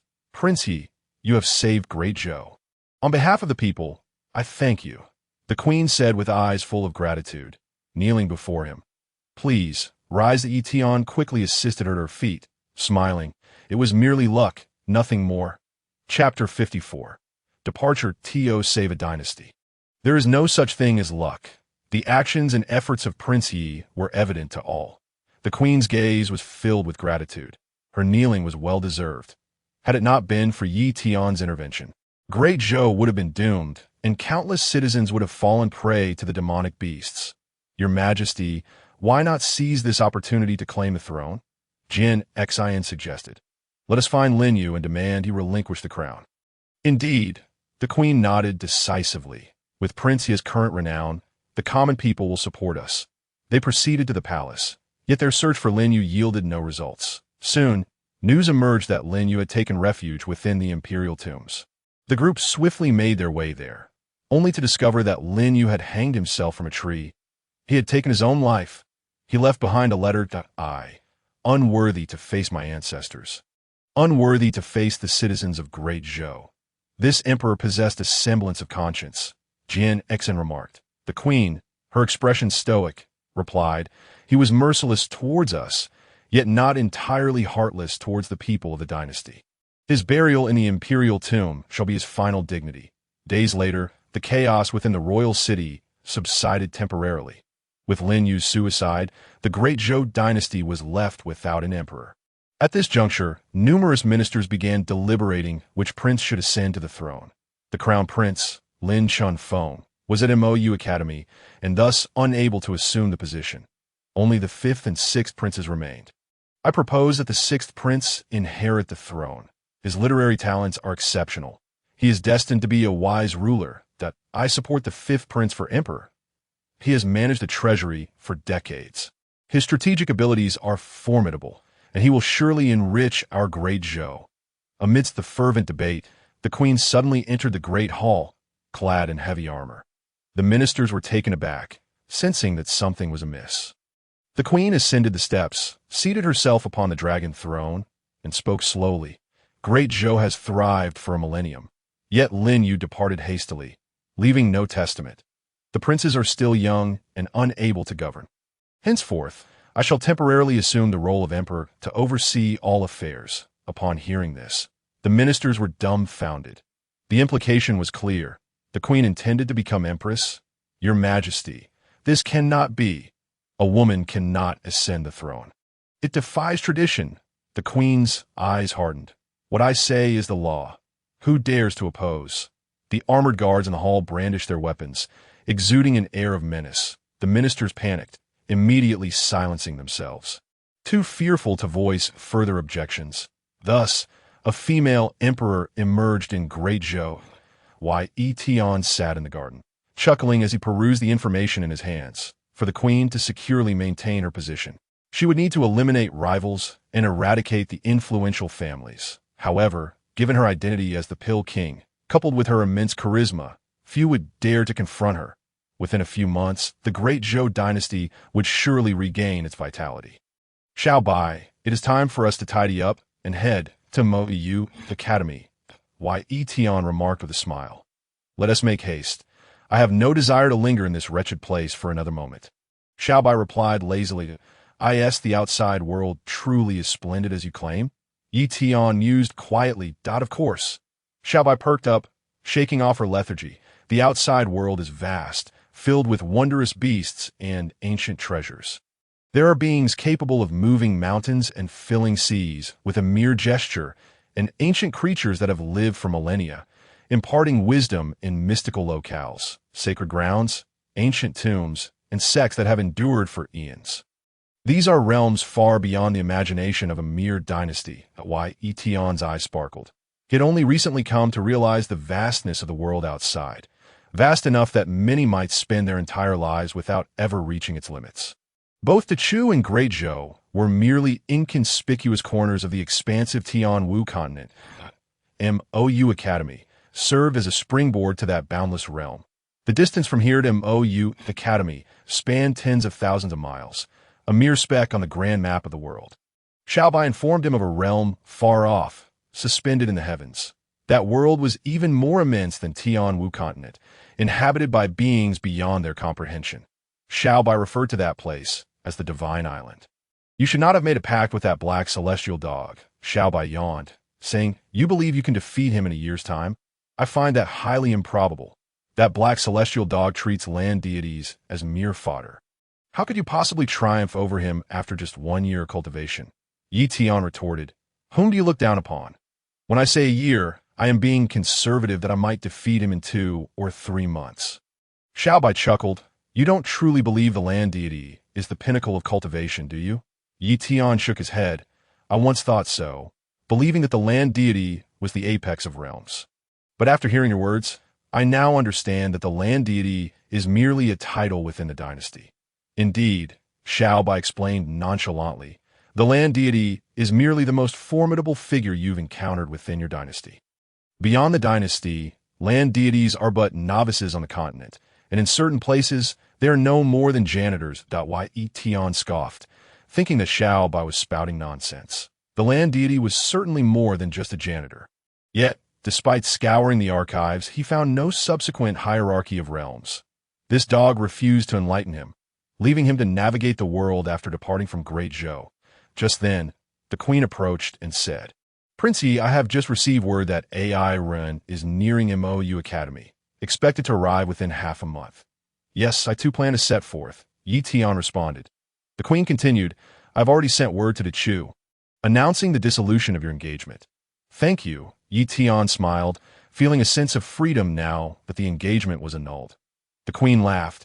I can already envision the furious scene of the Chu emperor slamming his fist on the table. Ye Tian chuckled. Let that dog of an emperor act as he wishes. I have severed all ties with the Chu royal family. After I graduate from Mou Academy, I shall naturally seek my revenge. Prince Yi, regardless of circumstances, Great Zhou will always be your home. That if you tire of the outside world and wish to return, you will always be welcomed here. The queen softly spoke. Chapter 55. Accidental Entry into the War Zone. The queen's words seemed to come from the heart, and Ye Tian naturally took them to heart. After 2 or 3 days, Ye Tian packed his belongings, preparing to depart for Mou Academy. He had a premonition that upon arriving there, he would encounter a world unlike any he had known, filled with diverse friends and foes. Prince Yi, take care and stay safe on your journey. The queen personally escorted Ye Tian to the city gate, her gaze brimming with reluctance. As Ye Tian boarded the carriage, he smiled and waved his hand, saying, Once I arrive at the academy, I will send word back through someone. Moreover, with my presence, nothing shall befall my dear. Although we cannot be together, she shall remain my cherished friend. The queen's face broke into a smile. With these words, she could finally ease her troubled heart. By the way, those princes, Ye Tian reminded her. The queen replied, Do not worry, Prince Yi. The princess shall not step outside the palace ever again. Upon hearing this, Ye Tian understood that Lin Fengwu and the others had been imprisoned. When Lin Yiren returned after her graduation, she would naturally handle the situation. 3 days later, Ye Tian's carriage reached the last city within the borders of the Great Zhou. Upon entering the inn, he found the patrons engrossed in discussions about him. The Great Zhou was on the brink of destruction, but who would have thought that Prince Yi descended like a celestial being to save us all? I witnessed with my own eyes as he single-handedly slew 300,000 monstrous beasts with a single stroke. Nonsense, that is utterly untrue. I was right behind Prince Ye. I saw him shatter the heavens with his sword, causing the populace to kneel and worship. Come now, can you all cease your exaggerations? An elder with an extraordinary demeanor spoke calmly. What you say is nothing but hearsay. Who would believe such tales? What do you mean? Were you there? Someone challenged. Indeed, the elder replied with indifference. I participated in that battle, and it was through the baptism of blood that I survived. Hearing this, the crowd quickly gathered around, politely inquiring, Elder, pray tell, what transpired during that time? The elder stroked his beard, adopting an enigmatic expression as he recounted, 100,000 monstrous beasts besieged the royal city, and countless cavalry were instantly crushed. The sky darkened, and the sun was blotted out, as blood and terror engulfed the city's inhabitants. At that critical moment, the elders suddenly grew animated. In the midst of the engulfing darkness, a radiant light appeared. Prince Ye descended from the heavens, and with a mere wave of his hand, all the beasts were repelled. I had never believed in light until I witnessed Prince Ye. I came to realize that there exists someone more dazzling than the sun itself. Is Prince Ye truly that formidable? The patrons were left speechless, their faces reflecting shock and admiration. Meanwhile, Ye Tian, seated nearby and munching on food, could hardly contain his amusement. This was utterly beyond reason. In just a few days, tales of his exploits had spread far and wide, and not a single one bore any truth. At that moment, a weary merchant caravan entered, cursing loudly. Damn those bandits! They dare to rob even us. They are utterly lawless. It is far too dangerous outside. I advise everyone to refrain from venturing out for the next few months. Our great Zhou has only just quelled internal strife, and neighboring dynasties are already seeking to exploit our weakness. The fourth prince alone cannot withstand this. The crowd sighed in unison. Ye Tian paid little heed to their woes. After satisfying his hunger and replenishing his supplies, he continued on his journey. Upon reaching the city gate, he found it firmly shut, barring exit. Why can we not leave? Ye Tian inquired. The guard replied, There is fighting outside. To venture forth is to court death. No one is permitted to leave. That I must go. Please make an exception, Ye Tian insisted. Without a passage token, no one may depart, the guard stated sternly. Not wishing to waste words, Ye Tian moved to an unguarded spot, scaled the city wall, and leapt outside. Once outside, Ye Tian beheld the ground before him, shrouded in thick smoke, and scattered about with the recently deceased, numbering at least in the hundreds. Not far ahead, soldiers from two opposing factions clashed violently. Initially intending to circumvent the fray, Ye Tian was suddenly besieged by a volley of arrows. Grabbing a shield from the ground, he raised it to defend himself. As the first wave of arrows fell, Ye Tian had barely caught his breath when a barrage of enormous crossbow bolts soared toward him, but he swiftly grasped one, crushing it in his hand. Charge! Hundreds of enemy soldiers surged toward him from all directions. Frowning, Ye Tian realized he had unwittingly entered a war zone and needed to escape quickly. However, the enemy had already surrounded him, forcing him to retaliate. With his current prowess, a mere few hundred foes were easily dealt with. After dispatching the enemies in the shortest time possible, Ye Tian accelerated forward, endeavoring to exit the battleground. Yet, soon he encountered a vast plain where no fewer than 70 or 80,000 warriors engaged in fierce combat. Ye Tian was at a loss for words. His intention to evade the conflict had led him straight into the heart of the battlefield. Moreover, he discerned that, besides the soldiers of the great Zhou, several unfamiliar factions were also present that we must find a way around. Otherwise, you won't be able to escape, remarked the small white creature perched on his shoulder. Languidly, Ye Tian nodded, realizing that traversing the battlefield of tens of thousands would require more than mere foot travel. He would need to soar above it. Just as he prepared to depart, a cavalry unit from the great Zhou charged toward him. The leader, clad in silver-black armor and wielding a 3-foot-long serpent-patterned blade, fixed a piercing gaze upon Ye Tian. Prince Ye, the figure spoke coldly. Unfamiliar with this individual, Ye Tian responded, And you are? I am the fourth prince Lin Fengshun. The realization dawned on Ye Tian. This was the prince station of the border, and it was their first meeting. Is there something you require? He inquired. Lin Fengshun's gaze remained fixed on him. I am aware of the recent turmoil within the dynasty. Do you seek vengeance for your father? Ye Tian countered. Not at all, Lin Fengtian replied expressionlessly. My father's fate is of no concern to me.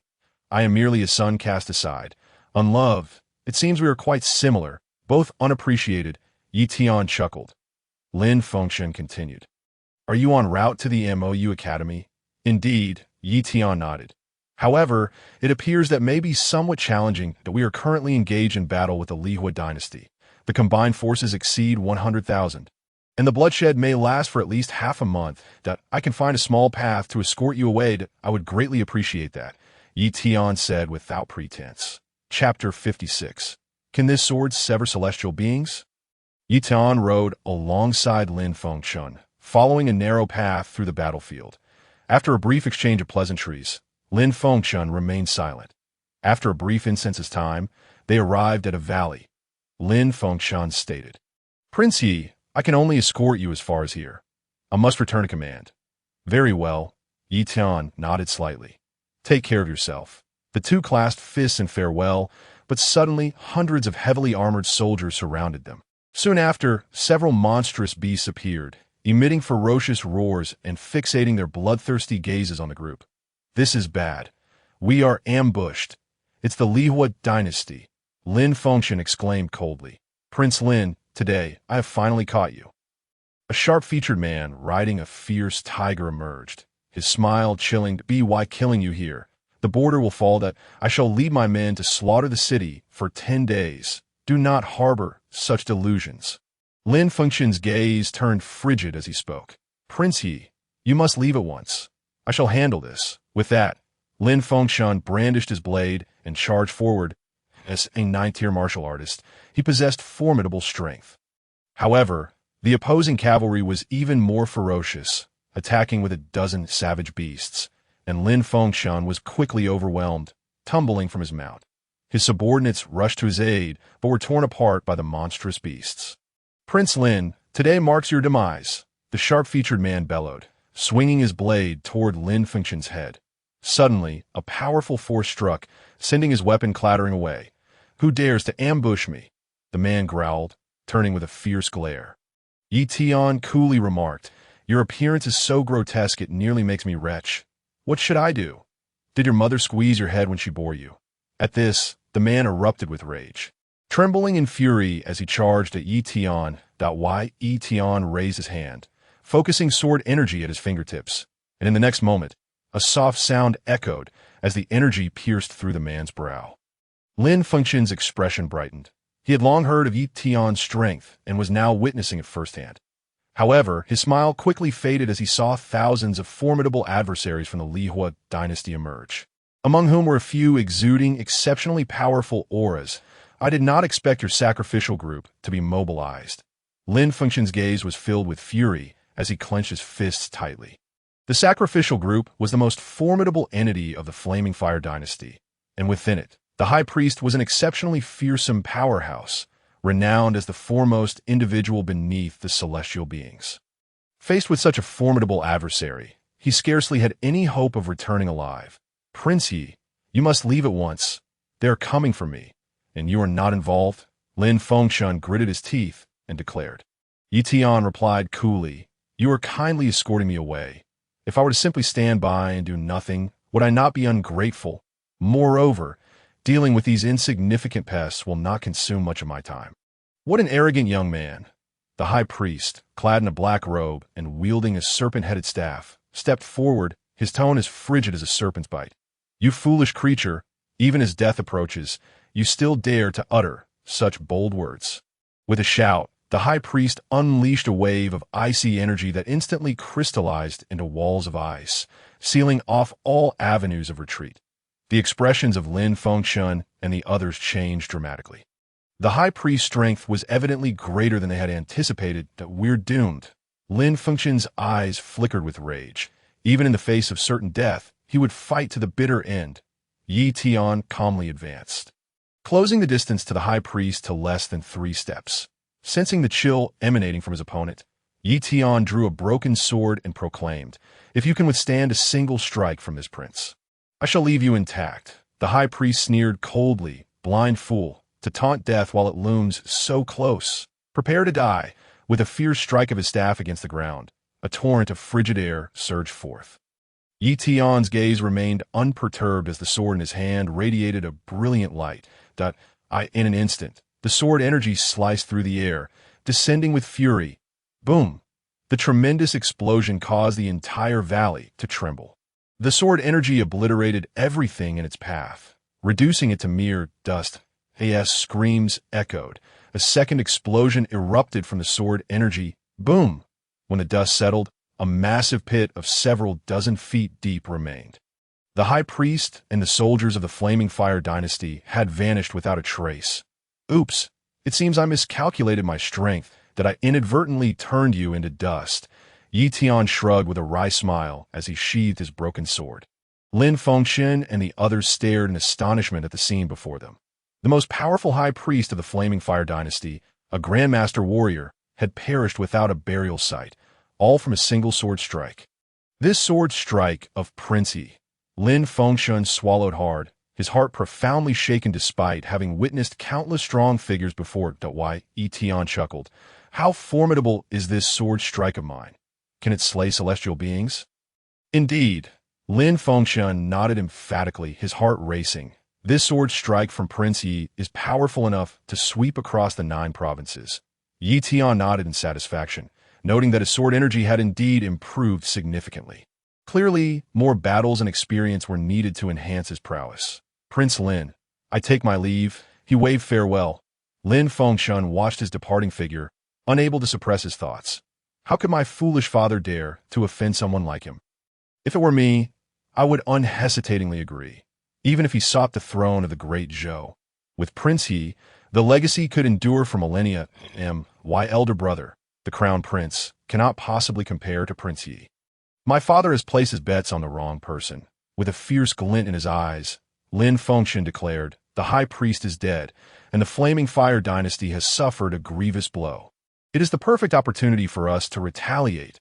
All soldiers, follow me back and catch them off guard. Days later, Ye Tian traversed the valley and arrived at a bustling trade zone. This area was a hub of commerce, frequented by various factions for supplies and rest. Glancing at the map, Ye Tian noted that it would take him another half-month of relentless travel to reach the MOU Academy. It truly is quite distant. If only I could teleport, Ye Tian muttered unconsciously. Teleport? Do you truly dare to dream? Xiao Bai yawned. Teleportation is not a skill possessed by ordinary strong individuals. Even I have scarcely encountered a handful who can perform such feats. For an ordinary person, to cover a distance of 10,000 meters in a breath is already the mark of an exceptional master. You might need another 100 or 80 years of training before you could learn teleportation. Ye Tian rolled his eyes. Who do you look down upon? I will surely learn teleportation. Wait, there's something intriguing. Xiao Bai sniffed the air. There is something unusual. You should go take a look. Chapter 57. Ancient blood treasure, what peculiar item has caught your interest? Ye Tian inquired. Xiao Bai replied, what I discovered is certainly a good find. Would you like it? Of course. Where is it? To the left at that stall. Ye Tian approached the stall, which was quite small, with only a dozen items laid out on a carpet. That black orb, Xiao Bai reminded him. Ye Tian crouched down, casually picking up the object and asked, how much for this, boss? The stall owner beamed. This is something that fell from the heavens, reportedly used by deities. Dating back tens of millions of years. Don't bore me with useless tales. How many spirit stones? Ye Tian erupted. 500.50 stones. Not a penny more. You brat, that's nonsense. 50 stones won't buy it. At least 400. 40 spirit stones. Take it or leave it. Ye Tian started to walk away. Fine, fine. I'll sell it to you. The owner wore a speechless expression. After paying the spirit stones, Ye Tian took the orb and asked, now can you tell me what this thing is for? Xiao Bai spoke mysteriously. There are a few beauties ahead. Take the orb and walk over. Ye Tian walked over, and suddenly the orb emitted a faint glow. In the next moment, it slipped from his hand and directly fell into the skirt of a woman ahead. Ye Tian was dumbfounded. When the world was this? Ah! The woman clearly felt something fall in her clothing and quickly reached to retrieve it. Oh, who threw something into my clothes? So rude. The beauty turned angrily and glared at Ye Tian. Was it you? Why did you throw something into my clothes? I didn't. Ye Tian attempted to explain, but there was no one else around.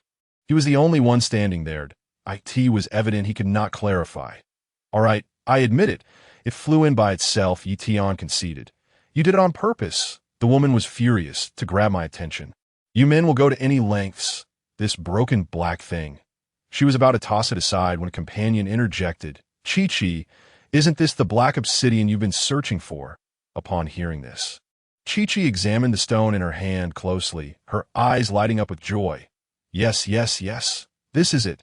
The black obsidian I've been looking for. She had sought this item for a long time and could not believe it had come to her so easily. Hey, whoever you are, sell me this item. Name your price. Chi-Chi insisted, her demeanor determined. Not selling to why Ye Tian snatched the item back and turned to leave, he had yet to understand its purpose, so he would not sell it casually. Handsome, please don't do this. Sell it to me. Okay, I've been searching for this item for a long time. Chi-Chi looked at Ye Tian with pleading eyes and even took his hand, saying this thing could save lives. Please, you're so handsome. Am I really handsome? Ye Tian asked out of course. You're incredibly handsome. The stars and moon above cannot compare to your brilliance. I thought such dazzling stars no longer existed until I laid eyes on you. Goodness, her flattery made Ye Tian feel more confident. Fine, 5,000 spirit stones, that's too expensive. Chi-Chi winced. I only have 2,000 spirit stones. Handsome, can you sell it to me first? I promise to pay you back. Ye Tian replied coolly, no 5,000 spirit stones, no deal. Unless you. He scrutinized her, and Chi-Chi immediately understood, clenching her teeth. Though you are handsome, I am not a casual person. You can come home and propose to my family. They should agree. Why Ye Tian waved his hand. Forget proposing. I just want to take a nap and leave. You want me to take responsibility? Dream on. I'll wait for you here. You can go home and gather the spirit stones. Ye Tian suggested. All right, wait for me. Chi-Chi's face lit up with joy as she promptly dashed away. Xiaobai, what exactly is this black obsidian used for? Ye Tian inquired. This item is of no use to you, yet it holds great value for women, as it can enhance their appearance. Xiaobai lazily responded. Do you know why I want you to purchase this item? Ye Tian's eyes revealed a hint of confusion. Because in this place, there exists a unique aura, most potent in that woman, Xiaobai explained. Have you heard of the ancient bloodline? No, Ye Tian shook his head. The ancient bloodline, as the legends say, originates from a time long past. Families possessing this bloodline have gradually faded into obscurity through generations.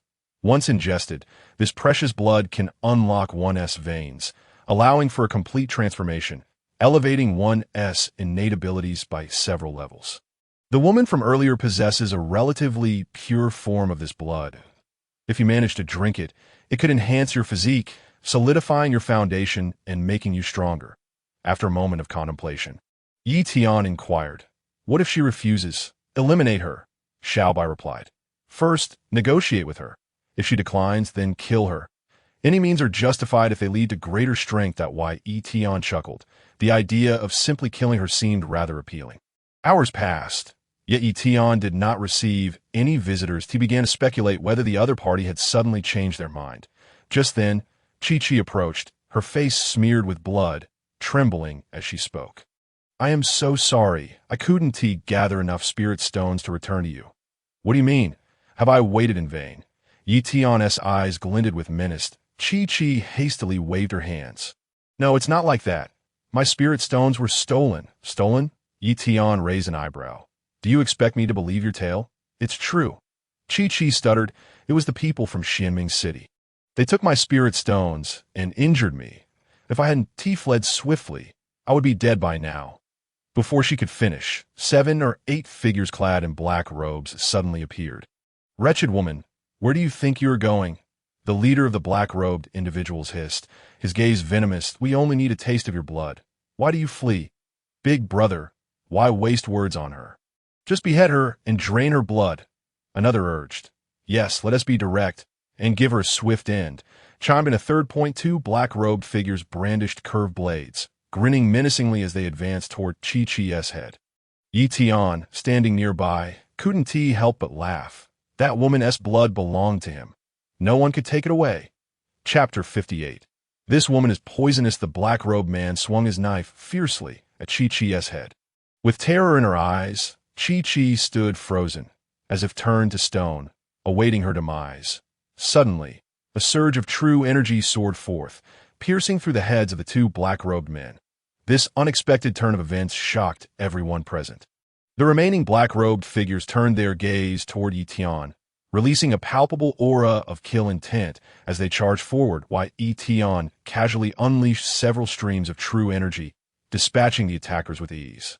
"You are incredibly powerful, dispatching them in an instant," Chi exclaimed in awe. "Just a matter of convenience," Ye Tian replied nonchalantly. Chi's face lit up with delight. "Not only are you handsome, but your strength is extraordinary. You are truly remarkable. Don't celebrate too early. I am quite interested in your blood as well," Ye Tian remarked, causing Chi's expression to freeze as she cautiously retreated. Speaking timidly, "Handsome, please, what is so special about my blood? You can't do this. Spare me, I'm so adorable." Ye Tian chuckled. "I merely require your blood, not your life. If you provide me with 1/3 of it, I will find a way to ensure your survival. Should you refuse, I will have no choice but to kill you." "All right, I agree." Chi immediately nodded in acquiescence, while Ye Tian was taken aback by her prompt acceptance. Swallowing down all the excuses he had prepared, "She is quite proactive. You must seize this opportunity," Xiaobai advised him, while Ye Tian smirked, thinking that being handsome certainly had its advantages. Had he been unattractive, Chi would likely have preferred death over submission. Realizing that this was not an ideal location for drawing blood, Ye Tian instructed Chi to find a secure place. She pointed ahead. "A few dozen miles away lies Xianming City. We can find a quiet spot there. But could you be gentle? I fear pain." While Ye Tian laughed. "Rest assured, I will be exceedingly gentle with you." The phrasing sounded rather peculiar, akin to a dubious uncle coaxing a young girl. While Ye Tian shook his head, quickly suppressing the guilt within. Such was the nature of this world. The strong preyed upon the weak. After all, it was Chi's ancient bloodline that made her a target. After a brief journey, they arrived at Xianming City. Upon approaching, Ye Tian sensed that this city was anything but ordinary. Corpses dangled ominously from the city gates, blood still seeping forth, indicating they had not long departed this world. As they entered the main street, the atmosphere felt far heavier than in any other place, with sinister-looking individuals lurking about. Chi opened the gate to a courtyard that appeared to have been tidied recently, presenting a relatively clean environment. "This will do. It's quite tranquil here," she stated while beginning to remove her clothing. "Wait, why are you disrobing?" Ye Tian inquired. "Aren't you in need of my blood?" Chi replied. While Ye Tian chuckled. "I only require your blood, not your body. There's no need to undress." "All right then," Chi said, her expression tinged with disappointment as she sat on a stool, her head bowed. Ye Tian prepared several vials, elixirs, and other tools. Once everything was ready, he used a dagger to slice open her wrist, beginning to draw her blood. As the crimson liquid flowed, Chi's complexion paled immediately, her body trembling slightly from the pain. "Wait," Xiaobai suddenly interrupted. "There's something off about this blood. Let me examine it." He dipped a claw into the blood and sniffed it. "There's a problem with it. The energy within is impure. Consuming it would not only be ineffective, but could also ruin one's foundation. This blood is toxic." "What?" Ye Tian felt a surge of irritation, questioning whether Chi had done this intentionally. "What have you consumed?" he coldly demanded. "I haven't to eat anything unusual." Chi replied nervously. "I've always been like this. I've never ingested anything reckless." Ye Tian furrowed his brow, regardless of whether her claims were truthful. There was no time for doubts now. "Is her blood useless?" Ye Tian asked. Xiaobai nodded slightly before shaking his head. "It's not entirely worthless. While others may have no hope, I know various methods to restore the power within her blood." Ye Tian inquired. "What methods?" Xiaobai grinned. "The first method involves using your own true energy combined with her essence. It would take about 7 or 8 days to purify her blood of the toxins. The second method requires finding an antidote pill for her to consume, which would also remedy the issue. The third method involves placing her into a pill furnace for refinement. After 49 days, a drop of ancient blood would emerge." While Ye Tian began to contemplate his options, Chi's expression shifted dramatically as she pleaded, "Please don't kill me. I wish to live. Ye Tian looked up. The first method requires 7 or 8 days. Are there any side effects? Xiaobai chuckled. The side effect is simply having weak legs. Ye Tian scowled, questioning, in a place fraught with danger, how can one face enemies if they become a soft-shell shrimp? And who do you look down upon? I'm not one to become weak after 7 or 8 days. I can battle for 360 days without issue. Ye Tian huffed in disdain. Continuing, ISNT the second method simpler, requiring only the procurement of an antidote pill. That's the most challenging option, Xiaobai replied nonchalantly. The antidote requires rare materials of special quality, ranking around 6 grades. If luck is against you, you may never find it in a lifetime. And the third method, throwing her into the pill furnace? Ye Tian murmured, it merely takes 49 days. That is far too much time to waste. You dolt, I've given you 3 methods. Which will you choose? Xiaobai exclaimed, I suggest simply killing her. If we can't have her, no one else shall. Ye Tian remained composed. Calm down. I will first see if I can find the antidote. If not, I'll consider the other 2 methods. What is the name of the antidote? 100 poisons pill. That name is rather casual. Ye Tian responded. Upon entering the apothecary, Ye Tian began to inquire about the elusive Baidu Dan. It must be said that this item is indeed quite rare. Firstly, the materials required for its refinement are both unique and scarce. Furthermore, it is a 6th-grade elixir, which adds to its value. Essentially, it is a commodity that exists in name only. One cannot simply purchase it, even if they possess the means. However, Ye Tian is a person of destiny, protected by the luck of the true dragon. While others might search for millennia without success, he astonishingly encounters it. The Baidu Dan is in the possession of an individual named Su Feng.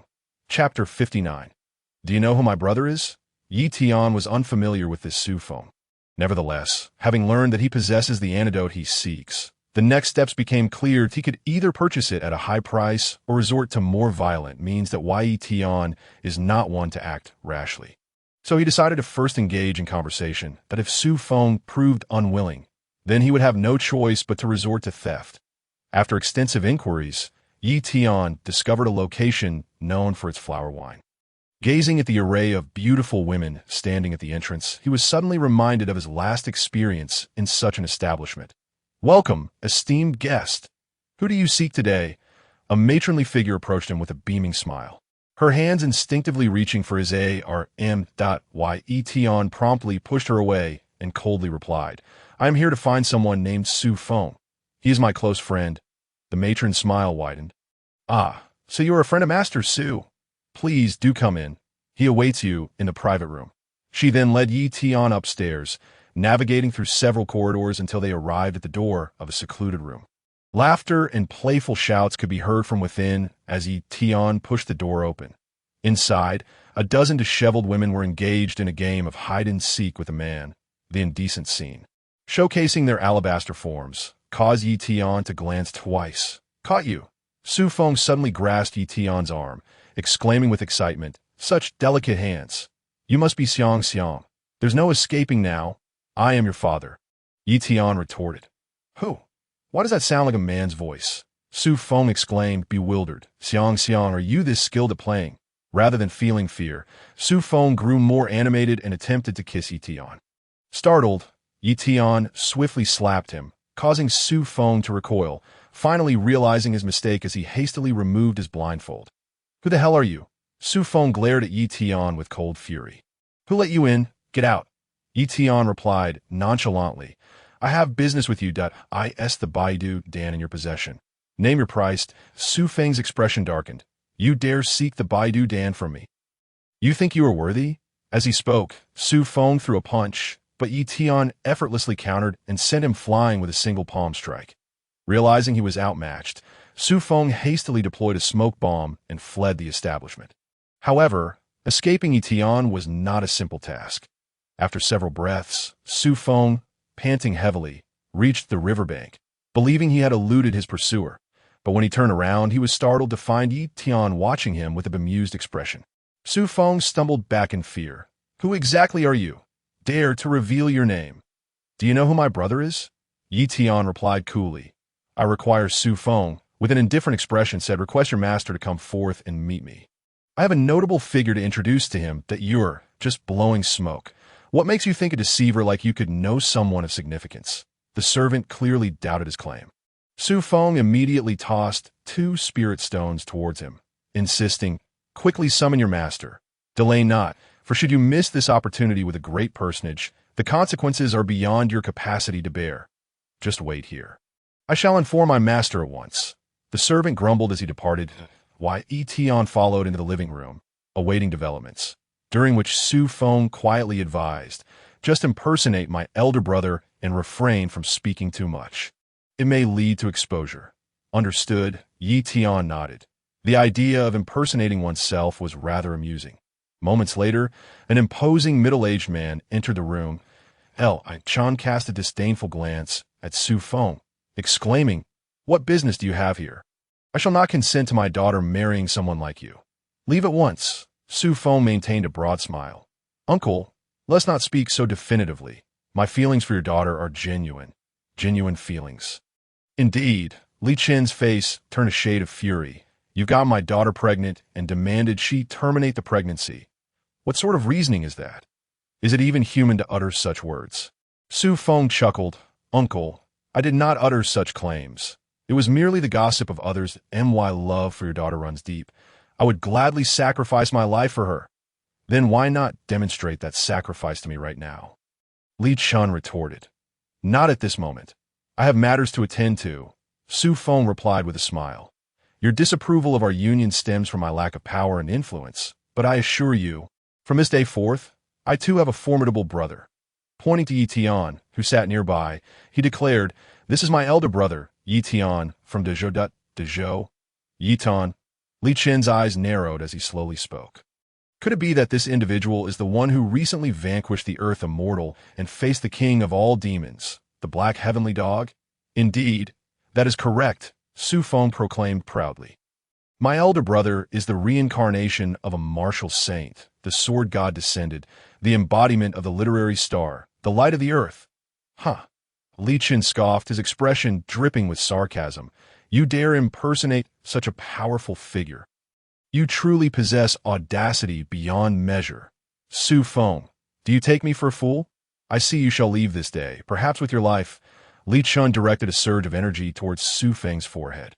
Suddenly, another force intervened, dispersing his attack. "Do not act so impulsively." Ye Tian spoke calmly, Li Chen's gaze fixed intensely upon him, his facial muscles twitching before he spoke again. "Then I shall grant this young brother a favor today.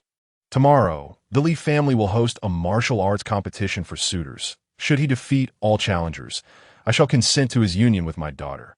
You may leave," Li Chen declared expressionlessly. "Thank you, uncle. I shall not disappoint your expectations tomorrow." Su Feng beamed as he exited. "Master, that fellow is a fraud. The person beside him cannot possibly be the Prince of Dezhou. He should simply be eliminated," the servant suggested. "That is unwise." Li Chen replied coolly, "The young man accompanying him is not to be underestimated. That my finger, though applied with merely half my strength, was effortlessly deflected. Even if he is not the true Ye Tian, he is certainly no nameless individual. That we must not rashly offend such a person. Investigate his identity forthwith. I must know who he is." Exhilarated, Su Feng hummed a tune as he stepped out of the Li family estate. Ye Tian remarked coolly, "The favor I rendered has been completed. Now, hand over the 100 poisons pill." "Patience, my brother," Su Feng replied. "Once the martial competition concludes tomorrow, I will certainly provide it to you. Moreover, the pill is not with me. I must have a friend deliver it, and it shall arrive by tomorrow. You best not deceive me, or you shall bear the consequences." Ye Tian's gaze turned frigid. Su Feng grinned. "Do you take me for one who would renege? My elder brother is the reincarnation of the martial saint Ye Tian. My word is as solid as a rock." Ye Tian snorted, choosing to trust him once more, before turning to leave. Upon returning to the courtyard, he discovered Chi was absent. Just as Ye Tian pondered whether she had fled, Chi returned, carrying food and drink. "I went to buy some food. It smells delightful. Give it a try," Chi offered. Ye Tian inquired, "I thought you might have run away. Why did you not?" Chi replied, "I have no home left. Where could I possibly run to?" "No home. Ye Tian gazed at her quizzically. Chi lowered her head, explaining, I was adopted as a child. My guardians treated me poorly, extracting my blood every month. She then rolled up her sleeve, revealing a myriad of scars on her arms. For over a decade, they have drawn my blood monthly. I have grown accustomed to it. Yet, I harbor no hatred for them. After all, they did take me in, otherwise I might have been devoured by wild beasts, Chi said, smiling gently. Chapter 61. A single kick to death. Ye Tian gazed at the scars on her arms, momentarily taken aback. Initially, he had presumed she lived within a blissful family, for how could a girl with such a radiant smile emerge from a troubled background? Yet he had misjudged her. This seemingly cheerful woman had endured such hardship. In that moment, he felt a pang of compassion. What this? Are you beginning to feel sorry for her? Xiaobai queried. Why, Ye Tian retorted with sarcasm. I am not devoid of emotions. I was once the benevolent Prince Ye of Dechu. Perhaps I may become cold and heartless in the future, but for now, I cannot reach that level. Though he felt sympathy, he knew he must not allow his heart to be swayed. Despite her ancient bloodline, she is unworthy of you, Xiaobai cautioned. Why, Ye Tian chuckled, realizing he was no fool. He could not simply fall for every woman he encountered, of course. The idea of a fleeting dalliance was not entirely out of the question. The following morning, Ye Tian arrived punctually at the Li family estate for the martial arts competition for suitors that a total of over 100 participants had registered, comprising not only men and elderly, but even women among the contestants. Is the Li family truly so liberal as to allow women to compete? Ye Tian remarked incredulously. Forget about the women. Even demons are welcome. What sort of world is this? Can we not adopt a more open-minded perspective? Su Feng chuckled. Why, Ye Tian's mouth twitched. He had initially assumed that those living in such a world possessed antiquated views. However, he realized he himself had been the one clinging to tradition. The competition commenced promptly. The skill levels of the contestants varied widely, ranging from first to second-tier warriors, with the highest being around eighth-tier warriors. There were elderly men well over 100 years, and those whose appearances were less than appealing. There were even demon cultivators who had not fully transformed into human forms. In summary, the array of participants was as diverse as it was bewildering, opening Ye Tian's eyes to the extent of admiration for the Li family's daughter. What makes her so desirable that so many aspire for her? Ye Tian casually remarked. A nearby onlooker chuckled. Little brother, you are clearly unaware. It is said that not only is the Li family's daughter strikingly beautiful, but her figure is also quite remarkable. There's a saying that circulates within Xianming City. What saying? Ye Tian inquired. The onlooker responded, the waist of a celestial maiden above, the allure of Miss Li in Xianming below. Ye Tian was momentarily taken aback. The phrase was quite rhythmic. Who possessed such talent to craft it? At that moment, it was Su Feng's turn to take the stage. His prowess was formidable, hovering around the 9th-tier warrior level, making him a formidable opponent. He had consecutively triumphed in over 30 matches. Just as it appeared that Su Feng was on the verge of securing the championship, a figure clad in black robes ascended the stage. The arrival of the black-robed individual plunged the venue into silence. Why, Ye Tian noticed the onlookers were nervously holding their breaths. They seemingly recognized this figure. Su Feng's expression shifted to one of profound seriousness as he enunciated. Xianming City, Tongtian sect. Iron Hand Zhou Wu. Zhou Wu lifted the brim of his black robe, and with an air of indifference declared, since I have been recognized, there is no need for pretense. What brings you here? Su Feng's gaze turned frigid. Your Tongtian sect surely does not require an alliance with the Li family. Zhou Wu smirked mockingly. Naturally, my sect does not covet an alliance with the Li family. However, my last defeat at your hands left me quite dissatisfied. Today, I have come to exact my revenge, that I shall slay you before all. Su Feng clenched his fists, aware of Zhou Wu's capabilities. His previous victory had been nothing short of a fluke. This time, Zhou Wu was clearly prepared, and Su Feng sensed impending peril. Prepare to receive my challenge. Zhou Wu brandished his weapon, unleashing a blade of energy towards Su Feng. Su Feng wielded a 3-section staff as his weapon. Engaging Zhou Wu in combat. Smack! The 3-section staff was wielded with a sharp crack. colliding with the longsword, causing a fierce interplay of sword energy before erupting into a spectacular explosion. Both combatants exchanged blows with fervor, neither gaining the upper hand. After hundreds of exchanges, Zhou Wu's sword energy suddenly transformed, becoming more ferocious, his strikes accelerating with an unpredictable fluidity. Su Feng gradually found himself struggling to keep up. Yet merely moments later, Su Feng revealed his true prowess. With a roar, his three-section staff shifted its offensive approach, and a tiger's roar resonated across the arena. The relentless assault, akin to a torrential storm, unleashed a flurry of visible whip-like shadows through the air. Caught off guard, Zhou was unable to defend himself, absorbing countless blows with several of his ribs audibly snapping. With a cough, Zhou spewed blood, retreating as his gaze hardened. The tiger's dance has finally compelled you to reveal your true strength. I bested you before, and I shall do so again. You are no match for me. Get lost, Su Feng replied coldly. Is that so? Zhou Wu bellowed with laughter, his longsword fracturing spontaneously before reconstituting into an axe. Annihilate all life, Zhou Wu suddenly roared, wielding the axe with an overwhelming force. Bringing it down with ferocity, Su Feng once again unleashed his tiger dance, yet the might of this axe shattered his momentum. With a thunderous crash, Su Feng was sent hurtling away. Die. Zhou Wu sought to eliminate him, the axe descending fiercely towards Su Feng's head. In that critical moment, a figure surged onto the stage, swiftly pulling Su Feng away just in time. After the axe struck empty air, Zhou Wu cast a venomous glare at the figure behind him. What are you, a meddlesome fool? Who gave you the right to interfere? If he dies, who will provide me with the antidote? Ye Tian replied, coolly. Seeking death, are you? Zhou Wu's resentment flared, unleashing his wrath upon Ye Tian as the axe descended with ferocity, while Ye Tian raised his arm, effortlessly blocking the incoming attack. What? Zhou Wu exclaimed in astonishment. The audience below wore expressions of shock. This axe could cleave mountains, yet this young man had merely used his arm to stop it? Get lost at why Ye Tian's expression remained icy as he kicked Zhou Wu away. Zhou Wu spat blood, crashing heavily to the ground below.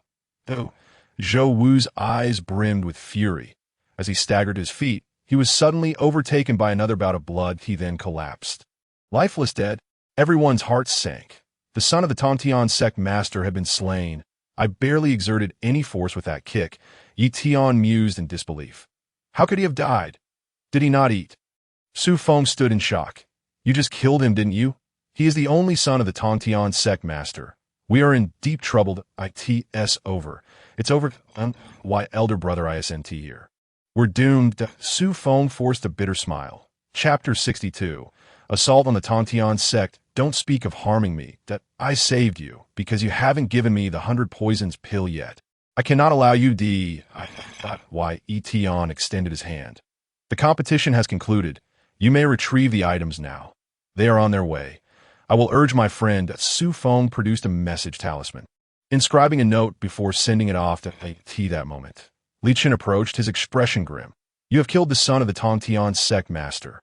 My Li family will also be implicated. It was merely an accident in the competition. He fell to his death. Su Feng replied with a smile. Li uncle. I also claimed first place. Does that mean I can marry your daughter? Marry? You think you can just because you claimed first? Did you defeat him? Li Chen's gaze turned to Ye Tian, adopting a more courteous tone. Young brother, you are the one who ultimately defeated Zhou Wu. Thus, this first place rightly belongs to you. My daughter will henceforth be entrusted to your care. Ye Tian quickly waved his hands. Do not misunderstand. I have no intention of competing. I'm merely... Do not be modest. My daughter has been awaiting your return. You may both retire for the night. Li Chen insisted, forcibly dragging Ye Tian toward the estate. Su Feng stood aghast. Brother, what are you doing? How can you steal my woman? Ye Tian found himself unceremoniously pulled to the entrance of the Li family's daughter's chamber. Li Chen insisted he enter. After numerous refusals, Ye Tian finally snapped, I have no interest in second-hand goods. I will not marry her. The area fell silent. Within the room, a cold voice pierced the quiet. Who are you calling second-hand? Such harsh words. The door swung open, revealing Li Yan, her beautiful eyes icy. Though you may be handsome, that does not grant you license to insult others. Speak another word, and see what happens. Lien, you have finally emerged. Su Feng approached excitedly, only to be shoved aside. Is your friend calling me second-hand? Do you think the same? How could I? I care not how many hands you have had. I have always liked you. Su Feng proclaimed passionately. Get away from me. Lien glared at Ye Tian. You owe me an explanation for your remarks. Just because you are handsome, does that make you special? Ye Tian turned away, disinterested in engaging in a quarrel. Acting aloof, are we? Ignoring me. Lien laughed in exasperation. You have successfully captured my attention. I have decided to sleep with you tonight. Oh my, this love triangle is absurd. I am at a loss for words. Why Ye Tian's mind spiraled. He had merely sought the antidote, yet now his friend's woman had developed feelings for him. This cursed charm was inescapable, after several hours of persuasion. Su Feng finally managed to silence Li Tian. Ye Tian remained unaware of the methods employed to quell her fury, but imagined they were rather stimulating to by evening. Su Feng received word from his friend. The 100 poisons pill had arrived. Ye Tian's heart raced. After enduring so much, he would finally obtain the antidote. Following Su Feng, he made his way outside the city to await his friend's arrival. Yet, as they waited until dawn, no one appeared. Where is your friend? You are not deceiving me, are you? Ye Tian's tone turned icy. Impossible. Why would I deceive you? Perhaps he encountered trouble along the way. Let us go see. Su Feng held steadfast faith in his friend. Certain he would not stand them up, that he took the lead, advancing forward. After walking several miles, they suddenly stumbled upon bloodstains on the ground, with signs of a struggle evident on the surrounding walls. Brother, Su Feng discovered a blood-soaked figure wedged within a crevice. The items were taken by the Tian sect. Before he could finish, the figure gasped his last breath. Su Feng's rage ignited. His closest friend had perished due to his own misfortune.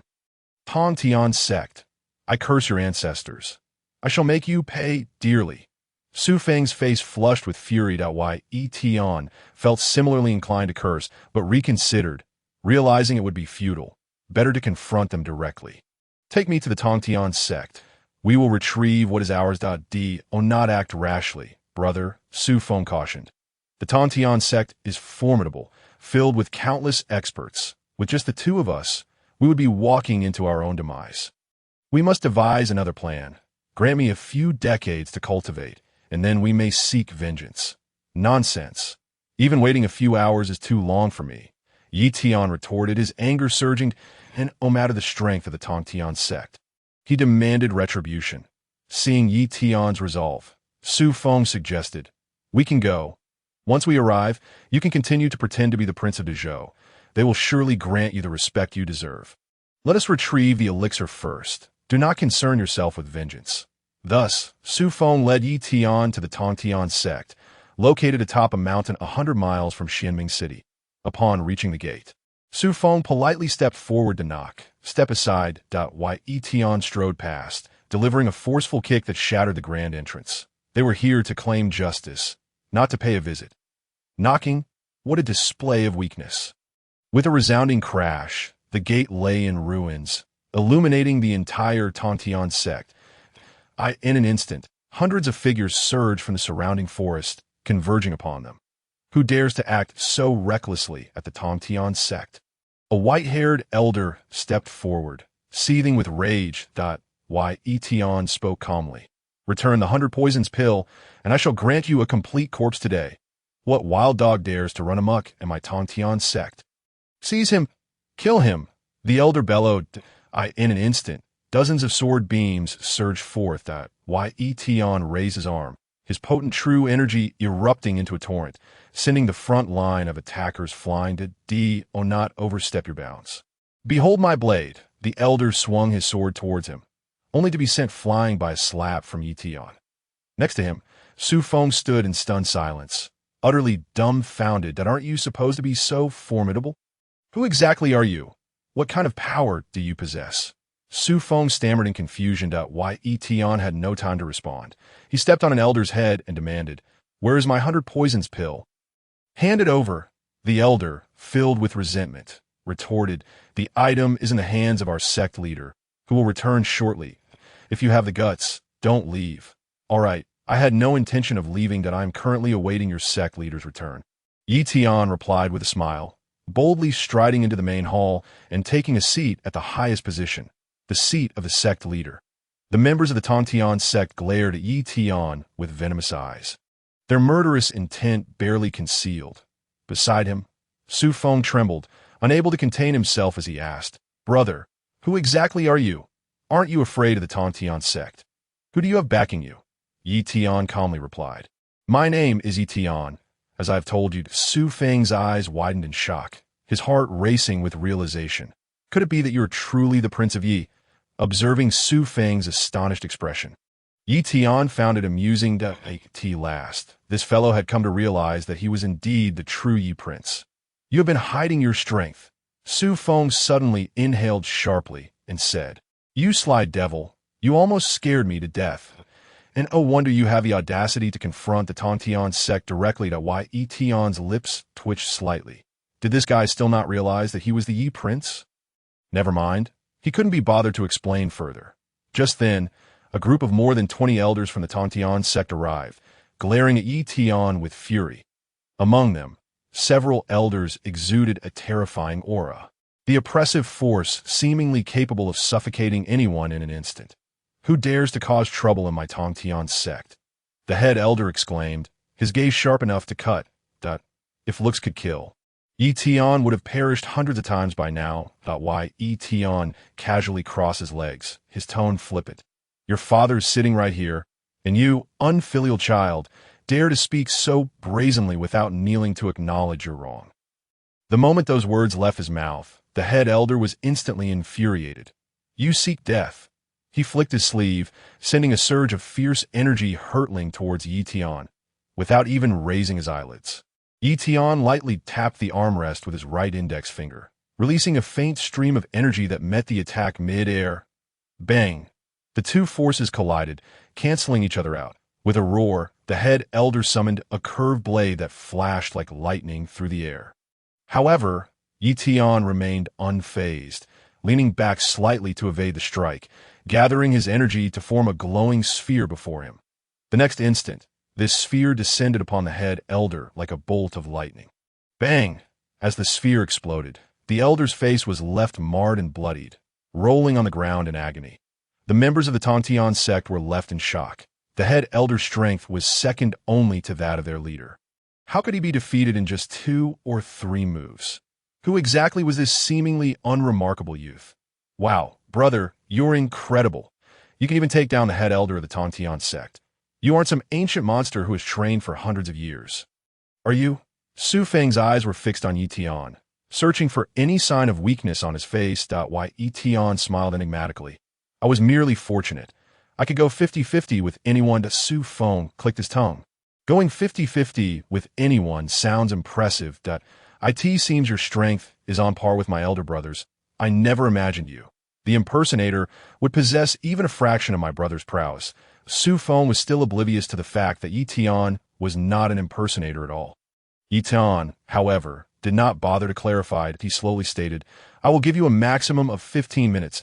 If I do not see your sect leader by then, I will eliminate every last one of you." "What a bold claim. I would like to see who dares to wipe out my people." A cold, authoritative voice interrupted as a towering figure, the sect leader of the Tieshing sect, strode in. "Sect leader Tieshing, you have finally returned. This brat is utterly arrogant, shattering our mountain gate and heavily injuring the head elder. It is impossible to relieve our anger without taking his life. Please, sect leader, execute this blind fool." Tieshing's crimson pupils glared icily at Ye Tian, and in the next second, 2 beams of red light shot forth. Ye Tian swiftly tilted his head, the red beams narrowly missing him and piercing through the stone wall behind. Tieshing coldly chuckled, unleashing a frigid breath that rapidly froze everything in a room. Why Ye Tian found himself encased in ice. Beside him, Su Feng was utterly dumbfounded. What kind of technique was this? It could freeze a person in an instant. A mere little ant, nothing more. Tieshing sneered mockingly. Crack! In the next moment, the ice surrounding Ye Tian shattered explosively. Tieshing's smile gradually faded. He had underestimated this fellow, who still had some tricks up his sleeve. Suddenly, a fist imprint appeared on Tieshing's face with blinding speed, leaving him no time to react. The punch deformed Tieshing's entire face, sending him crashing into several ornamental rocks before he finally landed on the ground. "You bastard!" Tieshing's eyes blazed with fury as he rose, realizing he had been careless. Ye Tian calmly stated, "Where's my 100 poisons pill? Hand it over." "You want that pill?" Tieshing laughed in anger, revealing a vial in his palm. "The 100 poisons pill is right here. You will not obtain it today." With that, Tieshing crushed the vial in his grip. Ye Tian's expression darkened instantly. With the pill destroyed, he would have no means to obtain the precious blood. "You have deprived me of a chance. I will take your life as compensation." Ye Tian stepped forward, appearing before Tieshing in an instant, delivering a heavy punch to his chest. Tieshing was sent flying. But he retaliated by launching 2 hidden weapons that struck Ye Tian's body.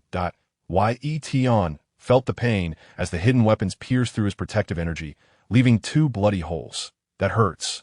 Ye Tian grimaced, pressing his fingers against the wounds, using his energy to staunch the bleeding. "Be careful." Su Feng suddenly exclaimed. Ye Tian looked up just in time to see Tieshing wielding a mighty hammer, bringing it down towards his head. The sheer force of the blow was something no mortal body could withstand. Swish! A broken sword from his ring appeared in Ye Tian's hand, and he swung it horizontally. The fierce sword energy collided with the hammer, unleashing a powerful shockwave that flattened several surrounding buildings. Bang! The two fought with all their might, shaking the air around them. The disciples of the Tongtian sect watched with bated breath. "Don't be afraid. Our sect leader is formidable. This kid won't last long and will soon perish at the sect leader's hands." This little brat had no idea that their sect leader was currently within a formation. Inside the formation, the sect leader's energy was inexhaustible. This kid offering his head for a strike. "Ha!" Upon hearing this, Su Feng immediately shouted, "Brother, there's a formation here. Their sect leader's energy is limitless. You must find a way to break it." Ye Tian narrowed his eyes at the sound of this, beginning to survey his surroundings, and oh wonder the battle had gone on for so long. Tieshing's momentum showed no signs of diminishing, as there was indeed a hidden formation at play. Ye Tian was unfamiliar with formations, having never encountered one before. 300 meters to your left, a voice from his shoulder, "Xiao Bai," reminded him. Ye Tian nodded, feigning an attack to push Tieshing back, and then his figure flickered to a distance of 100 meters. Tieshing's expression changed. How could this kid possibly find a flaw in the formation? Boom! Ye Tian struck down with his sword, shattering the ground. In the next instant, a visible shockwave surged from the earth, shooting up into the sky before dissipating in a cloud of smoke. Ye Tian could clearly sense the air's flow slowing down, everything returning to normal. He turned to face Tieshing, his gaze icy. "You are doomed," Ye Tian declared, brandishing his sword and advancing step by step. Chapter 64. Unexpected gains. Tieshing's face darkened as he exhaled a chilling breath. Although the formation had been broken, he remained unfazed. With hundreds of years of battle experience, defeating this kid would be a trivial matter. Tieshing then took a deep breath, his belly swelling like that of a toad. "Not good. Our sect leader is about to unleash his ultimate move. The ice seal of 1,000 miles. The expression of Zhang La from the Tongtian sect grew grave.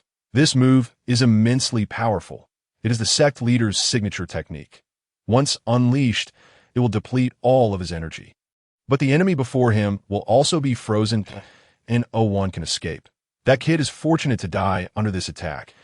This very moment, a chilling breath erupted from Tiexing's lips, enveloping the square in an endless frost. In the blink of an eye, the entire locale transformed into a realm of ice and snow, where the world was rendered inhospitable by the biting cold. Upon glancing at Ye Tian, he found himself trapped within an ice wall several meters thick. Once the cold wave subsided, this mountain range would become a desolate winter wonderland. Tiexing's complexion turned ashen as he staggered back a few steps. Using this technique had completely drained his vital energy. Any passerby could easily dispatch him. However, his adversaries had already succumbed to the freezing temperatures. Since the day the old man mastered this move, no one had survived. Have forced me to utilize my ultimate technique. Consider it a stroke of fortune from your past life. Tixing scoffed coldly. It's over. It's over. Why brother has been turned into an ice pop. I am destined to perish here as well. The Su Feng collapsed onto the ground, engulfed in regret, lamenting that he should never have sought revenge by ascending the mountain. Ha! That little rascal has finally been slain by our sect leader. How dare he provoke us, not even recognizing his own insignificance. Soon, I shall shatter his corpse and feed it to the dogs. The elders and disciples of the Tongtian sect burst into raucous laughter. Suddenly, a cracking sound echoed as the ice began to fracture. Where did that sound come from? The crowd turned to look. They beheld the thick ice wall rapidly splitting apart. In an instant, a crimson glow emanated from Ye Tian's body, followed by a piercing cry. A divine bird, ablaze with flames, appeared in the void. With its emergence, the 1,000 miles of icy terrain was instantly thawed. How is this possible? Tixing exclaimed in horror. What kind of sorcery can summon a flaming divine bird? This bird resembles the legendary phoenix. A phoenix? My brother possesses a phoenix? Su Feng said, his gaze vacant. It is not a phoenix. An elder trembled as he spoke.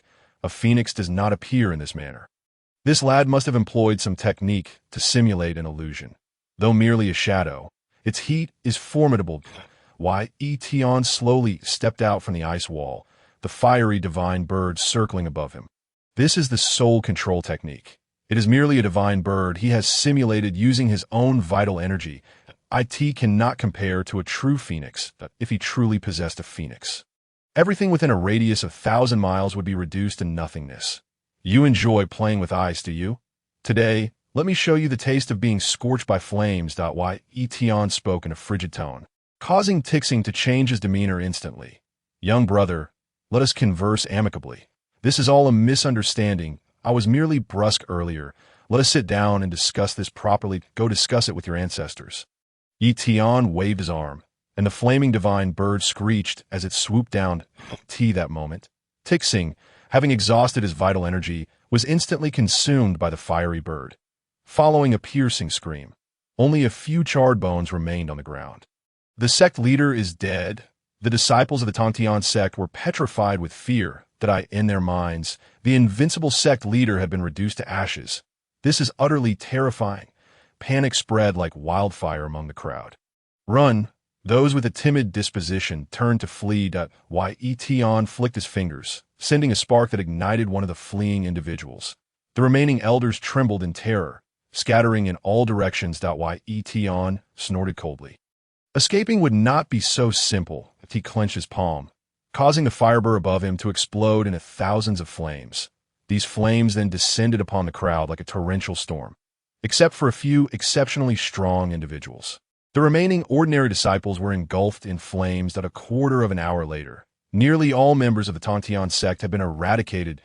Oh dear! Su Feng sat on the ground, gazing at the heaps of corpses, his face ashen. Brother, your methods are so ruthless. You have annihilated them all?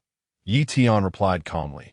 Originally, I had no intention of resorting to such measures. However, they destroyed what I sought. If I do not take their lives, I cannot quell this anger that has kept me awake for several nights. Therefore, let them blame their sect leader. Upon hearing this, Su Feng smiled wryly on the surface. He believed Ye Tian to be harmless. An honest man. Little did he expect the other to be so decisive and merciless in his actions. Nevertheless, he refrained from further comment. Kill, without sparing a clan, only breeds future calamities. This principle was one Su Feng could comprehend. I apologize, brother. I only possess one poisonous pill. It is now gone. Su Feng lamented. Ye Tian waved his hand dismissively. Without the pill, there are still other methods. He then proceeded to the treasure vault of the Tongtian sect. Upon opening the vault's grand doors, he was dazzled by the multitude of treasures within. At least 1,000 varieties. What a fortune! Ye Tian smiled, astonished by the abundance of their riches. In addition to the items he had previously acquired, there were numerous precious pills and various weapons and techniques. Centuries of accumulation had conveniently fallen into my hands. Ye Tian waved his hand, storing the treasures into his ring. Just as he was preparing to leave, Xiaobai spoke up. Wait a moment. There is a hidden compartment yet to be discovered. A hidden compartment? Ye Tian turned his head in confusion, and Xiaobai pointed with its paw to the back of the shelf. "There's a secret door there.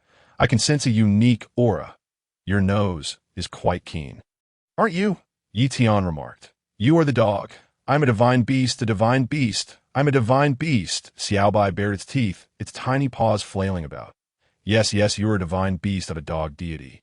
Ye Tian replied with a smirk. Xiaobai wore a helpless expression, its ears drooping in frustration.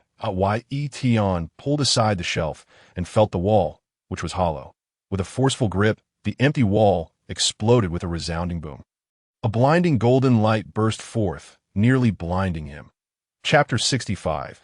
The Power of Water Systems. What is this glaring light that nearly blinds me? Ye Tian shielded his eyes, and after a moment, the golden radiance gradually dissipated. As he focused his gaze, he beheld a translucent white mass floating serenely within a ceiling array. "What is this?" Ye Tian observed closely. The mass resembled the water consumed by ordinary people. "Indeed, this is the power of the water system, the most primordial force in the universe," Xiaobai stated. "Humans possess spiritual roots, which are classified into various attributes. The spiritual root attributes across the continent are a hodgepodge, numbering in the hundreds. Yet the most formidable among them are merely a handful. The power of water is one of those. Once you absorb it, you will gain mastery over the water system's abilities. You, my lad, have stumbled upon a treasure. TSK. Upon hearing this, Ye Tian was struck with clarity. "So, from the beginning until now, I have been in a state of attribute-less cultivation, that if I could absorb all attributes, wouldn't I be invincible?" Ye Tian mused aloud. "Dream on," Xiaobai scoffed, its face filled with disdain.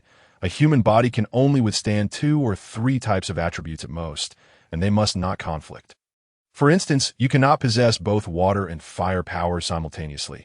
Attempting to contain 3 conflicting attributes within oneself is akin to courting death." Ye Tian chuckled. He naturally understood the principle of the incompatibility of water and fire. "Enough chit-chat. Let me absorb the power of the water system before anything else." He then broke the ceiling array, causing the water power to seemingly come alive and attempt to flee. Fortunately, this secret chamber had only one exit, and Ye Tian swiftly grasped the water power. Just as he was about to absorb it, a force struck him from the side. After dodging, Ye Tian turned to see that a woman had inexplicably appeared in the chamber.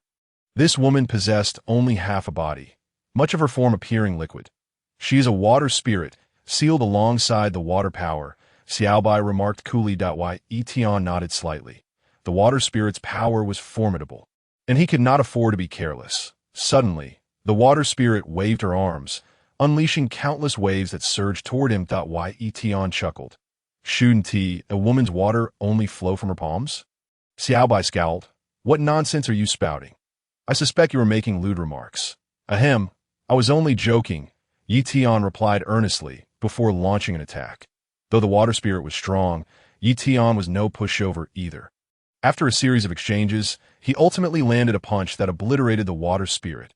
"Ugh, this water spirit exploded, splattering me with water. So much water," Ye Tian cursed. Xiaobai rolled its eyes. "Enough of your nonsense. Hurry and absorb this water power. This object possesses an immense allure for many demonic beasts, and it is likely that they will soon arrive." Ye Tian nodded, settling into a cross-legged position to begin absorbing this power. As the water elements surged into his body, he suddenly felt a ferocious force coursing through him. Hours passed, as Ye Tian remained utterly motionless, engrossed in the absorption of this energy. It wasn't until a certain moment, when the water power had completely fused within him, that he slowly opened his eyes. Raising his arm, droplets of water floated within his palm, and under his mental control, these droplets could transform into any shape. "Is this sufficient?" Ye Tian inquired softly. "Indeed," Xiaobai replied, "on rainy days, especially over water, your combat prowess will increase exponentially. However, in arid and parched regions, you will be unable to harness this power, so do your best to avoid dry places." Ye Tian's gaze flickered as he remarked, "By your reasoning, the thunder element should be formidable as well?" "To some extent," Xiaobai responded lazily. "Each element possesses its own merits, and they interact in a cycle of mutual growth and restraint. Now, you must venture out. There are numerous formidable demons waiting for you to hone your skills, Xiaobai added. Upon hearing this, Ye Tian promptly exited the hidden chamber. Outside the treasure vault, dozens of demonic beasts awaited him. Some were confined in dungeons, others drawn by the scent of blood, while still others sensed the water element and came running.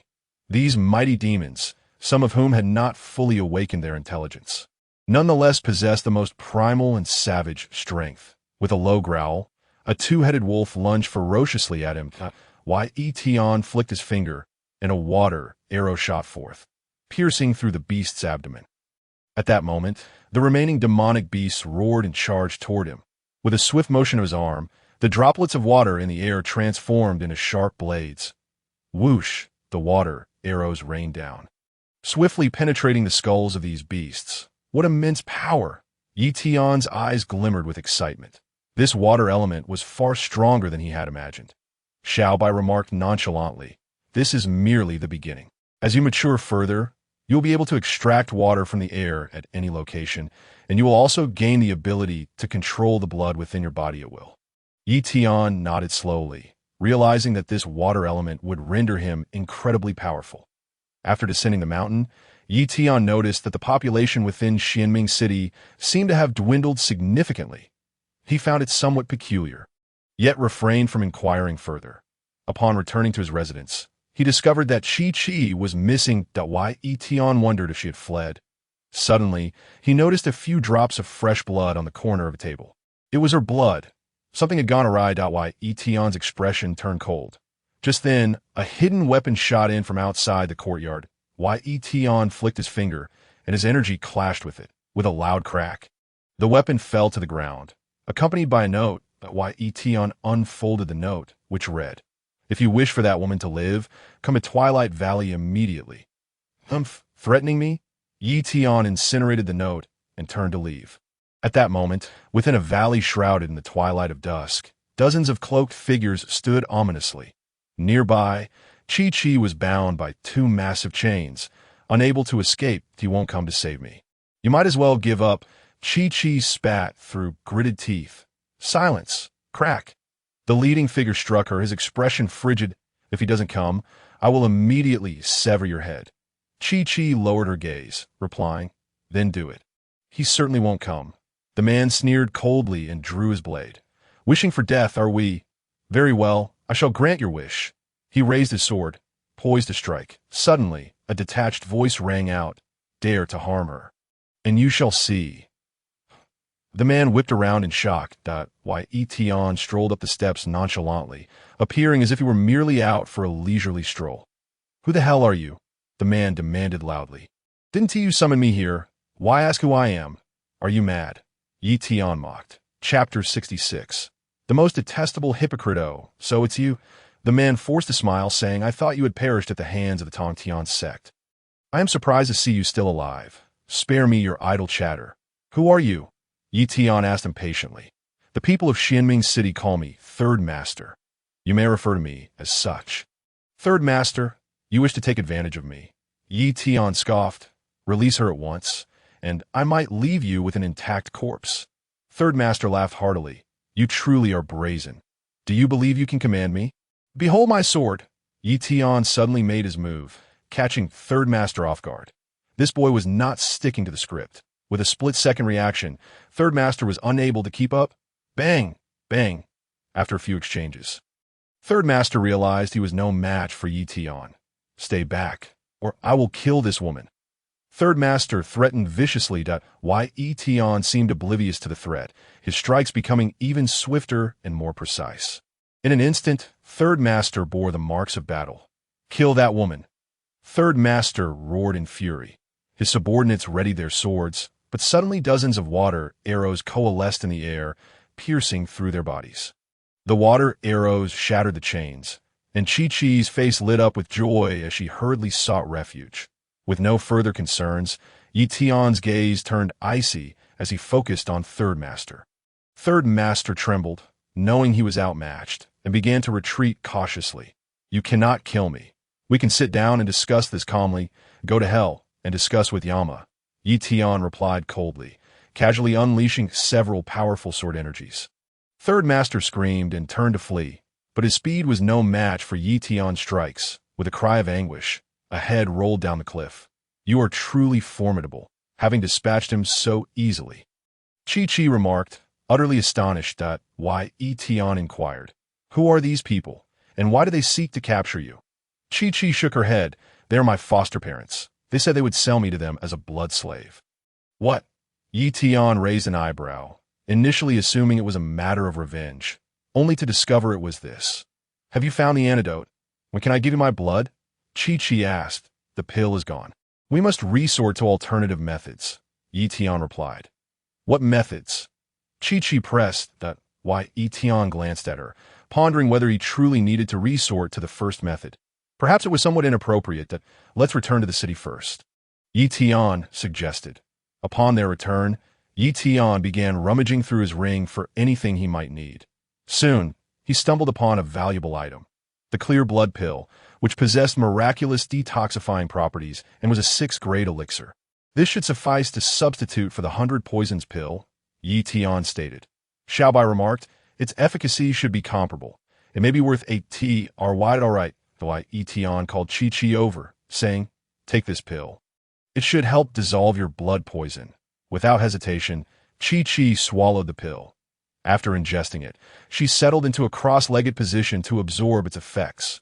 Within less than half an hour, toxins began to expel from her body, releasing a foul odor.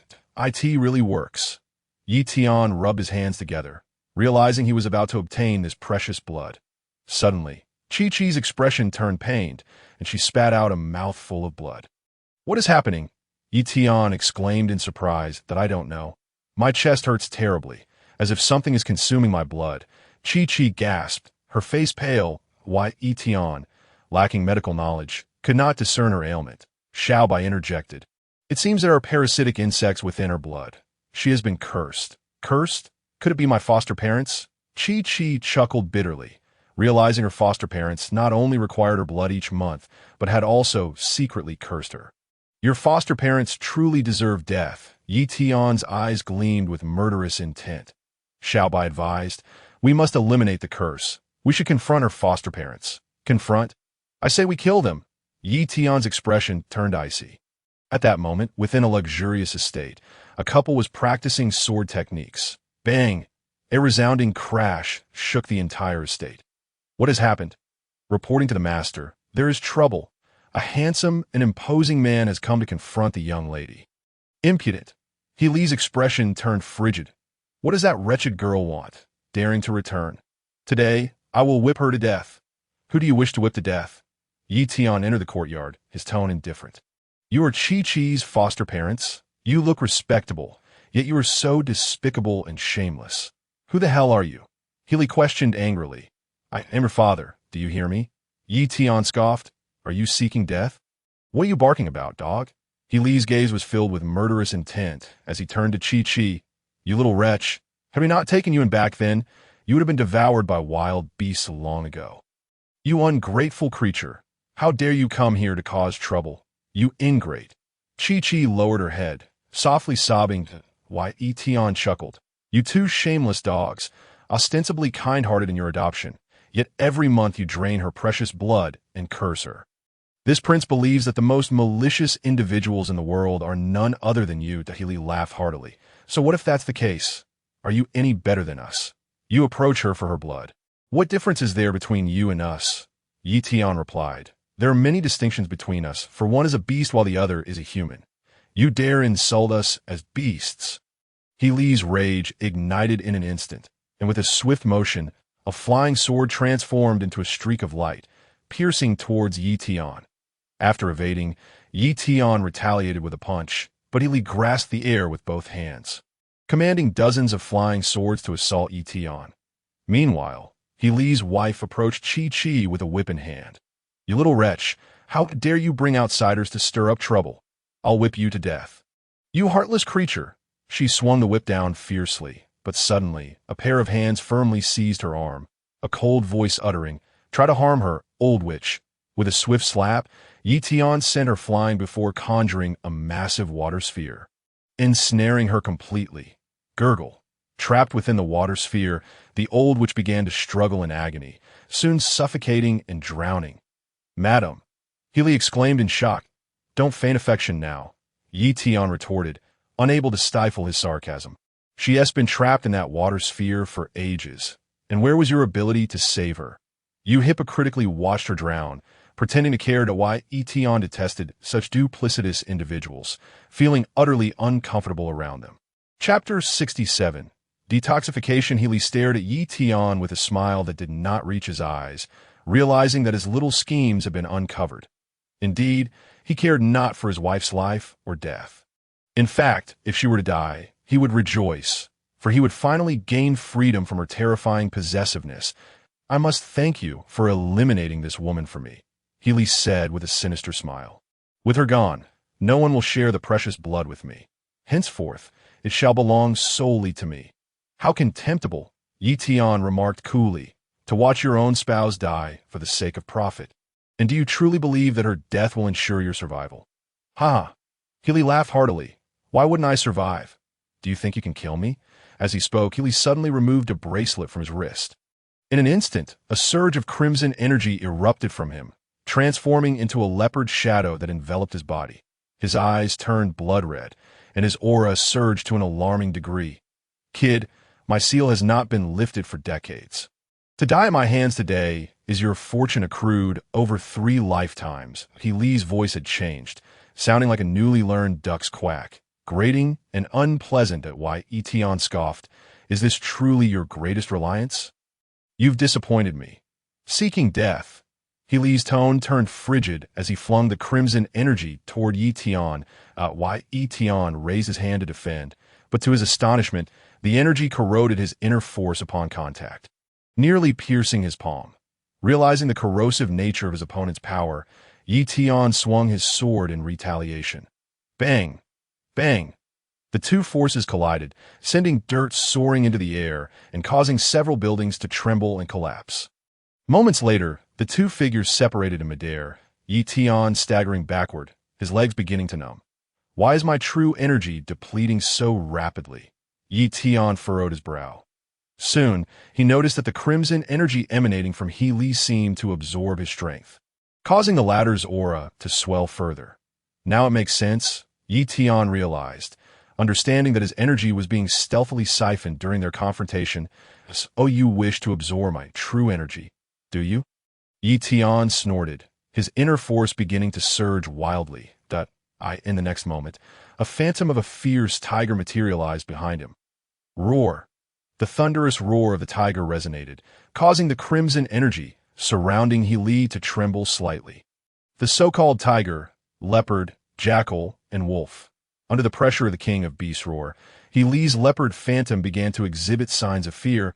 Healy snorted coldly, surprised that this young man possessed the ability to command beasts. Yet his crimson energy, forged from the blood of thousands, would not fear anyone. Suddenly, a tiger's roar sounded in his ear, momentarily disorienting. In that fleeting instant, the tiger lunged at the leopard behind him, swiftly followed by a punch landing squarely on his face. Just as Healy prepared to retaliate, another tiger's roar echoed, causing another bout of dizziness. This time, a broken sword sliced across his neck. Healy's eyes widened in shock. This kid did not adhere to the rules of combat and had managed to disorient him. Before he could unleash an angry roar, his vision began to reverse. "What is happening? Why can I see my own legs?" Healy's eyes widened in horror as he suddenly realized he could see his own neck.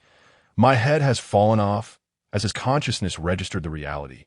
The colors of life faded from his pupils. His corpse collapsed to the ground, lifeless. "Pa, I thought you were formidable, but it turns out you're merely a paper tiger," Ye Tian scoffed, sheathing his broken sword. He had yet to unleash his full strength, and yet the man had already fallen. "Truly pathetic. Chi-Chi, I have dealt with them. You are free now, and one shall bully you again," Ye Tian said. Chi-Chi's eyes glistened with tears as she knelt down. Thank you for helping me." "Not at all." Ye Tian waved his hand casually. "You foolishly committed a grave error," Xiao Bai suddenly interjected with annoyance. "Have you forgotten your original purpose? You killed him outright." May I ask how you intend to detoxify the poison within her? Ye Tian's smile froze instantly. Right. I came here to detoxify the poison. He remembered, realizing he had slain the two without considering the consequences. What do we do now? Can we resurrect them? Ye Tian inquired. Xiao Bai's ears drooped. Figure out yourself. I possess no miraculous means to resurrect the dead. Ye Tian instructed. Search the room for anything useful. He then entered the room. Beginning to rummage through the contents, he turned the ground over but found no means of detoxification, just as he was about to sit down in disappointment. Chi spoke up. I know where their storage room is. This. Ye Tian's eyes lit up, and he urged her to lead the way. Upon reaching the entrance of a secret chamber, Ye Tian shattered the door with a punch and stepped inside. The storage room contained numerous items, most of which were valuable, alongside some inconspicuous medicinal pills. As Ye Tian scanned the area, he suddenly discovered a finger-sized poisonous centipede within a vial. The centipede glowed green and had two antennae atop its head. This is a golden centipede, a rare breed with extraordinary venom. This might just be the solution to detoxifying the poison, he reasoned. Let it bite and see. Xiao Bai suggested that Ye Tian instructed Chi to extend her finger into the vial. Crack! The poisonous centipede immediately bit her finger, and Chi let out a piercing scream as she collapsed to the ground. It hurts. It hurts so much. Unable to withstand the pain, she rolled on the ground. Ye Tian grew anxious. Will she be all right? Is this method even effective? I have no idea. I was just guessing, Xiao Bai replied. Ye Tian felt an urge to strangle him. Could he really leave such a crucial matter to chance? Soon, Chi fainted, losing consciousness. Ye Tian shot a reproachful glare at Xiao Bai, questioning the reliability of this fellow. Suddenly, Chi began to stir, slowly opening her eyes as she regained consciousness. How do you feel? Ye Tian asked. Chi paused for a moment before saying, refreshing. Ye Tian's expression turned peculiar. And then, no other sensations? None. Chi shook her head at why Ye Tian rolled his eyes. Could it be that after being bitten, there was no effect whatsoever? Her poison has been detoxified. Kid, you can finally use her precious blood, Xiao Bai remarked. Xiao Bai broke into laughter at Ye Tian, upon hearing this, breathed a sigh of relief. After laboring for such an extended period, he finally managed to attain something tangible. Next, he would observe the effects of the precious blood he had absorbed. Chapter 68. Ominous omen. Ye Tian took a bowl of blood from Chi and found a secluded spot to begin his absorption. The process unfolded smoothly. As the precious blood flowed into his body, a transformation rippled through his muscles and bones at that very moment. With his eyes closed, Ye Tian was oblivious to the radiant glow emanating from his body. Xiao Bai, lying on the ground, gazed at him with a peculiar light in his eyes. This kid is cleansing his marrow, and yet there are signs of an extraordinary phenomenon. Such a commotion is sure to draw considerable attention. Xiao Bai ventured outside the room and looked up where a bright moon had materialized in the void above. Despite the sun being high in the sky, a colossal moon floated into view. This magnificent spectacle immediately captivated many onlookers. Within Xianming City, countless powerful figures raised their heads in astonishment, their gazes fixated on the moon. What in the world is happening? How could such a terrifying sight come to be? Where did that moon originate? Is it the Black Moon? Could the fabled ominous omen have manifested? Several mysterious warriors, hovering in the air without any visible means of support, regarded the dark moon with grave expressions. This is indeed the legendary ominous sign.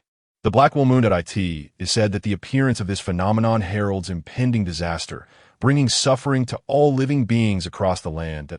Is it truly that severe? One companion inquired. IT is not a fabrication. I have encountered records in ancient texts that state the black wheel moon signifies dire premonitions. Wherever it appears, calamity follows. Long ago, one individual used this black wheel moon to shroud the sun, plunging the entire world into darkness. That era of darkness persisted for thousands of years until a destined individual emerged to put an end to the chaos. Upon hearing this, those nearby gasped in shock. If the records were accurate, the reappearance of the black wheel moon might signify that the continent of Tianwu was once again on the brink of irreparable disaster. What a pity that we are unable to act now. As our true forms are not present here, we should disperse. I T1 TB long before the one possessing the black wheel moon shows themselves again, a T that time. We can act to eliminate them. Meanwhile, more formidable figures departed from Xianming City, heading towards the source of the phenomenon, eager to uncover the identity of the individual responsible. But at that moment, the black moon vanished without a trace, the sky returning to its clear state. Thank goodness, Xiaobai sighed in relief. It's fortunate we weren't discovered by those individuals. Otherwise, it would have been disastrous. Ye Tian opened his eyes and stretched languidly. After absorbing the precious blood, he felt revitalized, his entire being infused with newfound vigor. His physical condition had improved by several tiers, and he now felt as though he had shed his mortal form and ascended to a celestial realm. However, this was merely an illusion. He had only completed the most fundamental detoxification of his body. Truly attain a physique akin to that of a divine being, he still had a long way to go. You kid, were fortunate to conclude your cultivation in time. That I found it peculiar how you came to possess the black wheel moon. That should be impossible, Xiaobai remarked, perplexed. What are you talking about? Ye Tian asked. Bewildered at you're unaware, are you? Xiaobai replied, exasperated. While you were in seclusion, an extraordinary phenomenon occurred, and a black moon appeared. The black moon signifies disaster, an ominous omen. If your identity were to be revealed, people from across the continent would hunt you down. The black moon? An ominous omen? Ye Tian was taken aback. He had done nothing during his seclusion and hadn't completed any tasks to receive mysterious rewards. How could such a phenomenon arise? Be cautious moving forward. Xiaobai advised, in the darkness, your strength may amplify, but so too does the risk of being discovered. That if anyone learns that you possess the power of the black wheel moon, it wouldn't matter if you had 100 lives. The denizens of the divine island would descend upon you. Ye Tian inquired. You must tell me, what exactly is this black wheel moon? There's not much to say, Xiaobai replied. For you at present, it is a calamity. However, once you grow sufficiently powerful, it may bring you unforeseen advantages. After all, this power once plunged the continent of Tianwu into a millennium of darkness, Xiaobai murmured, after stepping out of the room. Ye Tian gathered his belongings, preparing to set out once again. The distance to Moyu Academy was neither far nor near, and barring any unforeseen circumstances, he anticipated reaching it on time. Can you take me along? Chi-Chi's gaze was fixed on him. Taking you along? Ye Tian mused. Take her with you, Xiaobai suggested. She carries precious blood. Wherever she goes, she is bound to attract attention. It would be safer for her to accompany you. After all, it's better for you to utilize her blood than to let others do, so Ye Tian chuckled. You make it sound as though I'm some sort of villain. No, you're a good person. Chi-Chi asserted, nodding emphatically. Ye Tian replied, having you accompany me is not out of the question. However, I intend to go to Moyu Academy, and outsiders are not permitted inside. You might forget it, that we'll discuss it once we arrive. Ye Tian waved his hand, deciding to temporarily take her along and assess the situation upon arrival. Brother, what about me? Su Feng suddenly appeared, grinning. Brother, take me along too. I want to go with you. There's no need. Ye Tian declined. What would I do taking a male companion? I prefer to avoid the hassle of too many people. Su Feng's expression darkened. Brother, are you prioritizing women over friends? Do we even know each other that well?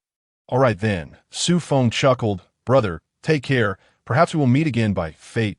Ye Tian, disinterested in further conversation, turned and walked away. 2 days later, Ye Tian arrived in a small town to rest and replenish supplies.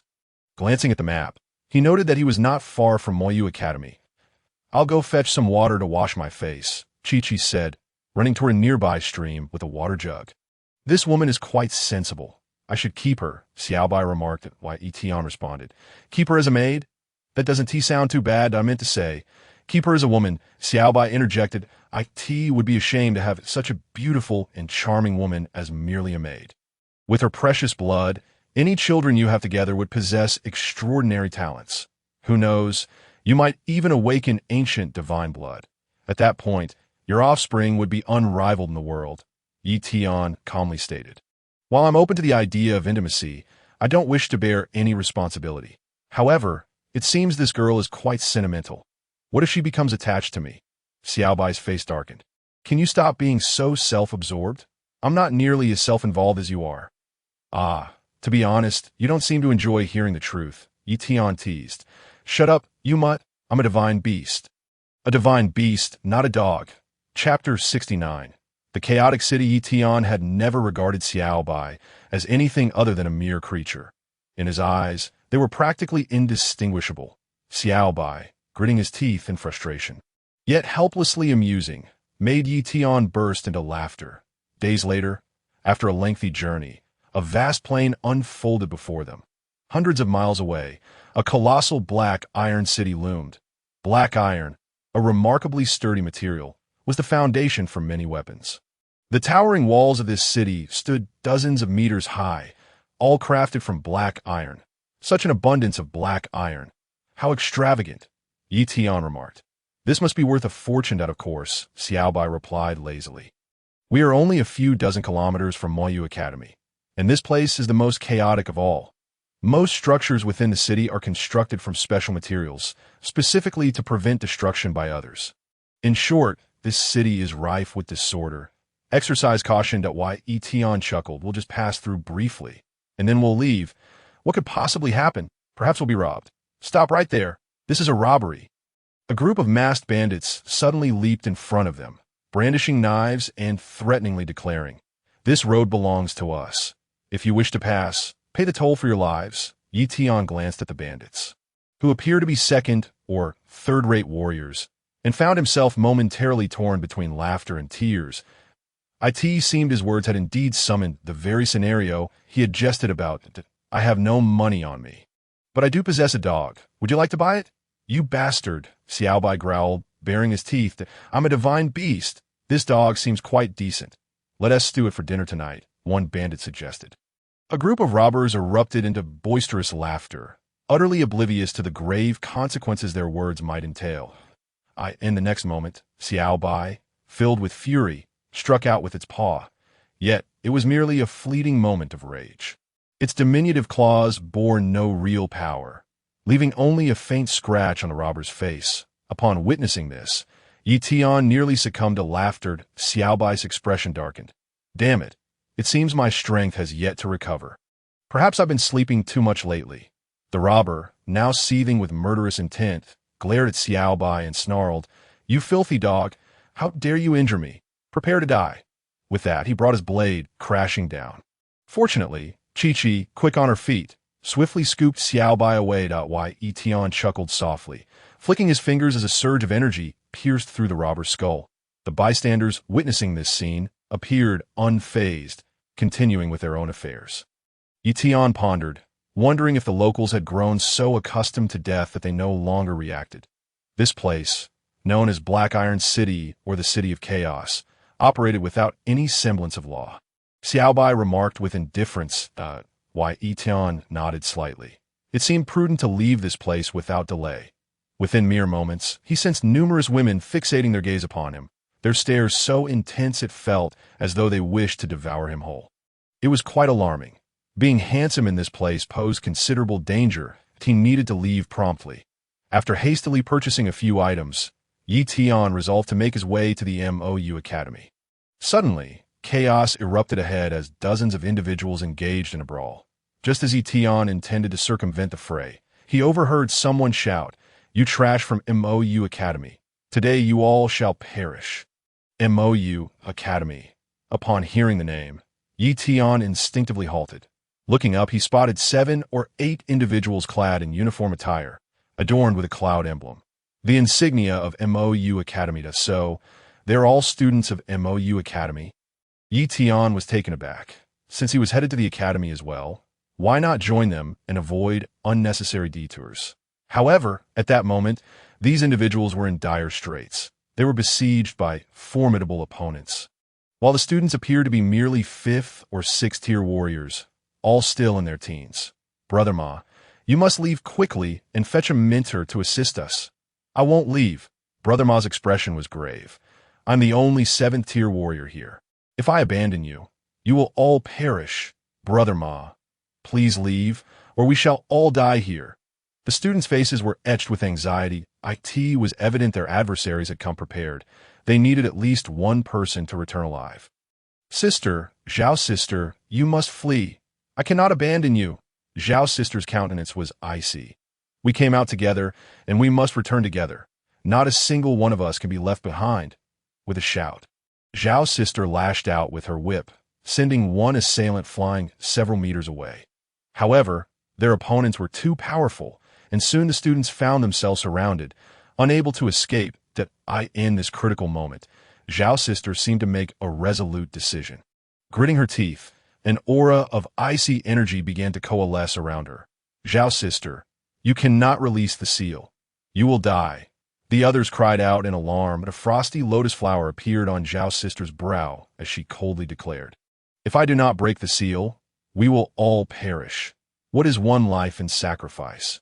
As she spoke, her energy surged dramatically, leaping from a 6th-tier warrior to a 9th tier in an instant.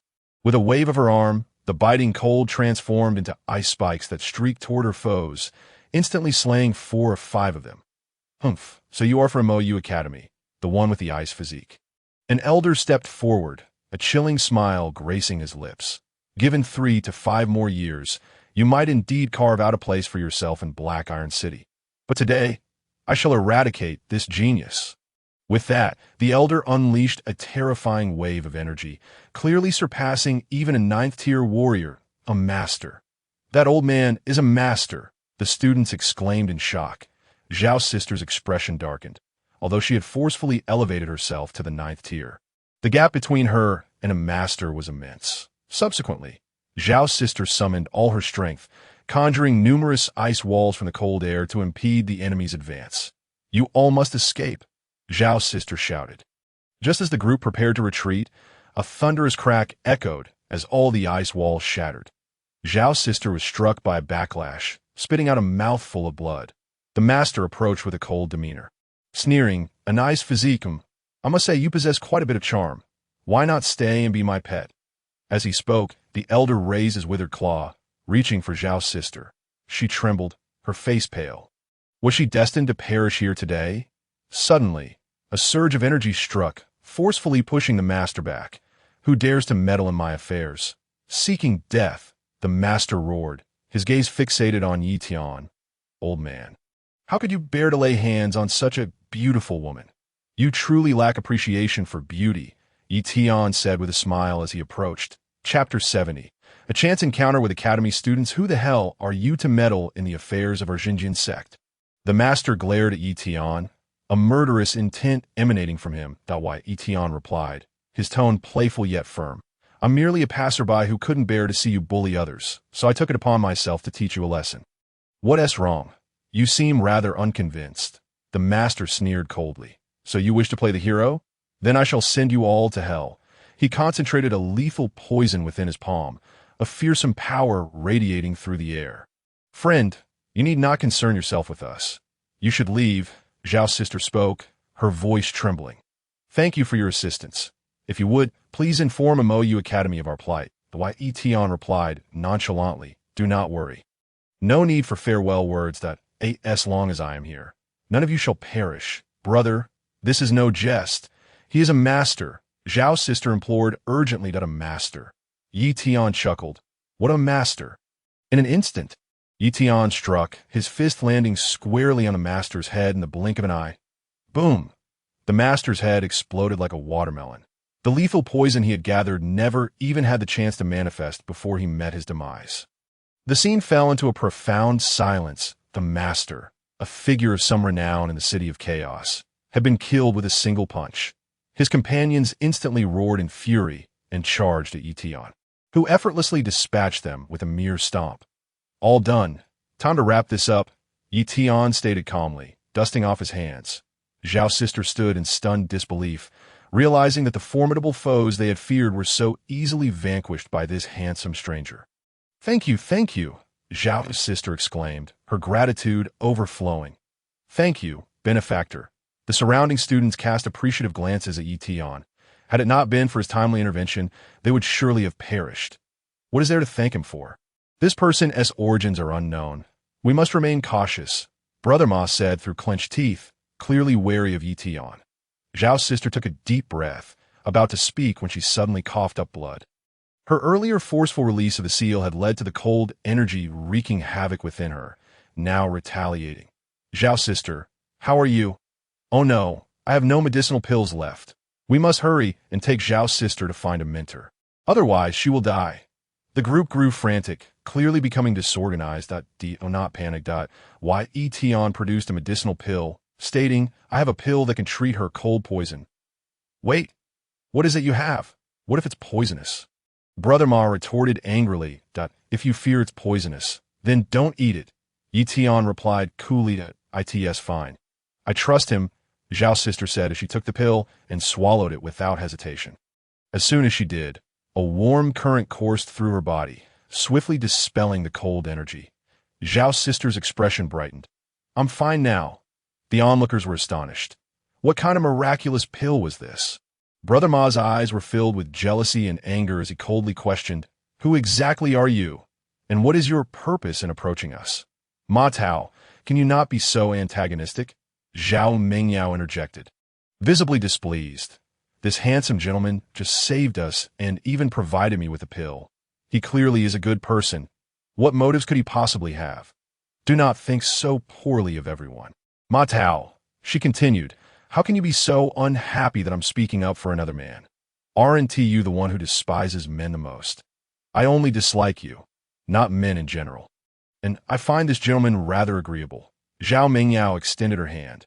Hello, I am Zhao Mingyao, a newcomer at MOU Academy. These are my fellow students. May I ask your name? I am Ye Tian, and this is Chi Chi beside me. The dog on my shoulder is Xiaobai. Xiaobai opened his eyes, eager to retort, yet he languidly drooped his ears and succumbed to slumber once more. Zhao Mingyao spoke up. Brother Yi, I am profoundly grateful for your assistance. Without it, our fate would have been dire. Soon, we shall partake in the poetry competition. Would you care to join us? Ye Tian nodded and inquired, When do you intend to return to the academy? Zhao Mingyao replied, We shall return once the competition concludes. We have come with the ambition to claim first place. The victor is to be rewarded with a vitality pill. Ye Tian responded, Then let us go together. I shall accompany you to the academy. Humph. I knew this fellow harbored ulterior motives, that he must have other intentions in approaching us. Tao interjected with a mocking tone. What business do you have at our academy? You are not one of us. You intend to sneak in and pilfer our techniques? Or perhaps steal our academy's treasures? Ye Tian cast a sidelong glance at him, pondering the man's peculiar fixation on him. I would rather steal your mother, Ye Tian replied calmly, unwilling to tolerate such baseless provocations. You dare insult me? Ma Tao exclaimed, his eyes blazing with fury, his body trembling with indignation. Enough, spare us your bickering. Zhao Mingyao interjected impatiently. Why are you arguing with him? He just saved our lives. Tao retorted angrily. Mingyao, this scoundrel is undoubtedly scheming to take advantage of you. Do not be deceived by his fa ade.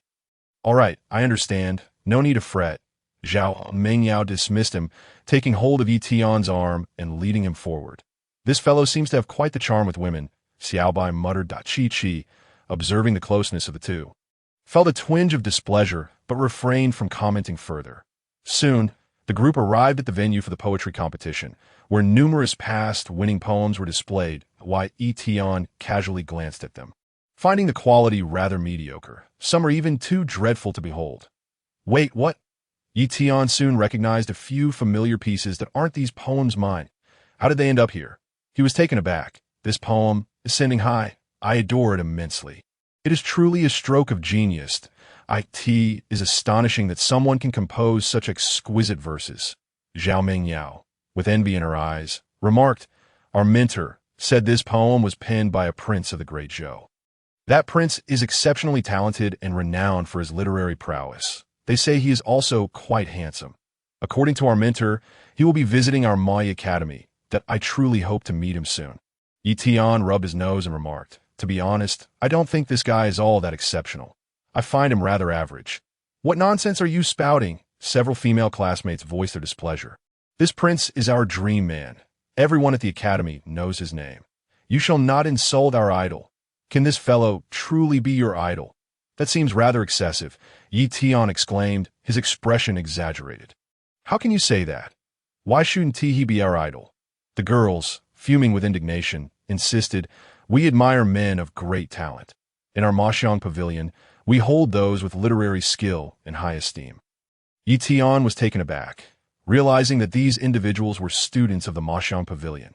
What a coincidence, as this was precisely the place he intended to report to. All right, everyone, let us refrain from further disputes.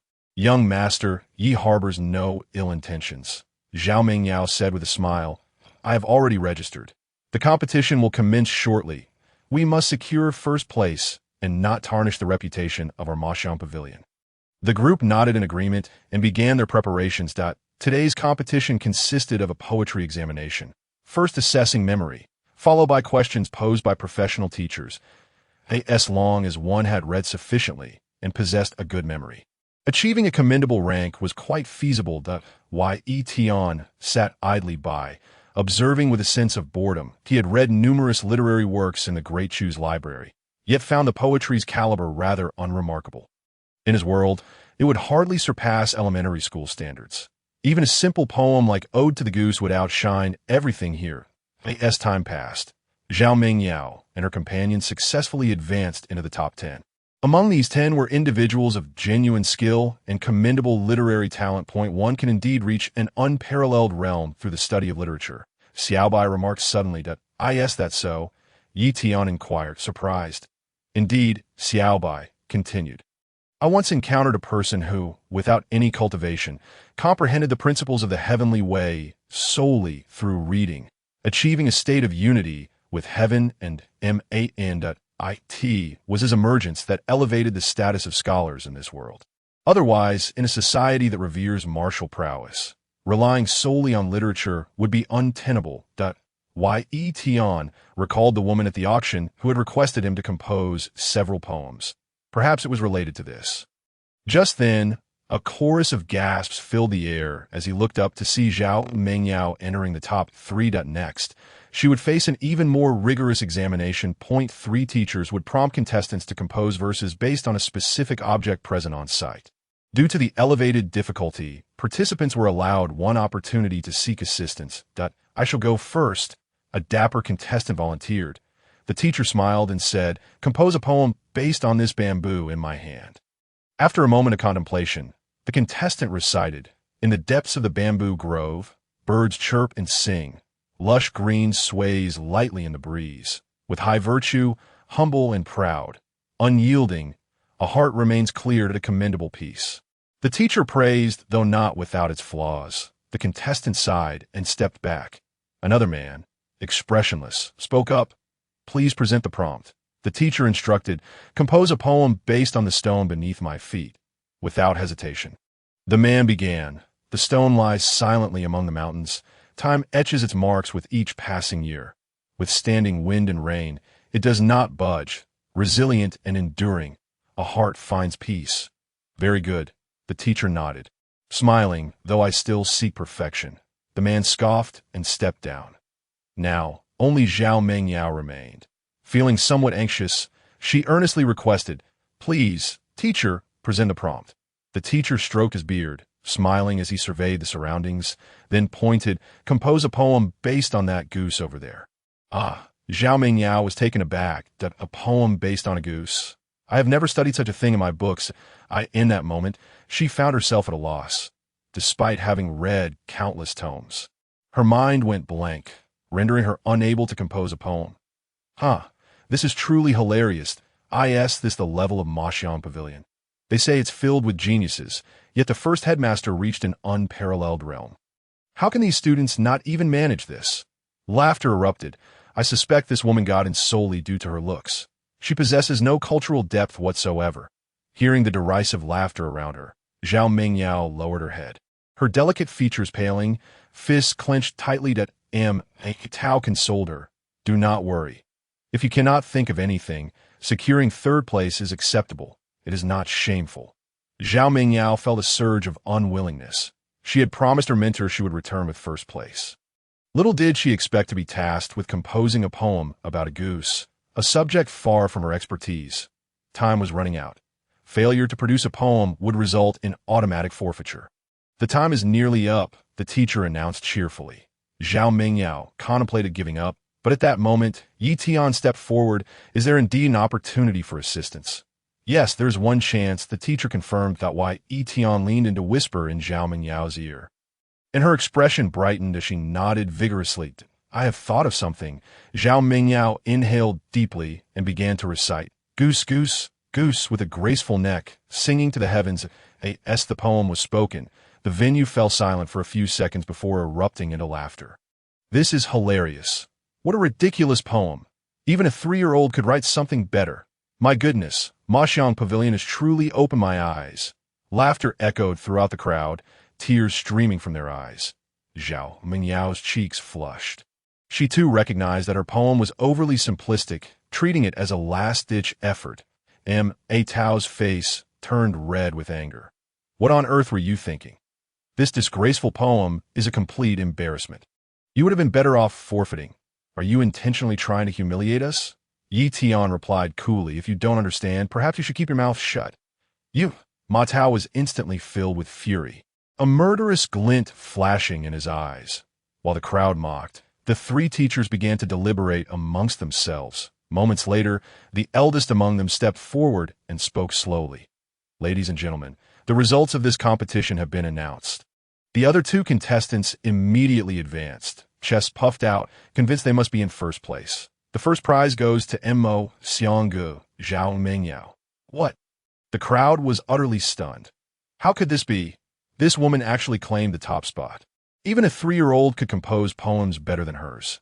How could she possibly take first place? The crowd erupted in discontent, voices rising in protest. The teacher explained calmly. At first glance, this poem may seem simple, but you must savor it carefully. Upon hearing this, the onlookers began to repeatedly recite the verses they had just heard. After 7 or 8 readings, the mockery in some eyes faded away. Indeed, this poem seemed to possess a certain depth. What a fine poem! Truly remarkable! Some began to clap their thighs in praise. Chapter 72. The power of fire. At this moment, the crowd, after a thorough contemplation, began to realize that the poem was far from ordinary. At first glance, it appeared to be the whimsical musings of a child. Yet upon closer examination, it revealed itself to be quite sophisticated. The first 3 lines, depicting the sound of the geese, showcased auditory and visual elements, vividly capturing the essence of the geese's demeanor. What a splendid poem!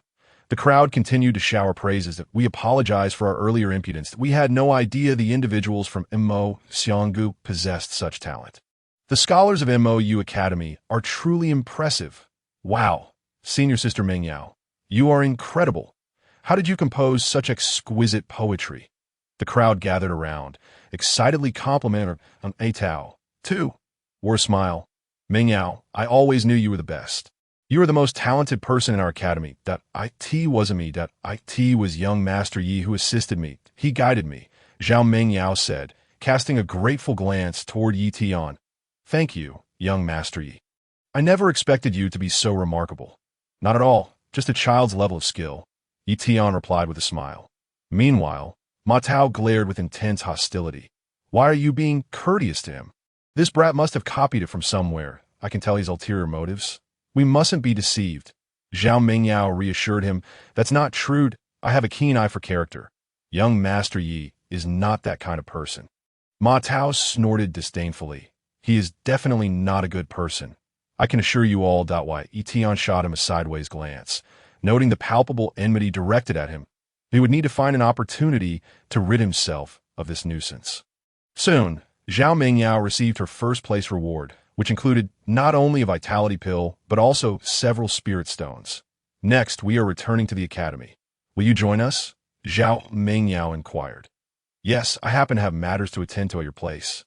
Ye Tian replied. Wonderful. We can keep each other company on the way, Zhao Mingyao said, feeling a surge of happiness. After spending a brief time together, she found Ye Tian to be quite agreeable. His gentle nature and cheerful disposition were precisely her type. Throughout the journey, Zhao Mingyao actively engaged Ye Tian in conversation, while Ma Tao's jealous gaze fixated on the two as they neared the academy. they encountered a volcanic eruption that blocked their path. "If we take a detour, it will take us an additional 3 days," Zhao Mengyao lamented. However, the thought of spending 3 more days with Ye Tian brought her a sense of secret delight. Boom! The enormous volcano erupted, spewing forth torrents of lava. The air was thick with dark particles, and the scorching heat was uncomfortable, while Ye Tian noted with dismay that his water-based powers could not be summoned here. The air was far too dry, devoid of moisture. "If only I could control fire-based powers," Ye Tian mused. "Stop dreaming. Water and fire cannot coexist. If you attempt to absorb the power of fire, you will suffer immensely." Xiaobai interjected that, "I thrive on challenges that defy the odds." Ye Tian chuckled. Suddenly, the ground trembled beneath their feet, halting everyone in their tracks as they gazed incredulously at the distant volcano. The it erupted once more, releasing a colossal wave of red lava, and within it, a flame leapt skyward. "It's the power of fire. Heavens, we have stumbled upon a treasure." The crowd erupted in excitement. The power of fire was a rare find, seldom seen for millennia, and here it was, hidden within this volcano. Whoever could harness it would significantly elevate their strength. "This power of fire is mine," Ma Tao exclaimed, racing ahead in exhilaration. "Don't go. It's dangerous." Zhao Mengyao shouted in warning, but it was too late. As Ma Tao charged towards the volcano, a ferocious beast suddenly leapt from the flames. It was a monstrous creature, towering several meters high, resembling a qilin. Its body engulfed in roaring flames. The rocks around its claws were reduced to ash. Even from a distance of several dozen miles, the heat radiating from its skin was palpable. Atao's face turned pale with terror. He had never anticipated the presence of a guardian beast. However, the mystical creature disregarded him, leaping to seize the power of fire. Paralyzed with fear, Ma Tao collapsed to the ground, wetting his pants. The commotion also attracted the attention of many powerful individuals. With hundreds arriving at the scene, it's the power of fire. This volcano hasn't erupted in over 3,000 years. Who would have thought it harbored such a treasure? Hurry, seize it. Whoever obtains the power of fire will see their strength multiply manifold. The crowd grew fervent, rushing towards the volcano. Yet, the beast was no simple foe. Its flames transformed the landscape into a sea of in an instant. A wave of fire surged forth, incinerating those who dared approach. At that moment, a mysterious master intervened, tearing the fabric of space itself and striking the beast with a powerful palm, sending it flying. After a furious roar, the beast expelled its inner core, launching a frenzied counterattack. With deafening explosions, terrifying energy erupted, obliterating countless strong individuals. The master who had torn space left behind an arm as he vanished. The beast lay severely wounded on the ground. Coincidentally, the power of fire fell inexplicably at Ye Tian's feet. Yes, it simply dropped there without warning. Why Ye Tian was momentarily dazed. What sheer luck was this? He had not moved a muscle, yet the power of fire had landed right before him. Without hesitation, Ye Tian quickly picked it up, and the unrestrained power surged into his body. In an instant, he felt an overwhelming heat, as if he might explode at any moment. That he realized that if he did not find a secluded place to meditate soon, he would perish from the internal combustion. Without saying a word, Ye Tian hurriedly departed. What about the power of fire? Where did it go? The powerful individuals trailing behind were left dumbfounded. The very treasure they had fought for had vanished right before their eyes. I know where it is." Ma Tao suddenly pointed in the direction Ye Tian had fled. "That little brat took the treasure. He*s just ahead. You still have time to catch him." Upon hearing this, the crowd immediately surged in pursuit. Ma Tao, what are you doing? Why are you betraying young Master Yi? Zhao Mengyao exclaimed angrily. Ma Tao retorted, "That brat is blind. He dares to steal what belongs to the elders. Aren't you afraid we will incur the elders' wrath? I'm doing this for everyone's sake. You cannot blame me." Zhao Mengyao was furious. She had not anticipated Ma Tao's duplicitous nature, cloaking his betrayal in righteous words. Chapter 73. Supreme Emperor of the Five Elements. "This won't do. I must go rescue young Master Yi," Zhao Mengyao resolved. Concerned for his safety, knowing full well how difficult it would be to escape with so many pursuers. "Meng Yao, are you out of your mind?" Ma Tao shouted in anger. "That brat stole the power of fire and is being hunted by many powerful elders. If you go after him now, you are simply walking into a death trap." "Don't be foolish," Zhao Mengyao replied. "He just helped us secure first place. How could I stand by and watch him die? You all go back. I will find him myself." "Are you insane? You are truly insane." Ma Tao's face turned dark. The woman he had admired for so long had never shown him any kindness, yet she was willing to risk her safety for a man she had known for only a day. He vowed to personally eliminate that scoundrel. Meanwhile, Ye Tian, with the power of fire in hand, had already dashed into an uninhabited area. After randomly entering a cave, he began to meditate. I could see this moment. The power of fire was nearly boiling him alive, making his entire body feel as though it might explode. "That I warned you not to be greedy. Now look at the predicament you've created. You're going to blow yourself up," Xiao Bai said with exasperation. "Not a chance. This prince will not perish so easily." Ye Tian forcefully held his breath. His face flushed, eyes tightly shut as he began to exert his true energy to suppress the rising flames within. With a thunderous roar, his body erupted in a blaze, illuminating the cave with an intense brightness. Ye Tian trembled slightly, straining against the overwhelming heat. Time seemed to stretch indefinitely, and soon his skin began to char, a burnt aroma filling the air.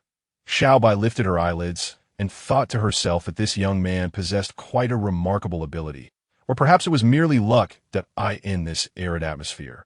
Devoid of moisture, the water element within him was entirely suppressed. The usual conflict between water and fire was now wholly dominated by the fire element within his body. The water element could only cower pathetically in a corner.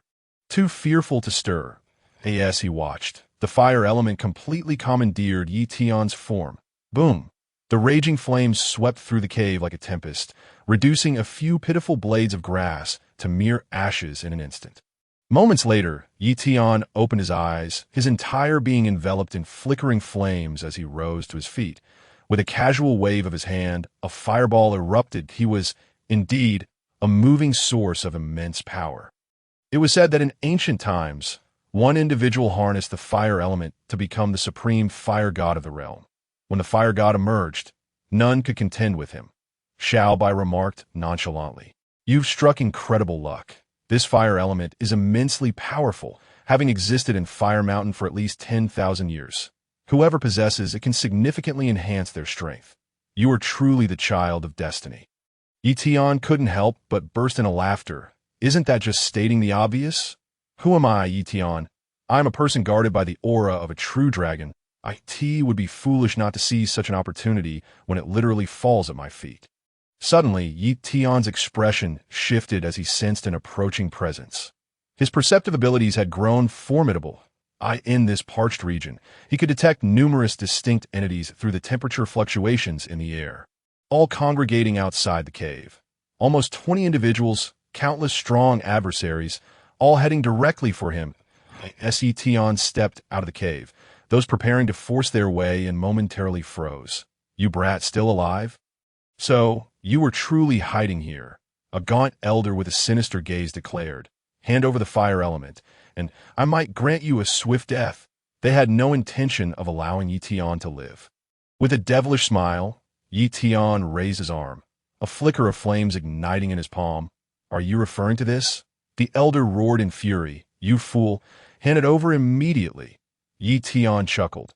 "And who are you to command me? If I refuse, then you may as well meet your end."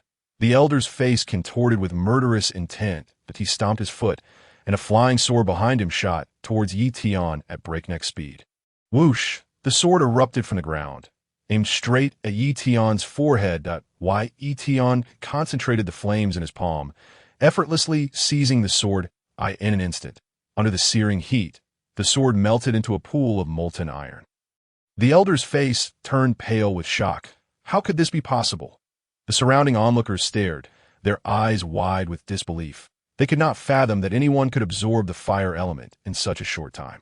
For them, it would take. Zhao Mengyao was reluctant to depart, yet Ye Tian forcefully pushed her away with a single palm. Observing this, Ma Tao hastily seized Zhao Mengyao and led her away. In the absence of others, Ye Tian felt considerably more at ease, finally able to unleash his full potential. Having just absorbed the power of fire, he still harbored a surging energy within him that sought release. Conveniently, the several hundred individuals before him became his practice targets. How foolish to think one could remain behind, believing they could contend with us all. A voice of derision rang out. Indeed, that was precisely my intention. Ye Tian calmly replied, even if I cannot best you, you shall not be able to slay me. After all, I am in need of combat experience, so I might as well use you to hone my skills. You reckless fool! A figure scoffed with a hint of anger, then casually unleashed a torrent of potent poison towards him, while Ye Tian conjured a barrier of true energy before him, gripping his broken sword as he charged forth.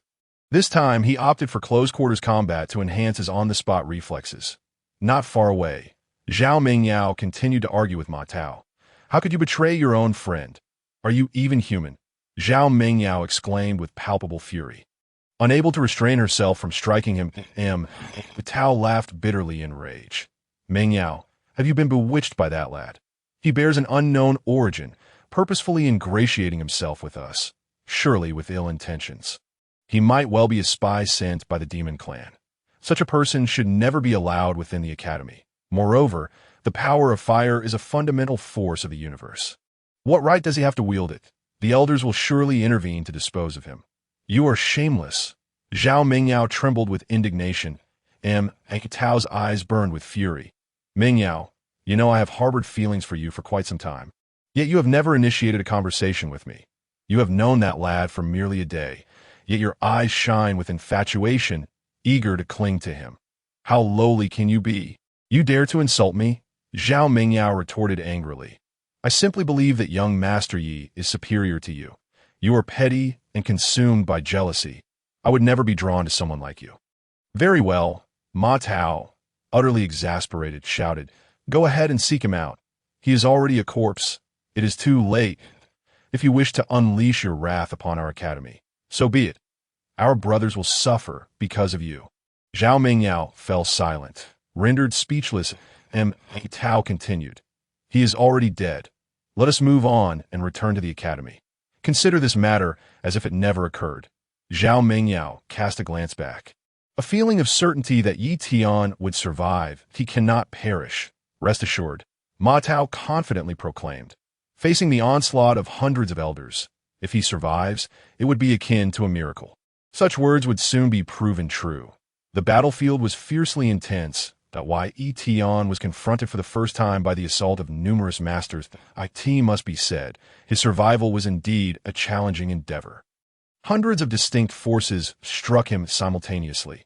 Even with his profound, true energy, he found it somewhat overwhelming. You reckless fool, Xiao Bai remarked with a hint of schadenfreude. Gritting his teeth, Ye Tian defiantly stated, I merely wish to experience the sensation of being besieged by a multitude. It is quite exhilarating. Next time, I must refrain from posturing in front of beautiful women, looking impressive in public only to suffer privately. Chapter 75. So as though Ye Tian claimed to struggle. He effortlessly dealt with the onslaught of the hundreds. With a thunderous roar, flames suddenly enveloped his form, and two fiery arms erupted, incinerating a dozen formidable foes into ashes instantaneously. The crowd was left in shock. As although they too possessed methods to ignite themselves, none could wield fire as casually as Ye Tian did. As he absorbed the power of fire, a powerful figure realized, their expression darkening to an extreme. To absorb the power of fire, an ordinary person would require at least 10 days to half a month. If one were slow, it could even take half a year. Yet from the moment they received the news and arrived, only a few hours had passed. This lad has fully absorbed it. It turns out his physique is the greatest treasure. Eliminate him and uncover the secrets he possesses. Many eyes gleamed with greed, as they not only sought the power of fire, but also wished to dissect this youth to uncover his mysteries. A cold smile graced Ye Tian's lips. He was utterly unafraid of revealing his secrets. For none present would leave alive. With an explosive surge, a tremendous flame erupted from Ye Tian as he waved his arms, engulfing all in a fiery inferno, The realization dawned upon them. It was already too late.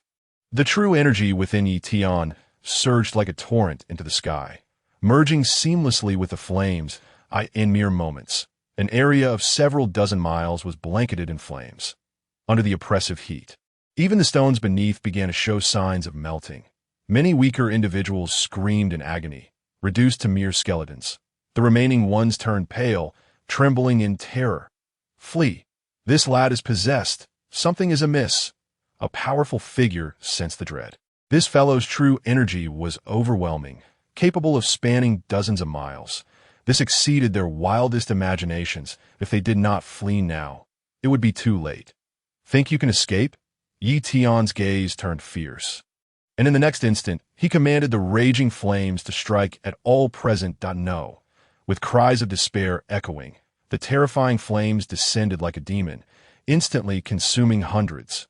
Moments later, Ye Tian emerged from the inferno, leaving behind only charred corpses. "Job well done." A smile crept onto Ye Tian's lips. The power of fire exceeded his expectations, swiftly annihilating over 100 foes. He felt invincible. Unable to contain himself, Ye Tian erupted into laughter. Xiaobai sneezed and remarked, "You merely harnessed a geographical advantage. In another setting, you would not wield such overwhelming power." Ye Tian chuckled. Yet suddenly his expression turned serious as he declared, "I must seek out that Ma Tao. That scoundrel dared to betray me. Should he return to the academy alive, I shall take his name as my own." 1 kilometer away from the academy, Ma Tao inquired with concern, "Yao Yao, are you thirsty? Shall I fetch you some water?" Zhao Mingyao found a spot to sit, her head bowed in silence.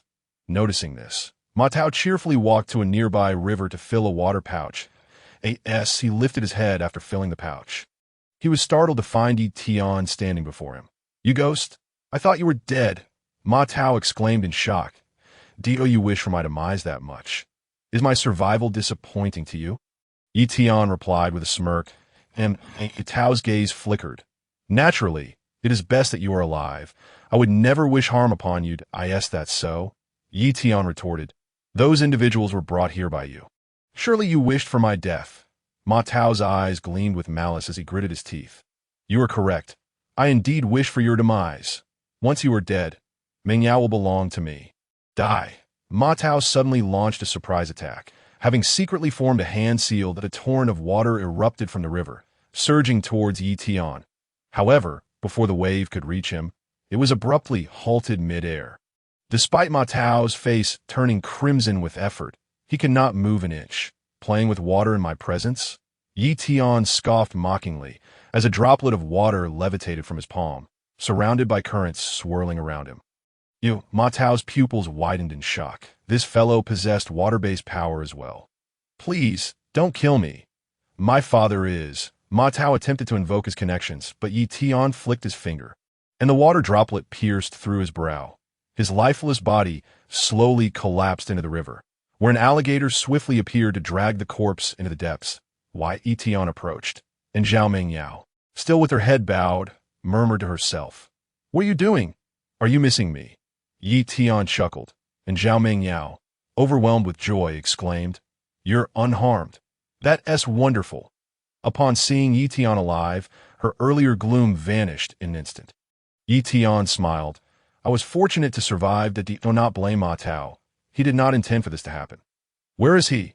Did he sneak back?" "Never mind. It doesn't matter." Zhao Mingyao cared little for Ma Tao's fate. Her focus remained solely on Ye Tian. Before long, the two arrived at MOU Academy. As they approached the entrance, a woman hurriedly approached, asking, "Mingyao, are you both unharmed?" "We are fine. We have returned safely," Zhao Mingyao remarked. This woman let out a sigh of relief. Zhao Mingyao is indeed her most cherished student, and any mishap would be quite troublesome. "You are the Prince Yi?" The woman gazed in astonishment at the nearby Ye Tian. "Elder Wu, it has been a long while."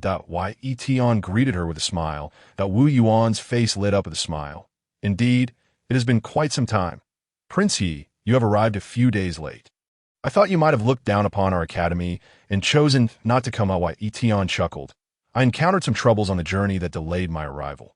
Since I promised to come, I would naturally not go back on my word." "Master, do you know each other?"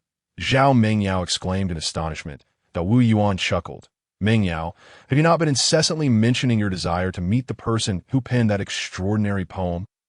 Do you not realize that the exceptionally talented genius before you is none other than Ye Tian, Prince Yi? Upon hearing this, Zhao Mengyao was instantly astounded, her mouth agape. Why, you are the Prince Yi of the great Zhou. Ye Tian smiled and nodded. If all goes as expected, that should indeed be me. Zhao Mengyao squealed. Why, you are actually my idol.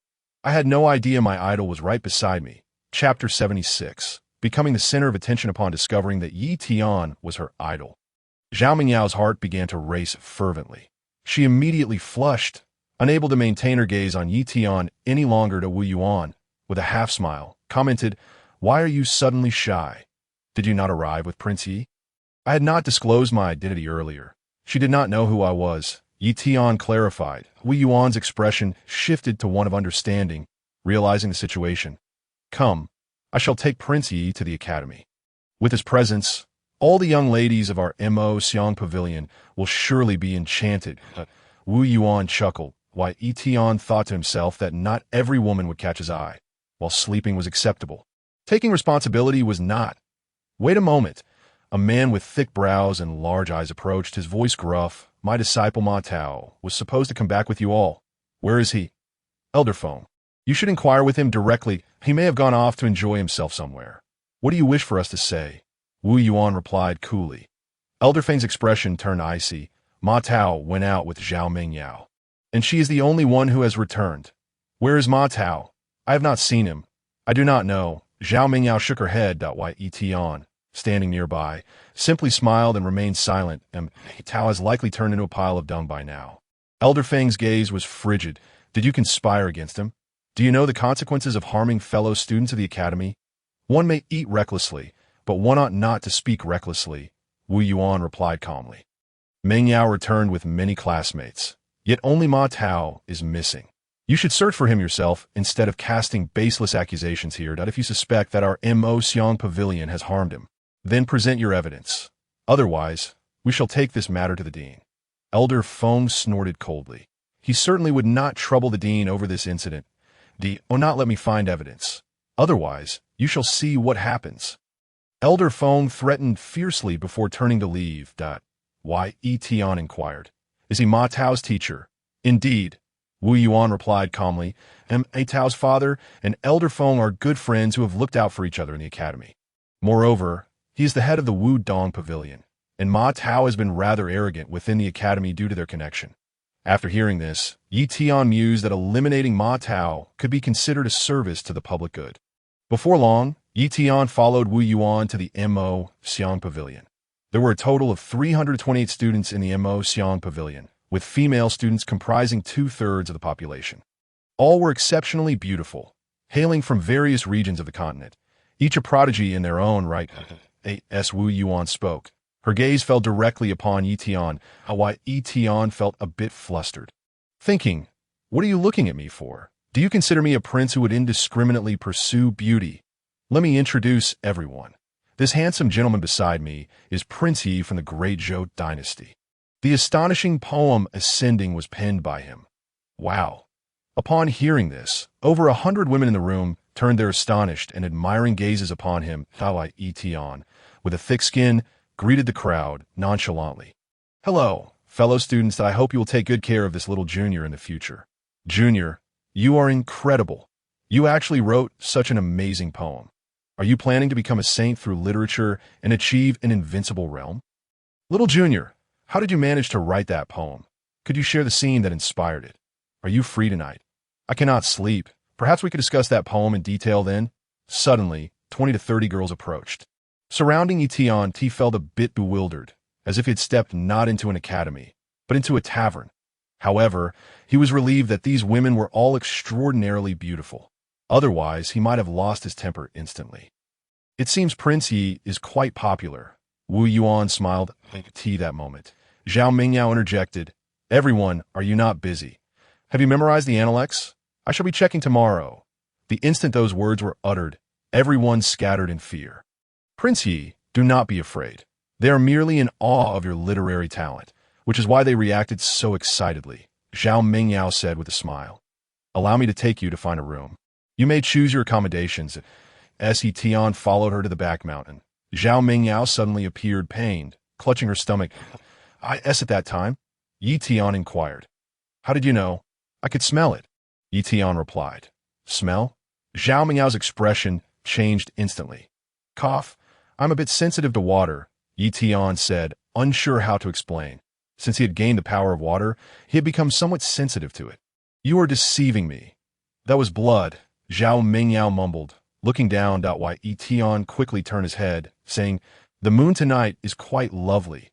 That is merely fog obscuring the sun. Well, do you insist on exposing me?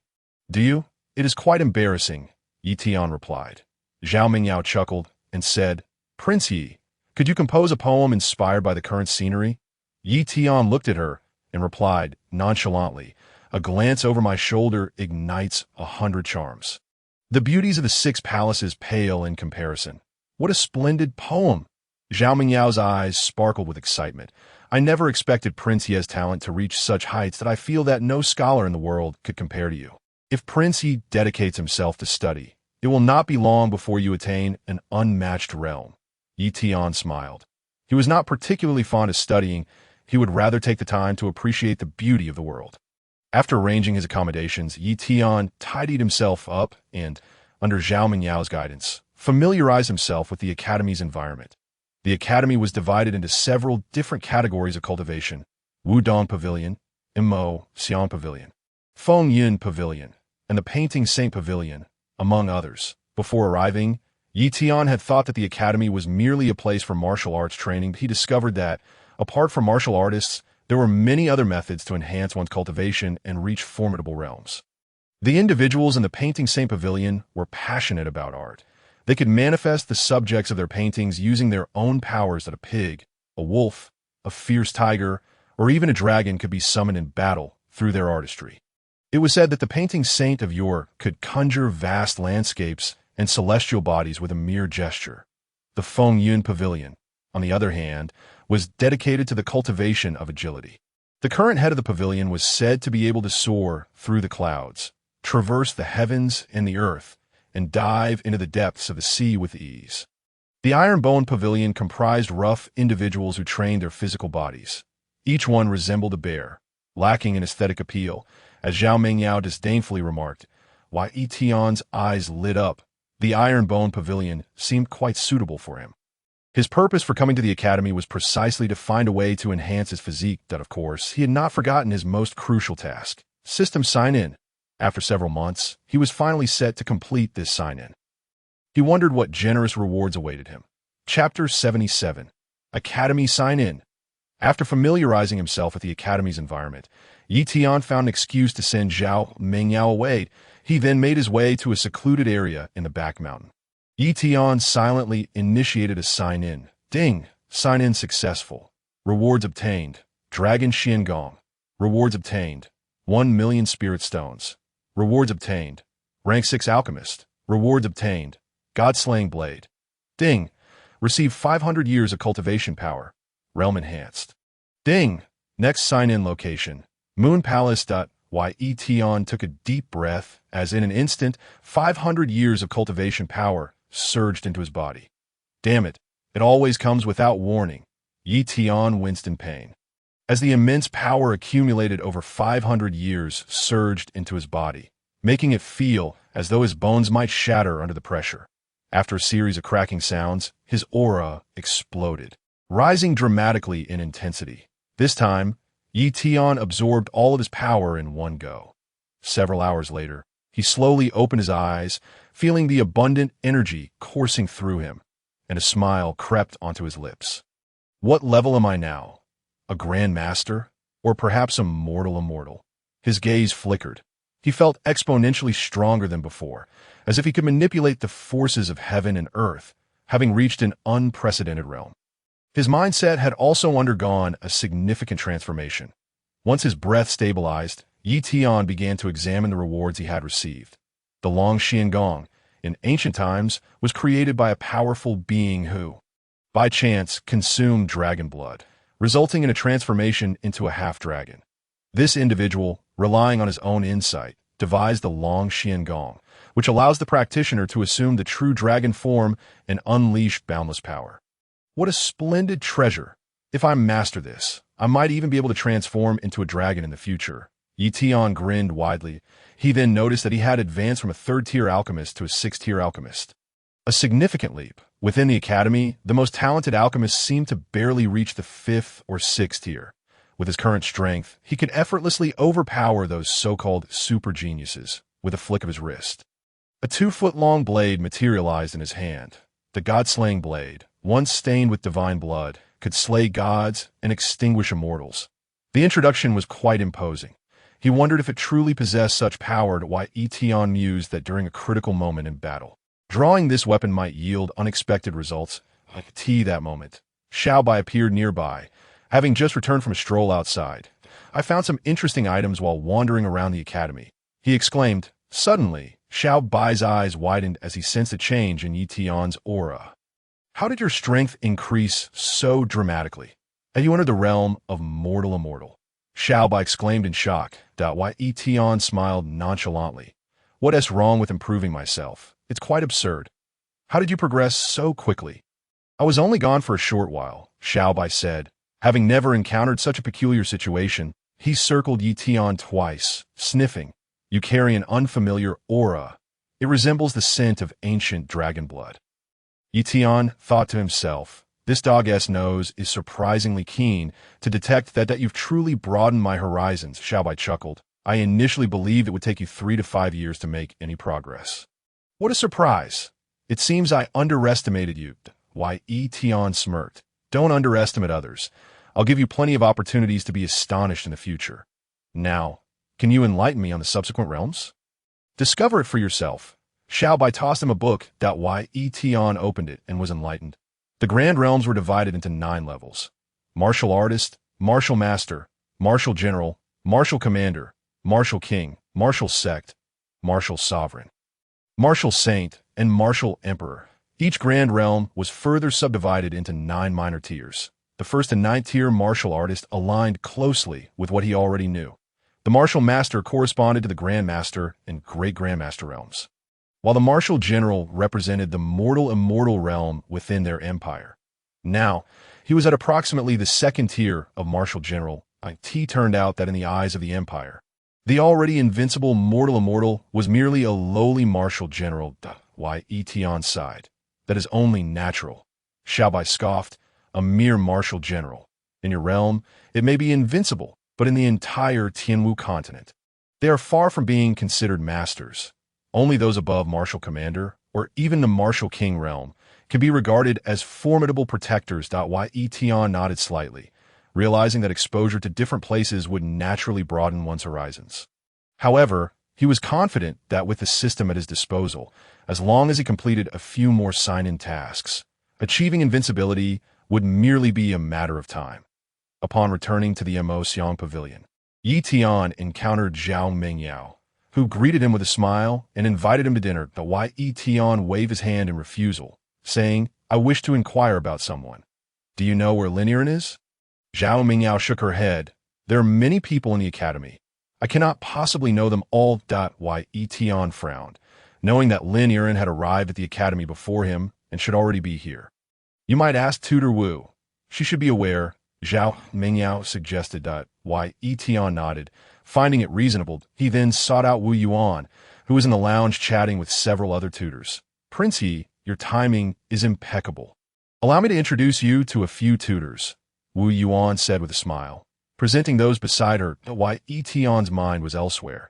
He was solely focused on discovering Lin Yiren's whereabouts. Tutor Wu, I wish to know where Lin Yiren is. Has she arrived at the academy? Ye Tian asked. Wu Yuan pondered for a moment before replying. Indeed, Princess Lin from the Great Zhou has come to the academy. However what? Ye Tian's heart sank, sensing something ominous. Wu Yuan continued. However, Lin Yiren has not received an invitation from the academy, so she is not yet a disciple here. Nevertheless, I, as her tutor, have temporarily registered her as an affiliated student. But she cannot enter the academy's premises and can only undertake ordinary tasks outside. Upon hearing this, Ye Tian furrowed his brow. It appeared that Lin Yiren had not fared well during his absence. "Where is she? I will go find her," he said. Wu Yuan provided him with her location, and Ye Tian headed straight there to AT that moment. Outside the academy, at the task assignment area, Lin Yiren and her 6 teammates were accepting tasks. They needed to complete 1,000 tasks to have a chance to enter the academy. "Everyone, we must continue to strive," the captain declared. 1,000 tasks to gain entry. Isn't that a bit excessive?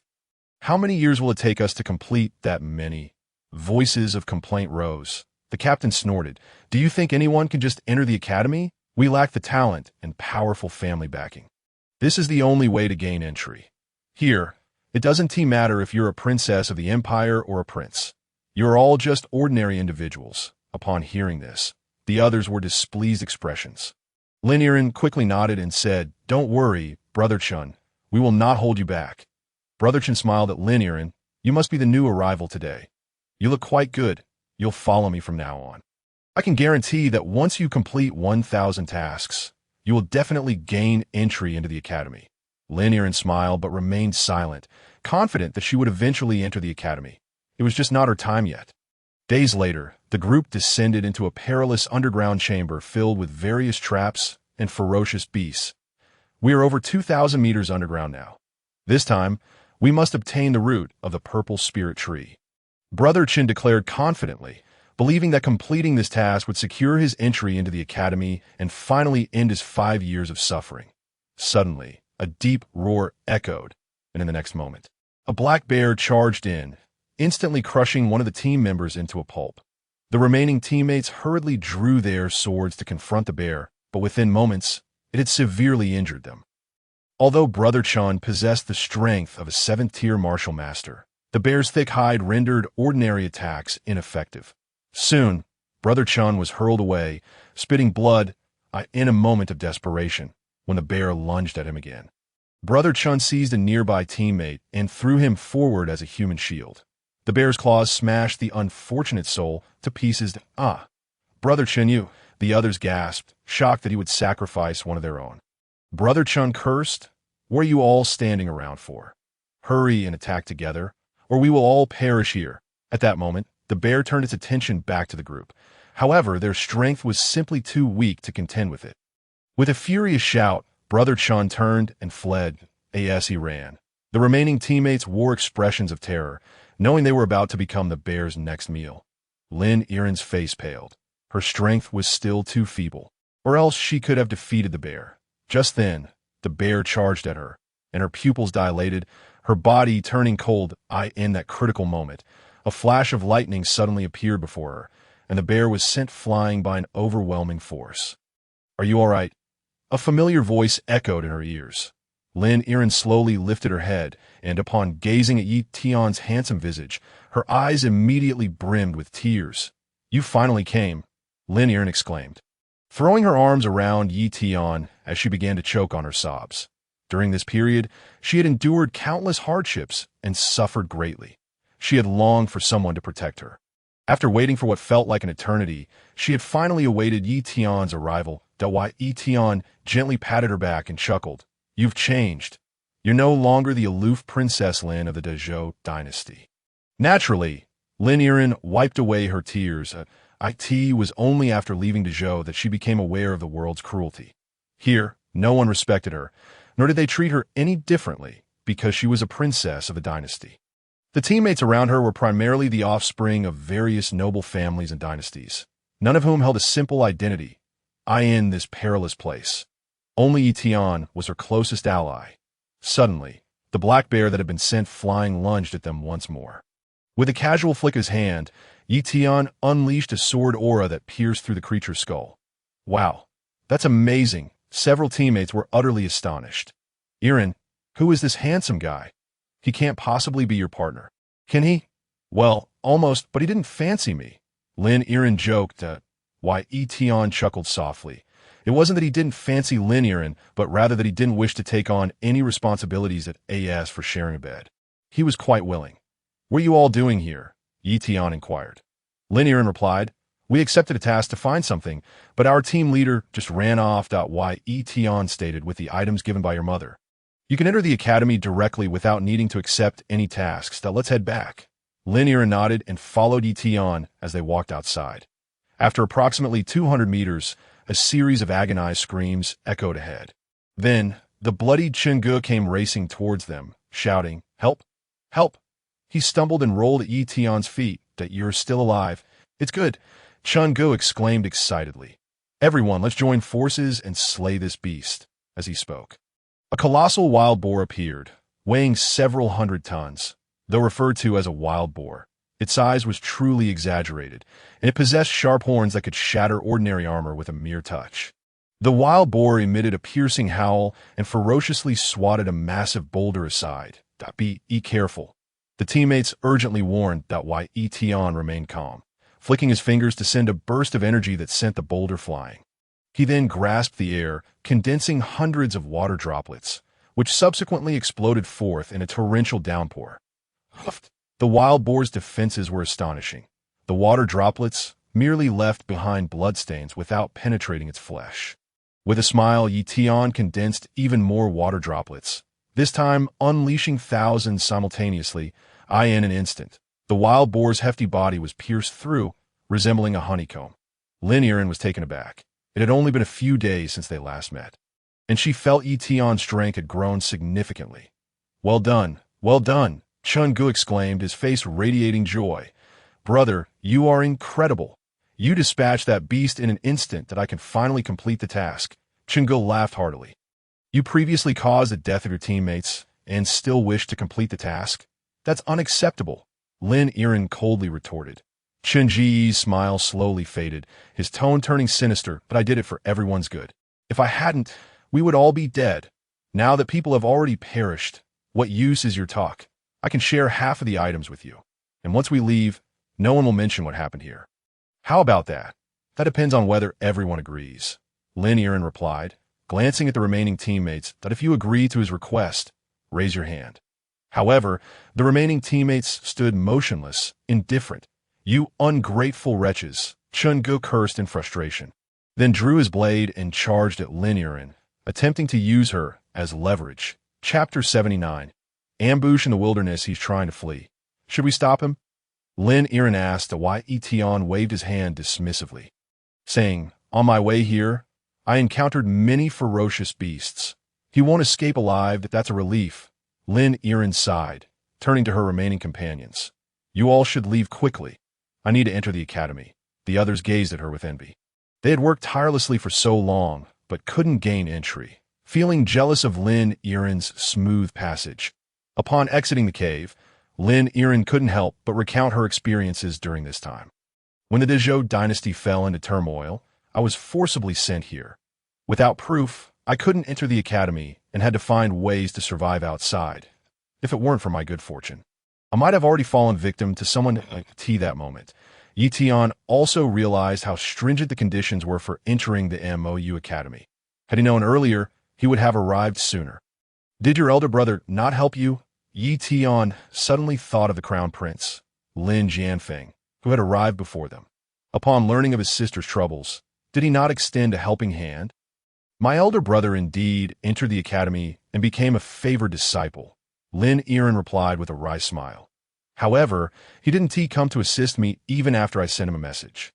Perhaps he is too busy." Why Ye Tian chuckled. "What could he possibly be busy with?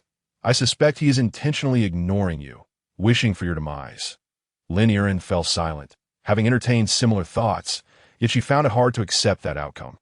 2 days later, the pair successfully returned to the academy, where Ye Tian presented the items entrusted to him by the queen, facilitating Lin Yiren's enrollment. "Do you wish to join the Fengyun Pavilion?" Ye Tian inquired. "Yes, I wish to learn some agility techniques." Lin Yiren expressed her interest in the art of movement, believing that even if she couldn't defeat others, she could certainly escape without being pursued. Ye Tian nodded slightly, supportive of whatever she chose to study. They then made their way to the Fengyun Pavilion. Over a dozen disciples were practicing agility techniques in the plaza. Some transformed into wisp-like smoke and vanished on the spot, while others burrowed rapidly underground, disappearing in an instant. Still, others sprinted through the air at lightning speed, producing faint rumblings of thunder. An elderly man clad in a gray robe stepped forward and spoke. "From this day forth, Lin Yiren, You are now a student of the Fengyun Pavilion. You must practice diligently and not tarnish our pavilion's reputation. Thank you, Master. Lin Yiren expressed her gratitude. The elder glanced at Ye Tian and said, You are Ye Tian. I've heard your name resonate widely. A poem of yours has captured the world's admiration. When time permits, I would like to seek your counsel. Ye Tian smiled. In the future, I hope Elder Wang will look after Yiren, that if you ever require my assistance, do not hesitate to ask, that I require it now. Do you have time? The elder inquired calmly, while Ye Tian felt a bead of sweat form. Was he truly that direct? He had only been polite. Elder Wang continued, I have a good relationship with Elder Feng. One of his students, Ma Tao, has gone missing without reason. Do you know where he is? Ye Tian chuckled, but did not respond. Did he die at your hands? Elder Wang did not appear surprised. That fellow was arrogant in the academy, relying on his family background. If he died, then so be it. However, Elder Feng will soon find out. And the Ma family will not let you off easily. If you are willing to join my Fengyun Pavilion, I have the means to protect you. Ye Tian finally understood Elder Wang's intentions. He was attempting to poach him, but he realized that upon joining the Mo Xiang Pavilion, he could not choose another, but they could still learn from one another. Ye Tian was uncertain why Elder Wang wanted him to make this choice. Perhaps it was admiration. Elder Wang chuckled. Since I have already chosen the Mo Xiang Pavilion, I have no intention. Ye Tian politely declined, and Elder Wang did not press the matter, saying, Then you may rely on yourself. Within the academy, you are quite safe, but once you step outside, anything can happen. With that, he turned to leave. What did Elder Wang mean? Lin Yiren asked, puzzled. That Ye Tian explained, he meant that within the academy, no one dares to act against me. However, once we leave, life and death depend on fate. Lin Yiren stated, Then you should stay within the academy and not go out. Ye Tian laughed. Do you think I'm someone who fears for his life? A mere Elder Feng and the Ma family do not intimidate me. That moment, Zhao Mingyao approached him, saying, The mentor has assigned us a task.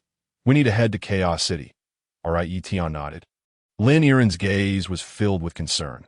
What if they encountered danger at such a time? Ye Tian gave her a reassuring look. He was no longer a mere pawn to be trifled with. What did the mentor ask us to do? On the road, Ye Tian inquired of Zhao Mingyao. Zhao Mingyao replied, Our mentor has sent us to fetch someone who appears to be a friend of theirs.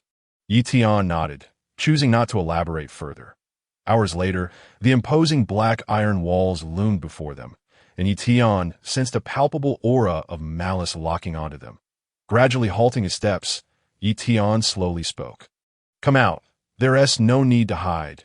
Dozens of menacing figures emerged from the thickets. Who are you? Zhao Mingyao demanded sternly.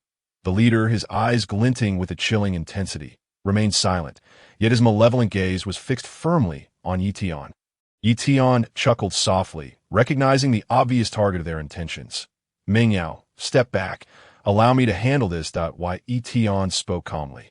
Zhao Mingyao brandished her weapon, insisting, We came together. How can I stand idly by? I will assist you from the side. Eliminate them, the leader commanded frostily. In an instant, the group of assassins sprang into action. Ye Tian concentrated his sword energy, casually unleashing it. In the blink of an eye, the bodies of the dozen or so assassins were pierced through by the sword energy. The leader sneered, gripping several runes tightly, which ignited with a resounding boom in his hand.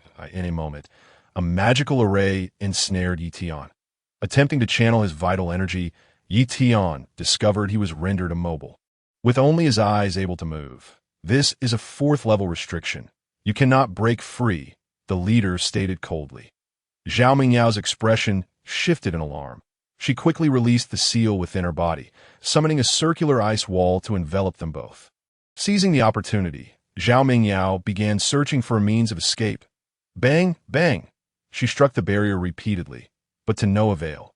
Wanting to communicate with Ye Tian, she found him unable to move, save for his eyes. Crack! Soon, the ice wall she had conjured shattered, and the assassins outside let out a cold laugh as they lunged forward with their blades.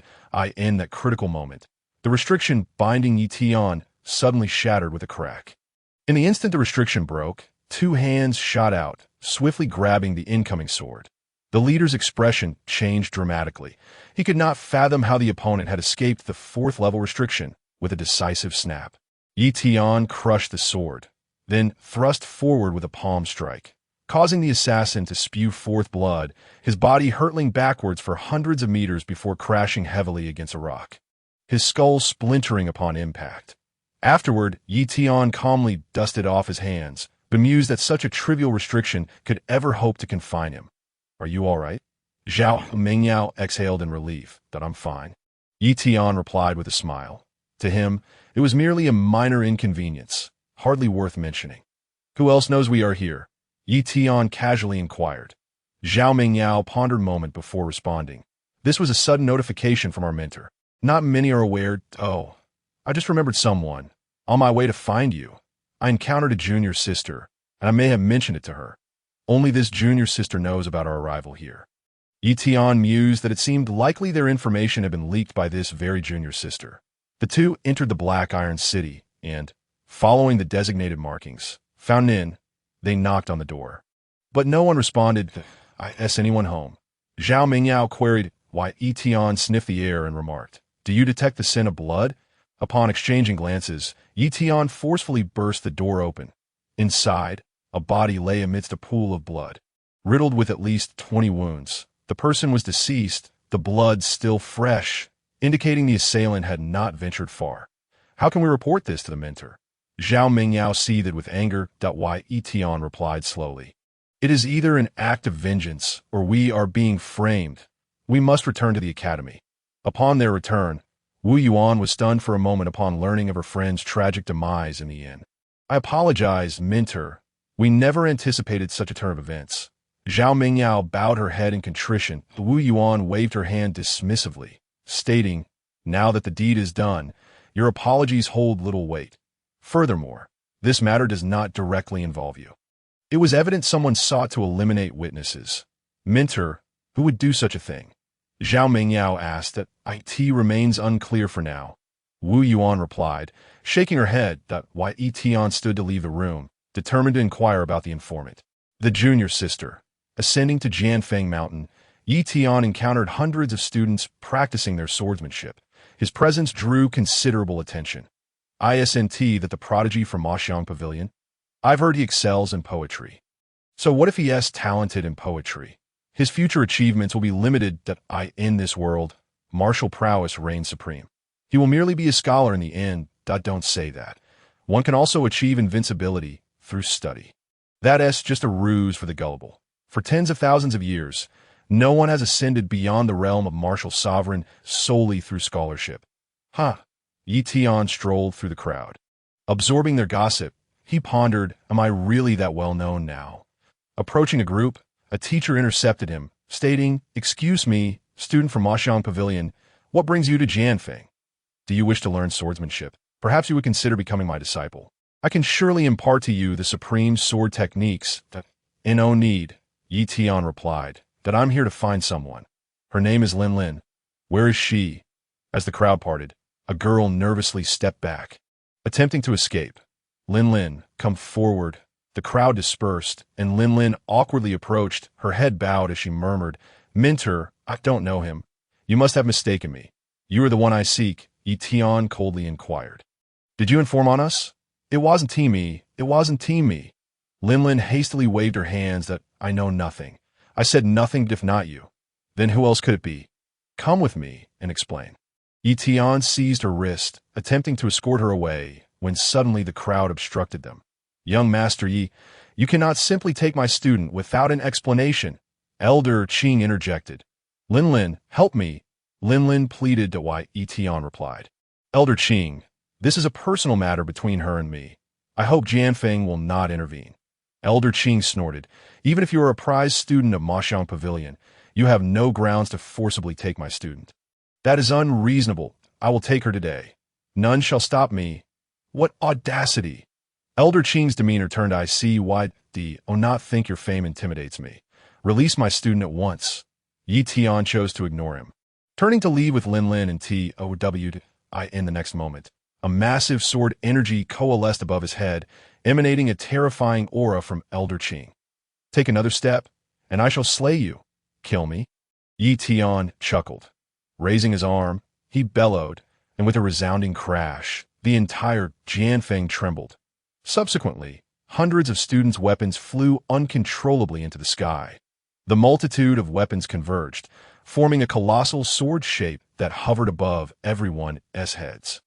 Witnessing this terrifying spectacle, all present were rendered speechless, their bodies trembling in fear. Elder Qing's pupils contracted. This boy's swordsmanship was formidable, nearly surpassing him. "Elder Qing, I am taking her away.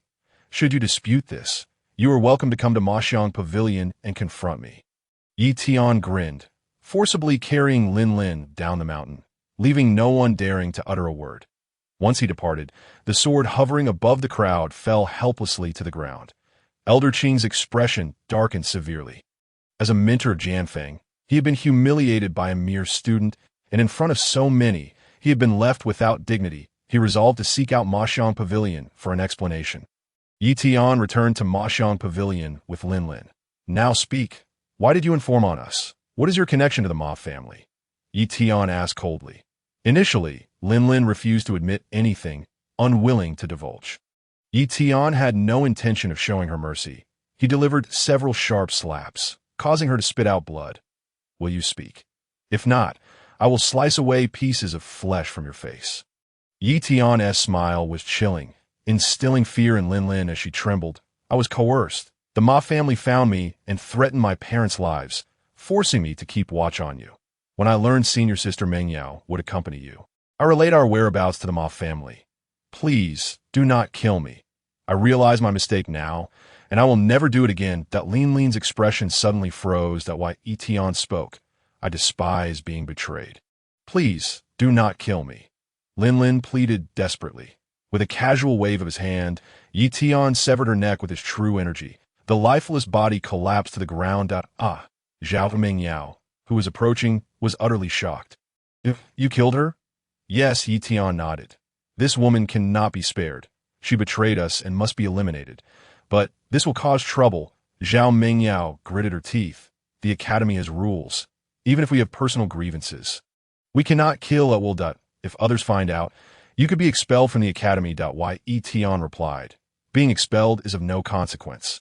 That woman had to die, regardless." That moment, an explosion echoed from ahead, in the direction of the Mo Xiang Pavilion. Upon returning to the Mo Xiang Pavilion, Ye Tian found that the Sword Edge faction had already surrounded the area, led by Elder Qing. "Hand over my people." Elder Qing bellowed. Wu Yuan calmly responded. "Elder Qing, I have no idea what has transpired with such a grand display. That brat Ye Tian forcibly took my people away. Have her return them at once." Elder Qing, infuriated, shouted. Wu Yuan, perplexed, frowned as she contemplated how to handle the situation when Zhao Mengyao quietly approached her side. In a hushed tone, Zhao Mengyao whispered a few words in her ear. Wu Yuan's expression shifted dramatically. She had not anticipated that Ye Tian had secretly infiltrated the Sword Edge and forcibly taken someone away, and then killed her. Such actions were absolutely forbidden within the academy. Taking a deep breath, Wu Yuan spoke. "Elder Qing, we can negotiate a resolution privately. Please have your people withdraw, otherwise this matter will escalate." Elder Qing's tone turned icy. "And if it escalates, so be it. We are in the right. You are the ones at fault. If you do not return my people today, the Mo Xiang Pavilion will not have it easy. I cannot hand over the person." Ye Tian interjected, a sardonic smile on his lips. "That woman betrayed our whereabouts, informed the Ma family, and set us up for ambush. Moreover, Director Wu's friend was killed, a plot laid at my feet. If she were to remain alive, it would be an affront to justice." You killed Lin Lin?" Elder Qing was taken aback. "Not at all." Wu Yuan immediately clarified. "She is still alive. Let's discuss this matter privately without alarming the directors." "Elder Qing, you cannot trust their words. My junior sister has certainly been killed. Ye Tian has harmed a fellow disciple, violating the academy's regulations that he must be expelled." Someone furiously exclaimed. Elder Qing clenched his fists, his face darkening. "You have slain my Sword Edge female disciple, Wu Elder. You cannot protect this brat today." Wu Yuan attempted to interject, but Ye Tian stepped forward, saying, "My actions are unrelated to the Mo Xiang Pavilion. Direct your ire towards me. Do you think you can shoulder the responsibility alone? Can you bear it? This is a capital offense. Elder Qing roared in fury while Ye Tian merely chuckled nonchalantly. Whether I can bear it or not is not for you to decide. Whatever happens, let it come to me. Very well. Elder Qing, consumed by rage, laughed coldly, his murderous intent surging. Since you seek death, do not blame me for being merciless. Form ranks, kill him. In an instant, hundreds of disciples from the sword edge formed a formation, launching a barrage of flying swords. Director Wu, think of something quickly to help young Master Yi. Zhao Mingyao urged anxiously to Wu Yuan's side. Under different circumstances, she would certainly intervene. However, now that Ye Tian had killed someone from the sword edge, violating the academy's rules, even the directors could not assist him. She felt utterly powerless to help Ye Tian. Yet, facing the onslaught of hundreds, Ye Tian did not find himself in dire straits. Rather, he adeptly evaded all attacks. He then raised his hand, condensing a sword energy that spanned 100 jong. The sword energy, harnessing the power of the heavens and earth, surged forth with a thunderous roar. The hundreds of disciples from the sword edge were directly struck by the sword energy, flying back and collapsing to the ground with shrieks. In a single move, he severely injured over 100 strong practitioners from sword edge. The scene left everyone in profound shock. Elder Qing was enraged. He took out a top-tier weapon, a precious pagoda of high grade, intending to subdue Ye Tian here while Ye Tian wielded a broken sword and charged against the pagoda. With a resounding crash, the air erupted, and a tremendous shockwave sent numerous students of the Mo Xiang Pavilion tumbling to the ground. Impressive. Yi Prince's strength has likely reached the martial general realm. Wu Yuan's face was filled with astonishment. Such a young martial general was nearly impossible to find within the academy, but if properly nurtured, he would undoubtedly become one of their most exceptional talents. With a thunderous bang, Ye Tian sent the pagoda flying, infuriating Elder Qing, who then unleashed a massive overturning seal. The seal soared into the sky, enlarging to an immense size before crashing down with the force of 1,000,000 tons while Ye Tian could not withstand such overwhelming power. He conjured a giant figure behind him, raising his arms to resist the impact of the seal. With a thud, when the seal descended and made contact, the giant figure held for a few breaths before exploding. However, Ye Tian seized the opportunity to escape the danger zone. Elder Qing shouted in fury, controlling the seal to continue its descent upon Ye Tian. This time, Ye Tian did not evade. He raised his arms, and in an instant, the power of water surged forth, boiling the lakes within the academy. Moments later, countless lakes surged into the sky, transforming into a massive shield under Ye Tian's command. The overturning seal collided violently with the water shield, and the clash of forces caused the very heavens and earth to tremble.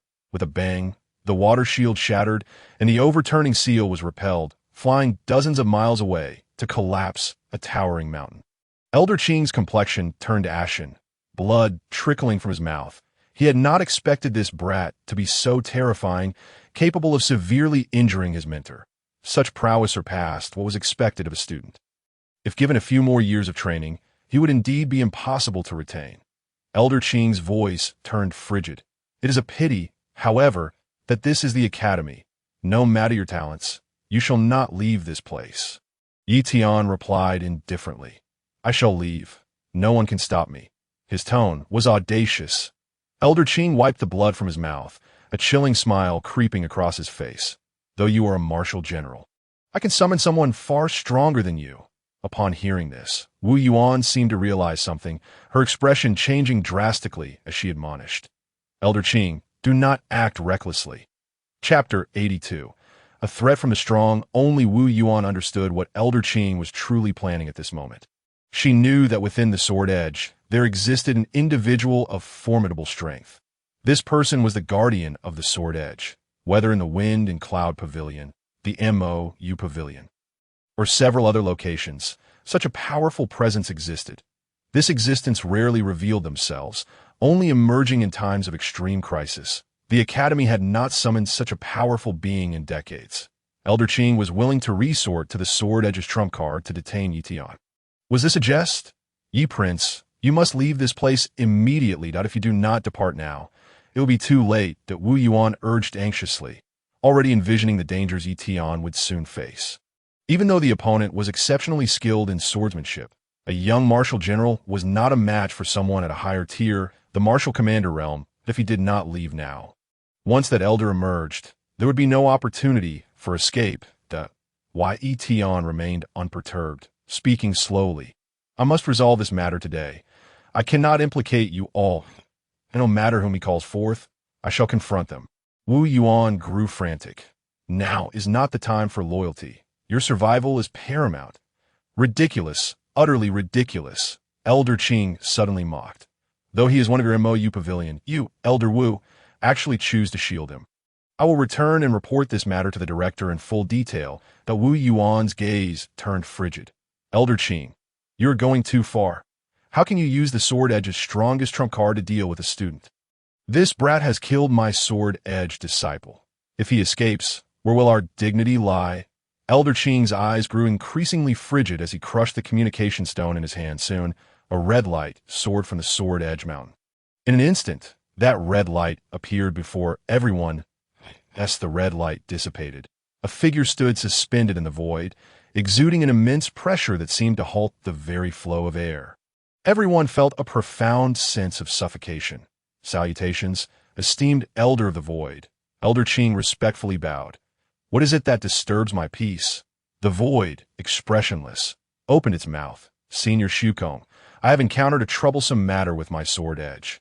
I beseech your assistance. Elder Qing pointed to the nearby Ye Tian, saying, this boy has committed an offense against the hierarchy, violating the Academy's rules. I implore you to eradicate him. Shukong cast a sidelong glance at Ye Tian, his tone indifferent. At such a young age, you have already reached the realm of a martial general. Your future achievements are boundless. Alas, I must slay you here today. Can you truly accomplish that? Ye Tian chuckled, his battle spirit instantly unleashed. Faced with a formidable opponent of a higher realm, Ye Tian exhibited not a shred of fear. Wu Yuan's countenance darkened as she clenched her fists, unwilling to see Ye Tian perish in this place. Tutor Wu, please think of a way.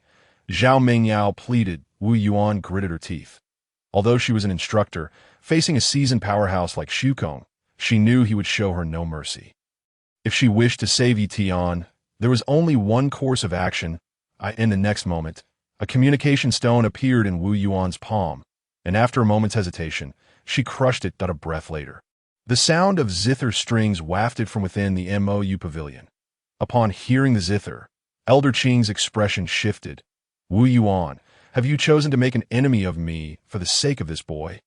Wu Yuan replied calmly, today, I shall protect Prince Yi at all costs. What do you intend to do about it? As the zither's melody gradually faded, a woman slowly emerged before the crowd. Shukong narrowed his eyes. Qin, you are still alive? Qin, you spoke with a detached tone. You are merely clinging to life. How could I perish before you? Senior Qin, I humbly request your assistance in safeguarding Ye Tian. Wu Yuan said respectfully, is this person truly worthy of my intervention? Qin inquired, her expression one of skepticism. Indeed, Wu Yuan affirmed with a nod. Ye Tian possesses extraordinary talent. I believe he will one day ascend to even greater heights of invincibility. Qin assessed Ye Tian with a discerning gaze, then posed the question, is it worth it to make an enemy of Jian Feng for his sake? Absolutely, Wu Yuan replied with unwavering certainty. Very well, I shall ensure his safety, Qin declared, her calm demeanor radiating authority. Shukong's countenance darkened, a murderous aura gradually emanating from him. He understood Qin better than anyone, despite being from the same era. Her strength surpassed his own. If he were to insist on eliminating this boy, he found himself at a loss. Qin, this boy has broken the Academy's rules. Even if the dean were to arrive, he would face punishment. Should you insist on intervening, we will have no choice but to summon the dean. Shukong sneered. Do not invoke the dean to intimidate me. Today, you shall not take this person away. Qin replied coldly. To Shukong's gaze turned grim, and for a moment, he was uncertain of how to proceed. Elder Qing began to feel anxious. If even Senior Shukong could not deal with this boy, how could they at Jianfeng retain any face within the Academy? What a lively scene. I too wish to join the fray.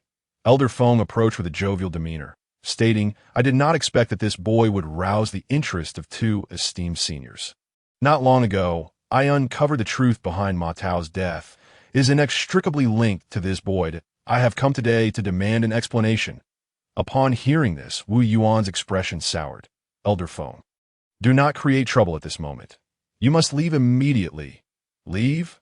How could I return without providing an account to my sworn brother? He entrusted his son to me, and now the boy has died under mysterious circumstances. As both his mentor and uncle, I cannot simply turn a blind eye." Elder Feng replied nonchalantly, "Today, I shall see whether Mo Xiang Pavilion can protect this boy." Wu Yuan's heart sank. Initially, facing Jian Feng, she had felt somewhat confident. However, with Elder Feng's involvement, the situation grew increasingly precarious. Behind Elder Feng stood the Five Elements Pavilion, which meant they also had a martial commander among their ranks. Moreover, it was certain that they would bring forth their strongest fighters. Mo Xiang Pavilion could not contend with the threat of two opponents of equal strength simultaneously. "Boy, today you are as good as dead. No one can save you." Elder Qing laughed in anger. "You have stirred up a great deal of trouble," Xiao Bai remarked lazily. Why, Ye Tian chuckled. "Each must bear the consequences of their own actions. I am the one who killed them, and it has nothing to do with Mo Xiang Pavilion. If you seek revenge, feel free to come. I, Ye Tian, shall accept it all." Such arrogance and ignorance of the impending doom. Elder Qing's gaze was filled with malice. "Since you admit your guilt, do not blame us for taking advantage of our numbers." Chapter 83. Confrontation with the martial commander. "Wait!" Wu Yuan shouted. "Elder Qing, what do you intend to do? Do you wish for both esteemed seniors to act against Ye Tian?" "Ha!" Elder Qing laughed heartily. "What is he? That he warrants the combined efforts of both seniors? I, Senior Shukong, can easily subdue this rascal with a single hand." Wu Yuan attempted to interject further, but Ye Tian stepped forward with calm determination, saying, "Come, I wish to see how formidable you truly are." "You fool," Elder Qing urged Senior Shukong, "please eliminate this boy." After speaking, Elder Qing retreated, maintaining his distance. Shukong's gaze was frigid as he regarded Ye Tian. "Despite your commendable talent, you remain merely a martial general. I could dispose of you with a single hand." Following that, Shukong swung his arm, unleashing a massive red light that surged forth to strike Ye Tian. While Ye Tian's internal energy erupted, similarly coalescing into a brilliant light to counterattack. The two forces collided, shaking the earth, sending all the students sprawling to the ground. Soon, after exchanging dozens of blows, Shukong began to sense something amiss.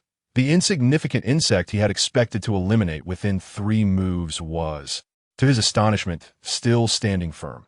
Furthermore, the depth of the opponent's energy was surprisingly more robust than his own as a martial commander.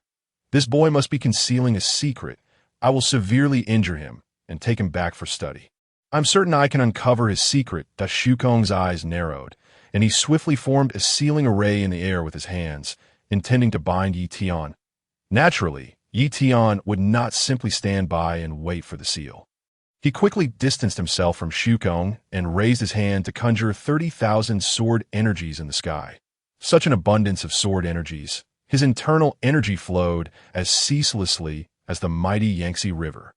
Elder Qing's face was one of astonishment. This boy's strength once again exceeded his comprehension. Boom! In the heavens, the two forces collided, and Ye Tian's 30,000 sword energies descended like a torrential storm.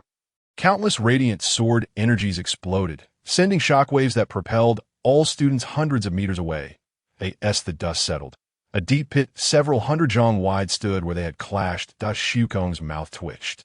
He had not anticipated that his 3-layered power would fail to eradicate this boy. Soon, Shukong's internal energy surged dramatically. This time, he would employ 70% of his power to eliminate this child. "Be cautious. That old man is about to get serious," Xiao Bai warned. "Understood," Ye Tian replied, no longer daring to underestimate the situation. A fierce tiger materialized behind him, and a faint dragon's roar echoed within him. At this moment, the Long Xin technique began to circulate within his body, and the internal energy on his surface gradually transformed into scale-like patterns. Shukong thrust his palm forward. The red internal energy became fiercer and faster. crashing violently into Ye Tian. The defensive shield Ye Tian had conjured was immediately shattered, yet the scales of the long Xin technique absorbed most of the impact. Even so, Ye Tian was still sent staggering back several thousand meters.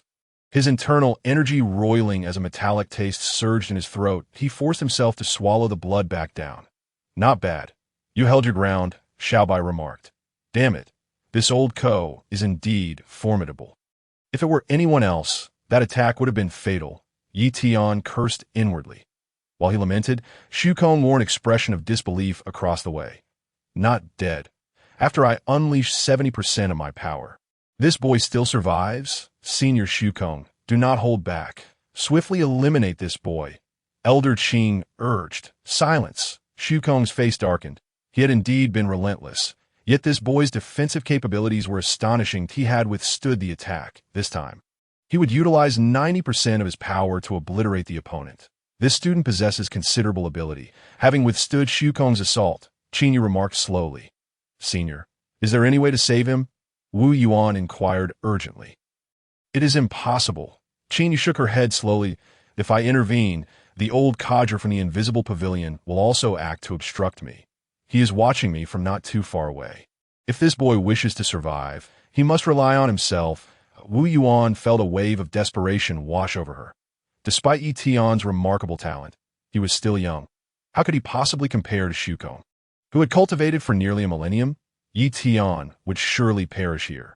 Zhao Yao, too anxious to hold back her tears, regretted ever mentioning the matter to anyone.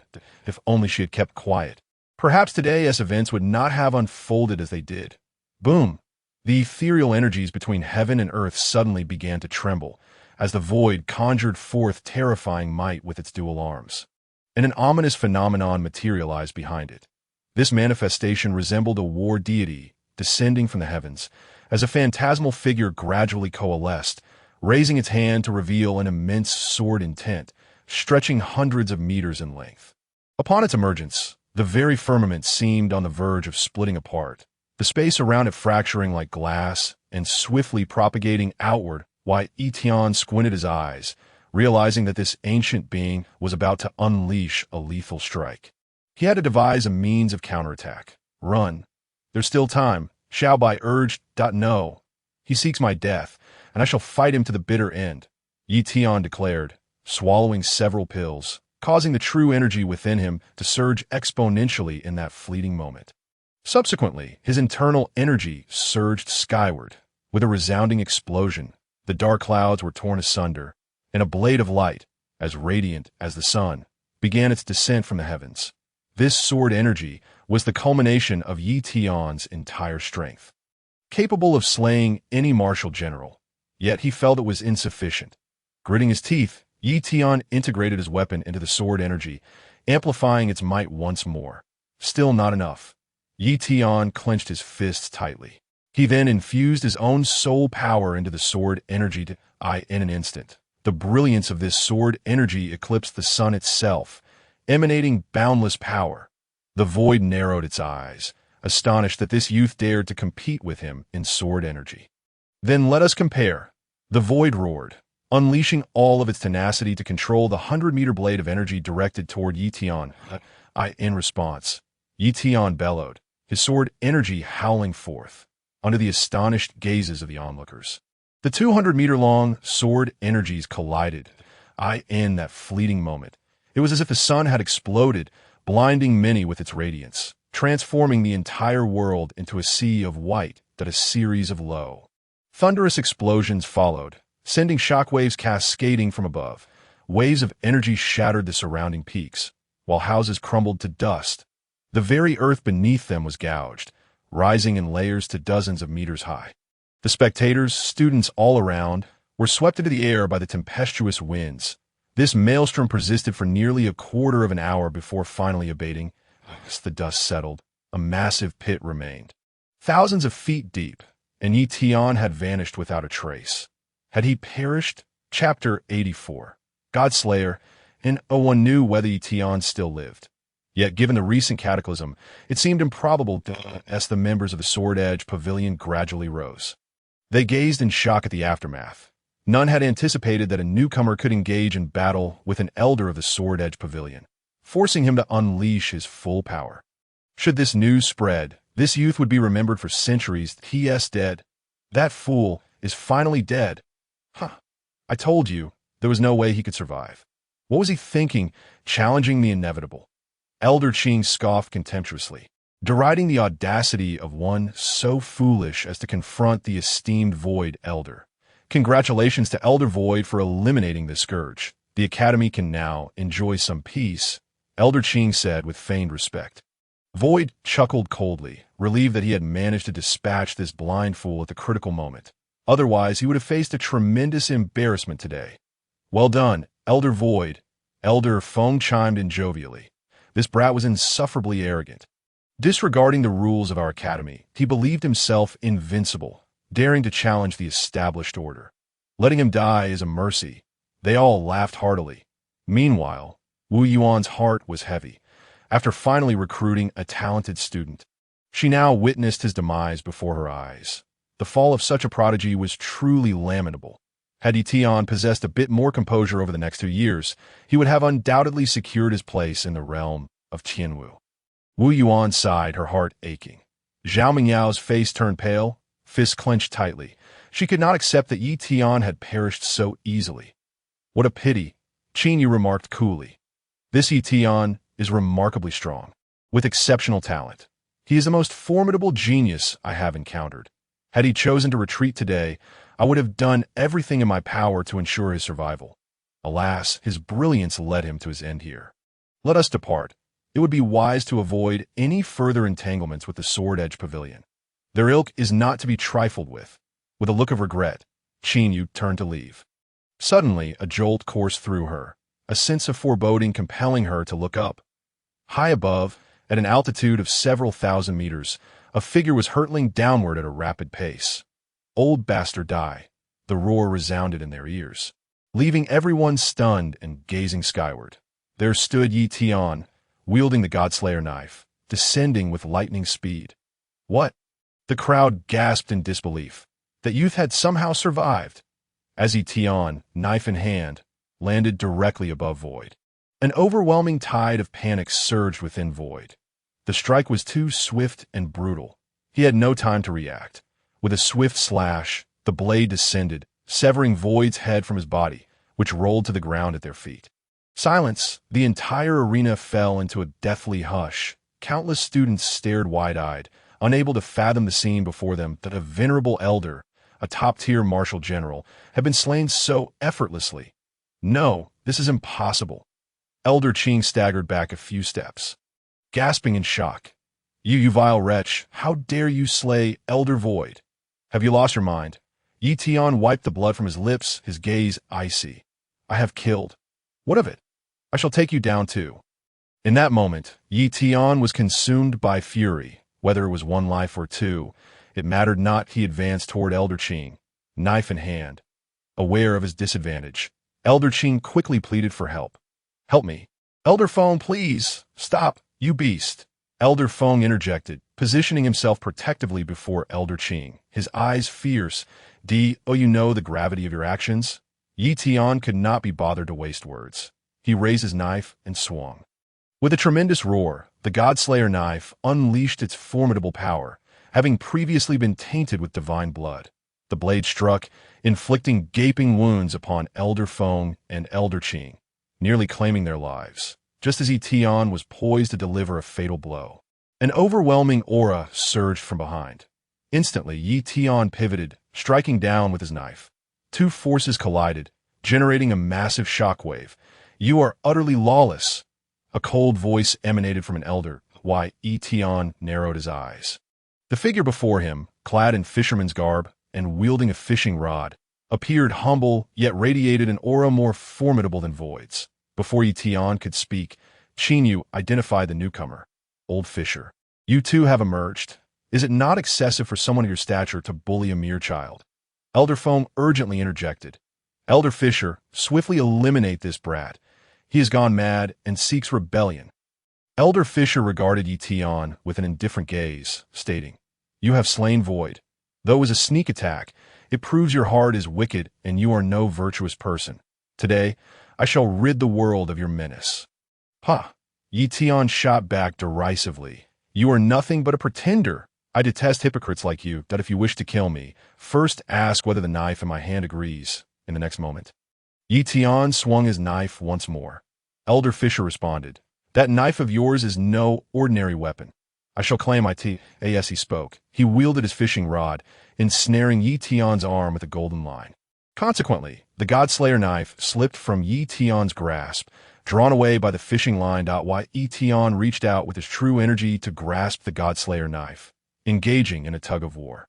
Elder Fisher smirked derisively, effortlessly flicking his wrist to ensnare Ye Tian with numerous golden lines. These golden threads were formidable. If ensnared, Ye Tian's body would be ripped apart. After a moment of contemplation, Ye Tian chose to abandon the Godslayer knife and retreated swiftly. Having lost his weapon, Ye Tian's combat prowess diminished significantly. "Brat, let us see what other cards you possess. That knife is now mine," Elder Fisher taunted, while Ye Tian's expression darkened. Truth be told, he had no other cards to play. The only remaining option was to summon his black wheel moon phenomenon. As the sun dipped below the horizon, darkness enveloped the sky. If he invoked it now, its power would be unparalleled. That the not use it. Xiaobai interjected calmly. "The black wheel moon is a taboo of the continent. Its emergence signifies calamity, instilling fear in humanity. If you were to manifest it now, with your current strength, survival would be impossible." "Then am I to simply await my demise?"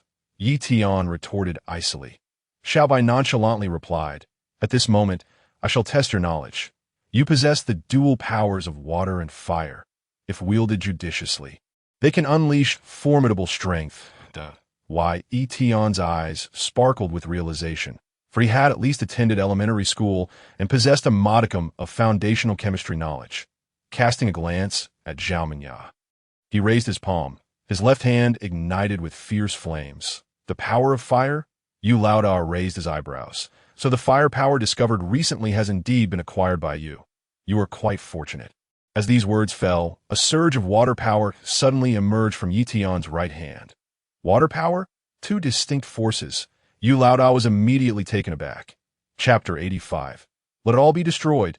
You possess both water and fire within you. How is this even possible? Fire and water do not mix. This is common knowledge.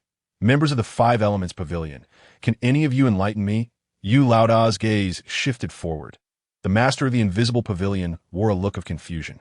The simultaneous existence of both water and fire powers within a single body was indeed unexpected.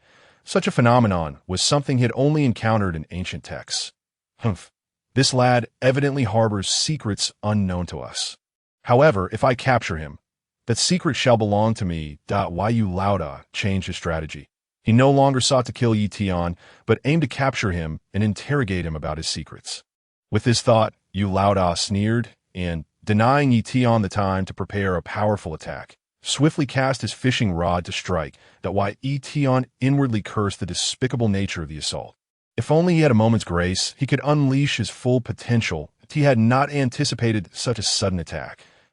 As he dodged, dozens of fishing lines encircled him from all directions, just as escape seemed impossible.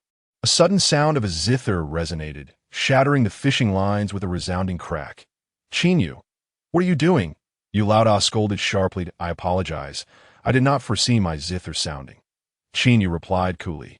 This statement was clearly a ruse, as anyone could discern her intentional interference. Yu Laoda threatened, "Dare you act again and see what happens."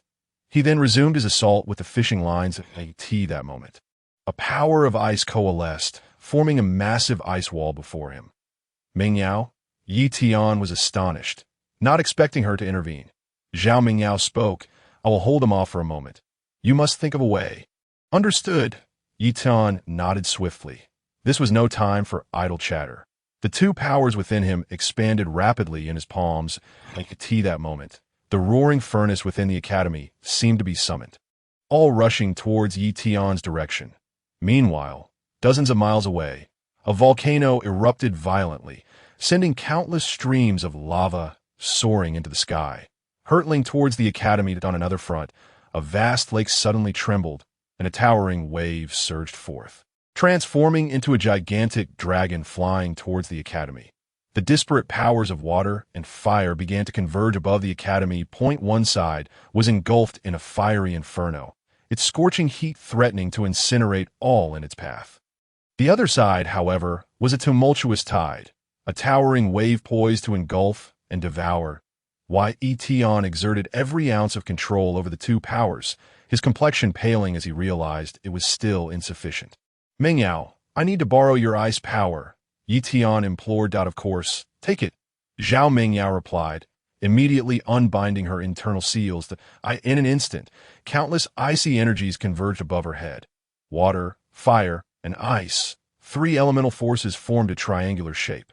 Suspended in the air, all present were awestruck by the spectacle, bewildered by Ye Tian's intentions. Gritting his teeth until blood seeped from his gums, Ye Tian slowly began to bring his palms together, forcibly merging the flames and the waves. As the waves approached, massive steam began to rise, and the water's surface churned violently. The icy power enveloped the water, fire, and steam entirely. "This is bad." Yu Laoda's heart raced.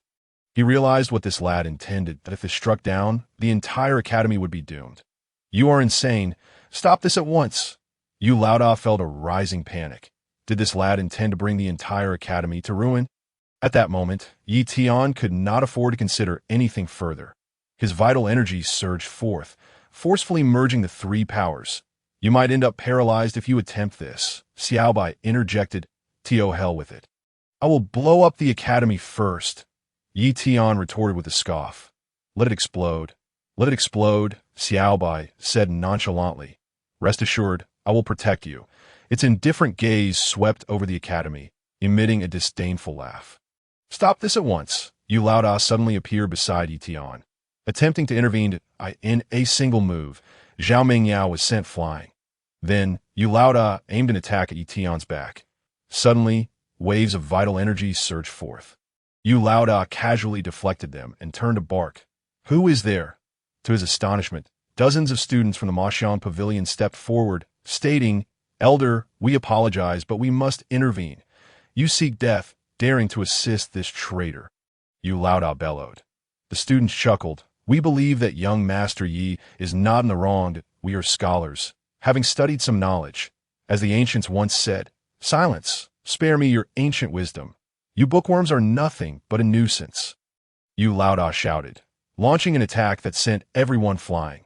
Yet to his surprise, the remaining students from Mashan Pavilion stepped forward once more to obstruct him. "Qinyu, manage your students," Yu Laoda cursed. Qinyu replied coolly, "They have minds of their own. I cannot control their actions." "Indeed," Wu Yuan stated calmly, "what the students choose to do is their own affair. Moreover, the academy has regulations. No mentor is permitted to act against a student unless they commit a grievous offense." Yu Laoda was well aware of this rule, which was why he refrained from killing anyone, merely sending them flying. However, these students were insufferably obstructive. He had to stop Ye Tian, otherwise the academy would face annihilation. Just as Yu Laoda was about to unleash a torrent of curses, Elder Qing's panicked voice rang out. "This is bad. This is bad. The lad has succeeded." At these words, Yu Laoda abruptly lifted his head, only to behold a colossal ice sphere, comparable in size to the sun, quietly suspended in the sky. Within the ice sphere, the powers of water and fire intertwined and resisted one another. Astonishingly, the waves of water had ignited into flames. "Water can burn? Who would dare believe it?" Yu Laoda's pupils contracted in terror as he sensed the approach of death. "Perish, old fool." Ye Tian's lips curled into a cold smirk as he flung his arm, sending the massive ice sphere crashing downward. "Ha!" Yu Laoda summoned all his vital energy, shaping it into his arms to brace against the ice sphere. Yet his arms were swiftly encased in ice, and, as the sphere shattered, the steam within began to escape. He could not withstand it. "Retreat." Qinyu sensed the impending disaster and immediately instructed the students of Mashan Pavilion to fall back. As they fled in a frenzy, Ye Tian seized the moment and detonated the ice sphere with tremendous force. Boom! In the instant of the explosion, the icy power instantly froze the surrounding structures. Yet, in a heartbeat, the flames surged forth, melting the ice and incinerating everything in their path. Within a breath, scalding steam transformed into a tempest, sweeping across the vicinity. That moment, the academy trembled as if shaken by an earthquake. Chapter 86. The headmaster takes action with wave after wave of storms spreading outward. The entire Moyu Academy was affected. Within the academy, thousands of students gazed up in a daze, utterly oblivious to what had transpired. Soon, with the arrival of the first wave of the storm, countless buildings were lifted into the air, and hundreds of students were swept into the chaos. In this critical moment, hundreds of mentors appeared, springing into action to quell the spreading storms. Who has caused this? What is happening? Is someone attempting to destroy our academy? Several high-ranking elders immediately bellowed, "Go investigate. Quickly ascertain what has occurred." No need to investigate. The source of the disturbance lies in Maxiang Pavilion. "I shall go take a look," the headmaster declared. Numerous elders were taken aback, not expecting the headmaster to be so alarmed. That moment, at the epicenter of the explosion, the surroundings resembled a scene from the apocalypse. The continuous destruction wrought by water, fire, and ice had completely obliterated the area. Upon the headmaster's arrival, his expression darkened to an extreme. The academy, painstakingly built over millennia, had been reduced to ruins. Who did this? The headmaster demanded, his voice cold as ice. "Help! Headmaster, save us!" At this moment, Elder Qing had lost an arm, his face a mask of terror. "Director, it was the people from the Xiang Pavilion who did this. They have gone mad. Qingyue, why have you done this?" The director immediately thought of the culprits and began to scold. "Director, it wasn't me," Qingyue replied calmly. "This matter is long and complicated. It was I who did it." Suddenly, a cold voice interrupted, and Ye Tian slowly approached, saying, "I am the one who caused the destruction here. It has nothing to do with the Xiang Pavilion." "Who are you?" The director, unfamiliar with Ye Tian, furrowed his brow as he scrutinized him. "Director, his name is Ye Tian. He has harmed our academy's people, and such actions are intolerable. Even Elder Shukong met his demise at his hands." Elder Qing hurriedly interjected, "And our Elder Yu has just vanished in the explosion." Elder Feng added, his complexion pale. Upon hearing this, the director clenched his fists. The academy had lost 2 martial commander level experts in an instant. This was no trivial matter. If word got out, it would certainly shock all sections regardless of the reasons. "You have killed my academy's elders and destroyed everything here. You must pay the price." The director's icy gaze fixated on Ye Tian, emanating an aura of murderous intent. Ye Tian instinctively burst into laughter. "What are you laughing at?" The director's brows knitted tightly. "What does it matter to you?" "I laugh because you are old and myopic, and because you're out of your mind, so what?" Ye Tian laughed heartily. "You seek death." The director's eyes burned with murderous intent, ready to take action. "Director, please," Qingyue pleaded, "we cannot place all the blame on Ye Tian. He doesn't need to defend himself. I do not wish to hear it." The director sharply interrupted her. Ye Tian took a deep breath, realizing that there was no way he could remain in the academy any longer. It seemed that he was destined to part ways with the Moyu Academy. "From this day forth, you are no longer a student of my academy," the director stated coldly. "Since you are not one of us, your killing of my academy's elders must be accounted for. Go to hell." Ye Tian could no longer contain his anger and began to curse. "You seek death." The director's fingertips gathered a chilling light, an overwhelming force that even distorted the space around them. "Martial King level," someone exclaimed in a trembling voice. That moment, the elders present finally realized that their director was indeed a Martial King level powerhouse. Such beings were exceedingly rare across the continent. A Martial King could easily handle dozens of Martial Commander level opponents without issue, and no matter how formidable Ye Tian's abilities, he had no chance of retaliating against a Martial King, but he was doomed. Everyone thought silently. "Old man, are you sure you want to proceed with this?" Suddenly, Xiaobai spoke nonchalantly. "You indiscriminately cast all blame upon us, and now you threaten to kill us. Old man, a mere Martial King is nothing to be afraid of. Do not act impulsively and risk everything in your academy." The director's gaze turned cold as he glared at Xiaobai. "Were you to dare act so insolently before me?" Xiaobai shook his head. I was merely offering a well-meaning warning that I didn't expect you to be so stubborn. There will come a day when you regret this. Die. A burst of chilling light erupted from the director's fingertips, and a terrifying sonic boom rang out in the blink of an eye. The attack was upon Ye Tian. His pupils constricted. It seemed he could not evade this strike, just as it appeared his heart would be pierced. Xiao Bai's paw shot forward with incredible force. The paw expanded dozens of times, shattering the icy attack before striking the director and sending him flying. Kid, we're leaving. I'm done playing with them. A teleportation array appeared beneath Xiao Bai's feet, and in a flash of white light, he took Ye Tian away from the scene. The director's expression darkened, realizing that someone had escaped right under his nose. Meanwhile, everyone from the Mo Xiang pavilion breathed a sigh of relief. Fortunately, Ye Tian had managed to escape in time. Otherwise, it would have been troublesome. Immediately issue orders to hunt this child down, the director bellowed. Director, no. Wu Yuan hurriedly explained. Ye Tian was invited by our academy, and he possesses remarkable talent. He is bound to reach the invincible realm in the future. We must not make a mortal enemy of him. The director scoffed. He has killed 2 of my elders, severely injured countless students, and turned this place into such a mess. If we allow him to live, others will surely follow his example. What will become of my academy's reputation? How will we stand on the continent in the future? Wu Yuan was left speechless, knowing that with her status, she could not persuade the director. She could only silently pray for Ye Tian's survival.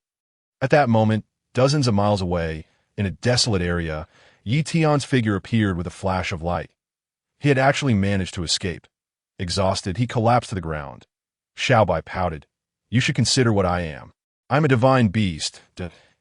Oh, you honestly think I am merely a lucky charm, incapable of doing anything? Ye Tian couldn't help but chuckle. I thought you were only good for producing spirit liquid. I didn't realize you had such abilities. You just sent the director flying with one paw. Is he at least a martial king level? Is your true strength beyond that of a martial king? Chapter 87. Are you a bandit? Don't be ridiculous. I'm not that powerful. Xiao Bai explained that I used all the energy I had amassed over 100 years. That paw was just for show. If I continued to fight, I would immediately expose myself. Why Ye Tian suddenly understood. So that was how it was. What do you plan to do next? You have been expelled from the academy, and there is no place for you to stand here. Xiao Bai inquired. Why, Ye Tian pondered for a moment, then replied, I want to go to the Moon Palace. There are matters I need to attend to. The Moon Palace, a splendid place, filled with beautiful women. Xiao Bai's eyes brightened. You finally come to your senses? Haven to you. I suggested you find a few women long ago, and now you're just getting around to it. Why Ye Tian rolled his eyes, thinking to himself that he was going there to complete a task, not to seek out beautiful women. What about your friends after you leave? Will you abandon them?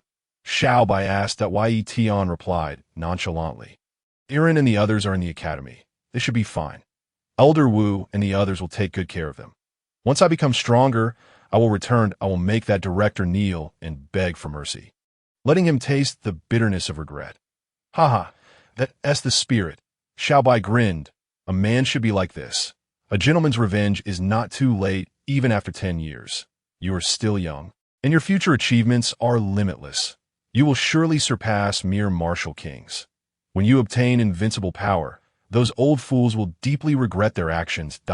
Ye Tian nodded firmly, glancing back at the academy's direction before setting off. Days later, Ye Tian arrived in a small town, and at that moment, the entire town was on the lookout for him, plastered with his wanted posters. Wherever he went, people were discussing his deeds. This traitor, who indiscriminately kills the innocent, has caused the deaths of many within the academy. Until this child is eliminated, justice cannot prevail. Ye Tian has the audacity to cause trouble at MOU Academy. Is he insane? Anyone who discovers this child's whereabouts will be rewarded with 100,000 spirit stones. If he is captured, the reward increases to 500,000 spirit stones. The academy was indeed making a grand effort. Completing this task would set us up for life. Listening to the discussions around him, the already disguised Ye Tian maintained a smile, remaining silent. You are quite the prize catch now. Capturing you could lead to fortune. Xiao Bai said, disheartened. For you, I finally had to become a dog. Ye Tian couldn't help but pat Xiao Bai's head. You are the dog. I'm a divine beast. If it weren't for you, would I have ended up like this? Xiao Bai bared his teeth, visibly displeased to why Ye Tian chuckled. Although Xiao Bai was extremely reluctant, he still obediently changed his appearance. Otherwise, the two would surely be recognized while walking down the street. Subsequently, Ye Tian went nearby to purchase a map of the area. According to the map, he still had quite a distance to travel to reach the Moon Palace. If he traveled without rest, it would take around 10 days to half a month. That he wondered what rewards awaited him upon signing in at the Moon Palace. If he were to receive a millennium's worth of energy, perhaps his cultivation level could skyrocket. Though Ye Tian contemplated quietly at the tea that moment. A flyer floated down from the sky, landing before his eyes. Ye Tian picked it up casually and glanced at it. It was an advertisement for an auction. Initially, he had no intention of paying it any mind, but suddenly a line of text caught his attention. 9-star dragon transformation technique? Ye Tian's eyes sparkled slightly as he thought to himself that this was precisely the latter portion of the cultivation technique he had been seeking. The 9-star dragon control technique was divided into 9 tiers, of which he had previously only acquired 2 segments. The remainder had all been lost. To his astonishment, he found himself encountering the subsequent 3 segments here. I must attend this auction, Ye Tian murmured softly. Xiao Bai, however, paid him no heed, having fallen asleep on his shoulder. Clutching the list, Ye Tian proceeded directly to the auction. Yes, he beheld the 5 grand characters of Star Auction House. He mused, could this be owned by the same proprietor as the Zhou? The names are identical. Upon entering, Ye Tian took his registration number and found his designated seat. He touched the ring on his finger, which contained over 1 million spirit stones, along with numerous treasures. That should suffice to secure this cultivation technique. Suddenly, an unusual sensation coursed through Ye Tian's body. He felt as though his water-based power was being drawn by some unseen force. Leaving him with a sense of uncontrollable agitation, Ye Tian quickly suppressed it with his true energy and, out of the corner of his eye, glanced towards the left front. There sat an individual cloaked entirely in black robes, rendering their gender indiscernible. After a brief moment, the figure in black seemed to sense something and raised their head to gaze in Ye Tian's direction. Upon locking eyes with the stranger, Ye Tian immediately felt his water power stir restlessly once more. Noting this, he averted his gaze, prompting a faint sound of surprise from the robed figure. A quarter of an hour later, the auction commenced. Ye Tian dismissed all the preceding items. Remaining indifferent soon, it was time for the 9-star dragon control technique he sought. The starting bid was set at 100,000 spirit stones. Initially, Ye Tian did not rush to bid. He merely observed quietly. After a moment, he opened his eyes and declared 500,000. The utterance of this figure. The room fell into a brief silence, with many casting incredulous glances at the middle-aged man with bushy eyebrows and a beard before them. None recognized him as the disguised Ye Tian. 501,000 came a sudden bid from someone determined to Ye Tian calmly replied. 700,000.701,000. The individual persisted. Ye Tian raised an eyebrow, pondering if this person was deliberately trying to irritate him by increasing the bid by a mere 1,000. After a moment's reflection, a glint of killing intent flashed in Ye Tian's eyes that he decided not to continue raising the bid and would instead let the opponent have it. Once the auction concluded, he would simply eliminate the individual and seize the item, saving himself a substantial sum of spirit stones. Seeing Ye Tian's retreat, the recent bidder scoffed, "Country bumpkin, don't you know your own worth?" Ye Tian, unfazed by the remark, chose to leave the venue early. "Are you really going to kill and seize?" Xiao Bai, having awakened outside and stifling a yawn, inquired. "Indeed," Ye Tian responded. "That fellow is clearly no good, and his spirit stones must have dubious origins. Eliminating him will save me a considerable expenditure. Who taught you such methods? You are a prince, yet you act like a bandit," Xiao Bai retorted.